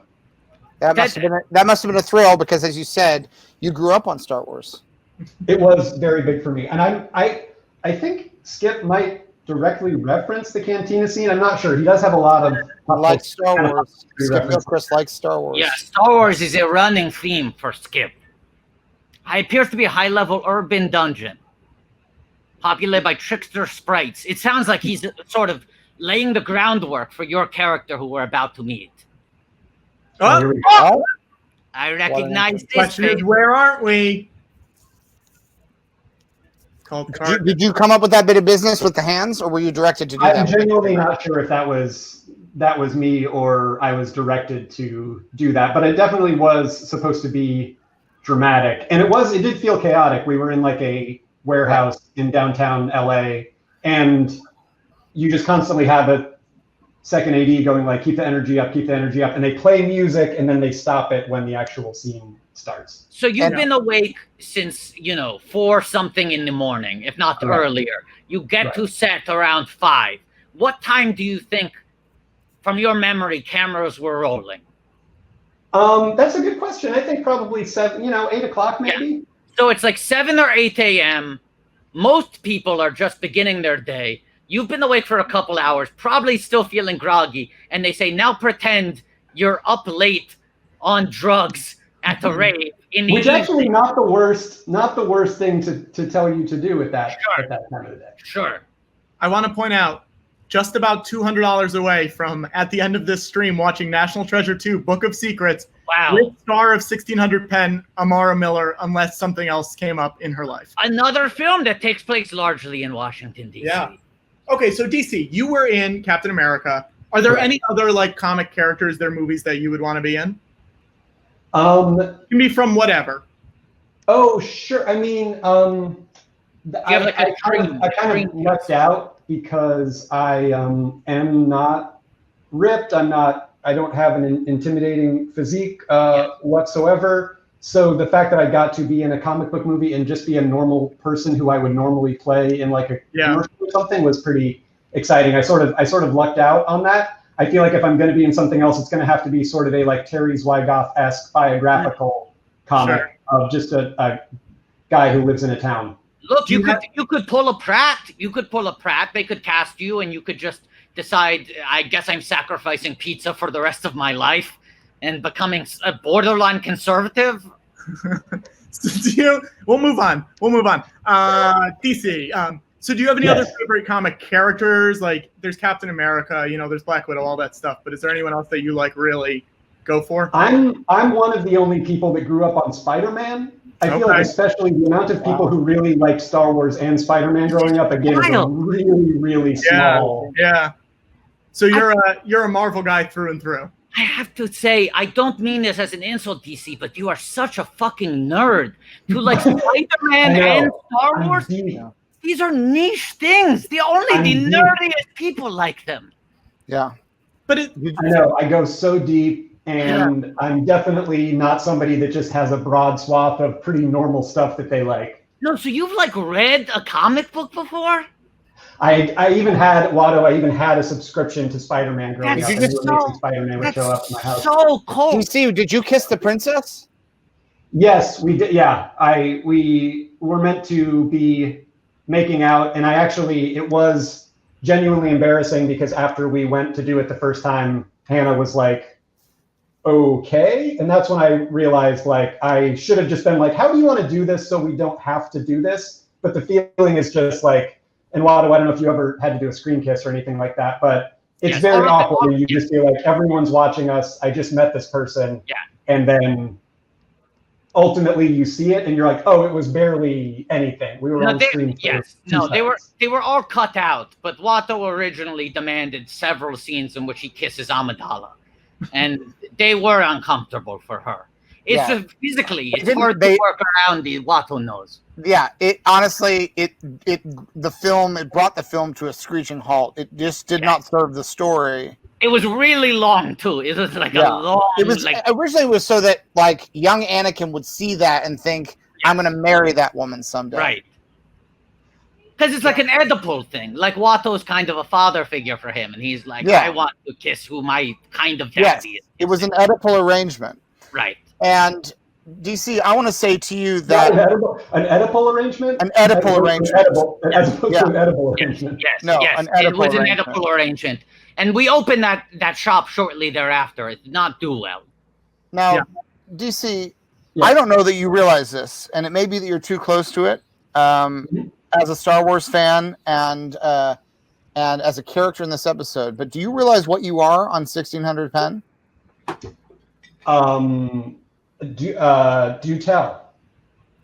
Well, I'll give you a little hint. You kiss the princess. Now, who do you think that makes you? Who kisses the princess? Her brother? That's right.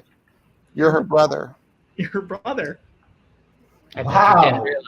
Breaking 1600 Penn canon news right here. Do you think they would have addressed that in later seasons? Yeah, they only had 13 episodes to get. Oh, the Snuggie's back on screen.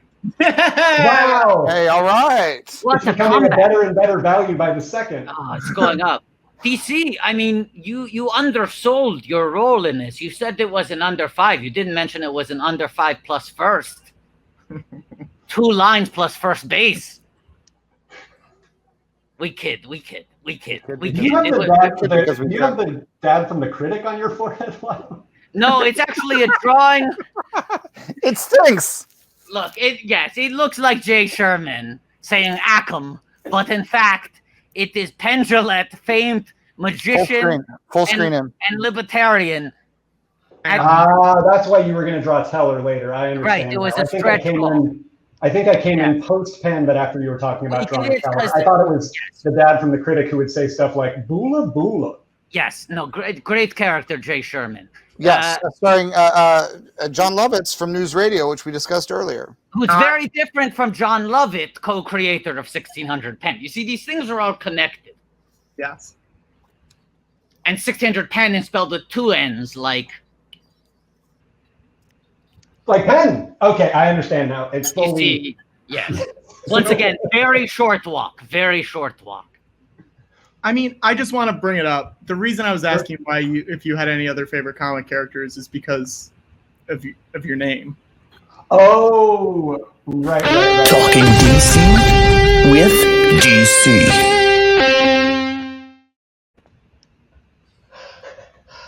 Patrick, do you realize that we are now so close to me getting my own MSNBC show just on the basis that you put in the work on? I'll let them use that. I'll let them use them. It's fine.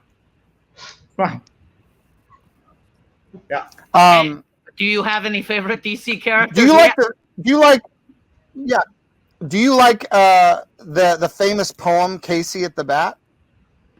I you know what? I did have a picture book of Casey at the Bat growing up that I would read. It was the big 3 of really underground nerddom. Star Wars, yes, Spider-Man, Casey at the bat, the holy Yeah, because that not way, baseball in general. because that Casey way at the bat. you could be on Sunday nights on MSNBC, and they just change the spelling of KCDC. Yeah. If they give you a show where you talk about that poem. Oh, I see. So every week we come on and it's like now reading Casey at the bat. There is the no baseball joy poem. in Mudville. Mighty Casey has struck out. And every week I declare that Casey is a different guy. Like, who's Casey in Washington this week? This time it's Newt Gingrich. We should give DC a 1600 pen name, right? Yes, before we do, I just have one final question. DC, who's your favorite sort of 70s funk band that crossed over into popular music?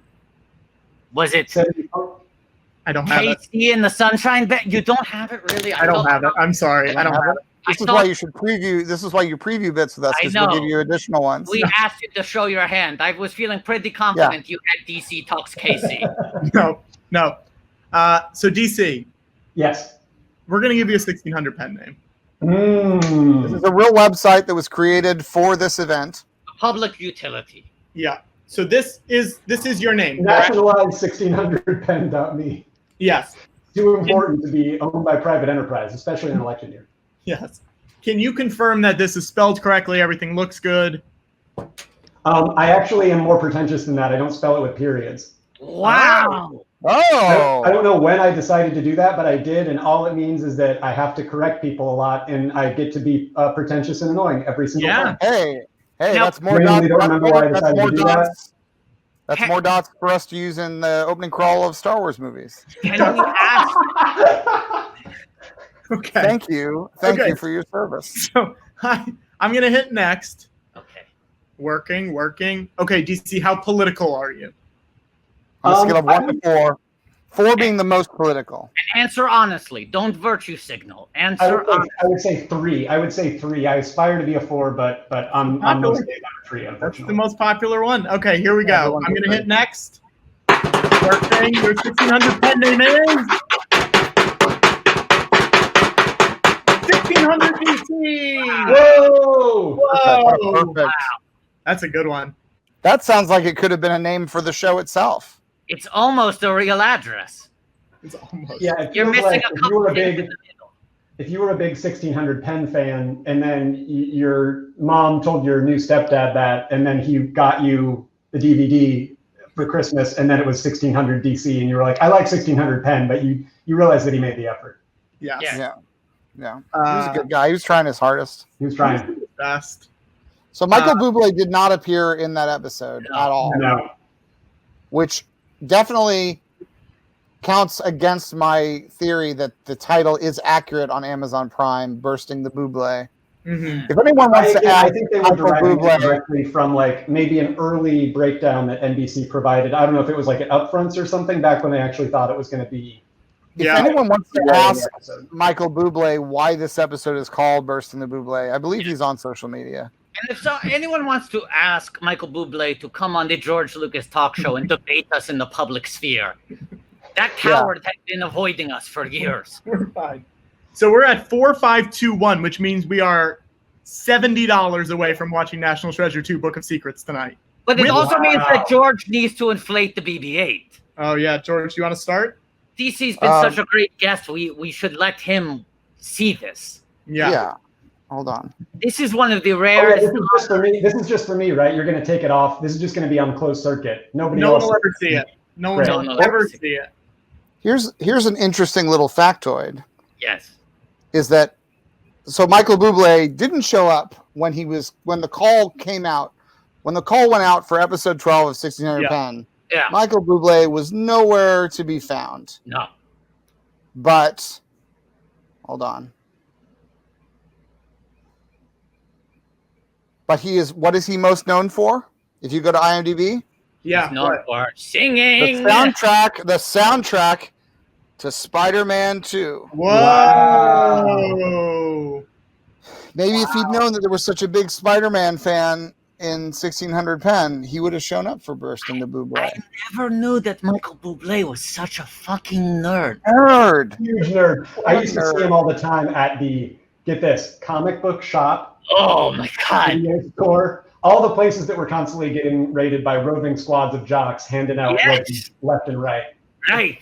I'll tell you what they wasn't getting raided by, cheerleaders. Am I right? Unfortunately, Watto, you're right. When you're right, you're right. George, So fucking nerdy. I'll take the hit. I'll take the hit, Watto. That's a fair cop. So fucking nerdy, and no girls are nerds. No girls. Nope. No girls are nerds. Exclusive. Completely All right. exclusive. It's important to be a huge dick about it. All dogs are boys. All cats are girls. Mm-hmm. No girls are nerds. Correct. Okay, so George is inflating the BB-8. Now, this takes a lot of energy, and more importantly, DC, it takes a lot of oxygen. So you're going to see slowly, actually not that slowly, the color of George's face transform radically. Oh boy. Now, I want you to notice, DC, how red his face has gotten in relation to how little the BB-8 has inflated so far. This is what makes people donate money in order to see this kind of thing happen. Because it is a Herculean effort. It is sort of a Fitzcarraldo-esque challenge for him to inflate this BB-8. It's our Sisyphus. It's our Sisyphus and anyone's Sisyphus, I think. Yes. It never stops. Can somebody go back in and add pan flute noises? Wow, your laugh. That's a good laugh. Thank you. It also, it never stops being funny watching the cheeks puff up.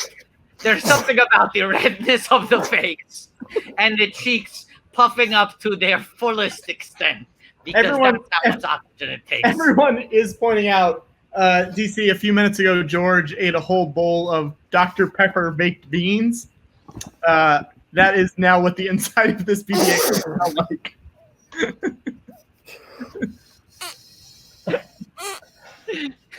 Do you just want to click and drag this over to the to a Dropbox and send it to Dr. Pepper Beans people as an ad? Yes. Yes. George, you gotta go quicker. This is taking a while. I'm wondering, I mean, we've raised a lot of money for a lot of different organizations over these weeks. I'm almost wondering if we've raised more money just having George inflate and deflate BB-8 over and over again on OnlyFans. Oh boy. George. Summer fun at the beach. Now, Andy T. Jerem is asking, do you think this is the inflatable BB-8 that has been inflated and deflated the most times? This might be another record we've broken here. How many times, realistically, Watto, do you think this has been? Well, it's happened on every live stream. And right? This is our 9th live stream, and he's done it at least twice a live stream. And many of them, he's done it 4 times. Yeah. Wow. DC, people are asking, any new books on the horizon? I've loved them both. Oh, the boy who never slept and never had to. Yeah. In addition to making the pretentious choice to not have periods in my name, so I'd always have something to correct people about, I decided to name my first book The Longest Thing, that's the most full of like prepositions and weird clauses. There's a million ways to say it, all of which are correct. Yeah. I am gearing up to hopefully finally write another one. I haven't. Awesome. I would like to. Thank you. That's very flattering. Thank you for asking. Your second novel, very short, punchy title, Crap Kingdom. That's right. Yes. I was going in the other direction, and then I'm going to veer all the way back with this next one. It's going to be the first book where the title is also just the book. It's the whole thing. The inside for title. Yes. Pages 1 through 316. Yes. I mean, look, get you a novelist who can do both. That's what Watto always says. He always says it. It rarely applies, but it does. I remember cracking open those Phantom Menace trading cards because, like I said, I'm a huge nerd, and on Watto's card on the back it said like choice quote. Yes, get you a novelist. You can do both. And I said, I'm excited for this movie. I hope it canonically establishes that there are angels in the Star Wars universe. Absolutely. Padme looks Well, like one. that's the question. Are you an angel? Yes. He was asking. Are you an angel? He was asking. It feels wrong. It's funny how wrong something can feel. Not that I thought it felt wrong in the in the world of Star Wars for there to be. You know, because there's that classic pickup line. What's the one? Was your father a thief?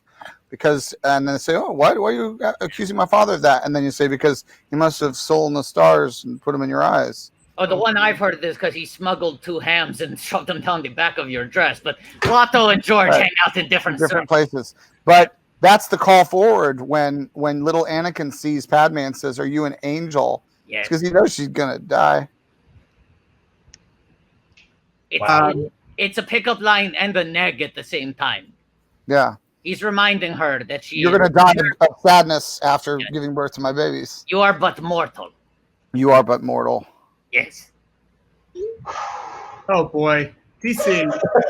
DC. You came Do you think that's the most morbid thought that's ever been powered vocally by Dr. Pepper Bean Breath? Call Guinness. It might be. I imagine not. I imagine people are very sad when they're reading it. I'm not done. Mortality related. I'll say this.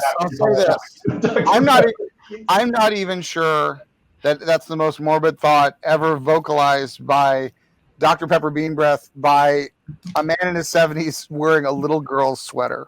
Oh boy. No one has ever said anything happy with Dr. On a sun Pepper. porch. On what appears to be a sun porch. Yes. Ooh, it's warm and I'm full of beans and I'm wearing a sweater and I want people to donate money because there's another thing. I have a guess. I mean, I don't think we're going to make it. I truly don't think we're going to make it.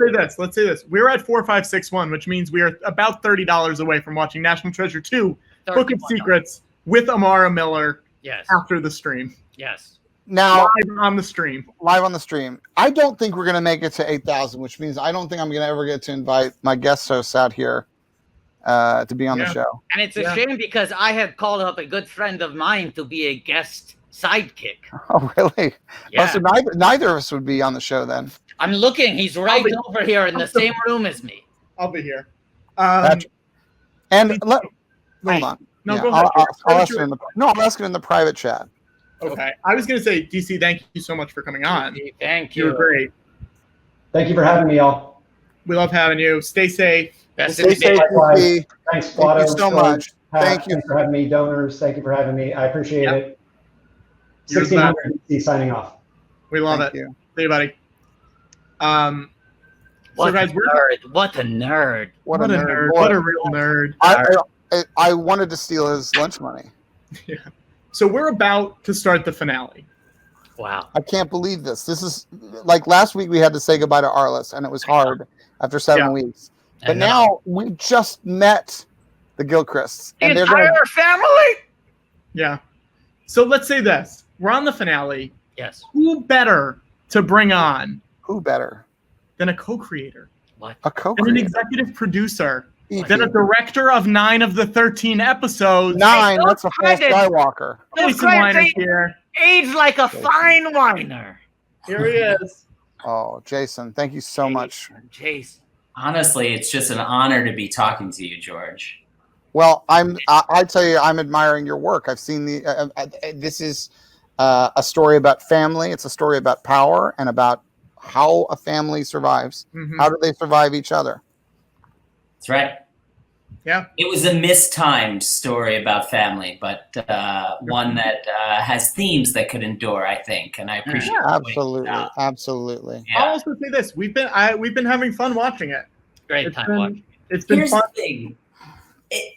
The network marketed the show in such a way that made it seem embarrassing. And perhaps some of your other guests have hearkened on this. We were embarrassed about. I still can't look at the poster; it makes me nauseous. The poster was like this. It was like, Yeah. I remember the poster. It was a crazy series of compromises and pressure and deadlines, and us fighting with them to not make it look like that. Right. And they had, believe it or not, their original concept was worse, and that's how we ended up with that. You're telling me that what we saw as the publicity campaign was the special edition? Yeah. Wow. So what was Yeah, the original? it What was the original version? Yeah, do you remember the original? It was the family crossing the Delaware, and the famous Washington crossing the Delaware. Yeah. But with Andre Holland's character rowing. Okay. You know what? We said you can't do that. You can't. No. You can't. No.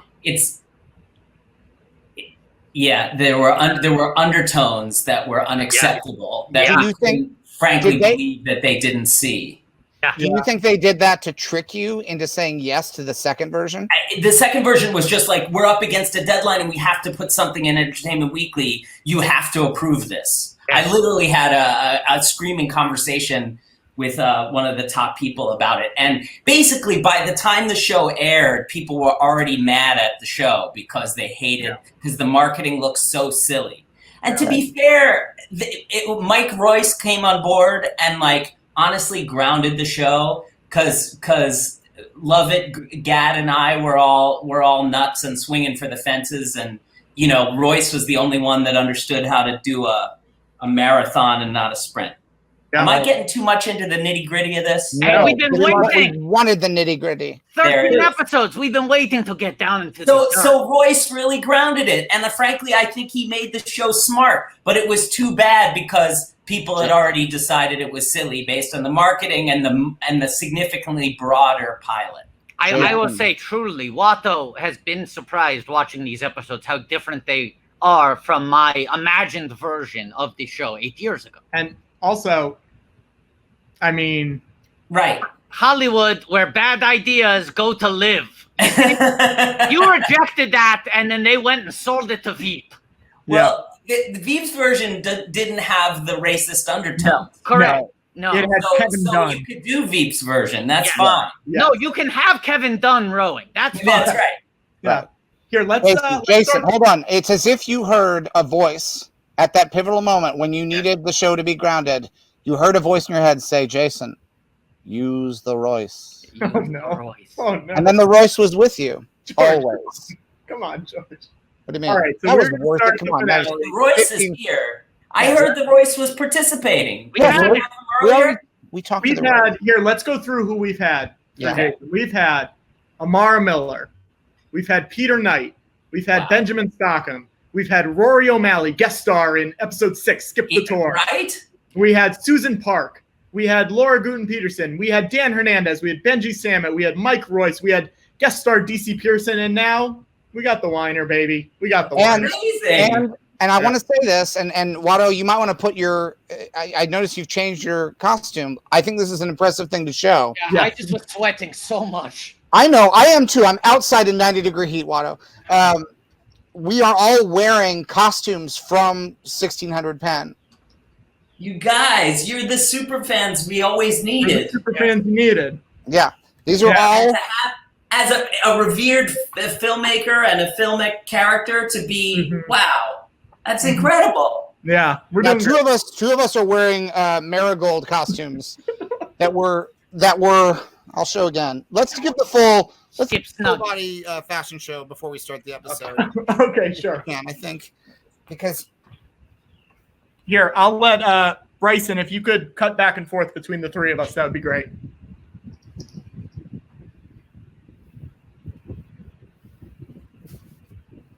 George, you're up first. Yeah. Hold on. I gotta adjust my camera angle. Hold on.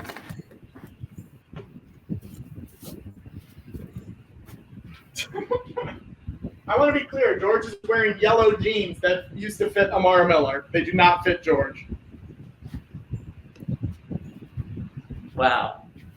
This is mine. The pants were too tight, so I had to cut them to fit. This is a DB. That's a DB outfit, right? This is Marigold one. Oh, okay. All right. Yeah. This was when they were on the farm, and then this is a Gad original for 112.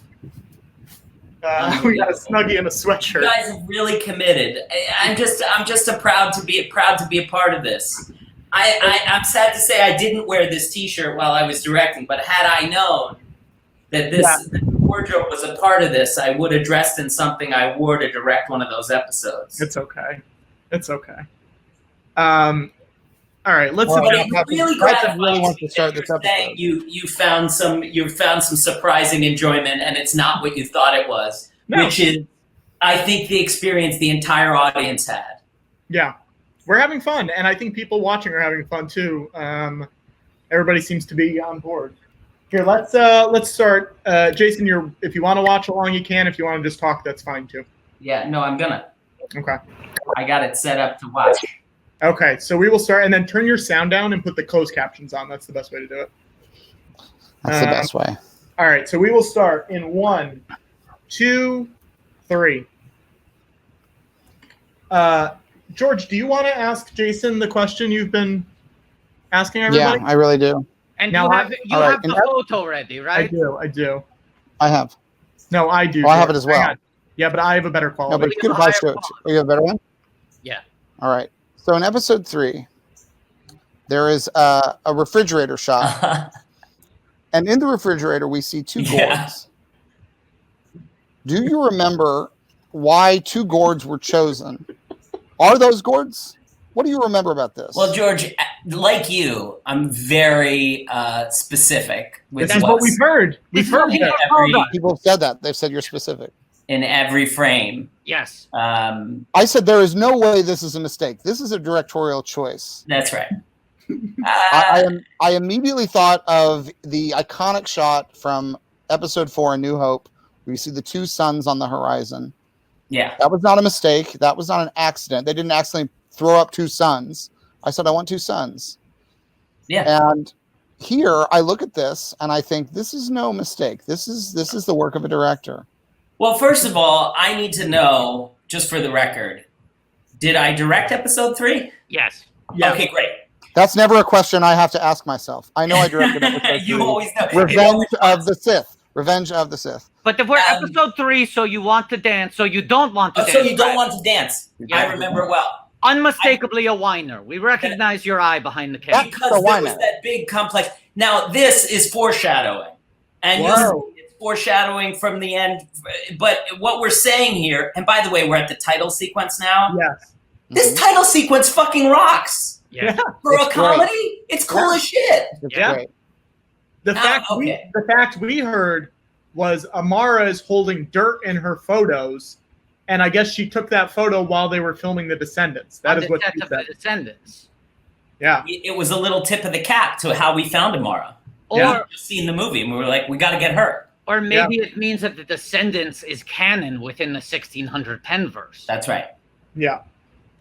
Anyway, those gourds are. It has to do with the impending pregnancy. What's coming? Wow. And that is an episode 3 reference. Yeah. Episode 3. This is. Yeah. You know that there. I try not to see Star Wars everywhere I go. But when it's right in front of you, I saw it. I thought there's something there. That was a Star Wars moment. Wow. Jason, you have to understand. We've been watching this show for over 6 hours now. Every single person who's come on, George has asked them about the gourds. Every single person has said, I don't know. There's no meaning behind it. George, stop barking up this tree. Well, you thought George was crazy. You weren't asking the right person. You're right. But then Dan and Benji did say that it was a call forward to something that happens in the finale. Here we go. go. Remember that? This is Jason. All I'm saying is, look at DB's chest right now. Yeah. I mean, does it remind you of anything? That's 2 suns. It almost feels like Dan came on wearing the Jedi robe, right? Yeah. And he was like the ghost of Obi-Wan Kenobi saying, go to Master Yoda for the answers. Except he was saying, wait until Weiner comes on. Like he was pointing us towards the person who could reveal the truth. And the answer is so much fucking better than we ever could have anticipated. What a payoff. Wow. Meanwhile, I'm watching these scenes, and like the transitions between these scenes are sweet. Yeah. You know what I'm saying? I'm giving you a little something different every time. And you know who was a previous king of transitions? Yeah. George Lucas doing those wipes. Right. Wait, now, Jason, do you know the history of the Oval Office? Your Oval Office set? Yes, it was an Oval Office set for another show. I believe for Scandal. We didn't hear that. Yeah. Okay. No, I see. I think Shondaland. that's the answer we're looking for of maybe the show it went to afterwards. It did go afterwards. Because Yes, the Scandal? our show, but we inherited it from another because they're several standing rentable Oval Office sets, and they're like finite. We had to like get one of them. We think we have the answer. Yes. Okay, so here we go. We have heard National Treasure 2 Book of Secrets. Possible. And I believe you said it in an interview. So I think it's probably. But this one feels very solid. And then the second one is Gina Davis's TV show Commander in Chief. That's what you were thinking of? I believe, I think it's quite possible, and this is going to be very satisfying, that both are true. Because we're trying to piece this together. Because that's what I'm saying. It gets passed. Yeah. Benji and Dan said, I believe, that they remembered seeing a note, a Post-it note on the back of the wall saying Commander-in-Chief. Like with an episode number. Yeah, and then it went to Scandal after us. That's what we were trying to solve, because Royce knew that it went somewhere else, but he couldn't remember where. I think it was Scandal. Scandal had an inferior one. We had a good one, and they once we got canceled, they upgraded to ours. So you're saying that if you watch Scandal, you will see an inferior Oval Office and then an upgrade midway. Here is a quote from Jason Weiner. Wow.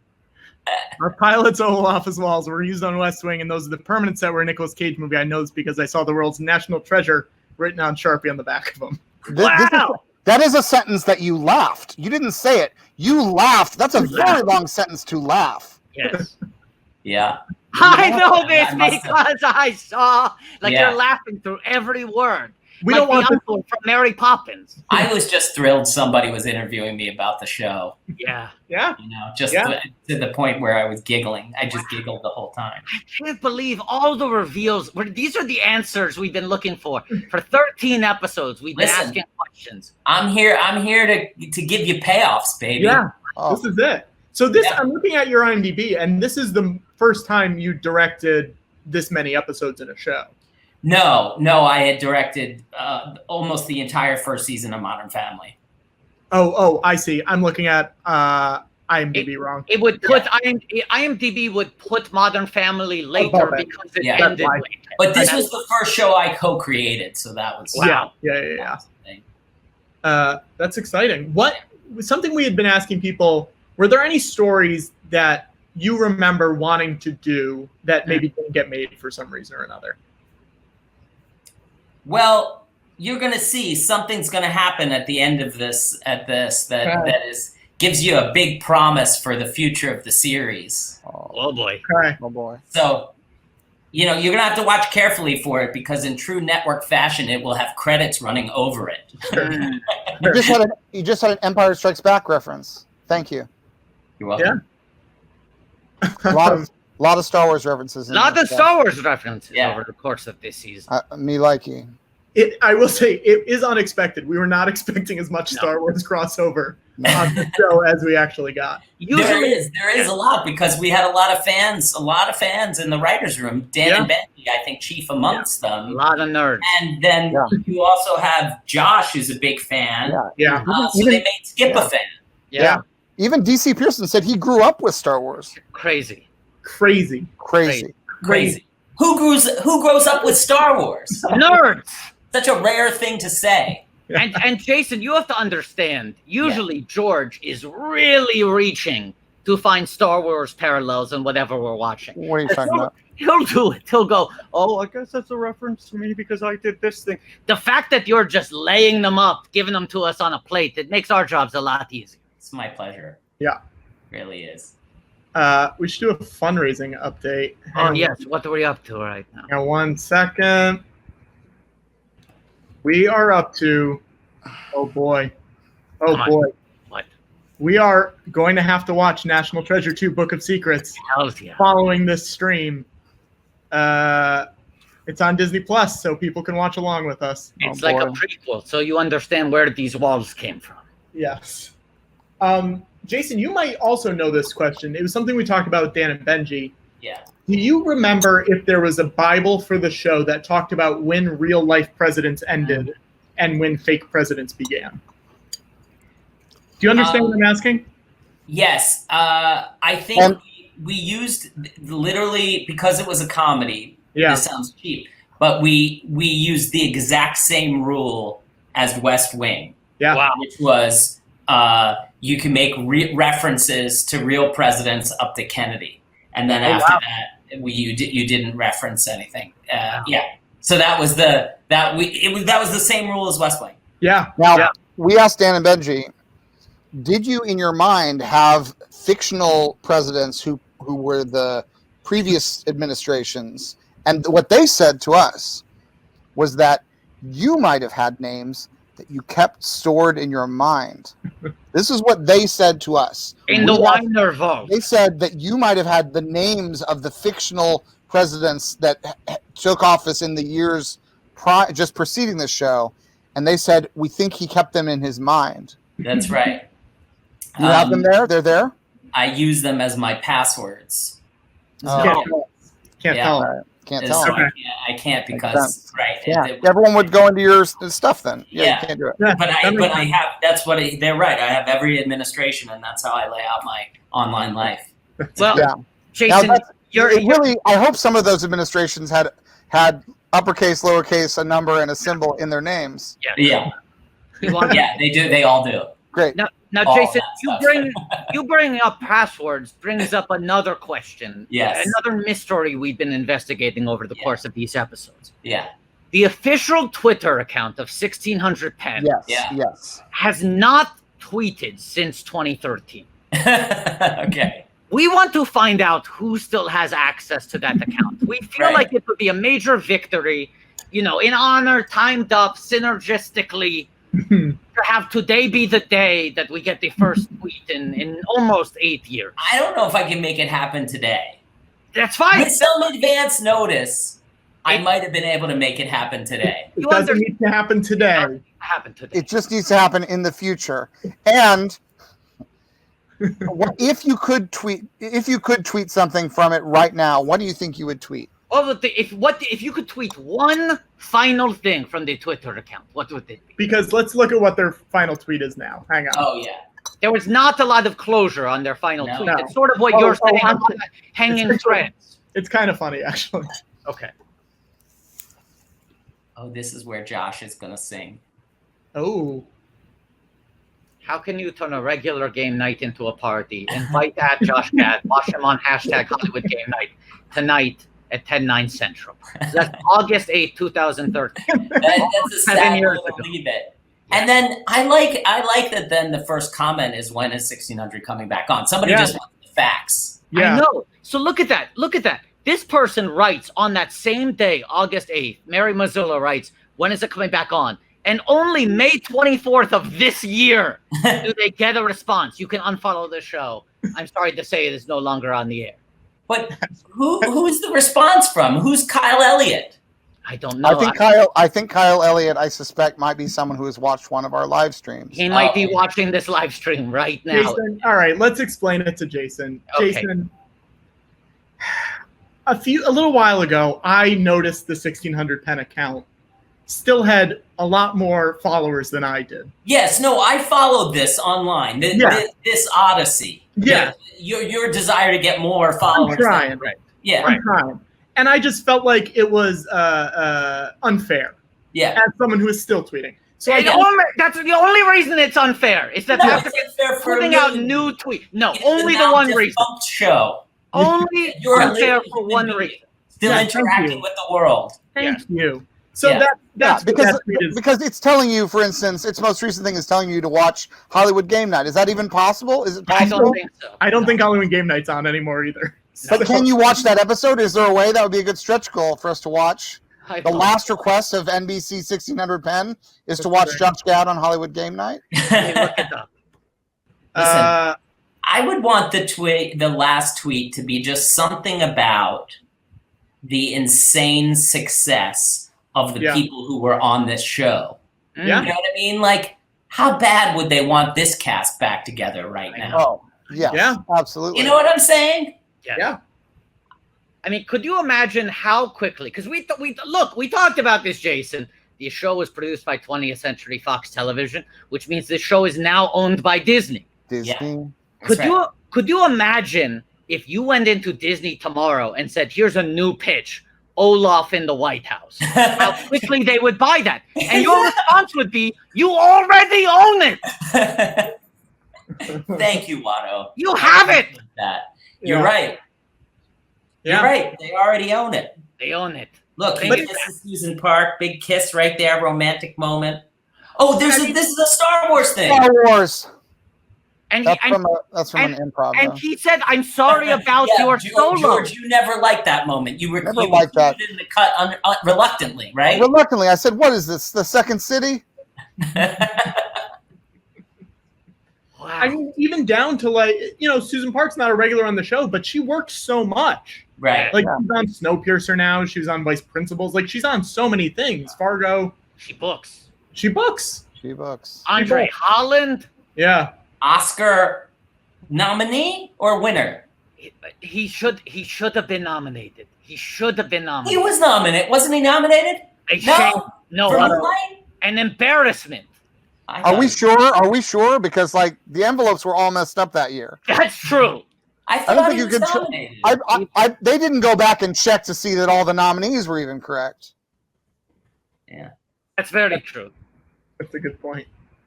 But these guys were in a real. Now, is this the store? Is this the right store? now. Is this the store where they bought this sweater? I see a lot of things that could be. Guys, we are very cleverly calling back every major moment in the season with this sequence. Everything together. Now, Jason. Yeah. When this episode is done. Yeah. If there is there anything you could tell us from a hypothetical season 2? Yeah, because you're gonna see, you're literally gonna see the end, and I won't have to tell you. You'll see the end, and you go, "Oh my god, I know what season 2 is." Okay. Now we also heard that the series finale had been bandied about that Skip would run. Oh yeah, sure. That may have been an early concept. Oh, okay. I just want to point out because I'm very proud of this with DB's Robbie and Mel, by the way, wildly successful new series. I had to, because he's such a handsome guy and his character's supposed to be kind of an idiot. And I didn't want him to just be a straight man. So I kept having to tell wardrobe to make his shirt smaller and his pants bigger. Till it was finally exaggerated enough to make him look like an idiot because he's so strapping, you know? Now, if only he you wears had tiny shirts and big pants. That's the key to the character. If only you had given Amara bigger pants, it would have fit onto Georgia. Yeah. Yeah, because right now I'm playing a character who wears tight sweater and tiny pants. What was your favorite episode to direct? Because you directed the majority of them. I'm going to say this one. And in fact, right now, I remember like Jenna, they're about to have like a really sweet, like well-acted dramatic scene right now in the midst of this MFer. This is one of my favorite scenes between the two of them about to happen right now. I'm having a little nostalgic moment. Forgive me. I didn't know this was going to happen. No, I love it. This is some Mike Royce heart for you. Yeah. You know? The Royce will be with you. But because this scene probably, I can tell you in advance, isn't very funny, it's a good time to donate. That's a very good point. We're at 4711. So if we get to 4800, Watto's going to draw Teller on his cheek. Yes, in honor of 1600 Penn, spelled with 2 N's. Which cheek? This cheek right here. Got it. Yeah. I will draw Magician Teller to go along with the drawing of Magician Penn. Yes. Patrick, have you burned those asks? Yeah, they're out. They're out in the world. A lot of good actors on this show. I know we keep saying it, but everyone's good. Yeah. Well, it's also. I also think that a comedy that is confident enough to rest in the quiet moments and not always have a joke is there's something about that really appeals to me, and I also think it's something that I see more of in the past few years than I did in the years prior. You know, that I feel like a show like this would do very well on various streaming services in a way that maybe it was the wrong moment for it on NBC. Yeah, I think it was also the wrong moment for a fictional white president. Yeah. You know? I mean, but we were saying it's like, you know, you were producing the show as the election was happening. In the run-up, it premiered shortly after. You know, you wonder if Romney had gotten elected, bad for America, good for 1600 It Penn. would have been great for 1600 Penn. I mean, this guy, he's essentially playing Romney. Right. And our secret in the writers' room was that we were very light on the politics on this show, but he was a Republican. Yeah. In our minds. Right. Do they ever say it? A super Hollywood, generally good, like not like an Eisenhower Republican, an Alan Alda, Arnold Vinnick Republican. Yeah, exactly. Total Arnold Now, Vinnick. the West Wing, you know, began under the Clinton administration, and then most of its run was under the George W. Bush administration. So I also think that like the fictional presidents that we have at various points sometimes reflect the current presidency, and sometimes they're on a completely different fictional And that track. was our thinking. We're just doing the same thing. It's a totally fictional situation. If it worked in a dramatic sense for the West Wing, why couldn't it work here? And I think people were defensive about the idea of it being a comedy about something that was reverential in some ways. Yeah. That was one area of resistance, and the other was somehow, you know, having our first African-American president. Uh-oh. You know, here we go. It's a boy. Here we go. It's a boy. Hey. I'm sorry to interrupt. This is the moment you want to. And we just saw Larry King. Wow. And look, it's happened. The credits rolling at the bottom. Special guest stars: Renee Auberjonois, Larry King as himself. Oh boy!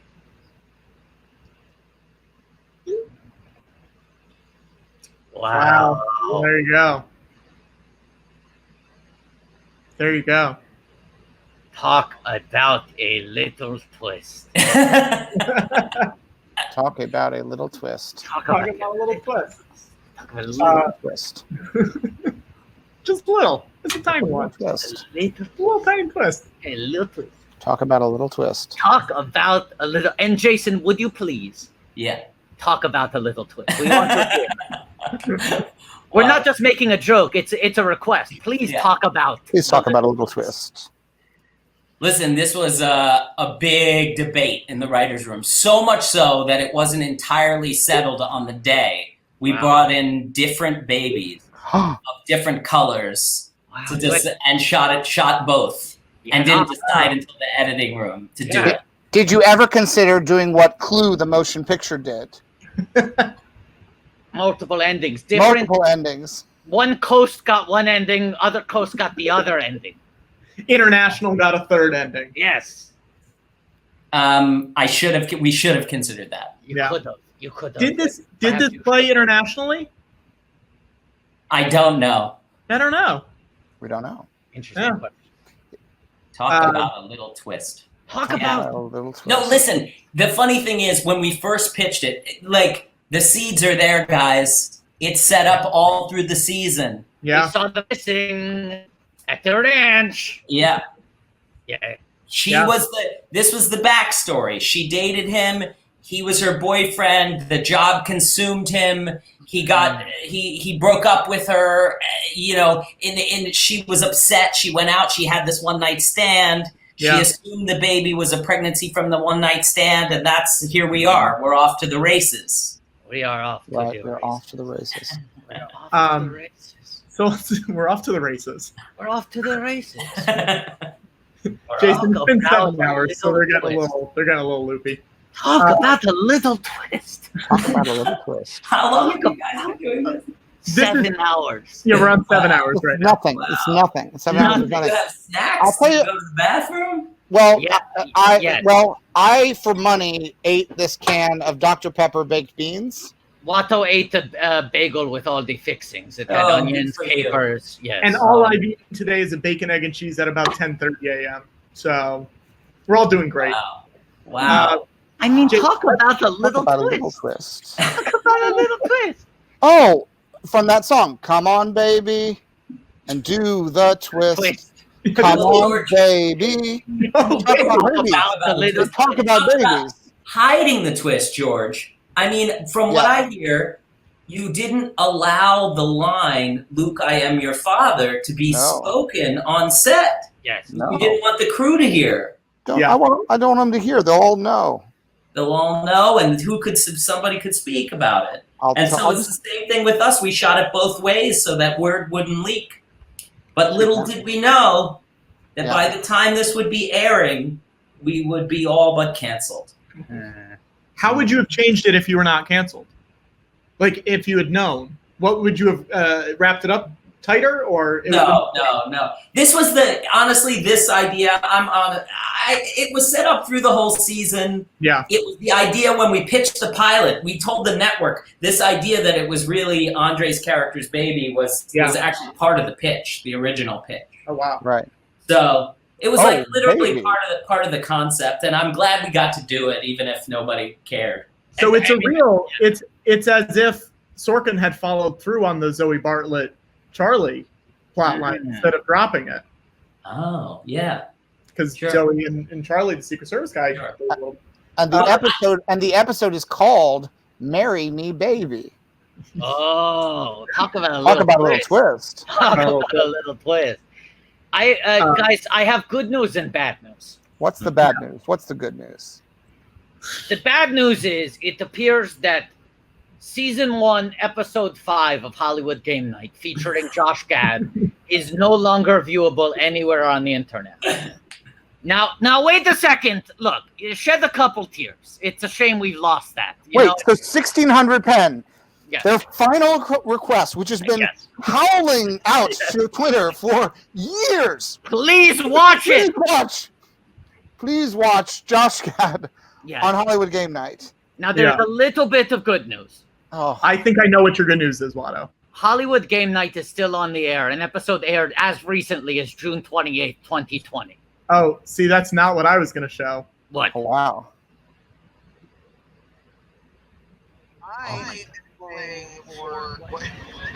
This is a promo. I mean, we're not going to watch it because it's not the actual show. But a promo does exist out there. It's so good. It's so good that a promo exists. Yeah. No, it's like the Lon Chaney film London After Midnight, where you still have these posters and these still images, but the film is lost. The studio failed to preserve it properly. Yeah.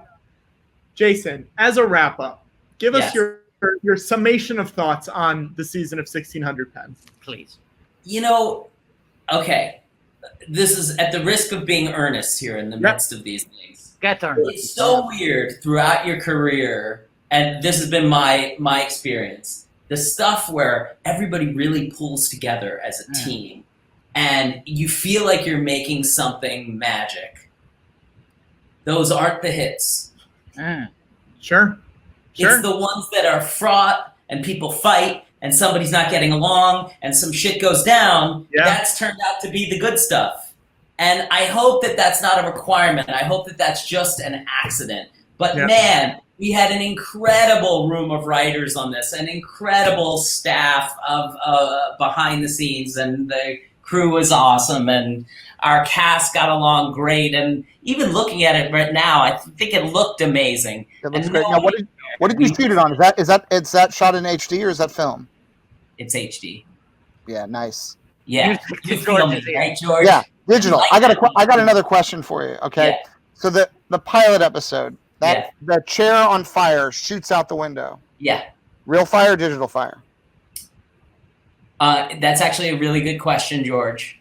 It's, as you know, it's difficult to do digital fire, at least at this time. Maybe they've gotten better. Yeah. So that is actually a real chair on fire, but coming out of a different building. It's shot as an element. The screaming chair was shot separately as an element and then put into that plate. Is there any sweetening to the fire? No. Digital sweetening? No digital. That's just Maybe regular fire. if some extra shit as it hit the ground, perhaps. Right. Well, something looked nice, and I sense it was billions of ones and zeros. Yeah, there you go. Now, Jason, last week we finished watching all of Our List, the HBO show. Yeah. From the 90s. We had 3/4 of the cast on, and we got them to promise us that if the show ever comes back, the three of us will be on the show. Yes. If 1600 Penn comes back, Jason, can we get a commitment? Absolutely. 100%. An absolute commitment. Can I be in a scene with those gourds? Actually, I don't need to be on camera. Just let me frame up a shot of those two gourds. You got it. Yeah. All right, guys. I got to go put my daughter to bed. Thank you so much, Jason. You're the best. Thank you, Jason. This show's been all about families. It's nice to end on a family moment because that's what the show is about. It's about family. That's what it's all about. Yeah. I admire you, George. You too, Watto. Thank you, Weiner. Bye, guys. Thank you, Jason. We'll see ya. Bye. Wow, so many good answers. I mean, talk about a little twist. Talk about that was a really solid ending. I feel like we got a lot of good, stuff. Yeah. Now let's just say this, okay? Yeah. We've crossed the stretch goal of watching National Treasure 2 Book of Secrets. We can all relax. We'll keep raising money. We'll keep watching content. That's all fine. Yeah. All we're going to say is if you're watching this stream, feel free to maybe tweet something very friendly. Very nice. At Josh Gad. Yeah. Very nice. Just saying, we've been watching 1600 Penn all day. Don't many bug people worked on it. Don't bug him. Don't bug him. Don't bug the man. But maybe say, this has been really fun, really nice to watch. Really positive. Really positive. It would mean a lot to us if you came on and answered some questions about the show. Say we raised almost $5,000 for the Museum of Moving Image. Because that Gad bump, I mean, God, can you imagine what that Gad bump would do? Gadzooks. Gadzooks. I mean, look, if we could get Manzukis, that would also be a bump. I'd love to get the Gadzooks. Oh, boy. All right, guys. We brought this up. Was it last week? Yes. We have a surprise for everyone. What? We have a big surprise. We have a big surprise. What? A lot of people in the chat tell us, they tweet us, they email us, they text me. I'm like, how did you get my number? That your favorite podcast was Fizzy Boys. Oh my God. A show about soda from roughly the same time 1600 Penn was on the air. Right? And much the same, we've been desperate, thirsty for a new episode. One more episode. That's all we want. One more. Just give us think one it's time. Oh my God. We're Don and Chris. We're Fizzy Boys. We only Don't like make drinks things- that make a certain noise, which is Just fizz. fizz. Hi. Why are we doing this? We're on with the Fizzy Boys. Hi, I'm George Lucas, creator of Star Wars. Honored to be here, man. I'm Watto the Flying Space Shoe, and also a certified fizzy baby. Fucking honored, man. Really? So happy to hear you're such a big supporter. Hey, Patrick, big fan. Thank you. Let me just open with a question that's semi-related to fizzy drinks. Are you boys fans of Dr. Pepper? I know, Gethard, you've spoken highly of Dublin Dr. Pepper. Yeah, Dublin Dr. Pepper's amazing. The best, man. Yeah. Have you ever had Dr. Pepper baked beans? I heard you talking about them before. Are they great? No, they are terrible. No fucking way. Yeah. Tom, I would rather be cuckolded again than eat another can of those beans. I would say though, Chris, that we are doing something not that, but kind of similar. Yeah, not too far away. Now, Not too far away from that. This fucking guy Watto claims he's our biggest fan and wants to bring us back, and then he walks out on us 10 seconds in. I think he has something special in store for you. Oh wow. Maybe not. He might have just left. Tourniquet? I think Watto is going to shoot heroin for you. Wow. No. I think. Are you about to draw? Are you drawing teller? No, I was going to get my own can of soda because I want to be able to drink some fizz along with the fizzy boys. Well, I'm gonna get some. I'm gonna go see if I have anything. But have we crossed the threshold where I need to draw teller? Don, Geff, first of all, once again, God, what an honor to have you here. Such a big fan. Yeah, it's a pleasure. When was the last time we put out an actual episode of Fizzy Boys? I think after Noah's wedding, I think we recorded something in a Colorado motel. Oh yes, because they had a soda store there, downtown Boulder. That was what, a solid 3 years ago? The last episode of Fizzy Boys was Nice, released, Pepsi, great. was released October 12th, 2016. Oh, Jesus. 4 years ago.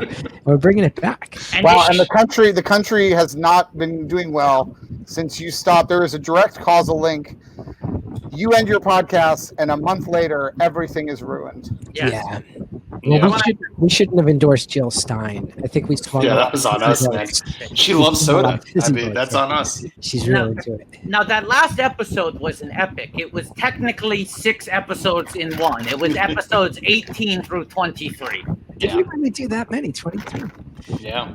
Good for us. Yeah. 23 and me. Yes. And you were sort of ahead of the curve on that one. Mm-hmm. Yeah, But- we so- inspired them. So I understand why you've been reticent to do an episode since then, because it's like you don't want to come back to the court unless you're going to be able to top it, you know? Yeah. Anything for George Lucas and Watto. That's true. And Patrick. Yeah, Patrick too. Yeah. I want to say, thanks, Don. This Pepsi I found, you guys might be the best people to answer this. Expired soda, what's the take? Great question. Great. Yeah, how long? Great. March 22nd. You're Oh, fine. First dude. of all, you're fine. Second of all, Pepsi is actually one of the sodas I think is a little better, slightly flat. 100%. I don't like Pepsi. Oh, wait. I'll say You'll like this better. You'll like this better now that it's a little flat. Are people And saying I- you're my air conditioner? Yes. I'm drinking a. I think it's my fan. I moved Yeah, the fan. it's better now. It sounds better. You're good, Gethard. Oh, no. We love I'm drinking a can of bubbly in honor of the episode of 1600 Penn bursting the bubbly. Yes. Oh, nice. And I'm drinking a can of Dr. Brown's celery soda because I'm Nice. Jewish. Classic. Nice. Well done. Nice. Well done. Did you go out and get that specific for this week, or is that just something you keep stocked? No, Watto has pretty regularly made sure he has at least 1 6-pack in his fridge at all times. As a Toydarian with a little bit of a tricky tummy who also likes his sweet carbonated drinks. Solid. He loves that celery tonic. Celery is a soda that I think the first time you drink it's very disgusting, Yes. and then you find yourself craving it again later. And Well, then they're taking it from celery root, right? Which is they're not just like brewing fucking celery. Celery root has No. a different, stronger flavor. So it's Sweet. Right. You, the first time you're very thrown off by it. I remember Watto ordered it one time while he was at the delicatessen and was just sort of like, why not? When in Rome. Yeah. And then it very quickly went to Watto buying 6-packs and keeping himself stocked. He never wants to go too long without the celery.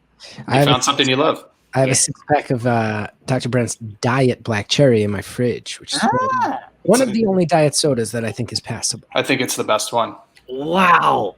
God, I didn't realize how much I was missing these kinds of hot soda tastes. Uh-huh. Now you guys don't like seltzer. I'm drinking seltzer. Right? I'm not- I like seltzer.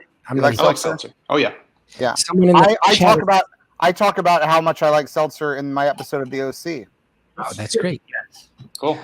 Someone's asking what's better, celery soda or cucumber soda? I say cucumber soda. Cucumber, hands down. Yeah, Mr. Mr. Cucumber is one of the best sodas out there. Right. Both of you. You put that in your sort of soda hall of fame, right? Yeah, mine's Mr. Absolutely. Cucumber, L81, Virgil's Bavarian Nutmeg, special edition root beer. And I would round it out with maybe, right now, I would say Cheerwine. So that's your Mount Sodamore. I would say right now. Okay. Hold on. Spreckers, though. Spreckers, #1. Nothing will ever top. I don't know, that last one that we had, I forgot the name of it. It was in that like medley episode that we had, and the beer had like the fucking wax on it. Do you remember this, Giff? Oh my god, that was crazy. It was That was one of the best sodas. Yeah, that was one of the best sodas I've ever had. But I'd throw Spreckers up there, and I'd throw Dublin Dr. Pepper, man. I can't get enough of that shit. Mr. Cucumber. Doesn't Yeah. exist anymore. I know. Tell them, Sad. Dr. Rest in peace. Gone. Yeah. Can't get enough of it. Can't get any of it. We ordered a couple right before it went kaputs. Yeah. Someone wants to know opinions on Boylan's. I mean, we're Jersey guys. Boylan's is the hometown favorite. Their black cherry is very good. That's probably the one people know best. But I actually say that Boylan's ginger ale is one of the most underrated ginger ales you're ever going to find. Interesting. Now, I have a big question. Yeah. We're here to do a new episode, not just do a retrospective. Yeah. But we would be remiss if we didn't ask the two of you to relive some of the biggest moments in the history of Fizzy Boys. Relive it or do new ones? Both. Okay, because Patrick was texting me saying we got to keep it tight. He's kind of big. Right now? Here's why I'm saying that. It's because we also have to watch a 2.5-hour movie after you guys are off. We're going to keep it tight. This will only be an National hour Treasure to 2? an hour and a half. Yes, we're watching. Also, but the hope is that we'll get to $8,000 so we can bring on our guest hosts. That's our stretch goal, and we're so far away from that. How much do people need to donate to get you to watch National Treasure 2 on mute with the audio from National Treasure 1? We can't get that. I don't know that technically I can. I mean, I'm probably the only one who has the capability to do that. We can't get that in time. Okay. But wait, I will say this, Gethard. You did challenge us to watch the Flintstones at half speed with subtitles and Viva Rock Vegas at double speed with subtitles. And I did get both of those files sent to me today. Yeah. Well, Those will probably be part of the big lake day. Any other? I was just going to say, any other files show up? A bunch. The other ones they're still being worked on. Okay.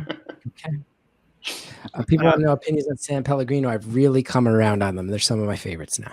Where are you reading this shit? I just see a fucking video. Is there chats or something? Chat. What are you watching this on? Don, what are you watching this on? My computer. What are you guys watching it on? I'm watching on this fetish pad thing they got me. Fetish pad? Oh, live comments. I was on private chat. Oh shit! There's people. People are still watching this after fucking 7 hours. Hey, Don, do you want to know the craziest thing?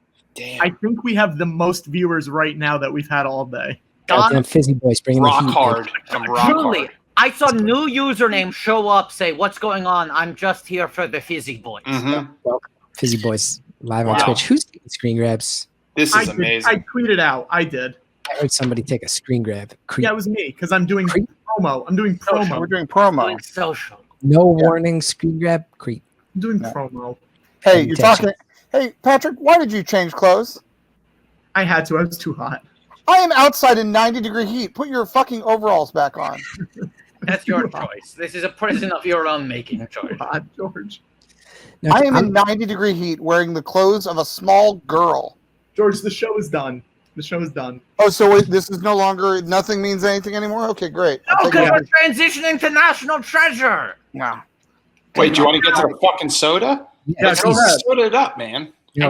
Let's be very quiet because we all know the most important part of the Fizzy Boys is to be able to hear the fizz. So we need to make sure we give Geth and Don the space to open that soda as close to Mike as possible. Okay, now it's hard to coordinate. I'm gonna bring us off camera just for a second while you guys do this. Please. I already fucked up. I already opened my soda. Oh my god! I got mine. No, it's very, very hard to coordinate buying sort of rare exotic sodas when we're 3,000 miles apart and we're during a quarantine where it's hard to get at. You need to be shopping, hitting at multiple stores. So Don and I actually decided to do something that's more of a tradition than a new soda. So it's going to involve Coca-Cola. Right here. Right there. Don. Okay. Oh, did you get the little bottle? Like the half size bottle? That's good. Man. I looked for Mexican Coke. That's good. So we have the same type of, okay, now everybody's going to listen. Coke's an American classic. This is my Lucha Libre themed bottle opener. But I will say, this is why I opened it. You're not going to hear fucking fizz when you open a goddamn thing. I'm ready to pour this motherfucker. Let's see. I'm going from the bottle because we'll explain why. Go ahead. Wow, great pop. Good pop, not much fizz. Now, Don, let's explain what we're doing because we're not a bunch of amateurs going to sit out here drinking Coke. That's not what we do. But No. Watto, when you come back, you're going to love this. There is a tradition all over the American South. Yep. I have never partaken in it. Don, you have. You said at least once or twice. Once. That's it. Now, I've looked it up from Louisiana. It's not even the entire South. It's from Louisiana up until the southern part of North Carolina. They don't even do it in Virginia. It's not even the whole South. What people do is they drink part of their Coke. And they put a bunch of peanuts in it. Yep. They put a bunch of peanuts in it. So we're going to do some nuts in our Coke. Yep. And Now what I'm going to do, Chris, which I didn't tell you, you're going to drink some of that. I'm going to take some of this, and I have a little bit of whole milk here. Oh, I have whole milk up there too, and a second Coke when you brought that up. Okay, so I'm going to take some of my Coke and pour it into this whole milk, and that's going to be the second thing we're going to do. And then you'll put the nuts in the bottle. Not only that, I want to see if there's a phosphoric reaction when I do this. You know, I'm going to do the same thing so as to not drink 2 Cokes. Guys, before you do this, I want to let you know we have gained 10 viewers since I said we had the most viewers. Wow, you're going to immediately lose them soon. If you are a fizzy baby, I want you in the chat right now to type FBFB for fizzy baby. Yeah, that's right. So I'm going to drink some milk. I drink some milk because your system is better where you mix it in the glass. Yeah. You want about, it's kind of like a 2/3 to 1/3 ratio, but I don't really give a fuck about that. 2/3, right?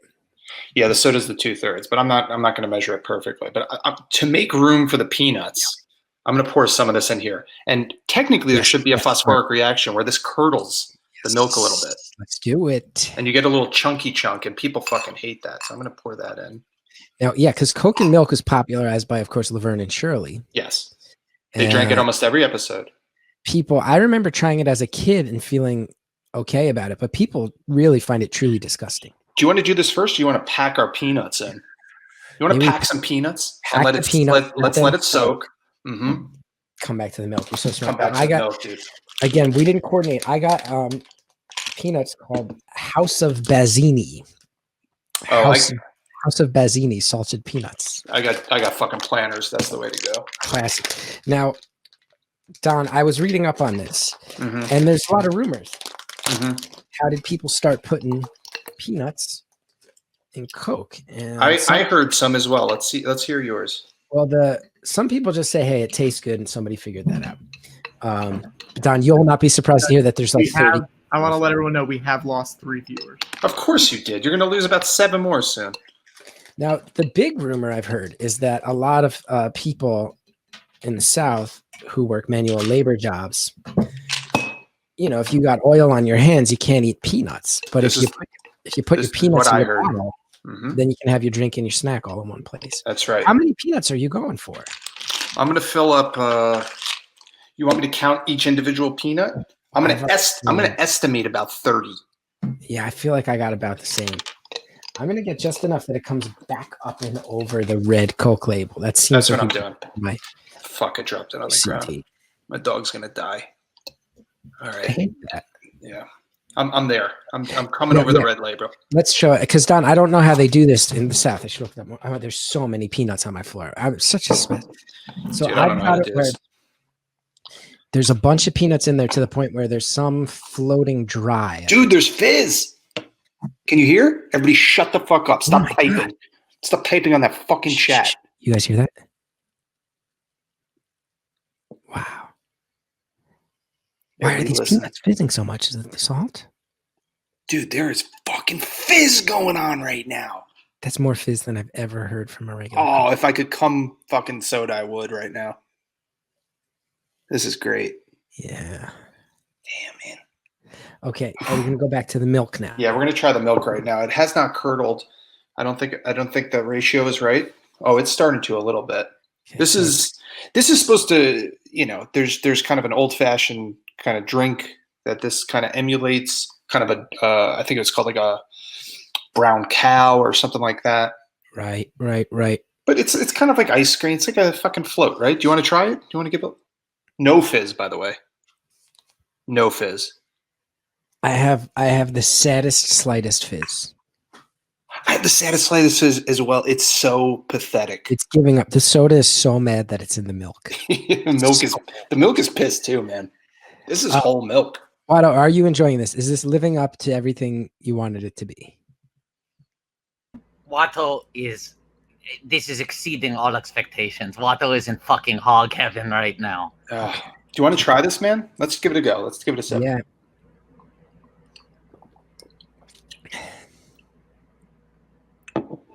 Not as bad as I thought. Wow.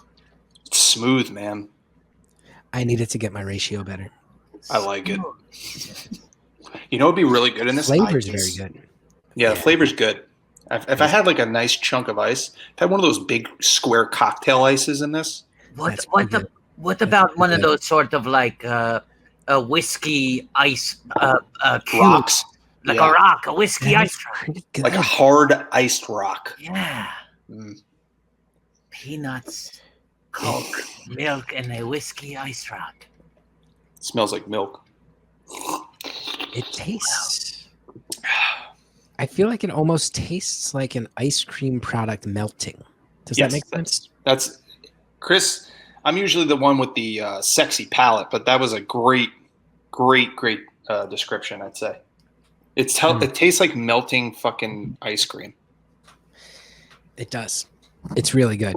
It's actually really good. It's not as bad as you guys think. It sounds fucking gross, but if you ever had like a root beer float or something like that, it's very similar. I would go so far as to say it's gross that it's warm. If anyone says the word curdle, I'm going to be so upset. Curdle. Don't say it. Curdle. There was no curdling. There should be a phosphoric reaction between these two because of the acidity of milk. Milk's more neutral.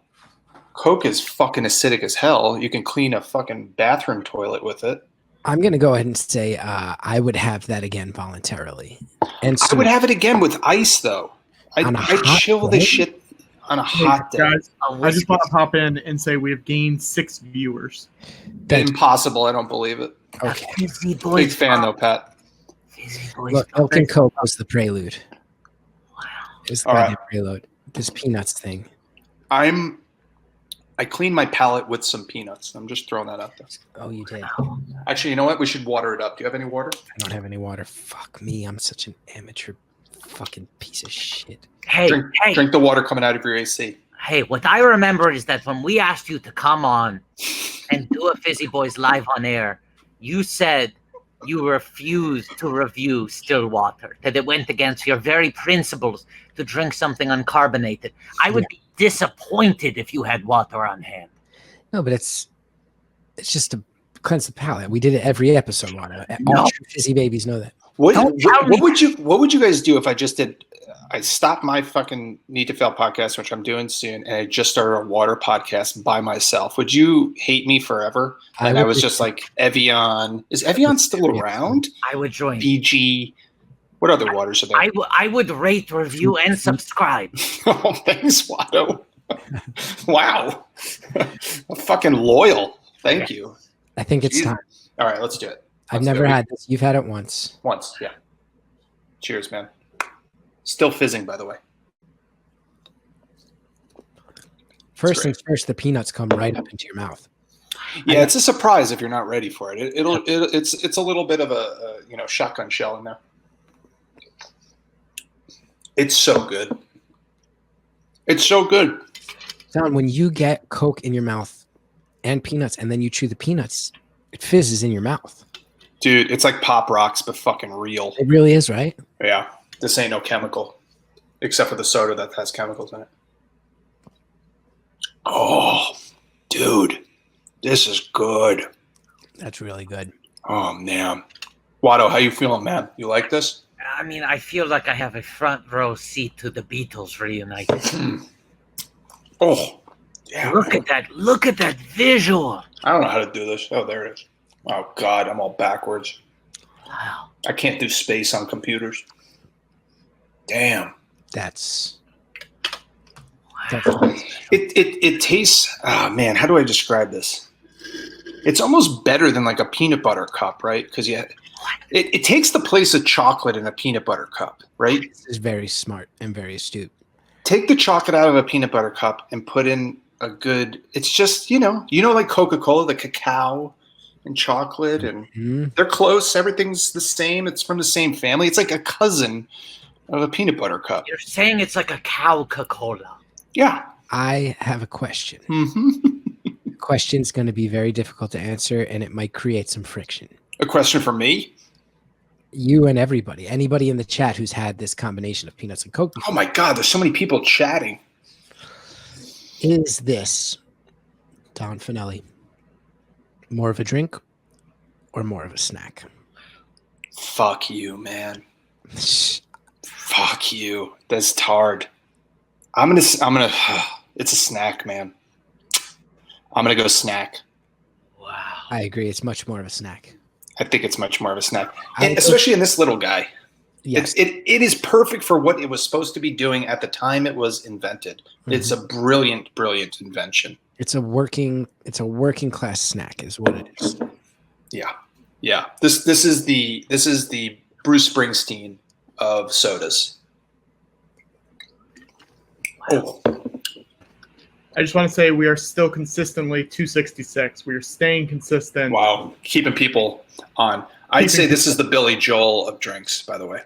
Perfect comparison. Yeah, this is Bruce Springsteen. You might even say John Cougar Mellencamp. Wow, ain't that America? Damn. I have a question, if I may interject. Yeah. One of the most popular segments from Fizzy Boys was What Would John from Galcos Do? And would you imagine how John from Galcos, owner, Watto could never forget, truly, he is not faking here, a big-time Fizzy baby. Okay? So John from Galcos, for those who don't know, the owner, proprietor of maybe what true Fizzy babies would consider to be Soda Valhalla, right? I mean, the Promised Land. Right. And you would create a hypothetical scenario that would test the moral fiber of John from Galcos and try to imagine how he would behave in such a setting. What do you think John from Galcos would think of the concoction you just drank? Because as you said, you're taking a drink and turning it into a little bit more of a snack. Where do you think John would land on such an issue? I don't think he'd be down with this milk shit, man. But no, peanuts. Yes, that was my yeah. That's my immediate reaction. Yeah. Immediate reaction. Oh, hey, George. All right. What are you eating? A biscuit? No, I'm eating a salmon croquette. Whoa, George. We're up to 274 viewers, by the way. Yeah, we are. The number did change as soon as I got out of here. So For anybody joining just for the Fizzy Boys, these guys are raising money for a great cause. Wow, I was getting choked up. And let me just say, the moving image, fantastic place. over on Twitter, famous New Yorker David Sims is saying, "Bring back Fizzy Boys." Is David Sims in the chat right now? Because it's literally what we're doing. He's asking for a permanent return, not a one-time reunion. None of this reunited apart shit. We're asking for a full revival. I mean, hold on, I'm literally choking on a peanut. Yeah, this is great. This feels like you're trying to get out of it, Gethard. I say you keep asking Gethard questions. It would be very hard to coordinate getting the same sodas on different coasts. Why would that be hard? Can't you order from Galcos? Do they not? I am, and I live 10 minutes from Galcos, by the way, so I could get there, but the problem with ordering from Galcos for me is that to ship soda, I've done it so many times. Right. I once shipped on an entire case of sodas I picked from Galcos. Fantastic. The shipping is like 4 times what you pay for your soda. Okay, wait, but how about this? How about this? Don drives to Galcos. He buys sodas. He sends you individual bottles, an amount that is a slightly more affordable to ship out. Like in an envelope? Yeah, just put it in like a media mail envelope. Got it. I would be willing to build it into the budget for your Patreon or whatever. Just like build it in the same way, if you want to put dinosaurs in your movie, then you got to build that into the budget. You're not making Tucker here, You write it off as a business expense, and you're not having to hit the shipping minimum because it's Don sending the bottles. Listen, I have nothing but love for Don. He's one of the only people in comedy who I don't consider a snake and or rat. The most handsome man in Hackensack. RATLIFF. Wow, you are full. The big bad buck of Bergen County. That's right. Hackensack is full of car washes, by the way. So, Don, I am happy that you responded to my email about this, though, because famously, you never got the email. You never got the email. One would say it, and that will end up on your tombstone someday. I never got the email from Geth. I sure as fuck got the email from you, man. People are throwing catchphrases at you from 2009 right now. I mean, very funny, willing to do anything. Never got an email. Never got an email. From. I'm honored. From that your too. show, Gethard. Yeah, they showed that bore your fucking name, Gethard. Listen, Where's if, that from? if you did that show, wouldn't you be trying to forget about it too? Absolutely. Every day. Never. Get so much of the trauma from your mind. Never. Now, I'm gonna blow everybody's minds real quick, if that's cool. Please. And Patrick, tell me if I'm taking up too much time, because I know you No. told me to keep it tight. No, let me check the clock. You have an hour left. I was trying to figure out how to coordinate with Don on this. It proved impossible. So I don't know what we want to do with this, but I was saying how it's hard to get rare sodas right now. You don't want to be shopping in stores, going store to store in the pandemic. It's stupid. Some things aren't worth it. Okay, I wear a mask. I sacrifice my soda. That being said, I am Chris Gethard. Don, I got a surprise for you. And I wish I could have gotten... I honestly was going to drive to where you are and drop one of these off. And then I didn't. Okay. We all know, that's why you said you might be in the car for this. we all know Fentimans. Everybody knows Fentimans. Oh, no, from Fentimans. Fentimans Curiosity Cola, I have said, is my favorite cola, specifically their cherry cola. Wow. They have a whole series of sodas. They got that dandelion and burdock stuff. It's English. Rose lemonade. The rose lemonade. Well done, Watto.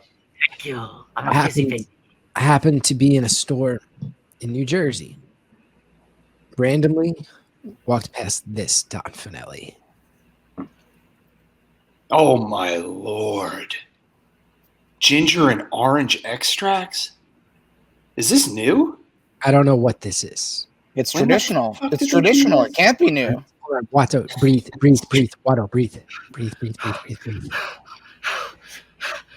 That is... You'd think, not to shit on Fentimans right now, but you think pink ginger, you think grapefruit. Yeah. But it's not. It's just orange. It's orange and ginger extract. Wizards at Fentimans. Here's how fucking nuts they are over at Fentimans. Here's how fucking crazy these fucking psychopaths are. Did they make this just for COVID? The ingredient is orange. Yeah. And then they call it pink, an entirely different color. These fucking maniacs. That's what I'm saying. It's almost rosé colored, though. I mean, this is legitimately one of the classiest sodas I've ever seen. I can only imagine how the fizz sounds. It's like Downton Abbey of sodas. It's very proper. And I don't know if you remember this. Is that a pink bow on it? No, it's the Fentimans label up top that's peeling off. Okay. It's peeling off. Now, I don't know if you remember this, Don, because it's been years. It's been literally 4 years since we've talked about soda. Yeah. Fentimans is the one that has the weird ingredient that we've never been able to figure out. I don't know if you remember this. We got carbonated water. I know what that is. Yeah. Beet sugar. Not cane sugar. Beet sugar. Glucose syrup. I'll let it slide. Sugar. And then fermented ginger root extract. Parentheses. Water, glucose syrup. So more water, more glucose syrup. Ginger. Pear juice concentrate. And here's what they always have in theirs that no one else has. Yeast. Can we get a close up on that, please? Yeast. Yeah, that's clear. You just have to trust us on this one. Yeast. Boy, you put yeast in a soda. Did they? They ferment this shit? Yeast! Is it? Are they fermenting this? In the bottle? Is that how they get their fizz? No, because it's first one's carbonated water, but Fermented in the bottle? Well, no, Otto, because this is the whole thing. Don's right. First ingredient, carbonated water. They're Carbonated using water. that's already carbonated, so they can't be fermenting it with yeast. maybe it's 2 levels of fizz though, right? Because they're putting so much sugar in it, they're giving you a base layer of bigger bubbles with carbonated water, and then those tiny, Is that scientifically possible? just the tip bubble from the fucking yeast. Yeah, it's scientifically possible. Of course it is. You just said that. 2 levels of fucking bubbles? That can happen. Don, are you talking about a fizz inside of a fizz? Yeah, like The inception of sodas? Gethard, do you have one of those with the bubbles for your kids that has like the bubble inside the bubble? You ever blow the bubbles? You have like that wand thing where you blow? Do you like your son? Wand. Now there's a deep cut that no one else in this room gets. No one will except get me and wand. you.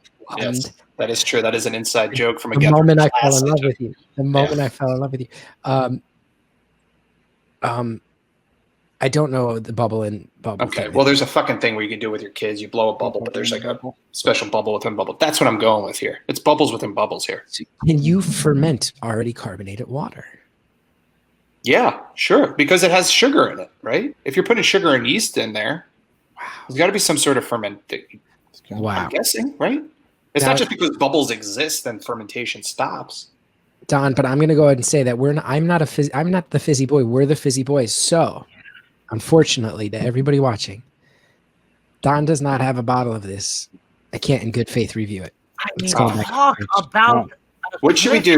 Should we do these live comments? Everybody sound off. Do you want Keth to do this with or without? Now wait, here I Okay. have an idea. Oh, okay, wait. Talking stretch I have goal? an idea. No stretch goal. Gethard, could you get a second bottle? Not right now. No, but When? soon. Soon. I don't know. I could Vanelli, go back to that store. Vanelli, Let's are be you in LA? Where are you right now? I am not. I'm in New Jersey right now. Hypothetically, Gethard, I am also in New Jersey. could we have a return another week with Don having another bottle? I don't think so, because this is the only one I have, and I don't know if I went back to that same store. I've never seen this shit before, and I might never seen it again. That's the question. I was planning on having this moment being that me saying right now, Don, I want you to go downstairs and look in the under the third bush to the right of your front door, and one of these would have been waiting, but That would have been cool as fuck, man. Yeah. it didn't come together. But we don't live that close to each other. Now, what do we? People are saying it's for charity. I think if we raise $100 in the next 5 minutes, I'll review it. Okay. What are we at right now? Honestly, this is an easy fix. Don, when he drinks it, just lift your hand up like this. We'll add it in later. You drinking it. We will have someone add it in. Hang on, let me see where we're at right now, and we can try to do this. We're at 4766 right now. We get to 4866. This is I will another take- thing. I- Another thing we can 46. do through the magic of editing is if you ever get a bottle of this soda, Don, Yes. you can edit the two clips together to make it It's seem an easy fix. Just happening. Gethard, it's very important when you're drinking it to say some things like, we're doing this at the same time. You have to do it. Otherwise, in order for the clips to fit together, you have to act like Don is drinking it at the same time. Say things like, Don, good job drinking that too. Yes. If we get That's to good direction, man. 4866, you all get more fizz. I tried to make that Yeah. rhyme. Wow. I'll just Gethard, I be- looked this up, man. This is only a year old, this soda. Ooh. Baby soda. It's a baby soda. Soda. And no one's reviewed it yet. I haven't No, I- seen any reviews. I noticed that Fentimans, their cherry cola used to be cherry tree cola. Yeah, Cherry Tree, they took that out. They took it out. It's just cherry Baby cola. soda should be on The Mandalorian. Hey guys, George Watto, I do want to remind you that we have an over 2 hour movie to watch. Of course. Yeah, I know that. We also need to get to $8,000 if we want our guest host to come on. Patrick, our eyes are on the clock. There's only 45 minutes left in this episode of Fizzy Boys. We're on top of it. Everyone knows. We're on top of it. Where are we at, Patrick? We're at, hang on, let's see. Refresh. I mean, do we want to? I also think that we may end up watching Sorcerer's Apprentice after National Treasure too. George, we're not doing Wait, how many more hours do you guys have? At Well, least it's- two. At least two, maybe more. It depends. We need to get to 8,000 so that we can have our guests come on. We got to have. Who's your Trying- guest? Or is that That's a surprise. That's a surprise. But We've Trying to been get to doing this for 4866. so long. We would love a break. At 8,000, we get to tap out, and a guest host and a guest sidekick come on to do the rest of the stream. 45 and then we'll probably do another hour after that. No, Those we are guys are going to have so much energy. Oh, We are yeah, they're going to be a breath of fresh air. $65. 65 more dollars for me to drink Fentimans pink ginger on the air and just Come on. I'd have Come here's the on. thing.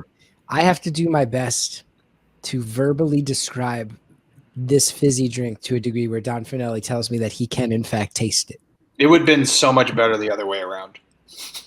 So wait, I just want to clarify, Gethard. At one point, you had the ambition that you would drive a bottle to where Finelli is now, leave it Yes. in a bush, and reveal it to him at this moment. Everybody would have lost their goddamn fucking minds. It would have been the coolest thing I'd ever fucking seen. I should have done it, but I had a crazy day. It was, No, it's fine, but you I was only telling Don about it before this day got away from me a little bit. Yeah, it's totally fair, but I thought he was going to. There was something shady. There was something going on. But you only bought one bottle, correct? What? You only own one bottle. I right used now? to own 4, but I gave 2 away at a party, and I have another one downstairs. guys. But we're not doing what you're thinking, Watto. Hey guys. No, but I'm just Or saying it's- you do have a second bottle. Hey guys. I Hey used guys. to. Hey guys. We did it. Thank you to everybody. Wow, that is amazing. Thank you to everybody who contributed. And that also Yeah, means perfect. thank you. You've also crossed the threshold. I will draw comedian and libertarian Teller on my cheek right here to match the drawing of Penn on my forehead. Jesus Christ. 1610 Watto, remember that time in private conversation you told me that doing this stream is the only thing making you feel normal during the pandemic? Absolutely. and I believe right after that, Watto commented with, as insane as that sounds. And we've been playing phone tag because I've been actually all week calling you for career advice. You said to Watto, you really need his advice on a big career. I need some career advice for you, Watto. I feel really good about that looking at you right now. We've been playing tag. Is that like dry erase marker? No, it's a Sharpie. It will take some scrubbing. So you're like Takeshi 6ix9ine. Is that how you say that? Absolutely. Yes. Has that joke been made yet? Someone said Watto is starting to look like a SoundCloud rapper, but as we know from improv, don't reach for the ketchup, reach for the Heinz. You get the point for going straight for Takeshi. I'm just glad I knew that reference as a 40-year-old man. Okay, would it be possible to get a close-up on this? I'm playing it scum. Always possible. Okay, Don, you ready? Yeah, I'm pretending to hold the glass. Patrick, the perfect timing on this would be... Hang on. We'll get out of here. Well, Patrick, I was going to say the absolute perfect timing would be that I pop it. Here's some. Yes, exactly. Okay, ready? It's, of course, the twist off. Yeah, I'm gonna twist it too, man. Let's do it at the same exact Yeah, time. 1, 2, 3. Ooh. You hear that very slight. Is that coming through the mic at all or no? Not really, and I feel like it's the yeast. Did that help? If I took out the wind. Not even close. That yeast really controls the fist. Hang on, Gethard, before you do it, can we get a clean shot of the bottle going like this, just so they can put it into Don's hand?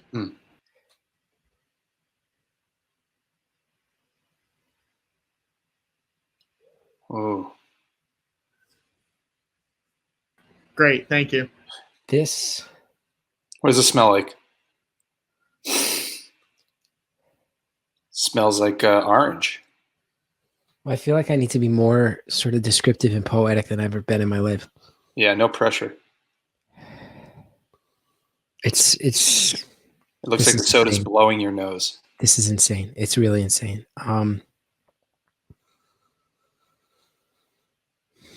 First thing that hits you. Floral notes, orange, citrus, yeast. Have you ever walked through a park No. and I almost want to say it smells like walking through a botanical garden, but those have been so cultivated purposely. There's a lot of sense in that. A lot of. But this is more like that moment when that happens naturally without human interference, when you just find yourself amongst some flowers that have grown wild on their own. It's beautiful. Putting their scent out on their own terms. When they want to. It's soft. There's ginger in there, but it's definitely more of a fruit smell. Mm-hmm. It's that beet juice, maybe. That is one of the. Best smelling sodas? Smelling sodas. Yeah. I mean, if my house smelled like this, I would be thrilled. Yeah, it's one of those, like, you ever have those, like, soaps? It's like honeysuckle soap. Honeysuckle's so great. Yes. You know what I mean? It makes you feel rich, but you're not. It's great. I love honeysuckle. There's honeysuckles growing in my new neighborhood. I haven't taken any and eaten them yet because I'm a grown-up. But I remember how from when I was a kid. Remember You that? would eat honeysuckle flowers? You never did that shit.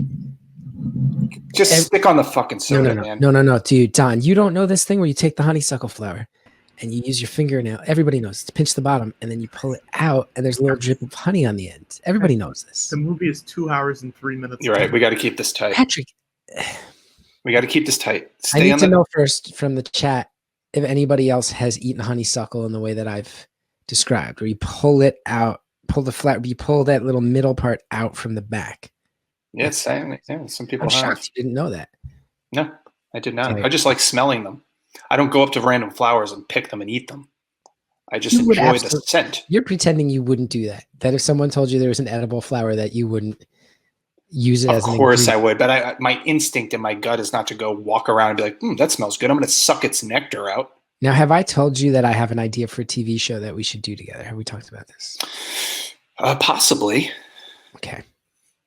Are you just going to leave that dangling? No, I mostly wanted to just keep delaying things so Patrick would fucking. Big fan. Thank you. No problem. Okay. Should I taste it? Yeah, do it, man. Put a little on your tongue and see what fizz happens there. Is it dancing? Are there big waves, or is it like a little? It's like a fucking electric shock. There you go, man. It's the yeast. I'm telling you, the yeast makes smaller bubbles. It's more like a beer, right? Wow. Hold on. Wow. Yeah. Jolt of botanicals, jolt of ginger, jolt of yeast.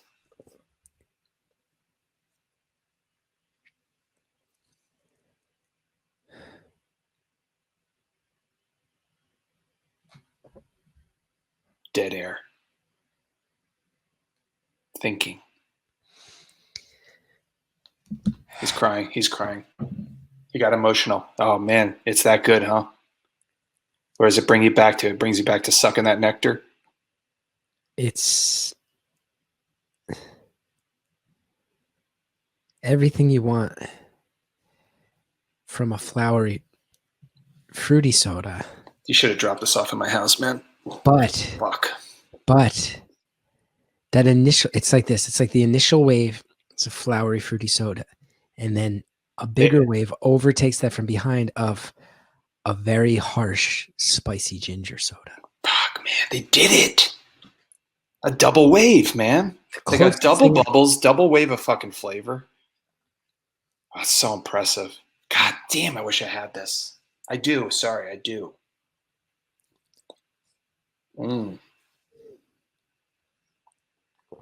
Damn, man.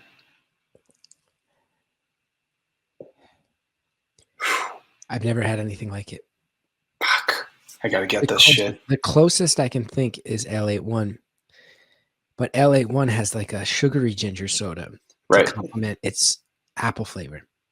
Right, it's a little thicker on the syrup. It's a little syrupier. It's a little bit more. It's less hot, right? It's sweet and sweet. It's sweet It's and less sweet. spicy. This is sweet and spicy. That's sweet and sweet. I've had L81 does the flavor combo. I never thought I'd taste another ginger soda with a flavor combo that way. And then they fucking throw in some botanicals. They throw in some orange just to kind of kick you in the balls. Right I'm away. gonna go ahead. I'm gonna take another sip, and I'm gonna do a motion like that to let you know when the flour subsides and the ginger comes in. Give me a punch and then a spike.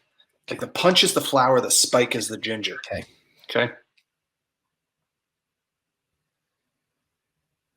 Somebody, Smanchberger says L8 is overly sweet. Never talk shit about L81 again. Okay, ready? The punch is the flour, the spike is the ginger. Right away. Oh! Wait. Keep it in your mouth. Let it settle. Take a sip. Listen to me. Take a sip. Shut up, Patrick. Patrick, get the fuck out of here. Take a sip. Let it settle. You got the punch, you got the spike. Just take 1 second, then swallow. Then just let it. Even more explosion. It's not great when you hold it in your mouth. Okay. That's It pulls back the curtain too much. I'd say that's soda in general, though, Chris. Yeah. Yeah. Sorry, Patrick. 7 minutes. Can I give you 7 minutes? Mm-hmm. Okay, 7 minutes. Great. I feel like we're done. Yeah, I think that's it. Okay, great. Wait, Watto, you look shell-shocked. Wow, nice, Watto. That looks beautiful. Hang on, Watto. Let's make that a full screener. First Whoa, that was good, Watto. Thank you. I tried to get that wry smile in there, as only the host of bullshit can give you. Now, Watto, you did do the other cheek. Why? I didn't. It's the mirror effect of the. No, but you pointed to the other one. I'm so confused with the direction. Yeah, you can't hide behind that. No, because this is what happened. I'm realizing now. I'm using the photo booth on my computer as reference to look at while I draw it, but that's flipped from the image here. I'm so confused. I did it. But you pointed in this camera view. You pointed to your other cheek and said this one. But what you have to understand is, then I went to the photo booth window, and in that window, it looked like this was that cheek. No. Oh, hold on, everybody. Hold on. Chris? I just started sweating, but like a pleasant sweat. That's the ginger, man. It's got some packed in ginger. Sorry, everybody. Watto? When I breathe, it feels almost like a menthol in my chest. I think I know how you can fix this. It's a really good soda. What? Can you, on your other cheek, tread lightly, draw the host of Penn and Teller Fool Us, Allison Hannigan? Only for another 1,600. Yeah, that's fair. That's fair. Okay. I also think it would be nice if you drew a little speech bubble next to Teller saying, "I talk now." Wait, people are saying this is yeast sweat. Is that a real thing? You can sweat from yeast that fast? You would know better than I would, Don. I've never had yeast sweat. Yeah, look, Don, when I came on the screen, you said that I look shell-shocked. Mm. And how else does one respond to watching history in the making? To have the Fizzy Boys return, much like Michael For Jordan. charity. Only for charity could we get the Fizzy Boys to reunite. They would only do it for a good cause. The fear is there any way they're still as good? Oh my and in fact, you top your previous record. Yeah, I don't know. You might want to dust off some space on your mantle, because I think you guys are winning a Webby for this one. I appreciate it. Chris is still coming. Well, my posture just straightened and my spine elongated. Oh. Wow, I don't know if this was what else was in this thing, man.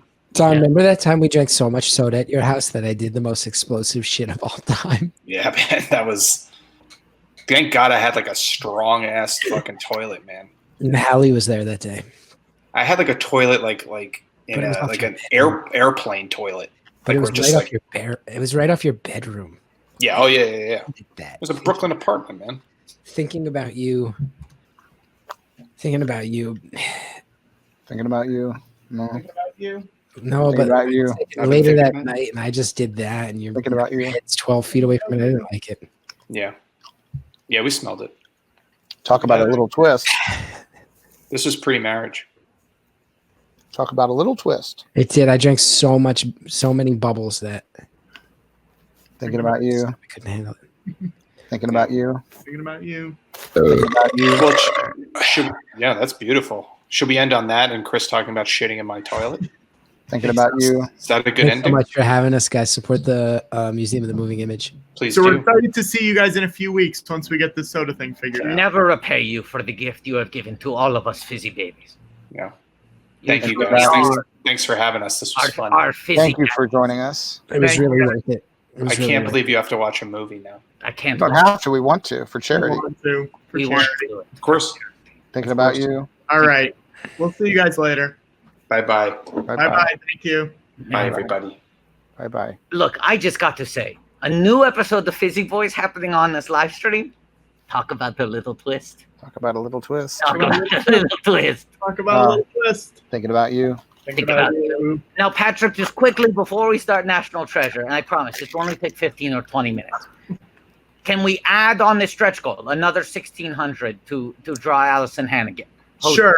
of Penn and Teller Fool Us, a show that Watto often watches when he's trying to pull himself out of a panic attack. He finds it very relaxing. So what's that, 54? I think it would be, right? Yes. Studio 54. Okay. And here's another stretch goal I want to throw out. Yeah. At 5,000, Watto is going to do the garlic knot challenge. Talk about the little twist. Talk about a little twist. Those are a bunch of little twists. Yeah. At 4,900, it's only $9 away. I'll finish off this bag of Star Wars nerds from last Dude, week. okay, now George, don't eat another one until we get those $9. I won't. Okay. That's a $9 challenge. That's a bargain. Yes. Think about what you're getting. A bargain is twice the price. Think about what you're getting for $9. Imagine you were just walking down the street and you saw George Lucas and he had a little bit left of a bag of Star Wars nerds. Yes. And you knew that for $9, you went up and handed him $9. Yeah. Now, to finish off the bag. Here is a serious question. Yeah. Would it behoove? No, this is serious. I'm trying to help you right now, Patrick. Okay. Yeah, we're doing this for Patrick. Patrick, we're doing this for you. For you. We didn't want to do this. I'm not getting a chair yet. We're doing this for you. We want you to get that chair. We're so far away from you getting that chair. We're doing anything we can to help you get that chair. Patrick has done so much work today, and he's the only one who didn't get a chair. It's not fair. It's not fair to not get a chair. It's not fair. Not fair, no chair? Wait, someone is saying at $6,000 we watch all of Studio 60 tonight. Not tonight. No. Not tonight. But if we We'll raise do it. 6,000, we'll do it. We'll commit to doing it. It will We'll be commit to doing it. So August, the telethon is going to be Big Lake. Yes. And for September, yes, we would do all of Studio 60 on 9/11. We don't want to forget. No. Now, Studio 60, I think, is on Amazon Prime, but I know also the DVD set is available. Okay, wait, now can I say this, what I was going to say? And this is for your benefit, Patrick. Yeah. Would it behoove us to allow Planet Scum to reset the stream for the archive before we start National Treasure Book of Secrets? Can I... Hang on. Right? I might be right. Jersey Dave, come on, Jersey Dave. Talk about the Zaddy. You know what? We'll see who gets to us first. Bryson, Jersey Dave, who's there? I'm here. Okay, hey. Yeah. What do you think, Bryson? Should we reset the stream or should we keep going? The movie is over 2 hours long. Is it better? It's 2 hours and 3 minutes. Before we watch the movie. Give me a second. We're at 8 hours, Bryson. Someone just said that Studio 60 is a classic TCGS watch along. That is true. That is true. That's true. Is that? We used to watch it in the chat room thing that they had. I think we'd have to break it up into a series. It's 22 episodes. No, we can do it. We can do it. And it's also you have to buy it. We'll do it. The 22-minute episodes? No, 44. No. Guys, Okay. I'm creating a new broadcast. Okay. Everyone watching right now needs to promise that they will come back when we got to start come again. Okay? The stream will restart in a couple of minutes. No crawl. Yes. No crawl. We're just starting. No All right, crawl? here we go. Bye, guys. Bye, everyone. See Bye, you. everyone. All right, you guys stay here though. Yes. Me? Sure. End the broadcast. You guys stay here. You guys stay here so I can send you the info. Yeah, we'll stay here. That's fine, but I'm also going to go to the bathroom and prepare the garlic knot challenge. Oh boy. Okay, but we might start without you. That's fine. Let's end the broadcast, Bryce. Oh, you want me to end the broadcast? Sorry, I was. People are still watching, so End the Bryson. Make this. Okay, let's end. Hello. Already live. I'm here. We're already live? Great. Yeah. So, hi everybody. I think it's just me. They'll be here in a second. I don't know if people can hear me. I know you can't see me. You want to see me? Sure. I'm going to take that one off. Hey, guys. Is everyone excited for this? Is everyone ready? National Treasure 2. I've only seen it once. I saw it, I believe, on a date. I think I saw it on a date. So, you know. Hopefully, George and Wada will be here in 1 second. No crawl. We're just starting fresh. We're starting ready to go. No crawl.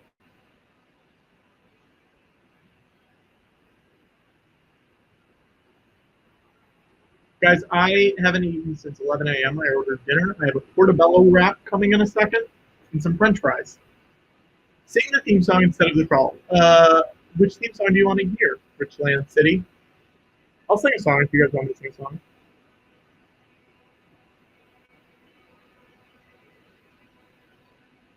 Portobello wrap? This isn't Doughboys. We're not doing a portobello wrap. Let's try that. George is almost here. I just had to email him a new link. I think Watto might need a new link too, so I'll email him as well. Great. Bye. Sing the National Treasure song. Let me remember what it is first. Hang on. And I will sing it. National Treasure theme. Let's mute mine for a second.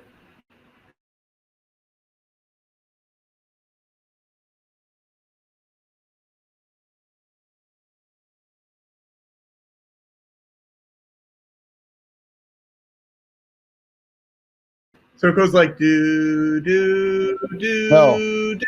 Treasure, national treasure, national treasure, national treasure. Treasure, national treasure, national treasure, national treasure. National treasure, it's a national treasure. It's a national treasure. It's a national treasure. It's a national treasure. Dun, dun, dun. That's how that goes, right? Yeah. George, have you seen this movie? No. No. No. What are we up to donation-wise? We're up to bing bing bong. Bong bong bong. Bing bing bing. Bong, bong, bing bing bing. We're up to 4931. Which is pretty good. 4931. So we did make it to the Nerds Challenge where I eat the rest of the Nerds. We did finish the Nerds, but save the Nerds for the movie, George. Well, no, I saved the Nerds for the charity donations. Okay. People paid for this. Okay. Watto has disappeared. Yeah. So I think it's like the plot of a National Treasure movie. Maybe we should start. Let's just start the movie. So I'm on the old stream with Watto, and he's not in front of his computer, so I don't know what he's doing. Okay, George and I are going to start the movie. I don't think you wait for him. Yeah. Yeah, let's wait for him. No, let's wait for him. George, it's so long. Well, maybe you should wait for him. Friends. Okay. Here we go. In the chat, if you think we should wait for him, say W, and if you think we should not wait for him, say D. WWW1D. Ooh, some more D's. Oh, it's all W's. A lot more W's than D's. Couple of D's. All right, everyone's saying wait. The vast majority says wait. Okay, you can stop, guys. Watto is my friend. Put me on full screen. Okay, George, hang on. I'll tell you why. There are some who want me to abandon my friend. I won't do it. Watto is my friend. We watch these things together. I don't know what Watto is going through right now. Watto. No, hear me, right? I'm going to be Watto is trapped in the other stream, and we have to wait for him to catch up with us. Remember the scene in Empire where Luke wants to go visit his friends, and Yoda and Obi-Wan say, "No, let your friends die. Who cares about friends? We don't have friends." And he says, "No, I like having friends." And he goes and he helps his friends. He loses a hand. It doesn't matter. Robot hands are perfect in the Star Wars universe. They know how to make them. It's like you never lost your hand. It's like they never chopped it off. It's perfect. So what does he have? What does Luke have at the end of episode 6? He's got friends. They're at a party. He has new friends. They're Ewoks. He would never have been friends with Lando if he'd listened to Yoda. Maybe he could have been friends. Maybe they would have met some other way. He would have gone, to Cloud City? Maybe. The point is, friendship is part of what these films are about. Yes, they're about family, but they're also about friendship. I won't abandon my friend. Not now. Not after coming this far. I won't do it. Friendship is important. Remember how good of friends C-3PO and R2-D2 are? Even in that one that came out, I barely remember the most recent one. And it's C-3PO, what are you doing? What are you doing, C-3PO? And C-3PO, what does he say? We all remember. It's the classic line from Episode 9. He says, I'm taking one last look at my friends. Friendship. You can't underestimate it. If you don't have a friend, oh boy, you should get one. They're great. If you do have a friend, cherish them. They're important. What is life without friends? Well, I mean, it's something. I'm not saying you can't, have a good time by yourself. You can. But isn't it nice to have friends? And when you do have friends, to support them, not abandon them. Don't abandon your friends. Don't abandon your friends. Don't do it. I'm begging you. If you are out there thinking of abandoning your friends, I'm begging you. Don't do it. They're your friends. They don't want to be abandoned by you. They want to be friends. That's the whole point. George, can I ask you a question? Yeah, sure. I ordered food like 50 minutes ago, and now no one's picking up the phone. What should I do? It's gone. Your food, they ate it. They took your money and they ate your food. It's a different age. People do cruel things. You probably didn't even call a real restaurant. What number did you dial? I'm calling the Steinway Gourmet Deli. Nobody's picking up. That's a prank. That's a prank location. Hello? They routed your number. Instead of the number going to the Steinway, it went somewhere else. And they took your money and they ate your food. You got pranked, brother. George, they're open 24 hours. I'm saying you didn't call the real Steinway. You got pranked. You got fooled. Oh, no. I dropped one of my nerds. How long are we waiting for Watto, George, realistically? I'll wait as long as it takes. I will not abandon my friend. I will not do it. He has been there for me. Yeah. When people said Phantom Menace is great. Yeah. He was there for me when they said Attack of the Clones is also great. He was there for me. Yeah. And I'm going to be there for him. Huh. You know what they say on HBO Max, don't you? No, tell me. They say,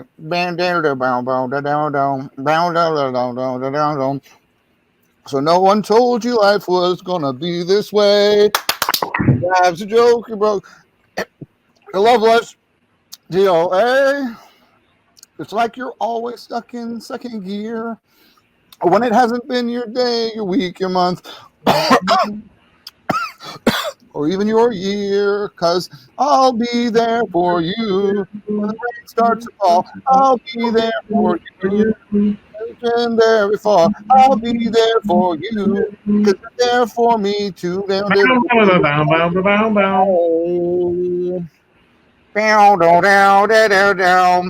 Hey, Joey, what are you doing? Oh, something stupid. Welcome to the coffee place we hang out at. Could there be any more coffee? Wait, here comes Ross. He has a monkey. Guys, I'm in love with Rachel again. Don't tell Rachel. She works here. Rachel comes over. Hey, guys, what's going on? Gunther rolls his eyes. He loves Rachel, too. Oh, nothing. Joey just got another part on a TV show, but he keeps making out with the director. Oh, no. Then Monica enters. She's dating Tom Selleck again from Blue Bloods. Says, hey, Richard's back. I'm dating Richard. Meanwhile, Ross is looking at Rachel. Hey, George. We got to start this movie, George. Who are you on the phone with? Watto, I'm trying to order food, and it's been almost an hour, and it's not coming. He got pranked by a restaurant that was fake. He got pranked by a restaurant. It was a real Chuck E. Cheese experience. Yes. A real Pascali's pizza. All right.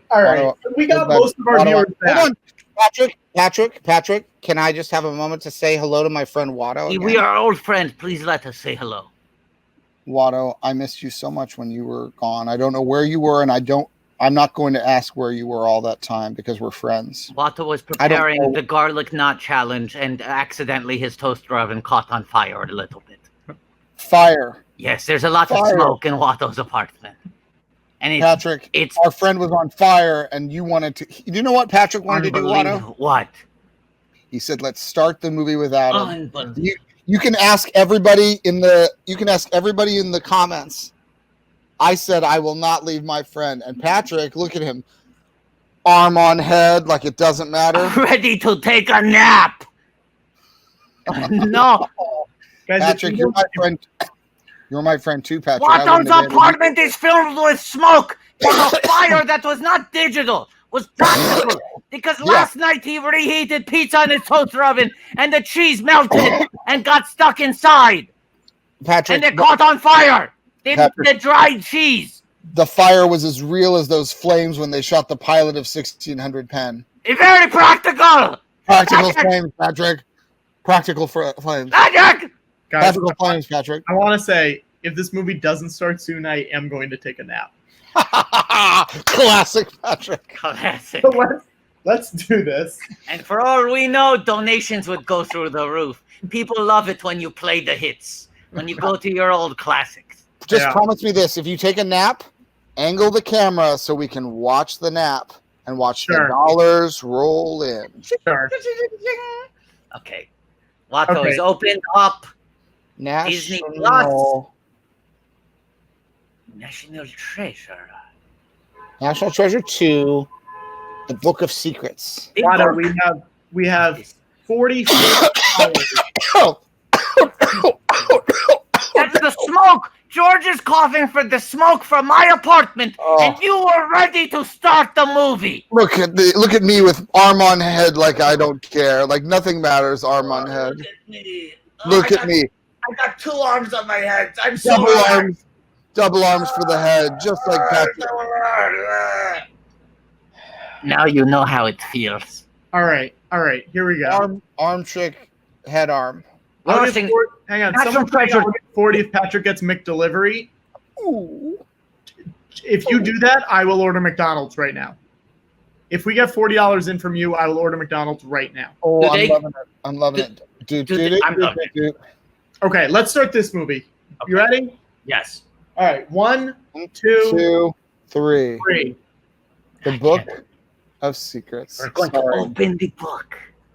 Oh. Watto, do you want to talk about the third movie a little bit? My friend Francis's nephew's movie. What do you want to see in a third movie, Watto? I will say this. Oh. Watto has a friend who used to work, I will leave him unnamed, who used to work at Jerry Bruckheimer Productions. This was some years ago, post Sorcerer's Apprentice, when the film was stuck in limbo. And this friend saw a couple of pages from the National Treasure 3 screenplay lying around, and they secretly went to a closet and they took cell phone photos. And Watto has, I believe, the first 2 pages of National Treasure 3. And I will read them on camera. I'll be down in 1 second. You could just leave it. You could just leave it down there. Thank you so much. He got his food. Does this mean you're still going to order the McDonald's? You have to. If you give $40, I will order McDonald's still. Will you eat the McDonald's? Yeah. And I want to thank. Thank you so much. I want to thank Merle High Church in the comments for pointing out this is the second National Treasure movie, so I got to put a little hat on it. That's right. Oh boy. Oh boy, it's the smoke. It's the smoke from the toaster oven, George. I'm telling you, I had to air out my kitchen. Yeah. But I want to make sure I was ready for the garlic challenge when it comes. He's got something he'd like you to take a look at.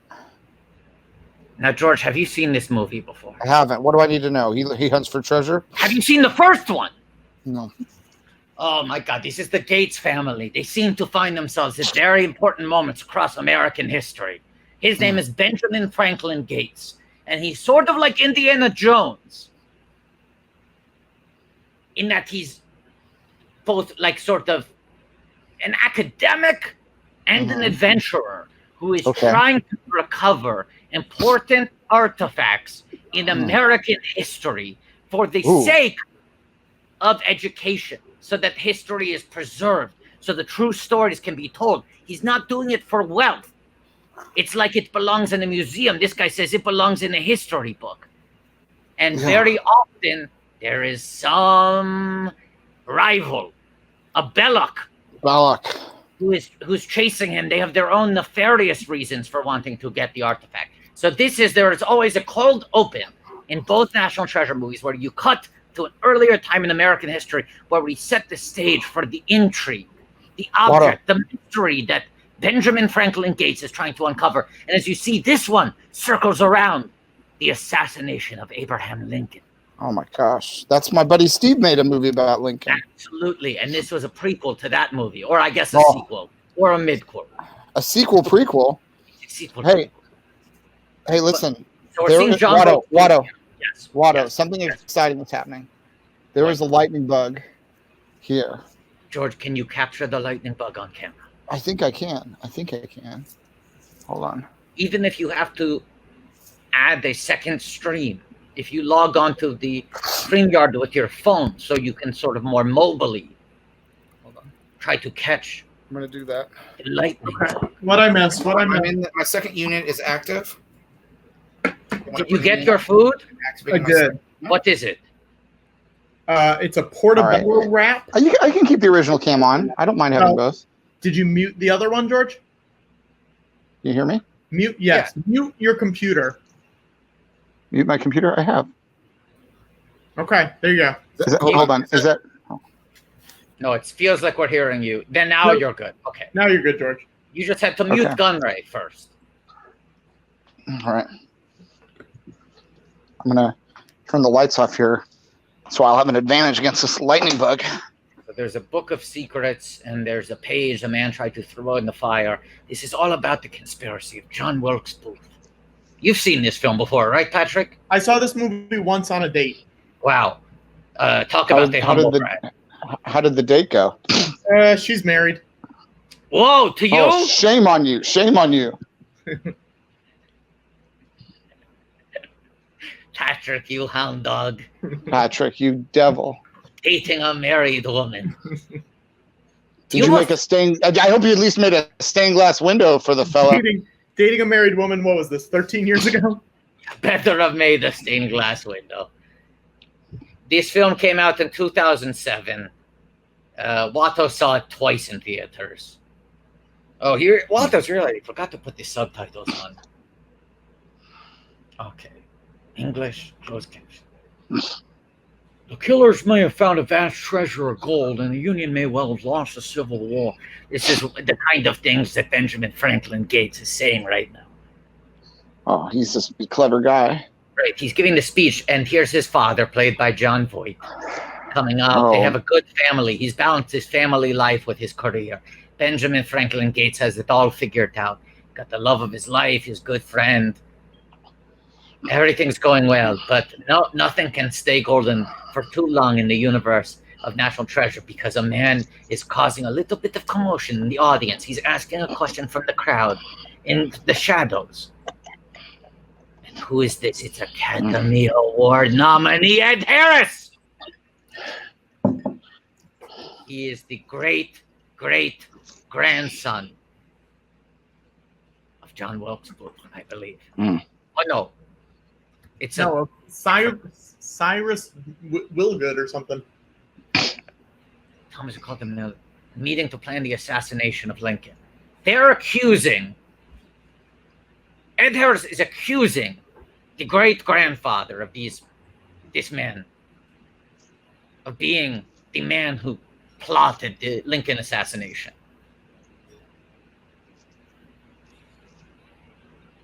He's trying to do this to clear, I think, his great-grandfather's name because his great-grandfather has been accused of being a conspirator, I think, is what's going on. Potter, you ever worked with Ed Harris? I wish. I saw him on the street once. Angry man. Yeah. George, any luck catching the lightning bug? No. I do like giving you a two angles. It feels like we could very easily convert this into 3D. Especially because one of his cameras is more red than the other. Absolutely. If we could only make one of them more blue. Or halfway there. Are they a different timing? Barely. They seem to be pretty simultaneous, but the angles are slightly different, which helps for 3D. You need two slightly different perspectives.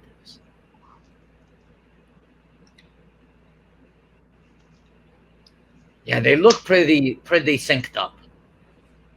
They're not. Well, they're not synced up when I'm seeing them. To us, it looks pretty synced. All the single ladies. All the single ladies. All the single ladies. Is that the one? Oh oh oh oh oh oh oh oh oh oh oh oh oh. If you like it, then you should have put a ring on it. Wait a second. Our old friend, Ron Howard, who has not commented on one of these live streams in a while. Ron Howard just texted me. Please get George Lucas to kiss himself. Can you try to, with these two angles, smooch yourself? I also want to say the border of the frame. I also want to say Ron Howard texted me saying that Watto looks like a guy who tried to send Bjork a bomb in the mail. No. So. Watto looks like famed hip-hop snitch Tekashi 6ix9ine. And I will accept nothing else. I got Penn, I got Peller, and hopefully soon enough I'll have Allison Hannigan. Patrick, let's talk about Justin Bartha. Oh, I mean, the secret sauce of the National Treasure franchise. The secret sauce. Why doesn't he work more? I mean, you talk about the man who has been in two wildly successful franchises. Riley Poole in National Treasure, and then, of course, he is the guy getting married in the 3 Hangovers. Doug. Where's Doug? Remember we were all saying, where's Doug? Hashtag where's Doug? He is White Doug. Oh, my God. Look at George. This. George, he's a regular Sebulba. He's a Doug. Look at what's happening here. George is going to piss himself. Look at this. Only in the perverted mind of Ridley Scott would something like this happen. Two Georges kissing. Two Georges smooching. What is that a reference to, Wada? Alien Covenant. Oh. Dare I ask? I forgot about David. Could George Lucas use a little tongue? Oh my God. Wow. Now, Patrick, here's the thing. These two films use Riley Poole. Yeah. Beautiful, right? He gets to join on the adventure. He's not the sidekick, he's an equal. Yeah. All 3 Hangover movies, Doug doesn't get to join in on the misbehavior. Yeah. Now, only the first one, he goes missing. The second one, it's Ed Helms' soon-to-be brother-in-law who goes missing. And Riley just doesn't, or Doug rather, just doesn't get hung over. And the third one, no one goes missing, and still Doug just doesn't come with him. That feels rude. It feels rude. It feels rude. How rude. How rude. He's a member of the Wolfpack, yet they never let him join in their Wolfpack games. How rude. How rude. How rude. Now, can we refresh? Can we refresh, Patrick?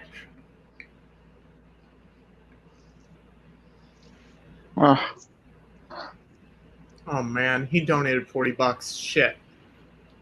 Time to eat some Nicky D's. Someone's reminding me, he did get kidnapped. He gets kidnapped. He gets held hostage in Hangover Part 3. Still rude. Wow. Rude. Patrick likes half of that scenario. Yep. What? What is the napping? Patrick likes adult napping. No Patrick. Hey, no thanks, kidnappers. I'll take an adult nap. I'll take one adult nap, please. Bryson, can you add the Google Sheets back into the thing so I can bring it up? Please, we need to know if it's time for the Garnet challenge.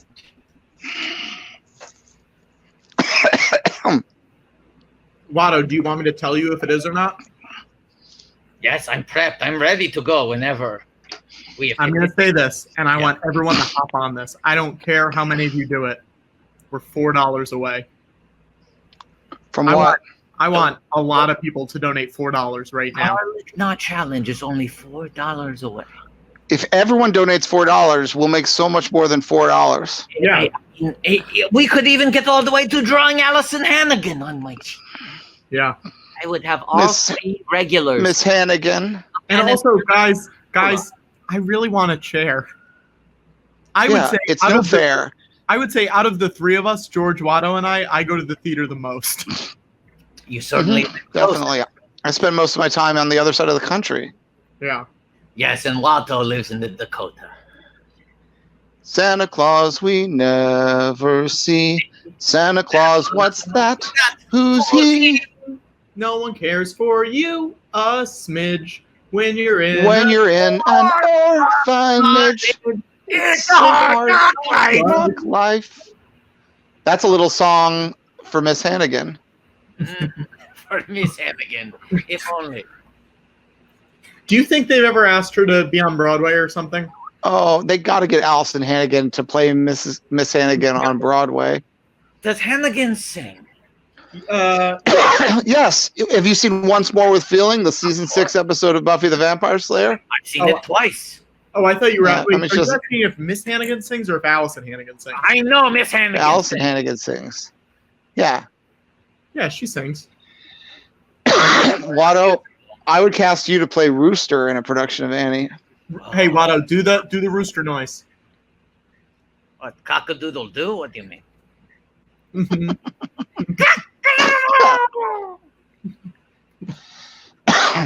Garlic knot time. I think refresh. Well, hang on. I want to make sure everyone donated their $4 because we should have like $800 more in.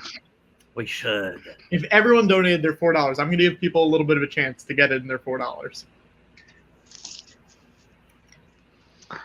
Santa Claus we never see. Santa Claus. Santa Claus, what's that? Who's he? Guys, I'm going to give you 3 more minutes to get your $4 in. That's all we're asking is $4. Okay. My Venmo. Hang on. People want to Venmo me? Oh, boy. Okay. I am seeing 1 theater credit for Allison Hannigan, and it was in London on the West End. She never on the West End. Great Broadway, but she starred in a play adaptation of When Harry Met Sally. Wow. If anyone does not want to send the PayPal and wants to send it via Venmo, we can do that too. It's Patrick-Cotner, Cotnoir. Oh, I got garlic nuts right here, sitting right off camera, getting ready. Yep, we're giving it a few more minutes, Watto. Garlic nut challenge. Who knows what that could be? What a mystery! What a surprise! I'll have what she's having. And what she's having is garlic knives. Santa Claus, we never see. Santa Claus, what's that? Who's he? Who's he? No one cares for you, a snitch. When you're in an orphanage.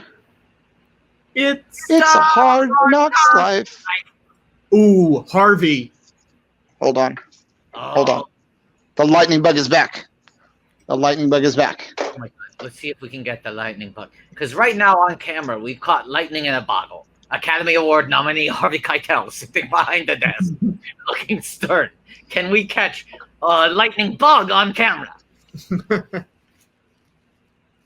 Cue card Keitel himself. Looking very intense.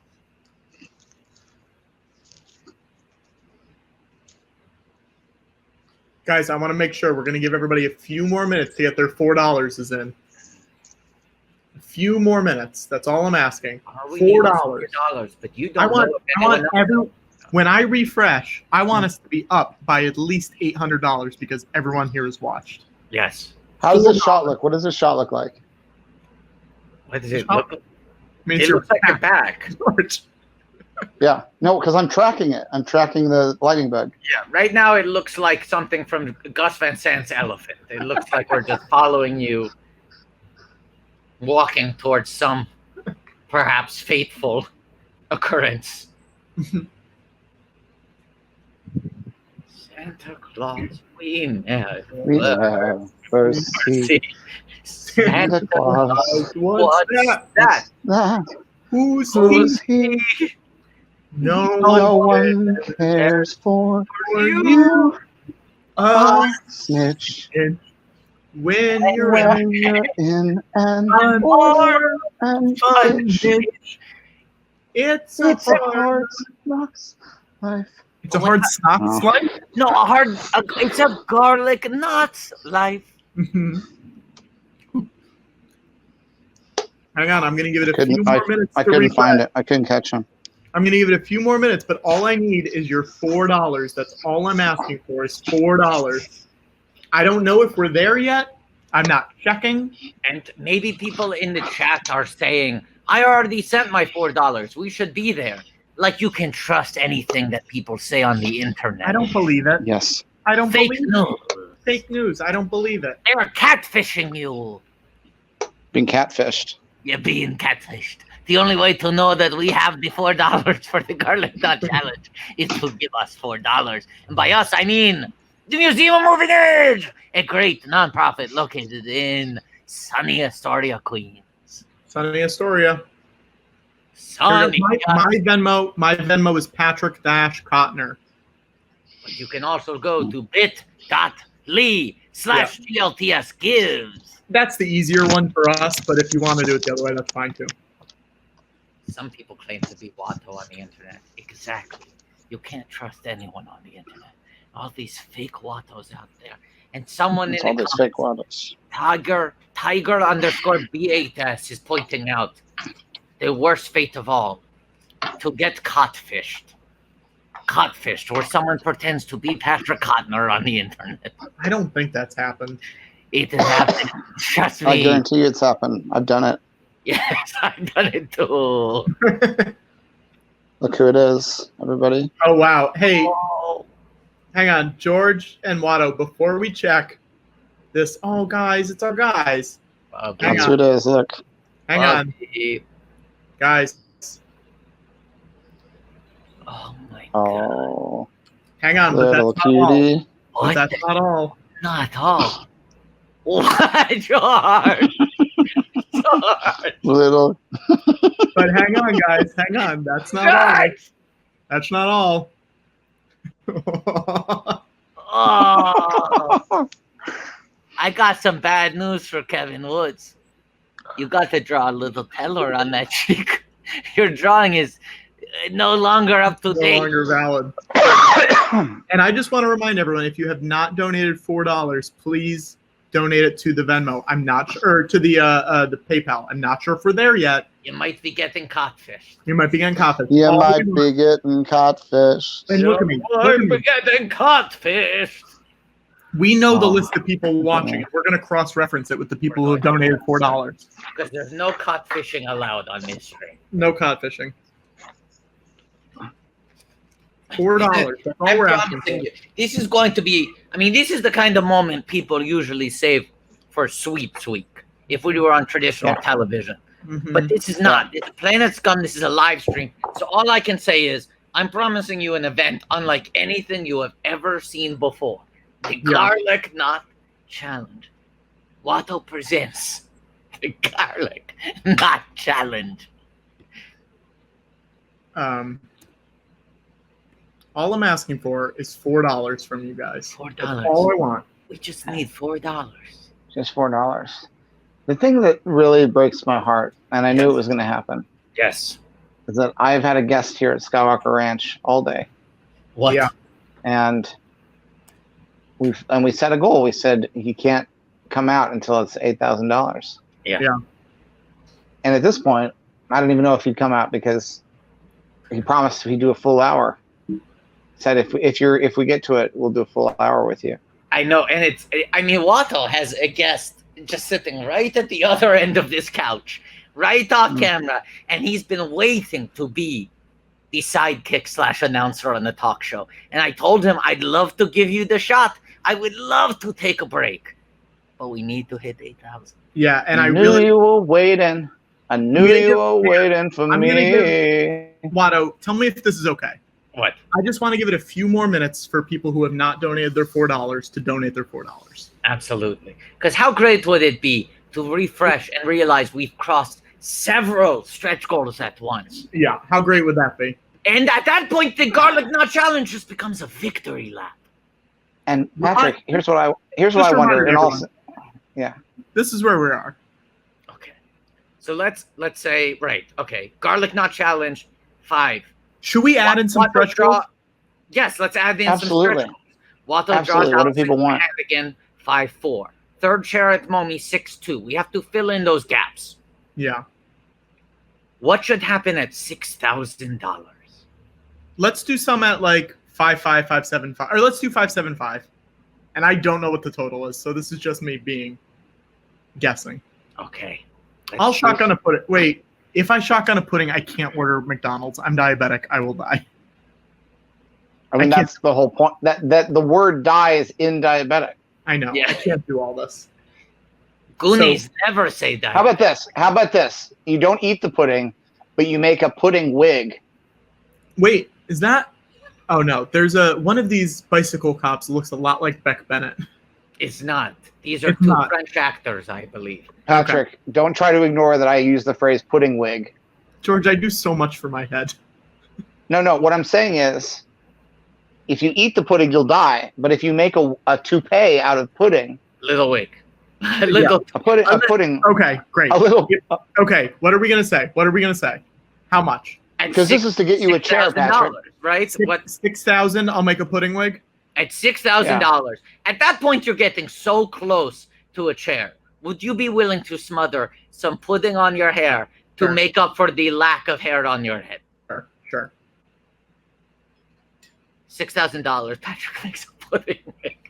Okay. Now $5,750. George, I think you got to put some money. I'm trying to think of what would be good. You haven't done anything since.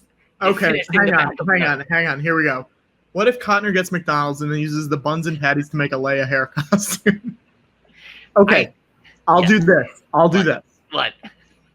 At 5750, I will order the buns and patties to make a Leia hair costume. But I won't do it until we get to 6,000 so I can make a pudding wig. So the idea is... And at that point, listen to me. At that point, you guys need to promise me you will get us to 6,200. So what you're promising us is a pudding wig with 2 Leia buns on either side made out of McDonald's hamburger buns. Yeah. Yeah. I mean, if that doesn't get us to a third chair, I don't know what will. Tell me what's a marker between there and there that we have? 6-1. Right. Type it in. Okay. 5750. You ordered the McDonald's. Have you checked to make sure the McDonald's will be open still? Hang on one sec. Let me check. Oh boy.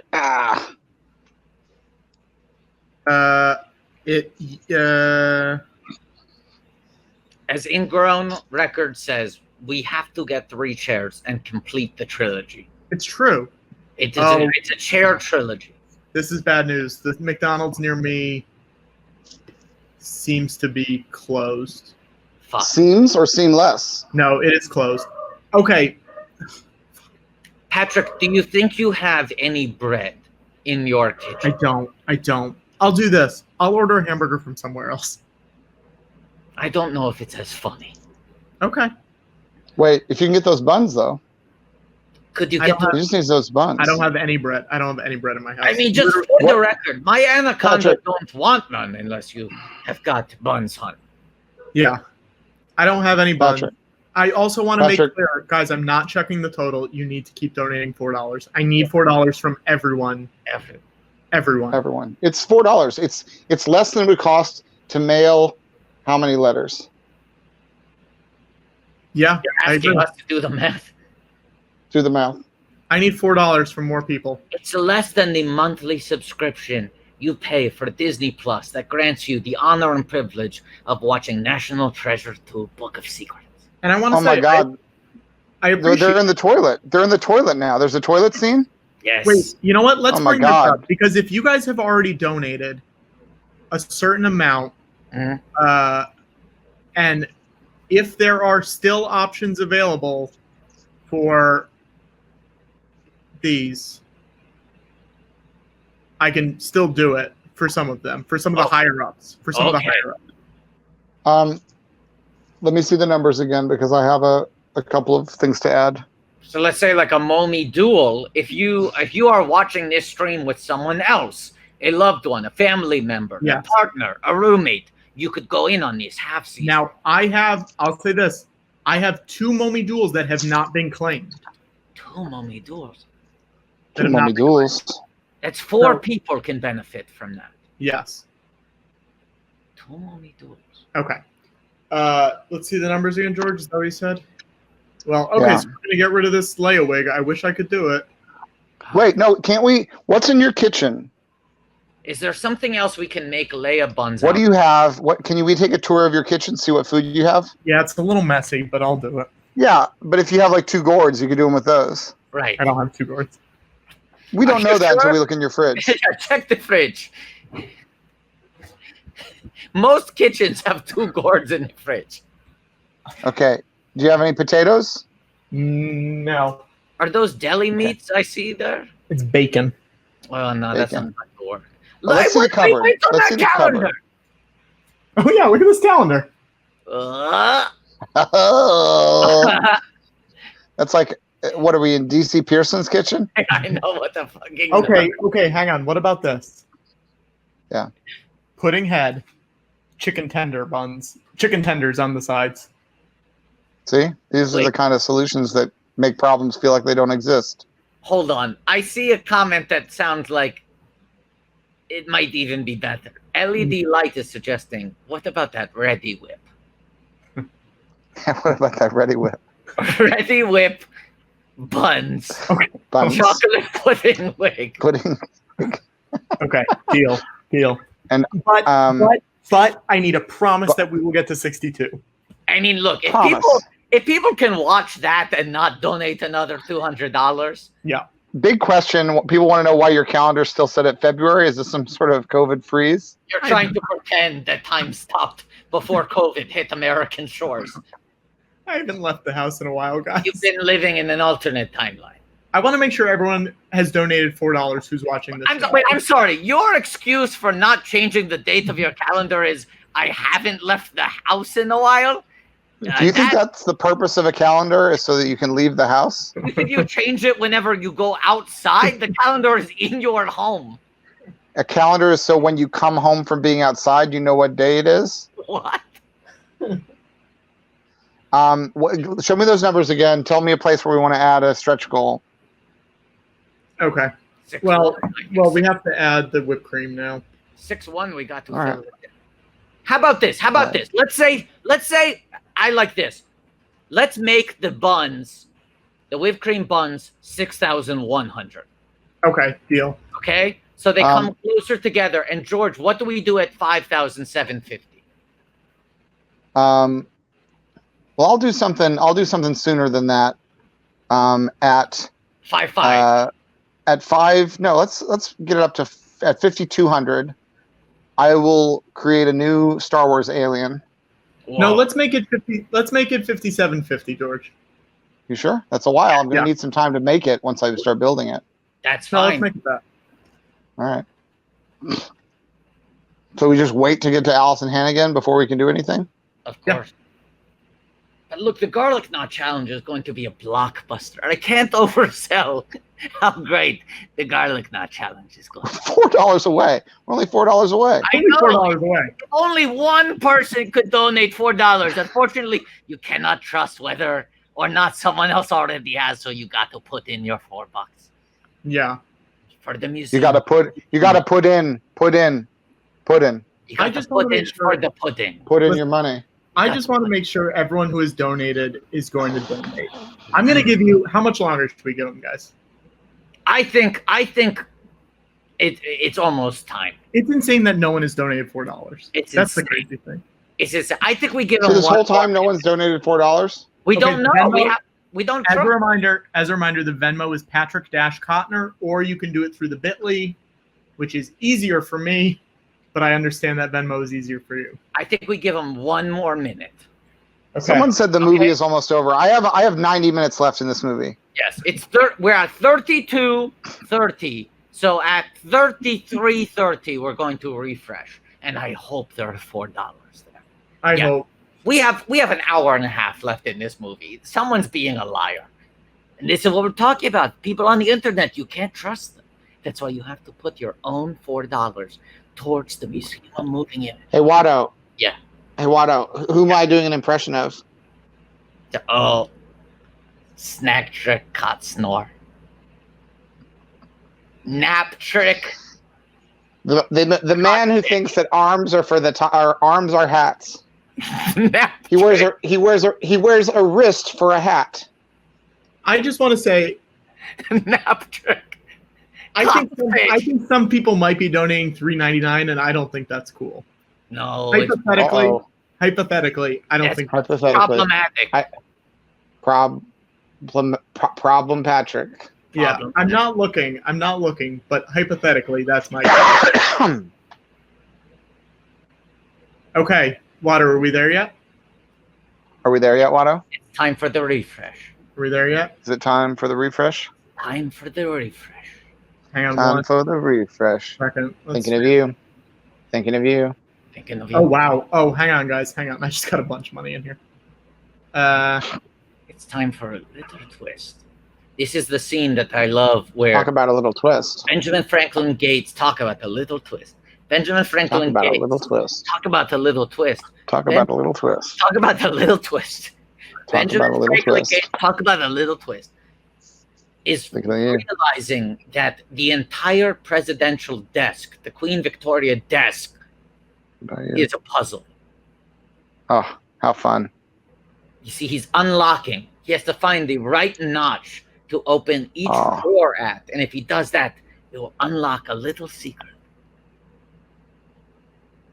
What a good scene. What a good movie. Why was there not a third? Can there please be a third?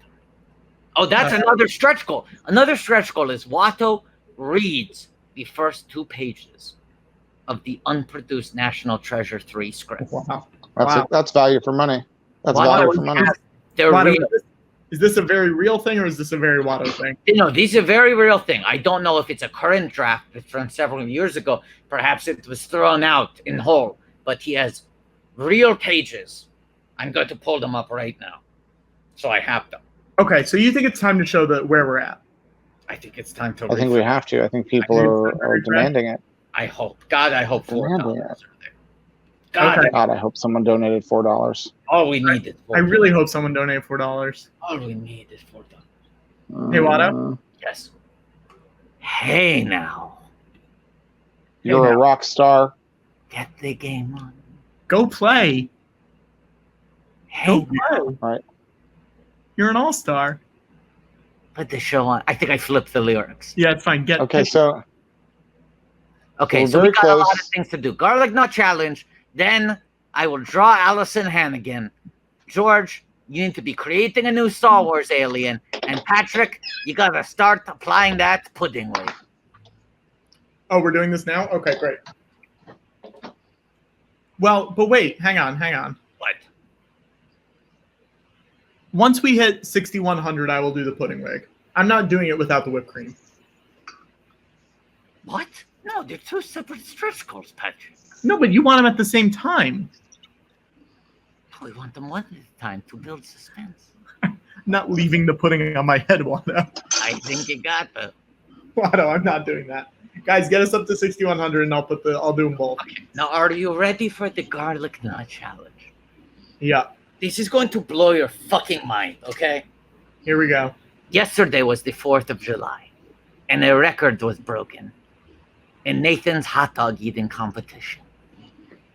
Joey Chestnut. How many hot dogs did he eat, Patrick? 68. 68! Well, get ready for a new record to be broken. Watto, wait. I want to be clear about something. What? I just made that number up. Okay, let me actually look it up. Google Joey Chestnut. He did 75. 75. He did 75. His 13th consecutive victory. Is that correct? 75? He ate 75. He once again broke his own record. 75 hot dogs. Well, this is the garlic knot challenge. You heard of Joey Chestnut? Meet Watto Garlic Knot. Because Watto is going to eat 8 garlic knots in under a minute. That's amazing. But let's do this before you do it. We are 4 cents away from getting the 3rd chair at Momi. Okay. But this means also now we've crossed the threshold where you get to put on the pudding and the whipped cream. Okay. Do your garlic knot challenge. Okay, ready? I'd like a minute on the clock. We don't Patrick, can we have one? You have a clock behind your head. What are you talking about? Watto, I'm doing other things right now. You don't need to do anything. I'm asking Bryson to place up the stream. Oh, you're going. I understand what's happening here. Jesus, Watto, take me off screen. Watto is going to have the timer ready. This is the garlic knot challenge.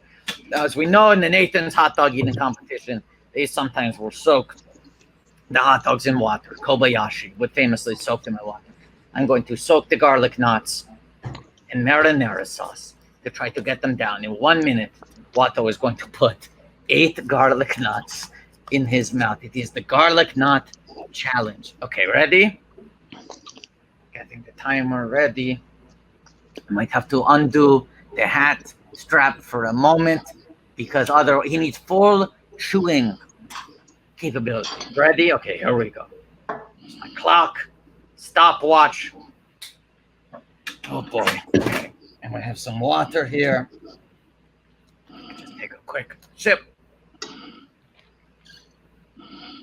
Okay, ready? Here it is. The garlic knot challenge. And I'm starting now.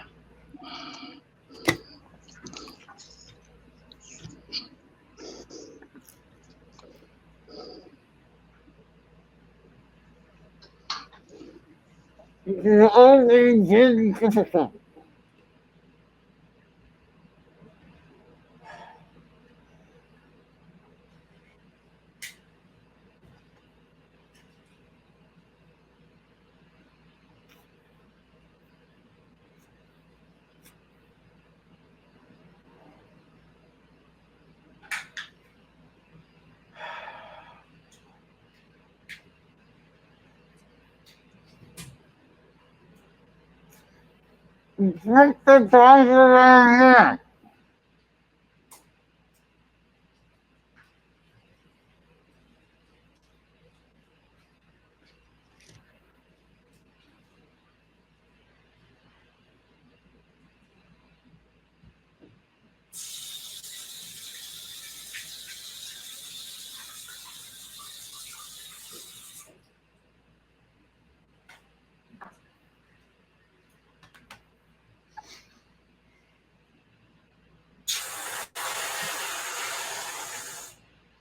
Oh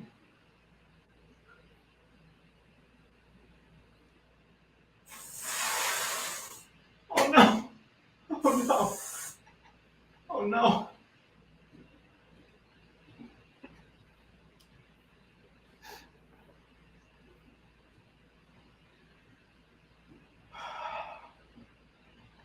Watto, how's this? More? Watto, I can't. This is so annoying. I can't leave the house to get groceries.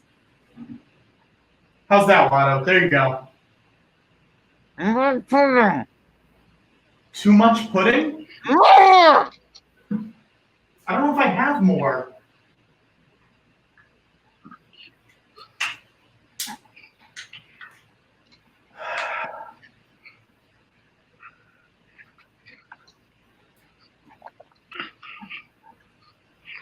Oh no.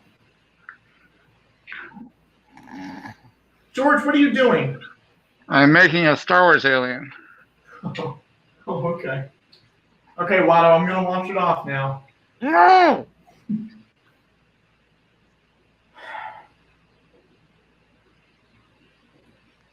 I just want everyone to make sure we get to that 6,200. That's all I'm asking.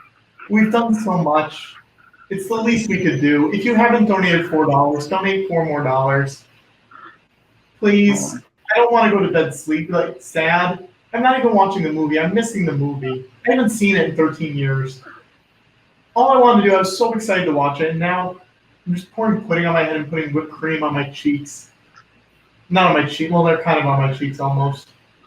I hope we get the chair. I hope you guys will donate more money. Get us up there.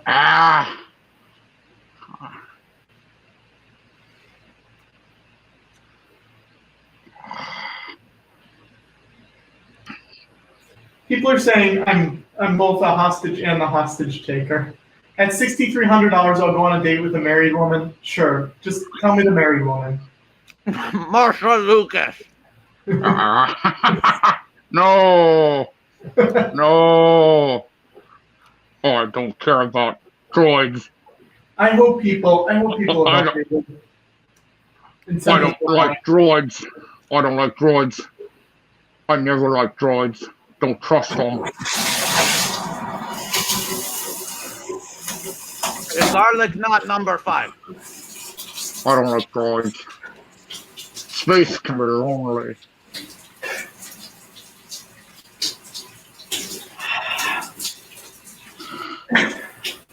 I just do this for the credits.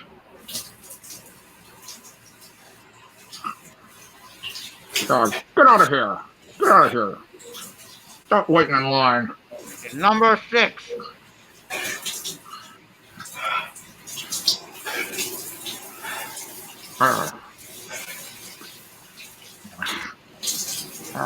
Hey. Hi.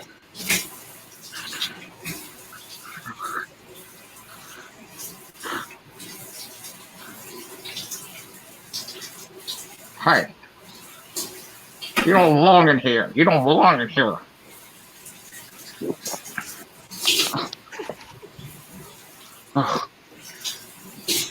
Also, like, follow me on Twitter. Just help me get up past 1,600 Penn. That's all I'm asking. What? At Patrick Copter.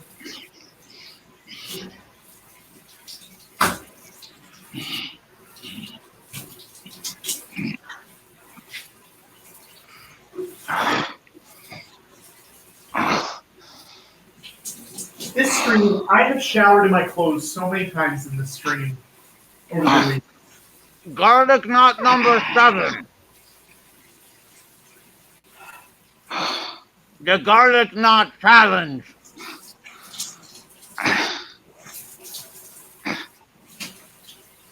It's so hard to do this. Don't make me laugh, George.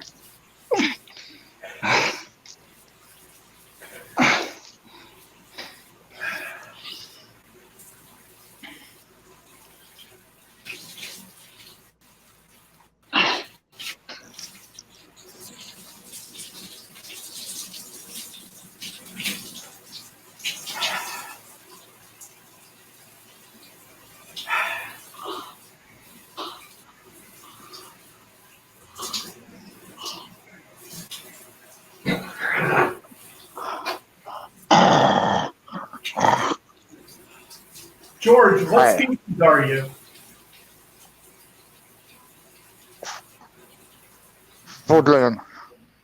Foodland. You're what? Foodland.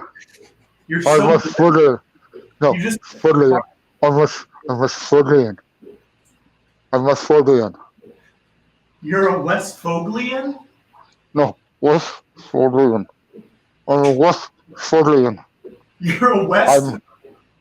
I'm a West Foodland. You're a West Spoglian. No, Foodland. You're a West Sportlian. No, I'm from Foodland. I'm a West Foodland. You're a Wolf Fuglian? I was Foodland. You're a West Phobian. Quest Phobian. Foodland. S S like in Saturday night. Saturday night, yes. S. S.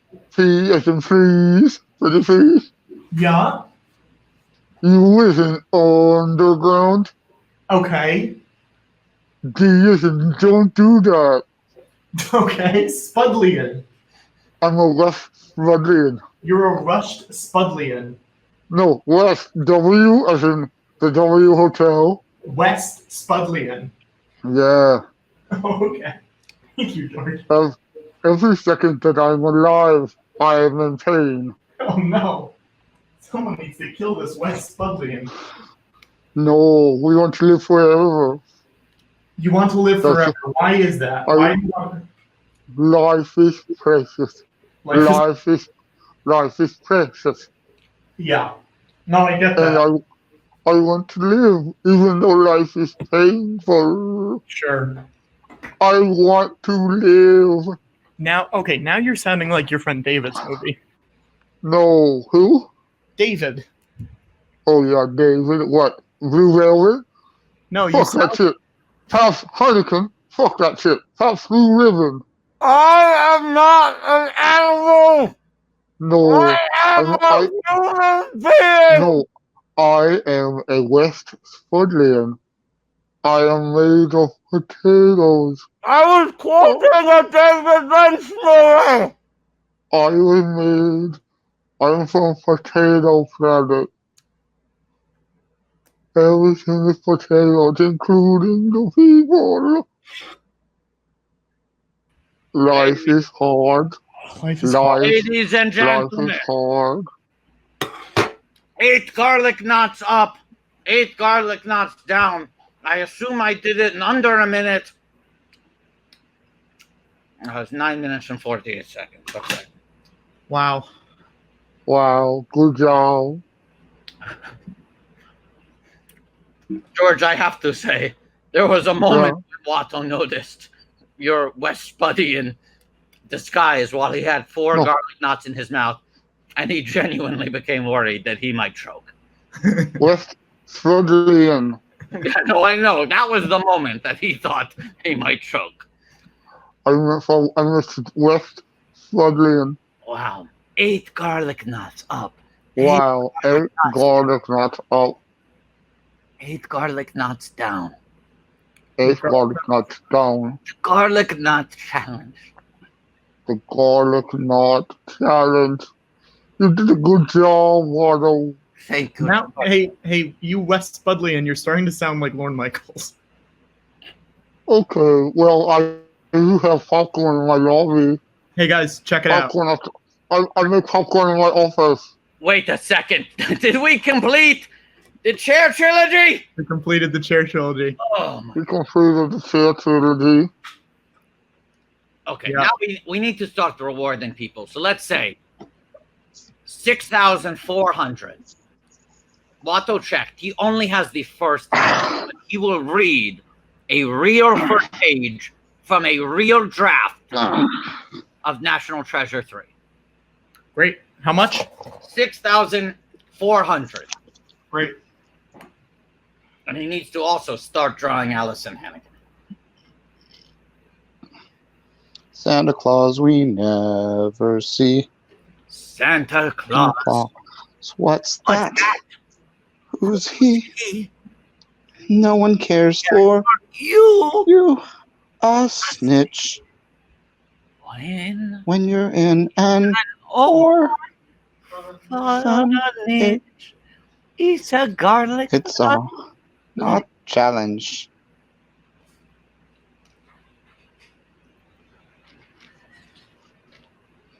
Was that alien okay, guys?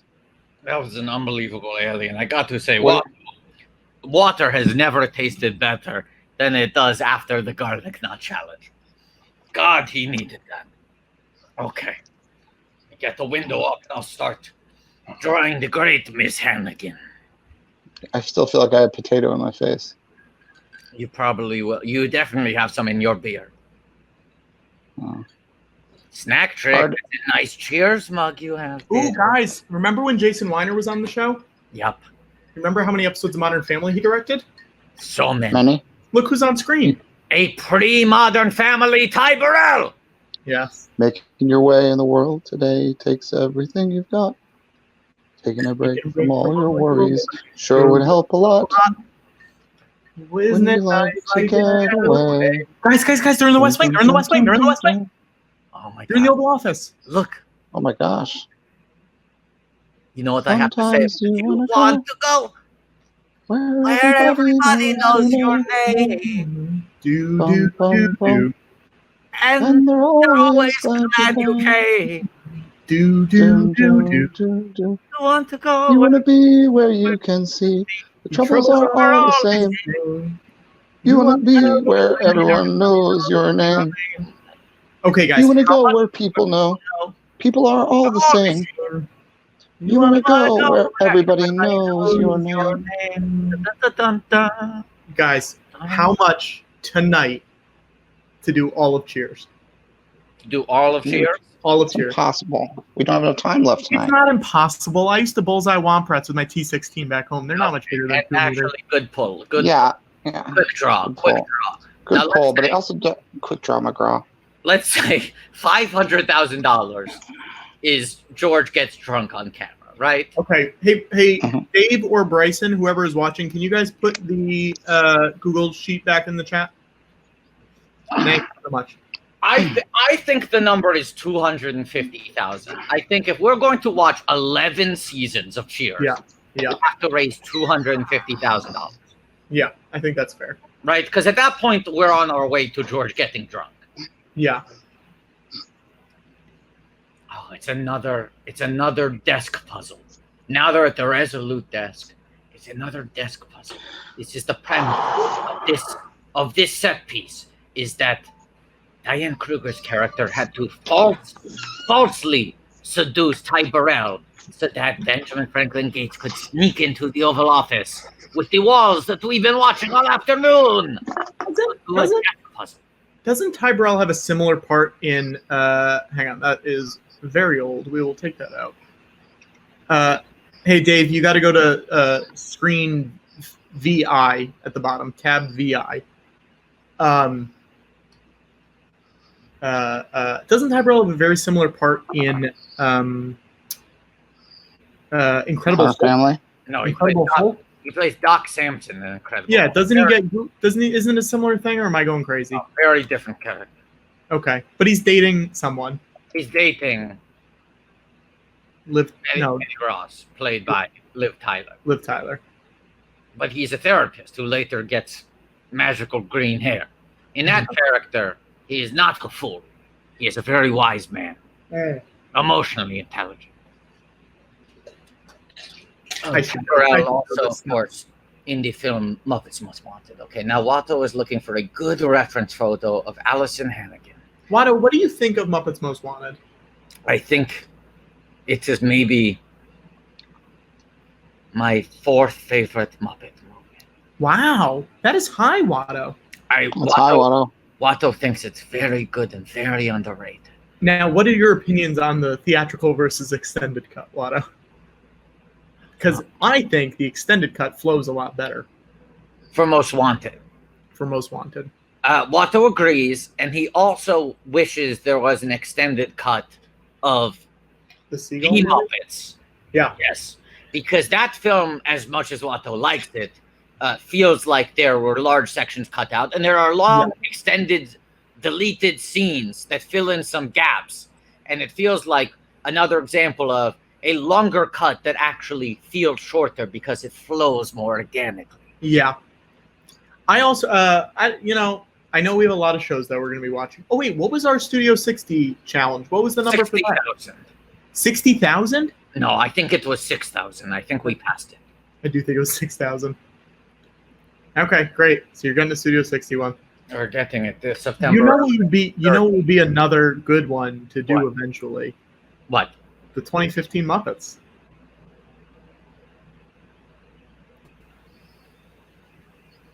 Yeah, that'd be good. I don't know if George wants to do it. Yeah. Watto was taught if you don't have anything nice to say, don't say anything at all. But it certainly is a one-season TV show. I think it gets I think it gets better towards the end. Because it's about to end? I'll say that. Okay. All right, we'll move on. National Treasure seems pretty good. He's Oh, getting good, George. I'm glad. he's solving the puzzles. He's getting the treasures. He's doing multiple desk puzzles. Yeah. It's Harvey Keitel He's from solving Monkey the Trouble. puzzles. He's getting the treasures. Cue card Keitel himself. George Harvey's never been in a movie of yours, has he? No. No. No. What number are we at right now? We are. Hang on one sec.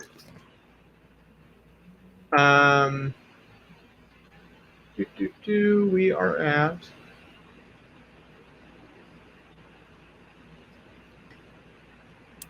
There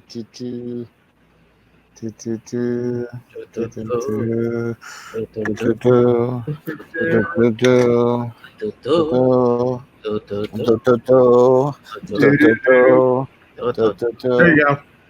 All right. So we're 634-528. So there's nothing between me bringing in me bringing in a guest host. Just watching the movie. We have to fill those. Just watching the movie. Now this is the second most we've raised. The second most we've raised during one of these non-Star Wars Day watch-alongs. Feels good. That's right. Feels good. It does feel good. Watto, that's going to take days. What, this drawing? No, to come off. No, it's not. Watto is CGI. All he has to do is refresh. Ooh, hey, Watto. Yes. We get a suggestion to watch Muppets Tonight. Watto would much rather watch Muppets Tonight. I would also love to watch Muppets Tonight. Two seasons. But fairly short seasons. And Watto would be fine with doing 2 separate Muppets Tonight fundraiser live streams. I would too. I also think it's only like, let's see, hang on. I think it's only like 20 episodes. How long are the episodes? 22 episodes. How long are they? 22 half hours. It would only. Which is, I think, 22 minutes. Yeah. I think it's about as long as we've been going today. So I think it's definitely doable. It's a one day. It's a one and done. We could do a one-day Muppets Tonight, and maybe that is October. I'm okay with that. This is a good schedule we have. A big lake. But we need to hit a fundraising. Frogtober, they'll be calling it. They'll be calling it Frogtober. October, they'll be calling it. They'll be calling it Frogtober. Now let me finish drawing the lovely Miss Allison Hannigan.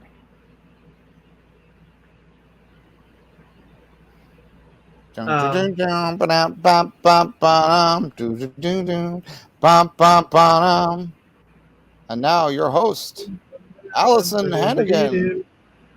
Dun dun dun Allison Hannigan. Type if you watch Penn and Teller. If you watch Penn and Teller Fool Us, type the letters CW in the chat.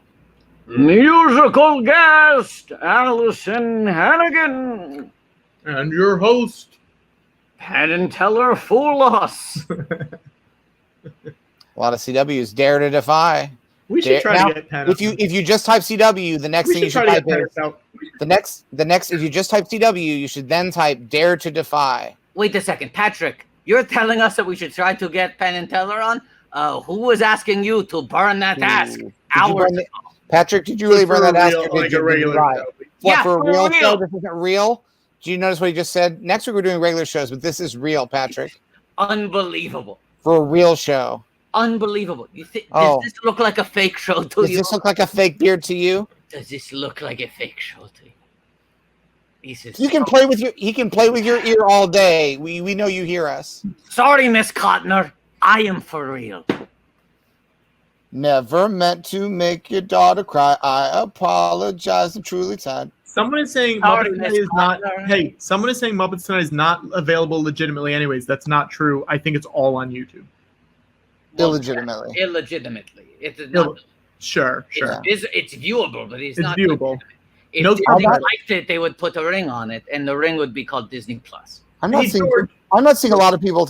Only a few people type Dare to Defy. Oh no, we got a lot of them. Someone is asking, how long will regular shows be and what time? Should we say this now?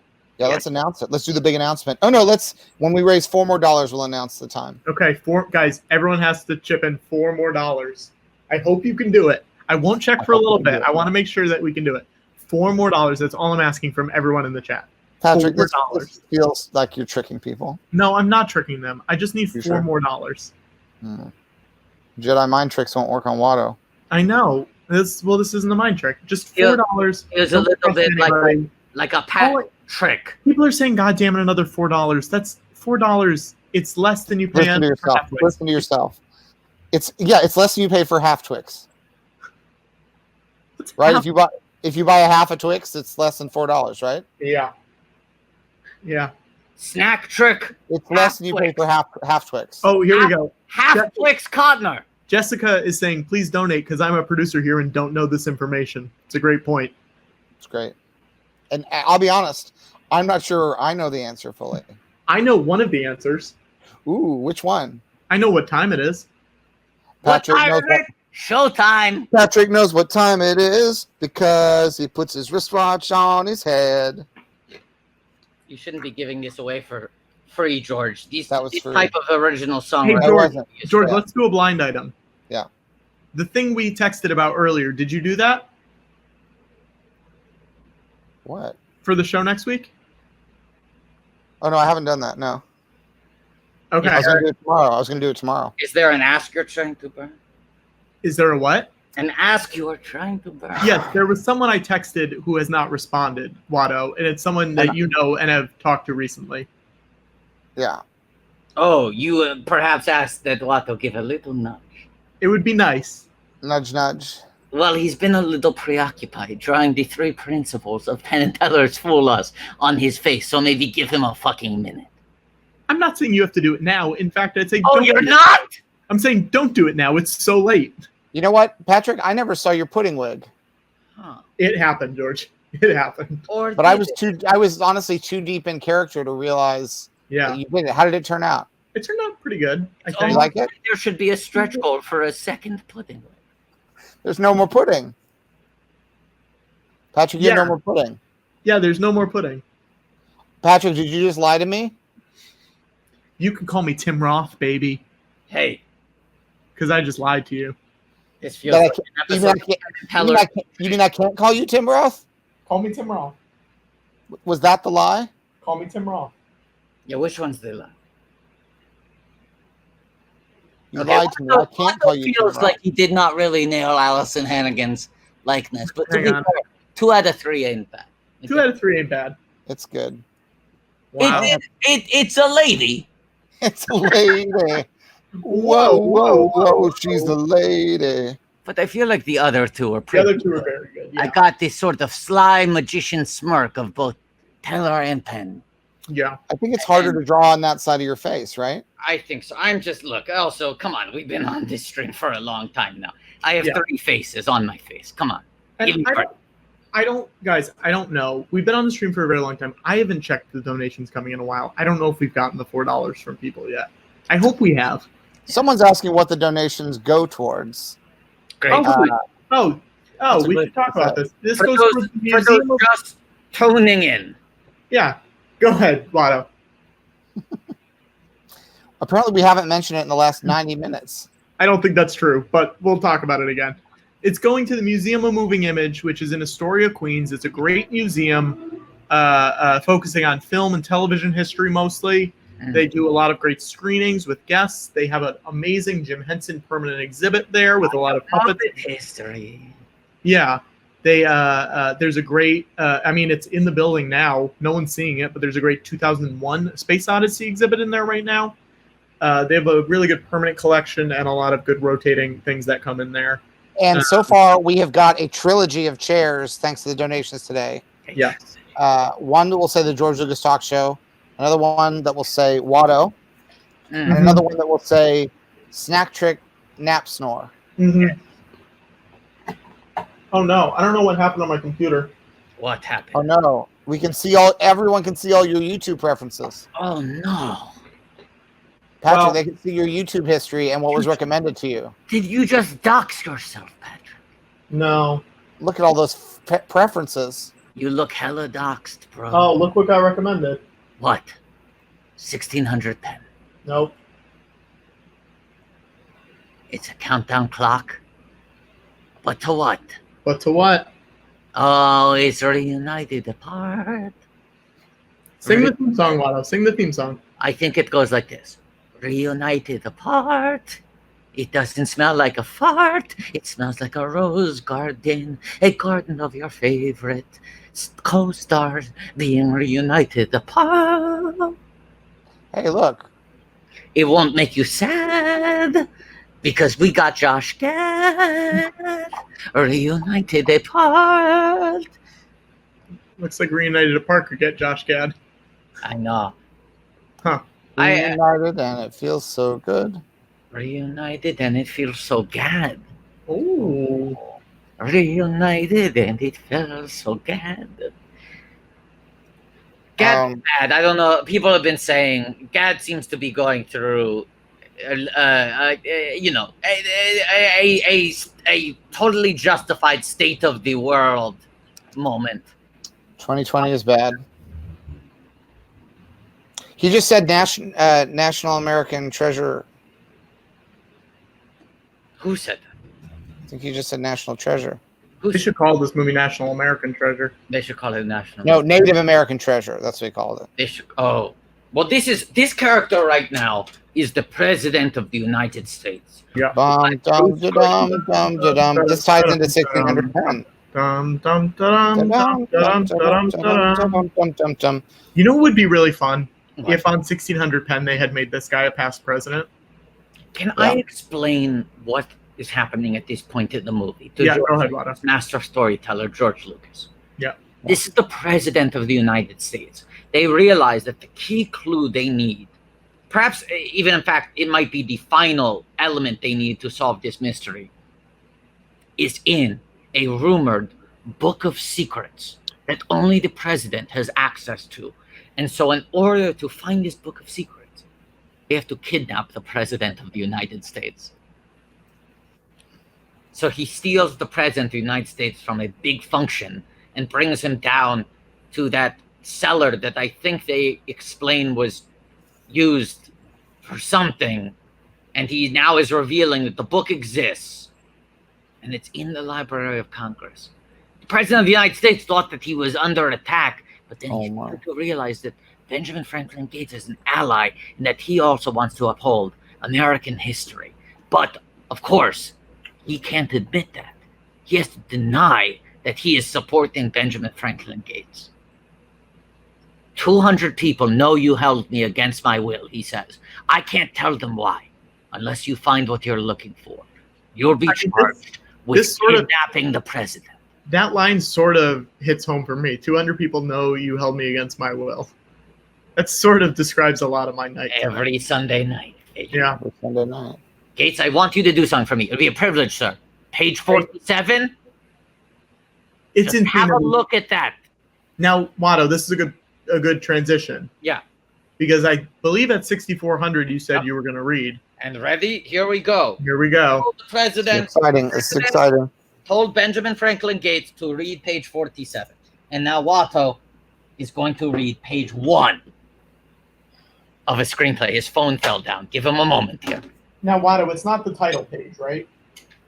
It's the title page and then the first proper page of the script. Ooh, baby.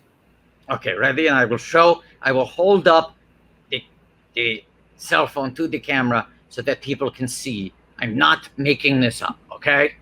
Here's the title page. National Treasure 3.